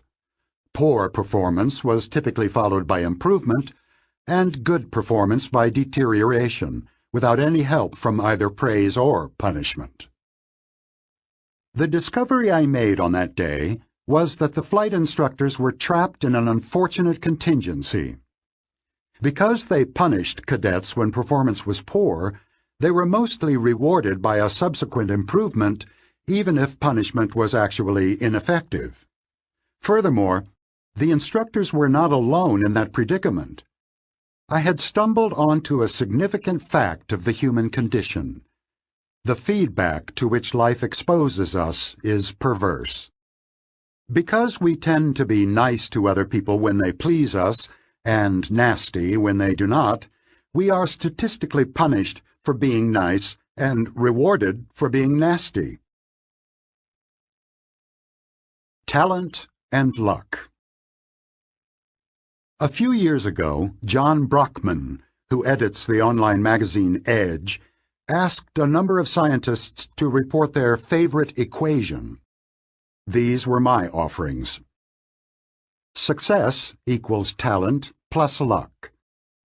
Great success equals a little more talent and a lot of luck. The unsurprising idea that luck often contributes to success has surprising consequences when we apply it to the first 2 days of a high-level golf tournament. To keep things simple, assume that on both days the average score of the competitors was at par 72. We focus on a player who did very well on the first day, closing with a score of 66. What can we learn from that excellent score? An immediate inference is that the golfer is more talented than the average participant in the tournament. The formula for success suggests that another inference is equally justified. The golfer who did so well on day 1 probably enjoyed better than average luck on that day.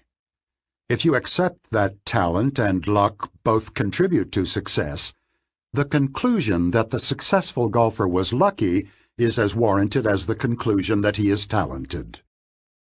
By the same token, if you focus on a player who scored 5 over par on that day, you have reason to infer both that he is rather weak and had a bad day. Of course, you know that neither of these inferences is certain. It is entirely possible that the player who scored 77 is actually very talented, but had an exceptionally dreadful day. Uncertain though they are, the following inferences from the score on day 1 are plausible and will be correct more often than they are wrong.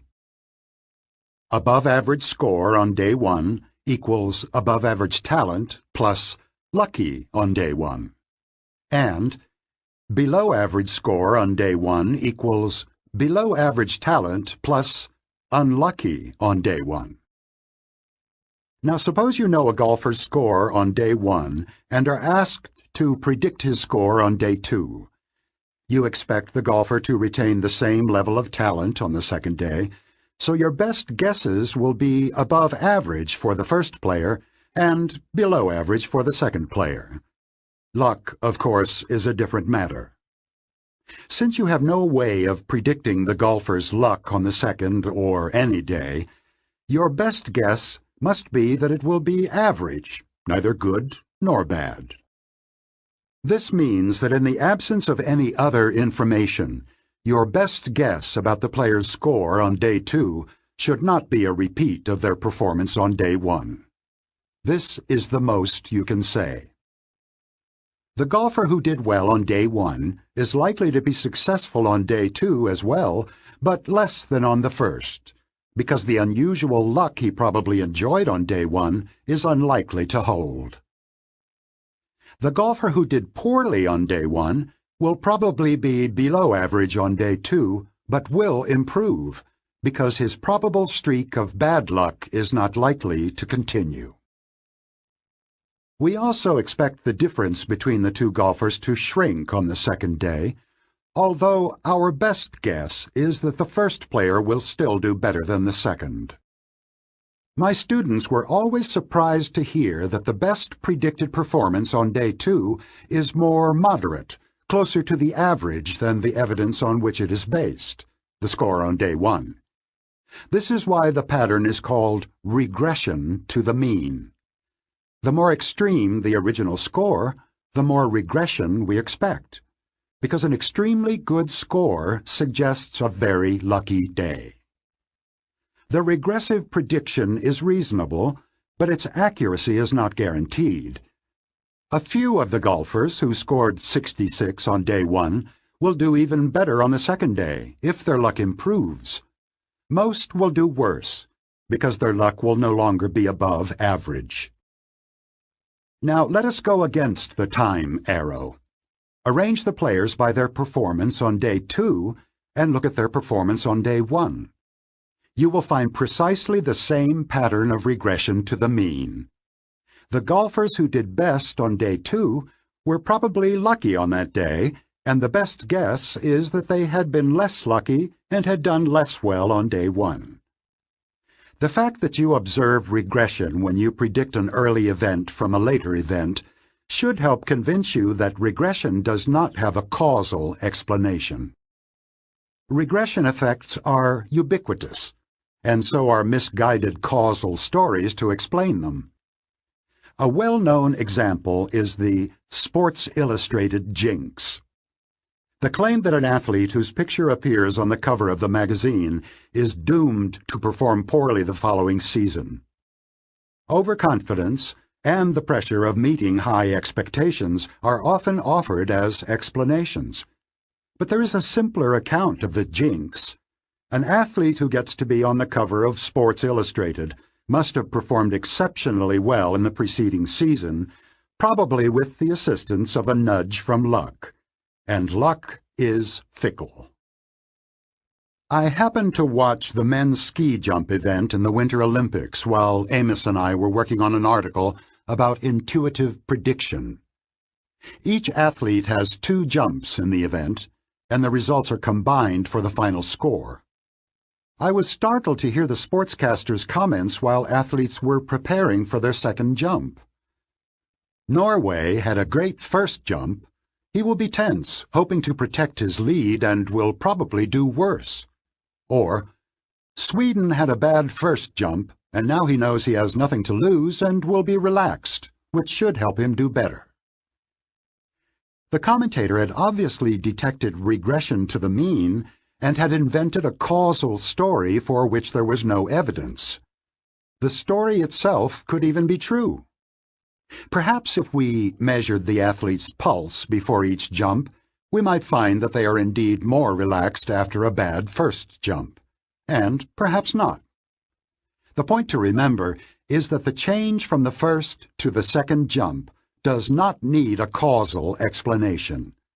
It is a mathematically inevitable consequence of the fact that luck played a role in the outcome of the first jump. Not a very satisfactory story. We would all prefer a causal account, but that is all there is. Understanding regression. Whether undetected or wrongly explained, the phenomenon of regression is strange to the human mind. So strange, indeed, that it was first identified and understood 200 years after the theory of gravitation and differential calculus.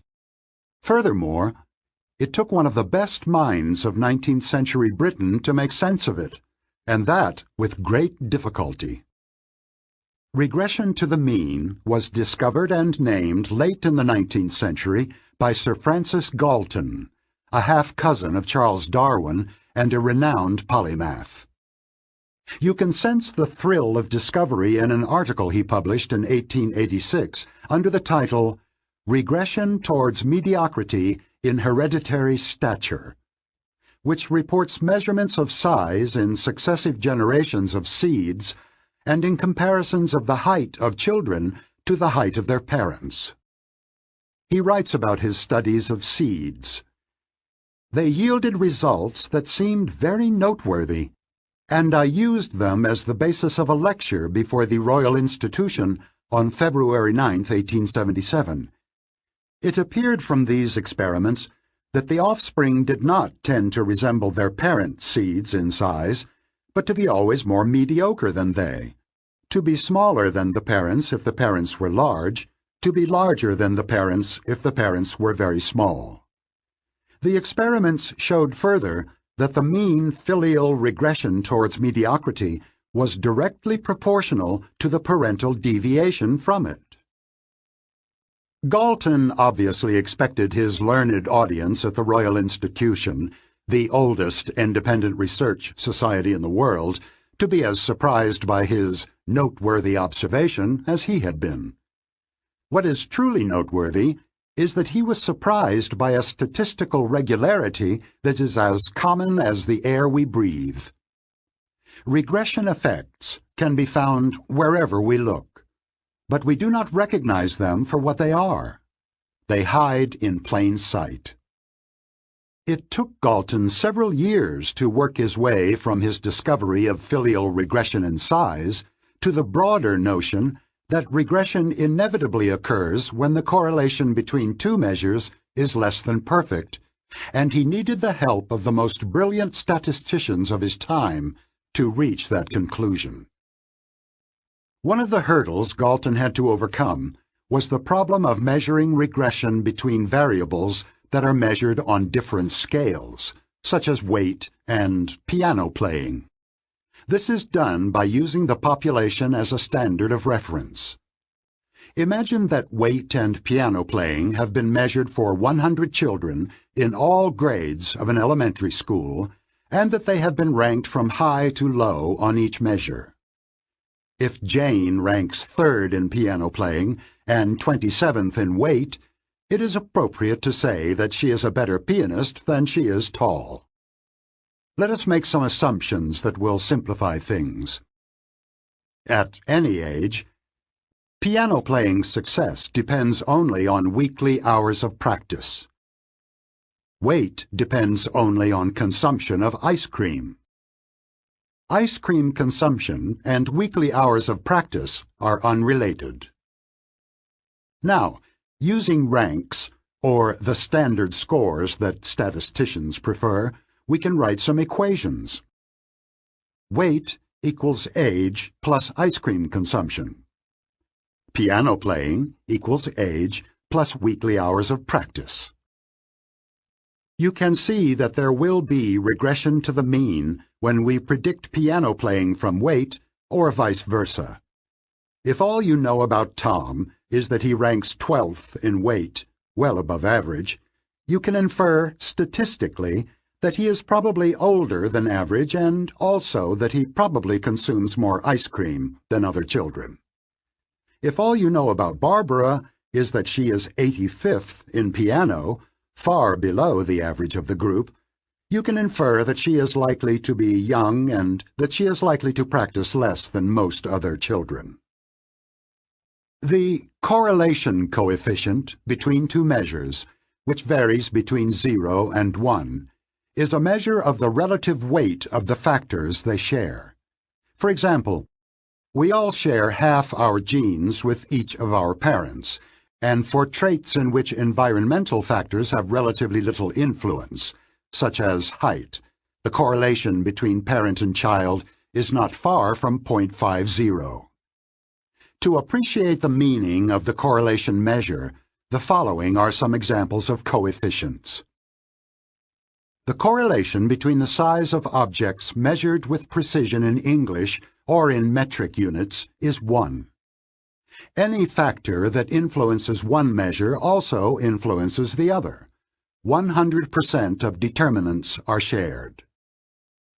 The correlation between self-reported height and weight among adult American males is 0.41.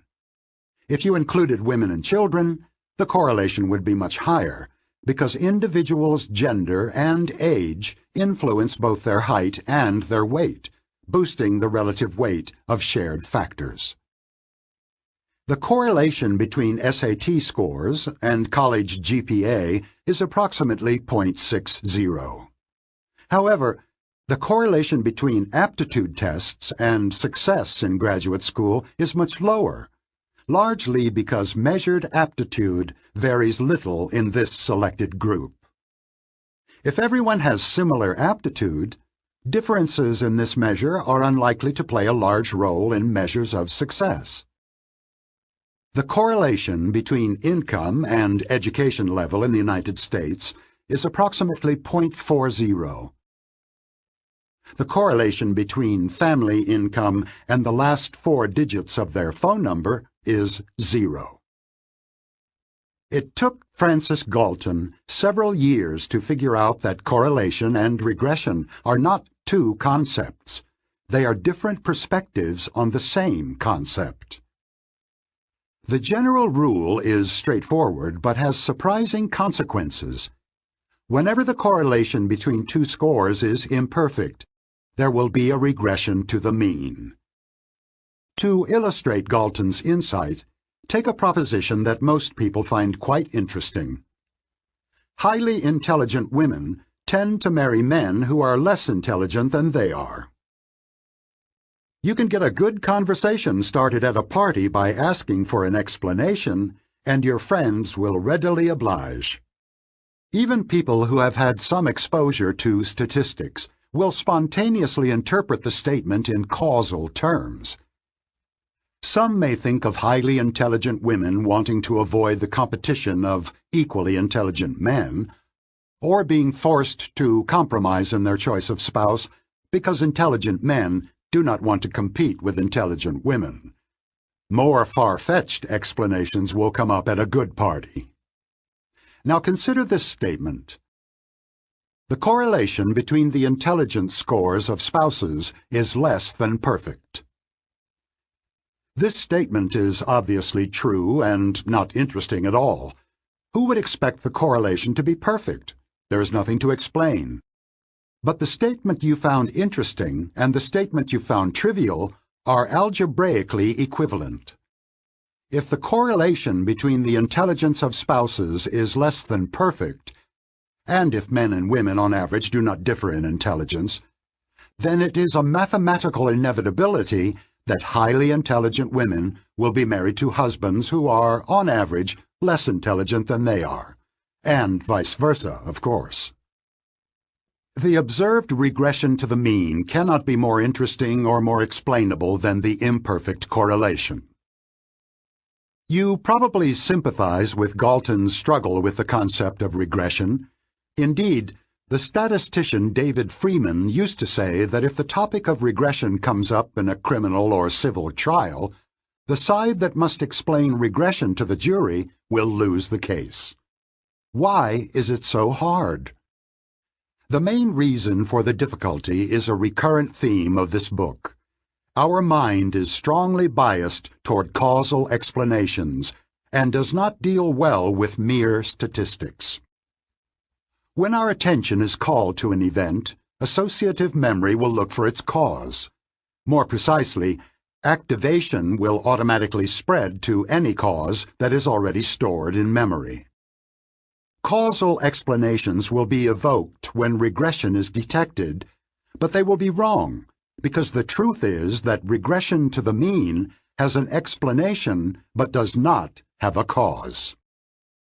The event that attracts our attention in the golfing tournament is the frequent deterioration of the performance of the golfers who were successful on day one.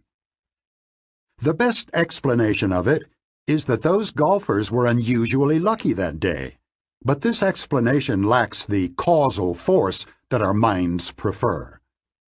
Indeed, we pay people quite well to provide interesting explanations of regression effects. A business commentator who correctly announces that the business did better this year because it had done poorly last year, is likely to have a short tenure on the air. Our difficulties with the concept of regression originate with both System 1 and System 2. Without special instruction, and in quite a few cases even after some statistical instruction, the relationship between correlation and regression remains obscure. System 2 finds it difficult to understand and learn. This is due in part to the insistent demand for causal interpretations, which is a feature of System 1. Depressed children treated with an energy drink improve significantly over a 3-month period. I made up this newspaper headline, but the fact it reports is true. If you treated a group of depressed children for some time with an energy drink, they would show a clinically significant improvement. It is also the case that depressed children who spend some time standing on their head or hug a cat for 20 minutes a day will also show improvement.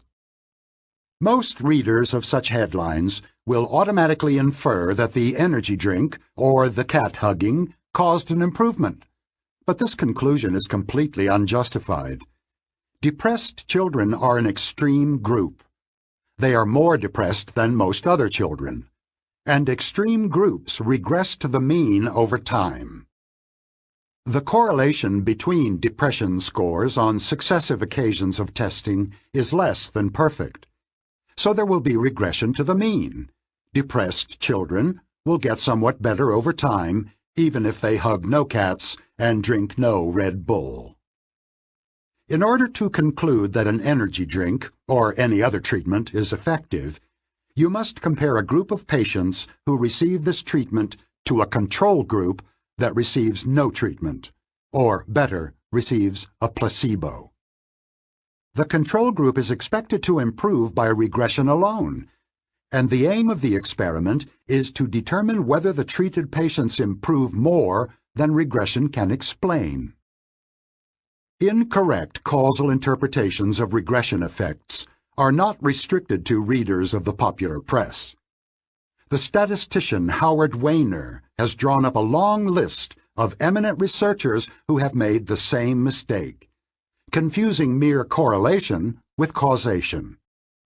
Regression effects are a common source of trouble in research, and experienced scientists develop a healthy fear of the trap of unwarranted causal interference. One of my favorite examples of the errors of intuitive prediction is adapted from Max Bazerman's excellent text, Judgment in Managerial Decision-Making. You are the sales forecaster for a department store chain. All stores are similar in size and merchandise selection, but their sales differ because of location, competition, and random factors. You are given the results for 2011 and asked to forecast sales for 2012. You have been instructed to accept the overall forecast of economists that sales will increase overall by 10%. How would you complete the following table? In 2011, Store 1, $11 million. Store 2, $23 million. Store 3, $18 million. Store 4, $29 million. Total, $61 million. The total for all stores in 2012 is $67,100,000. What is each store's forecast for 2012? Having read this chapter, you know that the obvious solution of adding 10% to the sales of each store is wrong. You want your forecasts to be regressive, which requires adding more than 10% to the low-performing branches and adding less or even subtracting to others. But if you ask other people, you are likely to encounter puzzlement. Why do you bother them with an obvious question?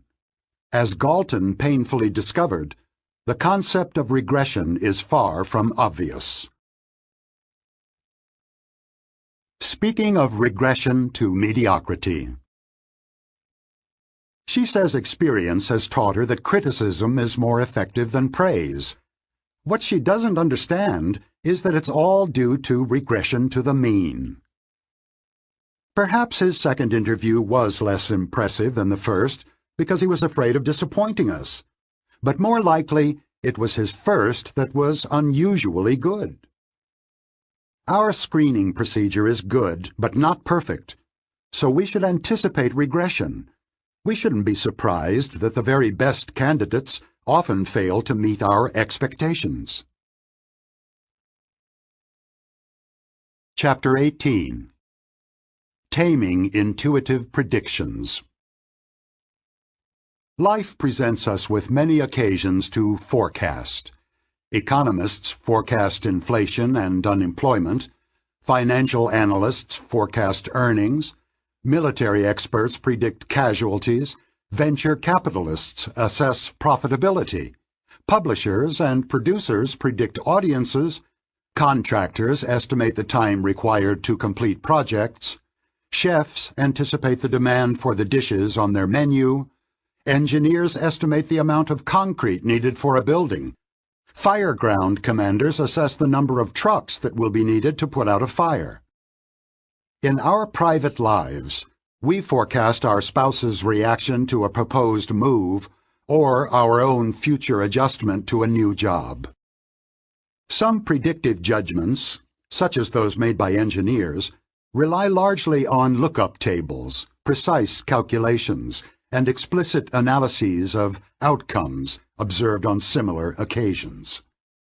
Others involve intuition and System 1 in two main varieties.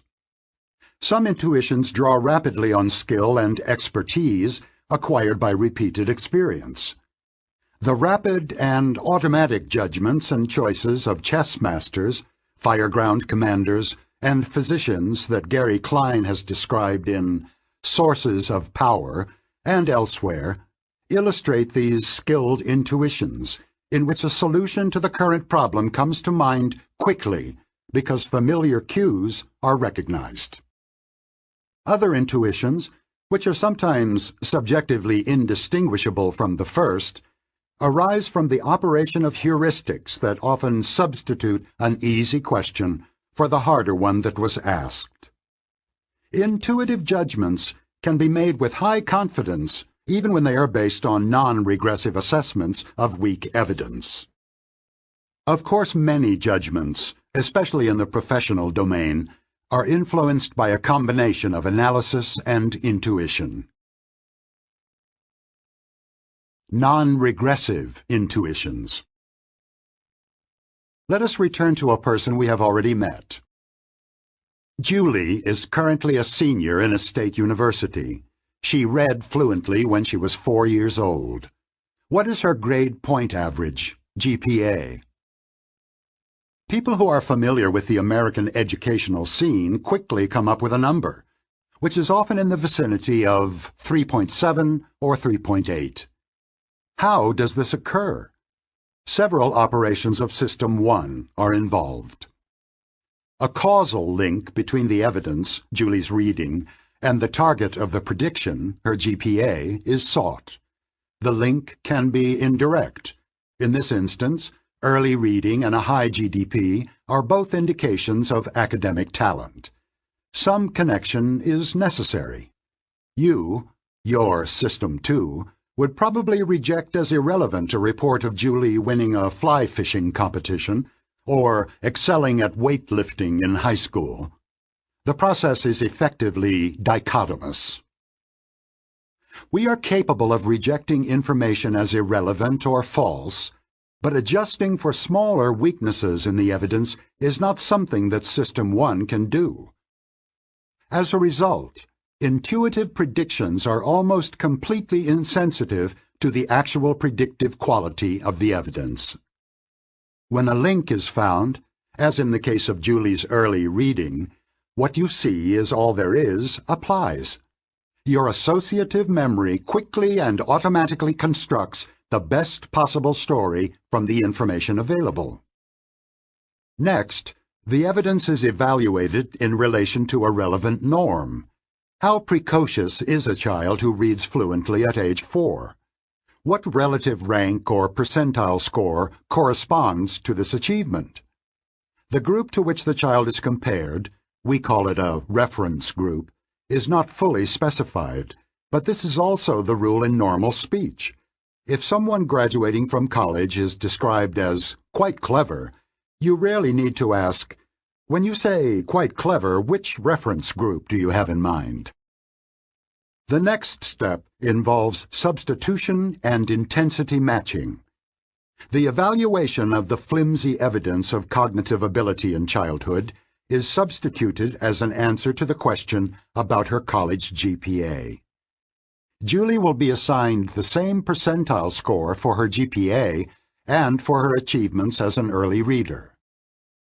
The question specified that the answer must be on the GPA scale, which requires another intensity matching operation from a general impression of Julie's academic achievements to the GPA that matches the evidence for her talent. The final step is a translation from an impression of Julie's relative academic standing to the GPA that corresponds to it.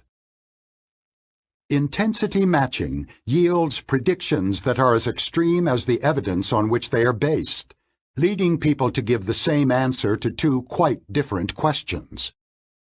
What is Julie's percentile score on reading precocity? What is Julie's percentile score on GPA? By now, you should easily recognize that all these operations are features of System 1. I listed them here as an orderly sequence of steps, but of course, the spread of activation in associative memory does not work this way.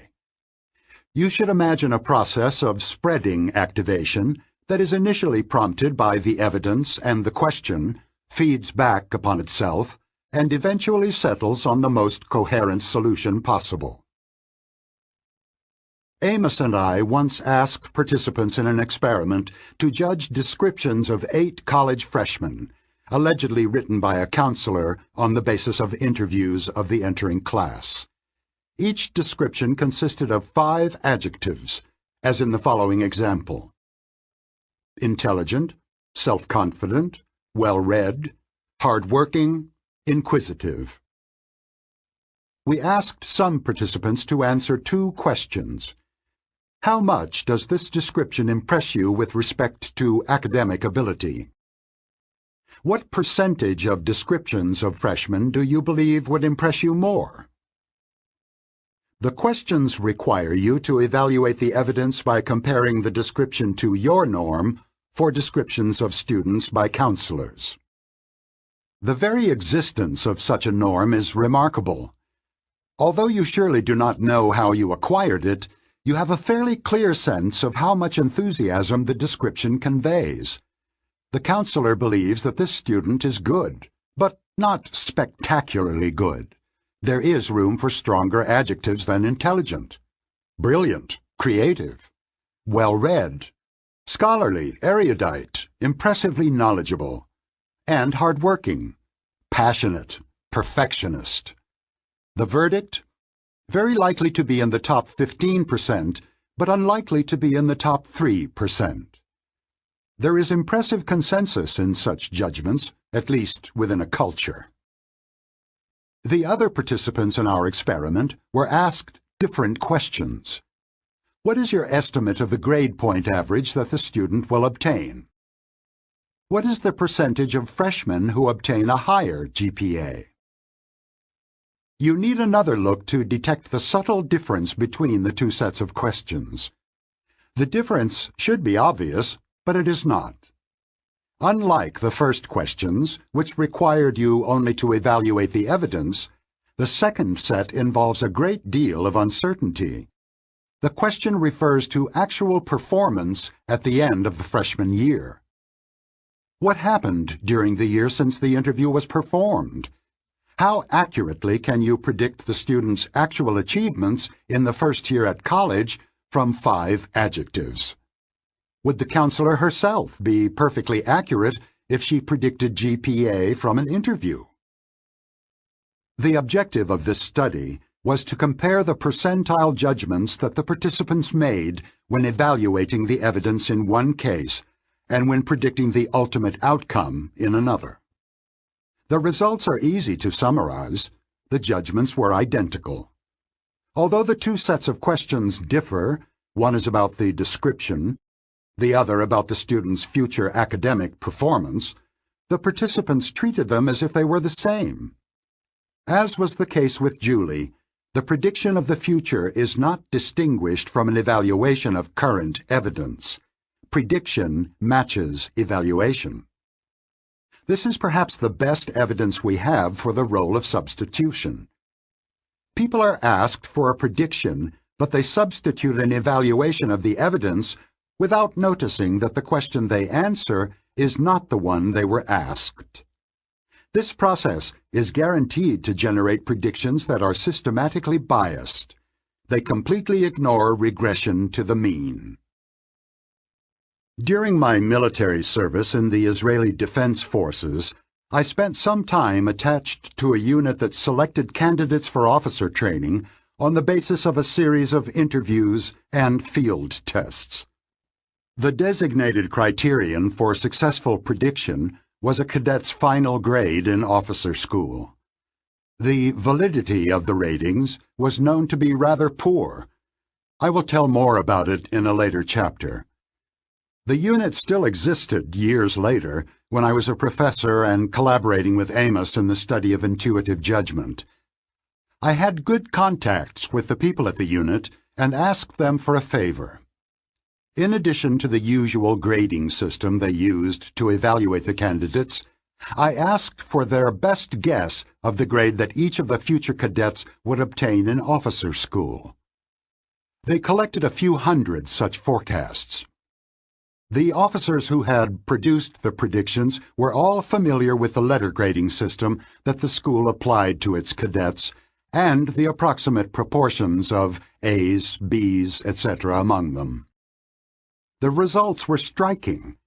The relative frequency of A's and B's in the predictions was almost identical to the frequencies in the final grades of the school. These findings provide a compelling example of both substitution and intensity matching. The officers who provided the predictions completely failed to discriminate between two tasks. Their usual mission, which was to evaluate the performance of candidates during their stay at the unit, the task I had asked them to perform, which was an actual prediction of a future grade. They had simply translated their own grades onto the scale used in officer school, applying intensity matching. Once again, the failure to address the considerable uncertainty of their predictions had led them to predictions that were completely non-regressive. A correction for intuitive predictions. Back to Julie, our precocious reader. The correct way to predict her GPA was introduced in the preceding chapter. As I did there for golf on successive days and for weight and piano playing, I write a schematic formula for the factors that determine reading age and college grades. Reading age equals shared factors plus factors specific to reading age equals 100%. GPA equals shared factors plus factors specific to GPA equals 100%. The shared factors involve genetically determined aptitude, the degree to which the family supports academic interests, and anything else that would cause the same people to be precocious readers as children and academically successful as young adults. Of course, there are many factors that would affect one of these outcomes and not the other. Julie could have been pushed to read early by overly ambitious parents. She may have had an unhappy love affair that depressed her college grades. She could have had a skiing accident during adolescence that left her slightly impaired, and so on. Recall that the correlation between two measures, in the present case, reading age and GPA, is equal to the proportion of shared factors among their determinants. What is your best guess about that proportion? My most optimistic guess is about 30%. Assuming this estimate, we have all we need to produce an unbiased prediction. Here are the directions for how to get there in 4 simple steps. 1. Start with an estimate of average GPA. 2. Determine the GPA that matches your impression of the evidence. 3. Estimate the correlation between your evidence and GPA. 4. If the correlation is 0.30, move 30% of the distance from the average to the matching GPA. Step 1 gets you to the baseline, the GPA you would have predicted if you were told nothing about Julie beyond the fact that she is a graduating senior. In the absence of information, you would have predicted the average. This is similar to assigning the base rate probability of business administration graduates when you are told nothing about Tom W. Step 2 is your intuitive prediction, which matches your evaluation of the evidence. Step 3 moves you from the baseline toward your intuition, but the distance you are allowed to move depends on your estimate of the correlation. You end up, at Step 4, with a prediction that is influenced by your intuition, but is far more moderate. This approach to prediction is general. You can apply it whenever you need to predict a quantitative variable, such as GPA, profit from an investment, or the growth of a company. The approach builds on your intuition, but it moderates it, regresses it toward the mean. When you have good reasons to trust the accuracy of your intuitive prediction, a strong correlation between the evidence and the prediction, the adjustment will be small. Intuitive predictions need to be corrected because they are not regressive and therefore are biased. Suppose that I predict for each golfer in a tournament that his score on day 2 will be the same as his score on day 1. This prediction does not allow for regression to the mean. The golfers who fared well on day 1 will, on average, do less well on day 2, and those who did poorly will mostly improve. When they are eventually compared to actual outcomes, non-regressive predictions will be found to be biased. They are on average overly optimistic for those who did best on the first day and overly pessimistic for those who had a bad start. The predictions are as extreme as the evidence. Similarly, if you use childhood achievements to predict grades in college without regressing your predictions toward the mean, you will more often than not be disappointed by the academic outcomes of early readers and happily surprised by the grades of those who learn to read relatively late. The corrected intuitive predictions eliminate these biases, so that predictions, both high and low, are about equally likely to overestimate and to underestimate the true value. You still make errors when your predictions are unbiased, but the errors are smaller and do not favor either high or low outcomes. A defense of extreme predictions?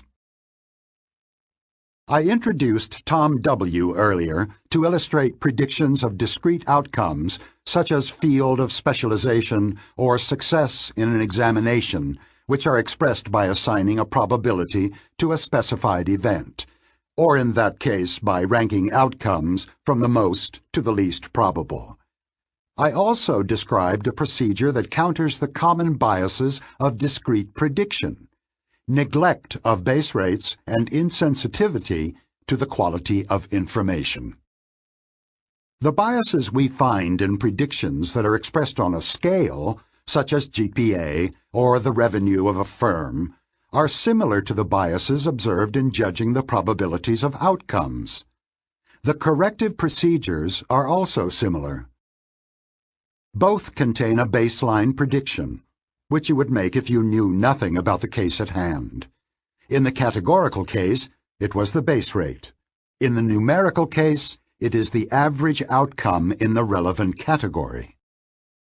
Both contain an intuitive prediction, which expresses the number that comes to your mind, whether it is a probability or a GPA. In both cases, you aim for a prediction that is intermediate between the baseline and your intuitive response.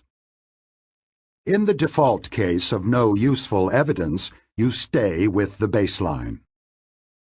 At the other extreme, you also stay with your initial prediction. This will happen, of course, only if you remain completely confident in your initial prediction after a critical review of the evidence that supports it. In most cases, you will find some reason to doubt that the correlation between your intuitive judgment and the truth is perfect, and you will end up somewhere between the two poles. This procedure is an approximation of the likely results of an appropriate statistical analysis. If successful, it will move you toward unbiased predictions, reasonable assessments of probability, and moderate predictions of numerical outcomes. The two procedures are intended to address the same bias. Intuitive predictions tend to be overconfident and overly extreme.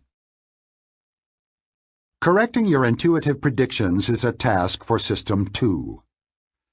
Significant effort is required to find the relevant reference category, estimate the baseline prediction, and evaluate the quality of the evidence. The effort is justified only when the stakes are high and when you are particularly keen not to make mistakes. Furthermore, you should know that correcting your intuitions may complicate your life. A characteristic of unbiased predictions is that they permit the prediction of rare or extreme events only when the information is very good. If you expect your predictions to be of modest validity, you will never guess an outcome that is either rare or far from the mean. If your predictions are unbiased, you will never have the satisfying experience of correctly calling an extreme case. You will never be able to say, "I thought so," when your best student in law school becomes a Supreme Court justice, or when a startup that you thought very promising eventually becomes a major commercial success. Given the limitations of the evidence, you will never predict that an outstanding high school student will be a straight-A student at Princeton. For the same reason, a venture capitalist will never be told that the probability of success for a startup in its early stages is very high. The objections to the principle of moderating intuitive predictions must be taken seriously, because absence of bias is not always what matters most. A preference for unbiased predictions is justified if all errors of prediction are treated alike, regardless of their direction. But there are situations in which one type of error is much worse than another. When a venture capitalist looks for the next big thing, the risk of missing the next Google or Facebook is far more important than the risk of making a modest investment in a startup that ultimately fails. The goal of venture capitalists is to call the extreme cases correctly, even at the cost of overestimating the prospects of many other ventures. For a conservative banker making large loans, the risk of a single borrower going bankrupt may outweigh the risk of turning down several would-be clients who would fulfill their obligations. In such cases, the use of extreme language, very good prospect, serious risk of default, may have some justification for the comfort it provides, even if the information on which these judgments are based is only of modest validity. For a rational person, predictions that are unbiased and moderate should not present a problem. After all, the rational venture capitalist knows that even the most promising startups have only a moderate chance of success. She views her job as picking the most promising bets from the bets that are available and does not feel the need to delude herself about the prospects of a startup in which she plans to invest.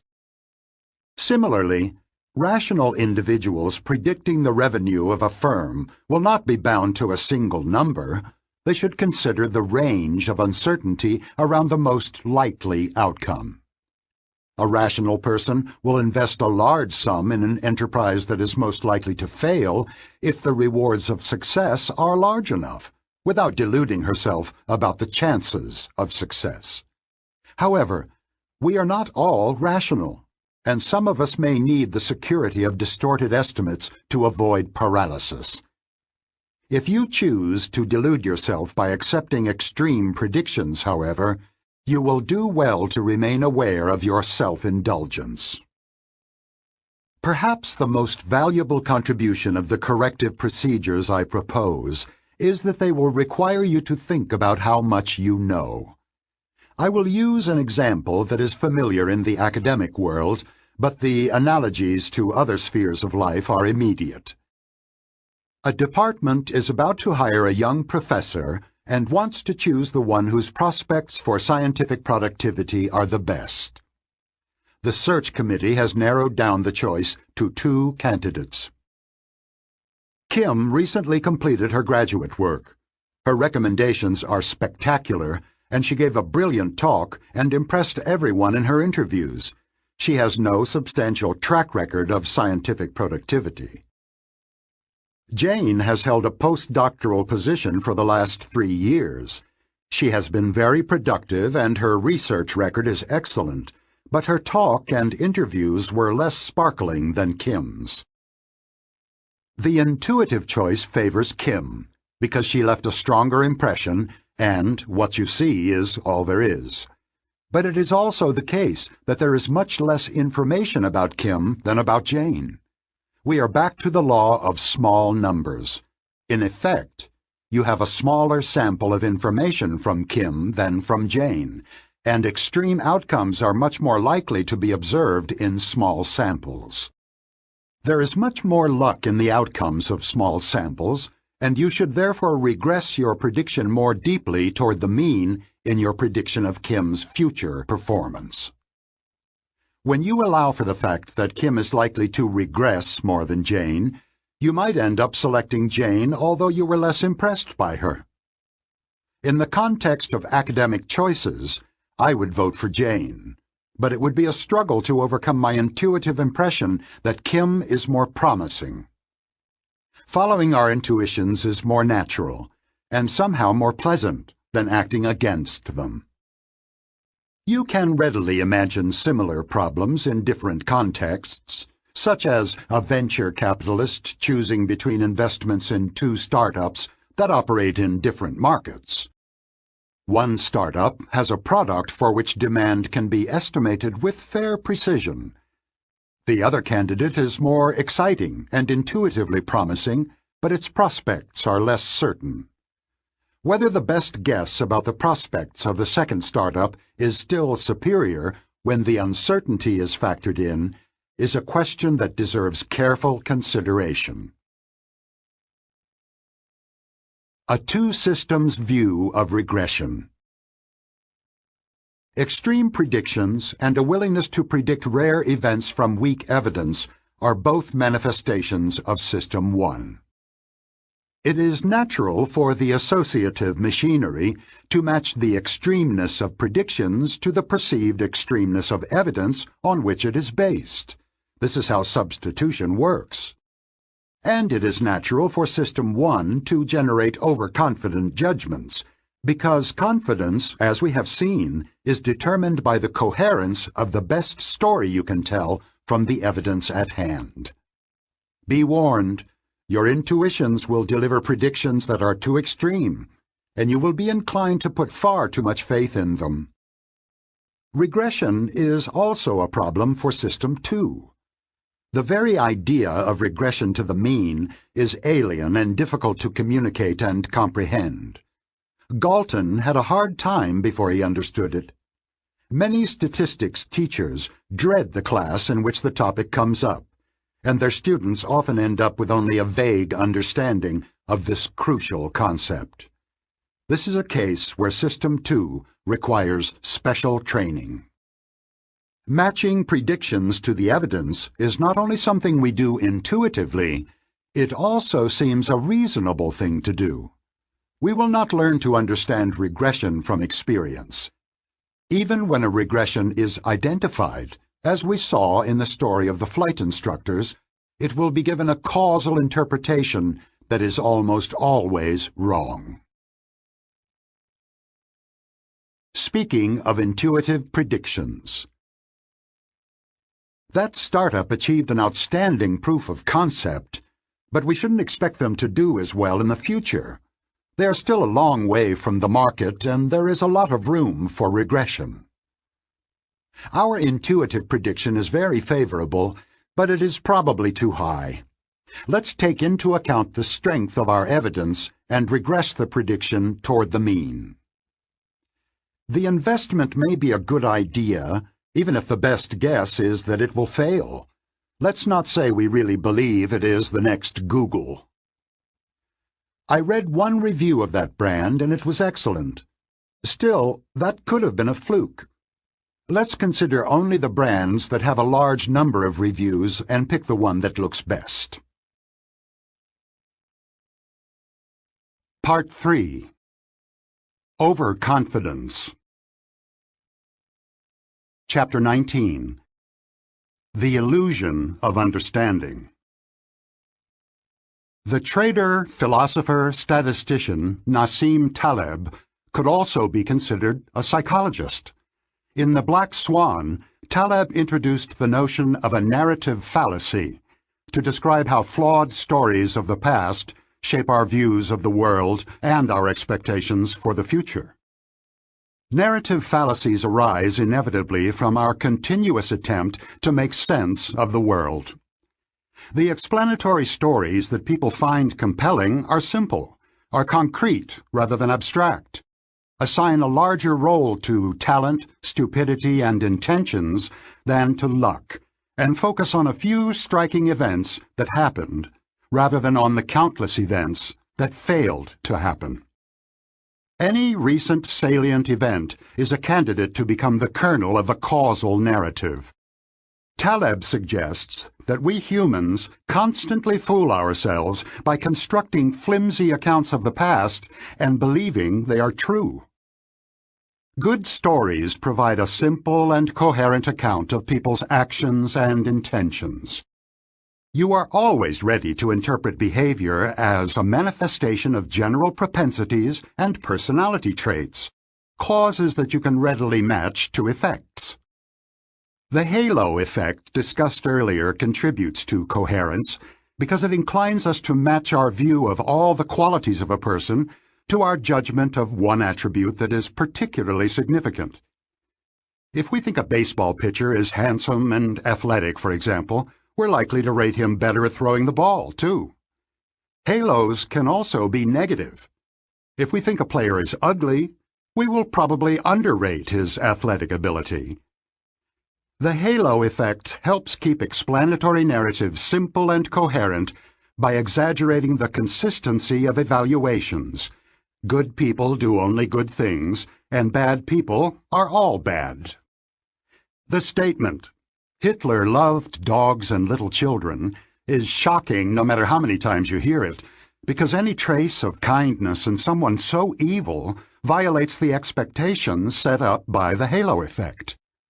Inconsistencies reduce the ease of our thoughts and the clarity of our feelings. A compelling narrative fosters an illusion of inevitability.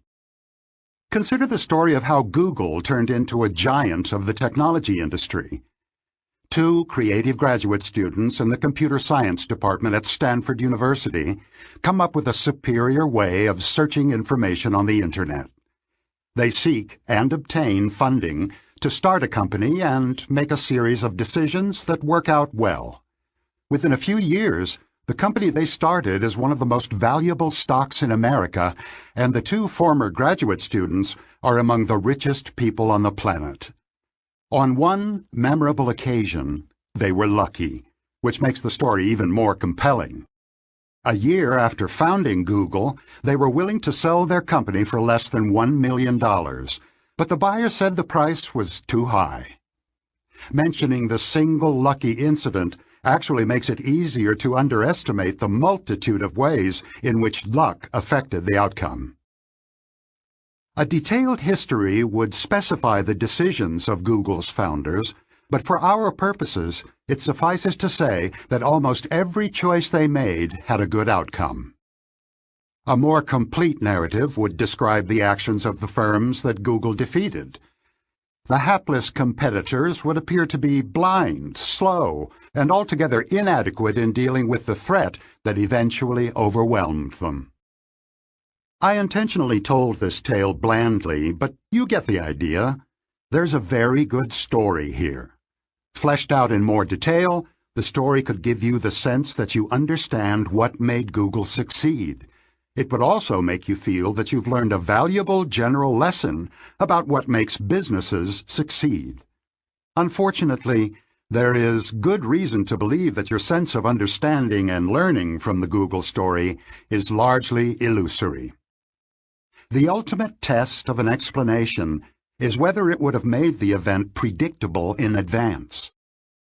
No story of Google's unlikely success will meet that test, because no story can include the myriad of events that would have caused a different outcome. The human mind does not deal well with non-events. The fact that many of the important events that did occur involved choices further tempts you to exaggerate the role of skill and underestimate the part that luck played in the outcome.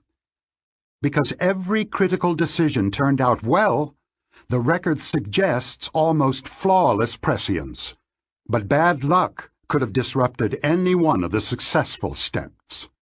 The halo effect adds the final touches, lending an aura of invincibility to the heroes of the story.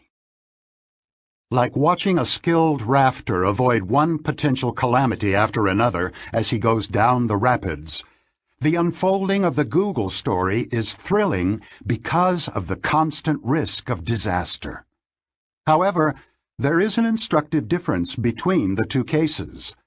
The skilled rafter has gone down rapids hundreds of times. He has learned to read the roiling water in front of him and to anticipate obstacles. He has learned to make the tiny adjustments of posture that keep him upright. There are fewer opportunities for young men to learn how to create a giant company, and fewer chances to avoid hidden rocks, such as a brilliant innovation by a competing firm. Of course, there was a great deal of skill in the Google story, but luck played a more important role in the actual event than it does in the telling of it. And the more luck was involved, the less there is to be learned.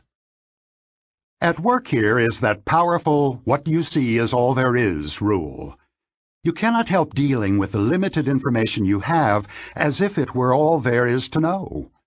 You build the best possible story from the information available to you, and if it is a good story, you believe it. Paradoxically, it is easier to construct a coherent story when you know little, when there are fewer pieces to fit into the puzzle. Our comforting conviction that the world makes sense rests on a secure foundation, our almost unlimited ability to ignore our ignorance. I have heard of too many people who knew well before it happened that the 2008 financial crisis was inevitable. This sentence contains a highly objectionable word, which should be removed from our vocabulary in discussions of major events. The word is, of course, knew. Some people thought well in advance that there would be a crisis, but they did not know it. They now say they knew it because the crisis did in fact happen. This is a misuse of an important concept. In everyday language, we apply the word know only when what was known is true and can be shown to be true. We can know something only if it is both true and knowable. But the people who thought there would be a crisis, and there are fewer of them than now remember thinking it, could not conclusively show it at the time. Many intelligent and well-informed people were keenly interested in the future of the economy and did not believe a catastrophe was imminent. I infer from this fact that the crisis was not knowable. What is perverse about the use of know in this context is not that some individuals get credit for prescience that they do not deserve. It is that the language implies that the world is more knowable than it is. It helps perpetuate a pernicious illusion. The core of the illusion is that we believe we understand the past, which implies that the future also should be knowable, but in fact we understand the past less than we believe we do. Know is not the only word that fosters this illusion. In common usage, the words intuition and premonition also are reserved for past thoughts that turned out to be true. The statement, "I had a premonition that the marriage would not last, but I was wrong," sounds odd, as does any sentence about an intuition that turned out to be false. To think clearly about the future, we need to clean up the language that we use in labeling the beliefs we had in the past. The social costs of hindsight. The mind that makes up narratives about the past is a sense-making organ. When an unpredicted event occurs, we immediately adjust our view of the world to accommodate the surprise. Imagine yourself before a football game between two teams that have the same record of wins and losses. Now the game is over and one team trashed the other. In your revised model of the world, the winning team is much stronger than the loser, and your view of the past as well as of the future has been altered by that new perception. Learning from surprises is a reasonable thing to do, but it can have some dangerous consequences. A general limitation of the human mind is its imperfect ability to reconstruct past states of knowledge or beliefs that have changed. Once you adopt a new view of the world, or of any part of it, you immediately lose much of your ability to recall what you used to believe before your mind changed. Many psychologists have studied what happens when people change their minds. Choose a topic on which minds are not completely made up, say the death penalty. The experimenter carefully measures people's attitudes. Next, the participants see or hear a persuasive pro or con message. Then the experimenter measures people's attitudes again. They usually are closer to the persuasive message they were exposed to. Finally, the participants report the opinion they held beforehand. This task turns out to be surprisingly difficult. Asked to reconstruct their former beliefs, people retrieve their current ones instead, an instance of substitution, and many cannot believe that they ever felt differently. Your inability to reconstruct past beliefs will inevitably cause you to underestimate the extent to which you were surprised by past events. Baruch Fischoff first demonstrated this "I knew it all along" effect, or hindsight bias, when he was a student in Jerusalem. Together with Ruth Beth, another of our students, Fischoff conducted a survey before President Richard Nixon visited China and Russia in 1972. The respondents assigned probabilities to 15 possible outcomes of Nixon's diplomatic initiatives. Would Mao Zedong agree to meet with Nixon? Might the United States grant diplomatic recognition to China? After decades of enmity, could the United States and the Soviet Union agree on anything significant? After Nixon's return from his travels, Fischoff and Beth asked the same people to recall the probability that they had originally assigned to each of the 15 possible outcomes. The results were clear. If an event had actually occurred, people exaggerated the probability that they had assigned to it earlier. If the possible event had not come to pass, the participants erroneously recalled that they had always considered it unlikely. Further experiments show that people were driven to overstate the accuracy not only of their original predictions, but also of those made by others. Similar results have been found for other events that gripped public attention, such as the O.J. Simpson murder trial and the impeachment of President Bill Clinton. The tendency to revise the history of one's beliefs in light of what actually happened produces a robust cognitive illusion. Hindsight bias has pernicious effects on the evaluations of decision-makers. It leads observers to assess the quality of a decision not by whether the process was sound, but by whether its outcome was good or bad. Consider a low-risk surgical intervention in which an unpredictable accident occurred that caused the patient's death. The jury will be prone to believe, after the fact, that the operation was actually risky and that the doctor who ordered it should have known better. This outcome bias makes it almost impossible to evaluate a decision properly in terms of the beliefs that were reasonable when the decision was made. Hindsight is especially unkind to decision-makers who act as agents for others: physicians, financial advisors, third-base coaches, CEOs, social workers, diplomats, politicians.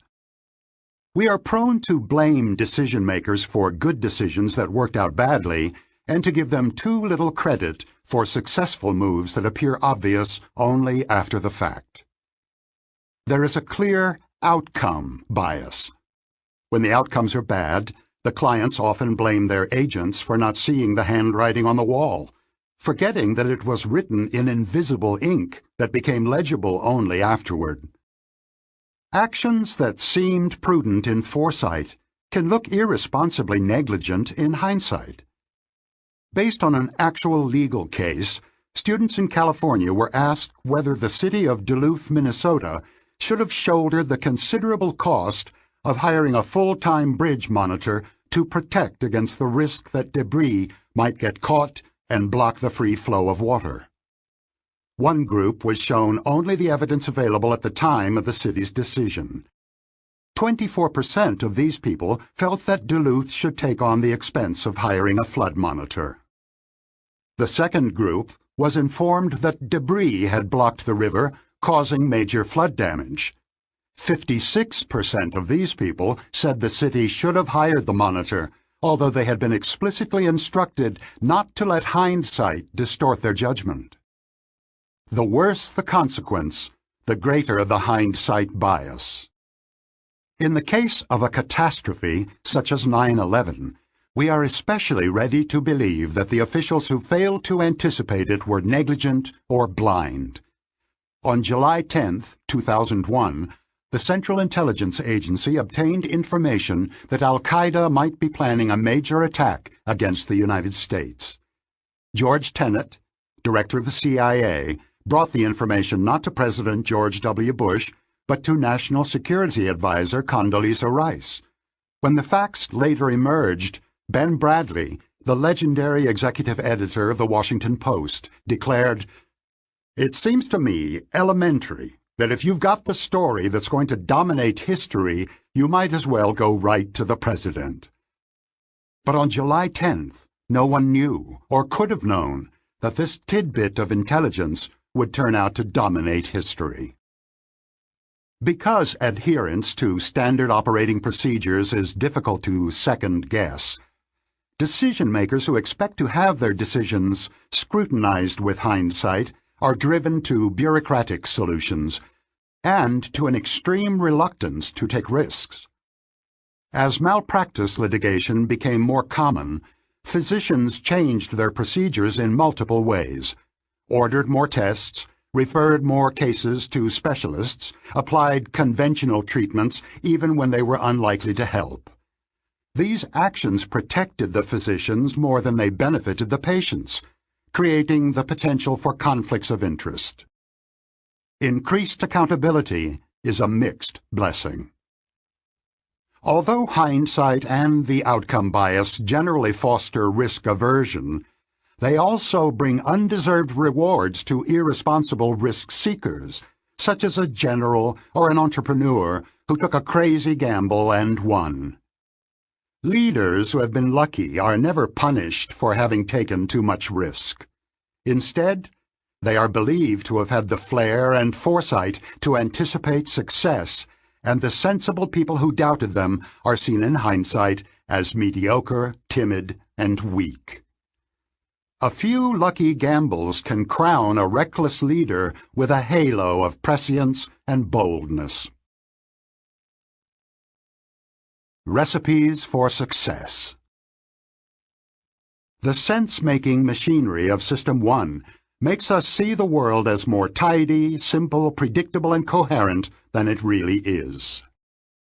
The illusion that one has understood the past feeds the further illusion that one can predict and control the future. These illusions are comforting. They reduce the anxiety that we would experience if we allowed ourselves to fully acknowledge the uncertainties of existence.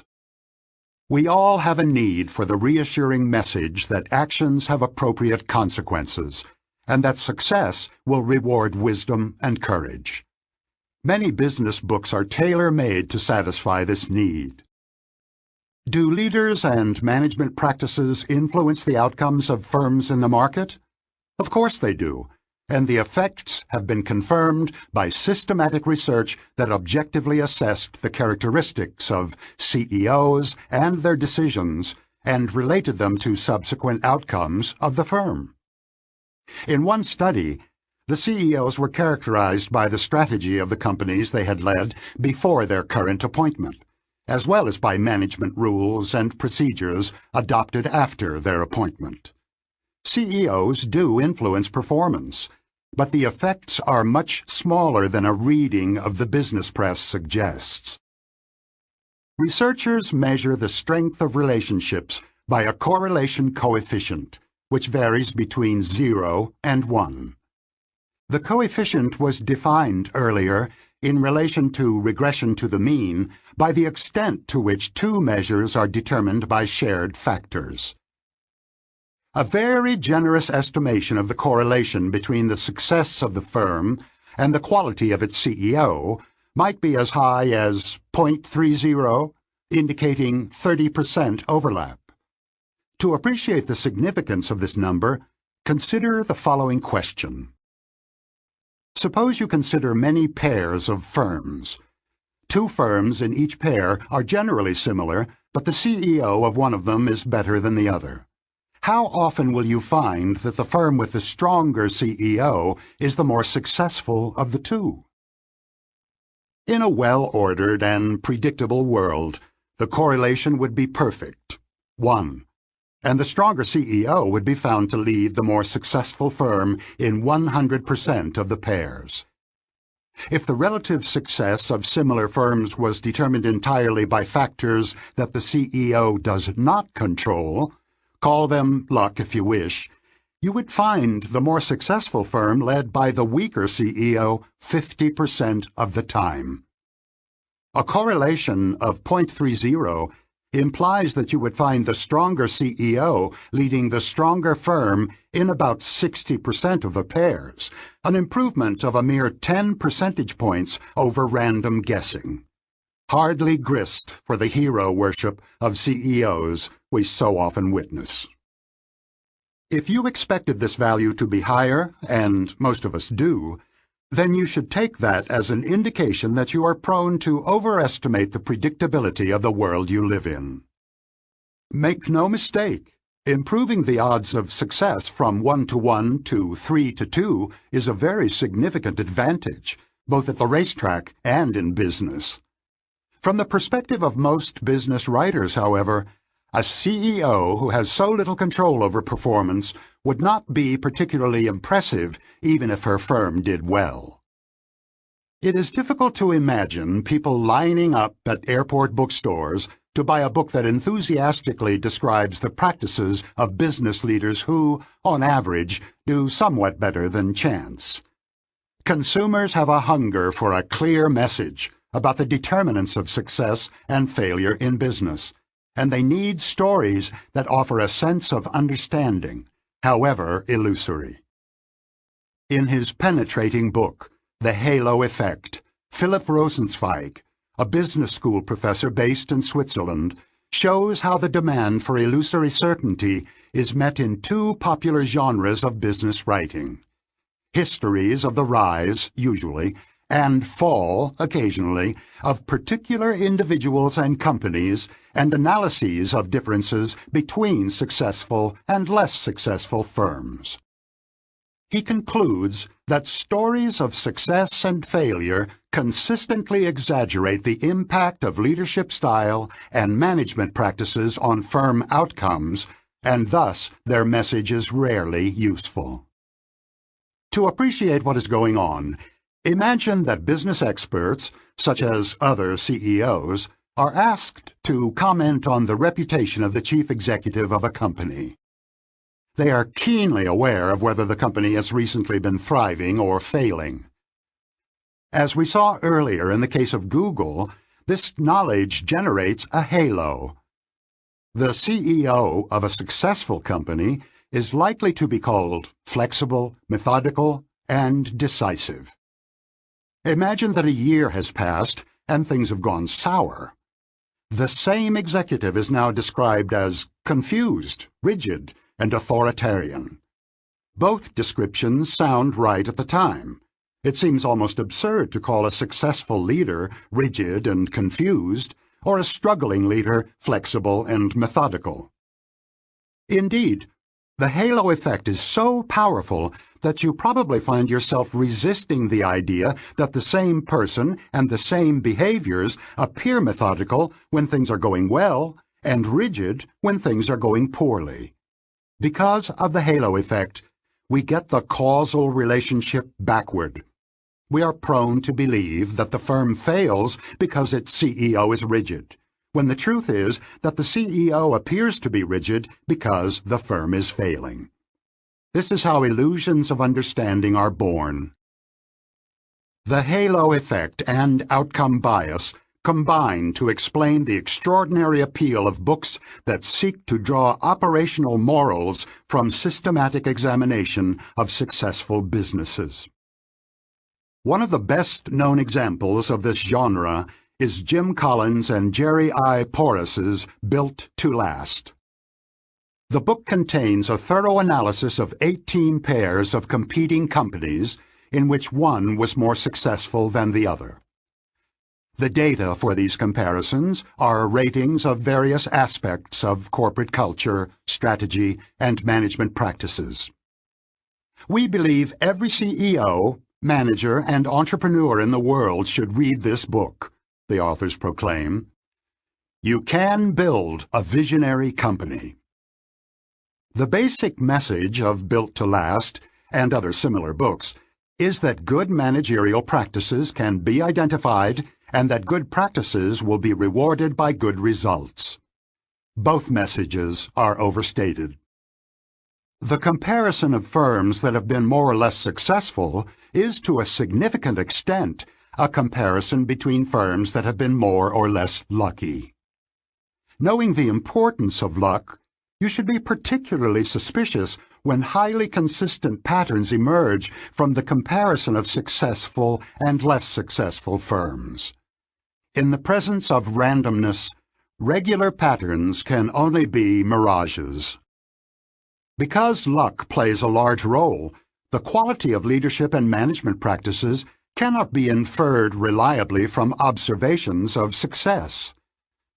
And even if you had perfect foreknowledge that a CEO has brilliant vision and extraordinary competence, you still would be unable to predict how the company will perform with much better accuracy than the flip of a coin. On average, the gap in corporate profitability and stock returns between the outstanding firms and the less successful firms studied and Built to Last shrank to almost nothing in the period following the study. The average profitability of the companies identified in the famous In Search of Excellence dropped sharply as well within a short time. A study of Fortune's most admired companies finds that over a 20-year period, the firms with the worst ratings went on to earn much higher stock returns than the most admired firms. You are probably tempted to think of causal explanations for these observations. Perhaps the successful firms became complacent. The less successful firms tried harder. But this is the wrong way to think about what happened. The average gap must shrink, because the original gap was due in good part to luck, which contributed both to the success of the top firms and to the lagging performance of the rest. We have already encountered this statistical fact of life, regression to the mean. Stories of how businesses rise and fall strike a chord with readers by offering what the human mind needs, a simple message of triumph and failure that identifies clear causes and ignores the determinative power of luck and the inevitability of regression. These stories induce and maintain an illusion of understanding, imparting lessons of little enduring value to readers who are all too eager to believe them. Speaking of hindsight.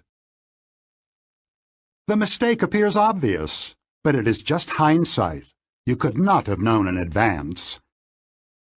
He's learning too much from this success story, which is too tidy. He has fallen for a narrative fallacy. She has no evidence for saying that the firm is badly managed. All she knows is that its stock has gone down. This is an outcome bias, part hindsight and part halo effect. Let's not fall for the outcome bias. This was a stupid decision, even though it worked out well. Chapter 20. The Illusion of Validity. System 1 is designed to jump to conclusions from little evidence, and it is not designed to know the size of its jumps. Because of what you see is all there is, only the evidence at hand counts. Because of confidence by coherence, the subjective confidence we have in our opinions reflects the coherence of the story that System 1 and System 2 have constructed. The amount of evidence and its quality do not count for much, because poor evidence can make a very good story. For some of our most important beliefs, we have no evidence at all, except that people we love and trust hold these beliefs. Considering how little we know, the confidence we have in our beliefs is preposterous, and it is also essential. The Illusion of Validity. Many decades ago, I spent what seemed like a great deal of time under a scorching sun, watching groups of sweaty soldiers as they solved a problem. I was doing my national service in the Israeli Army at the time. I had completed an undergraduate degree in psychology, and after a year as an infantry officer, was assigned to the Army's psychology branch, where one of my occasional duties was to help evaluate candidates for officer training. We used methods that had been developed by the British Army in World War II.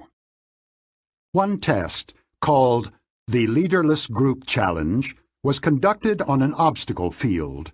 8 candidates, strangers to each other, with all insignia of rank removed and only numbered tags to identify them, were instructed to lift a long log from the ground and haul it to a wall about 6 feet high. The entire group had to get to the other side of the wall without the log touching either the ground or the wall, and without anyone touching the wall. If any of these things happened, they had to declare it and start again. There was more than one way to solve the problem. A common solution was for the team to send several men to the other side by crawling over the pole as it was held at an angle, like a giant fishing rod, by other members of the group. Or else some soldiers would climb onto someone's shoulders and jump across. The last man would then have to jump up at the pole, held up at an angle by the rest of the group, shinny his way along its length as the others kept him and the pole suspended in the air and leaped safely to the other side. Failure was common at this point, which required them to start all over again. As a colleague and I monitored the exercise, we made note of who took charge, who tried to lead but was rebuffed, how cooperative each soldier was in contributing to the group effort. We saw who seemed to be stubborn, submissive, arrogant, patient, hot-tempered, persistent, or a quitter. We sometimes saw competitive spite when someone whose idea had been rejected by the group no longer worked very hard. And we saw reactions to crisis.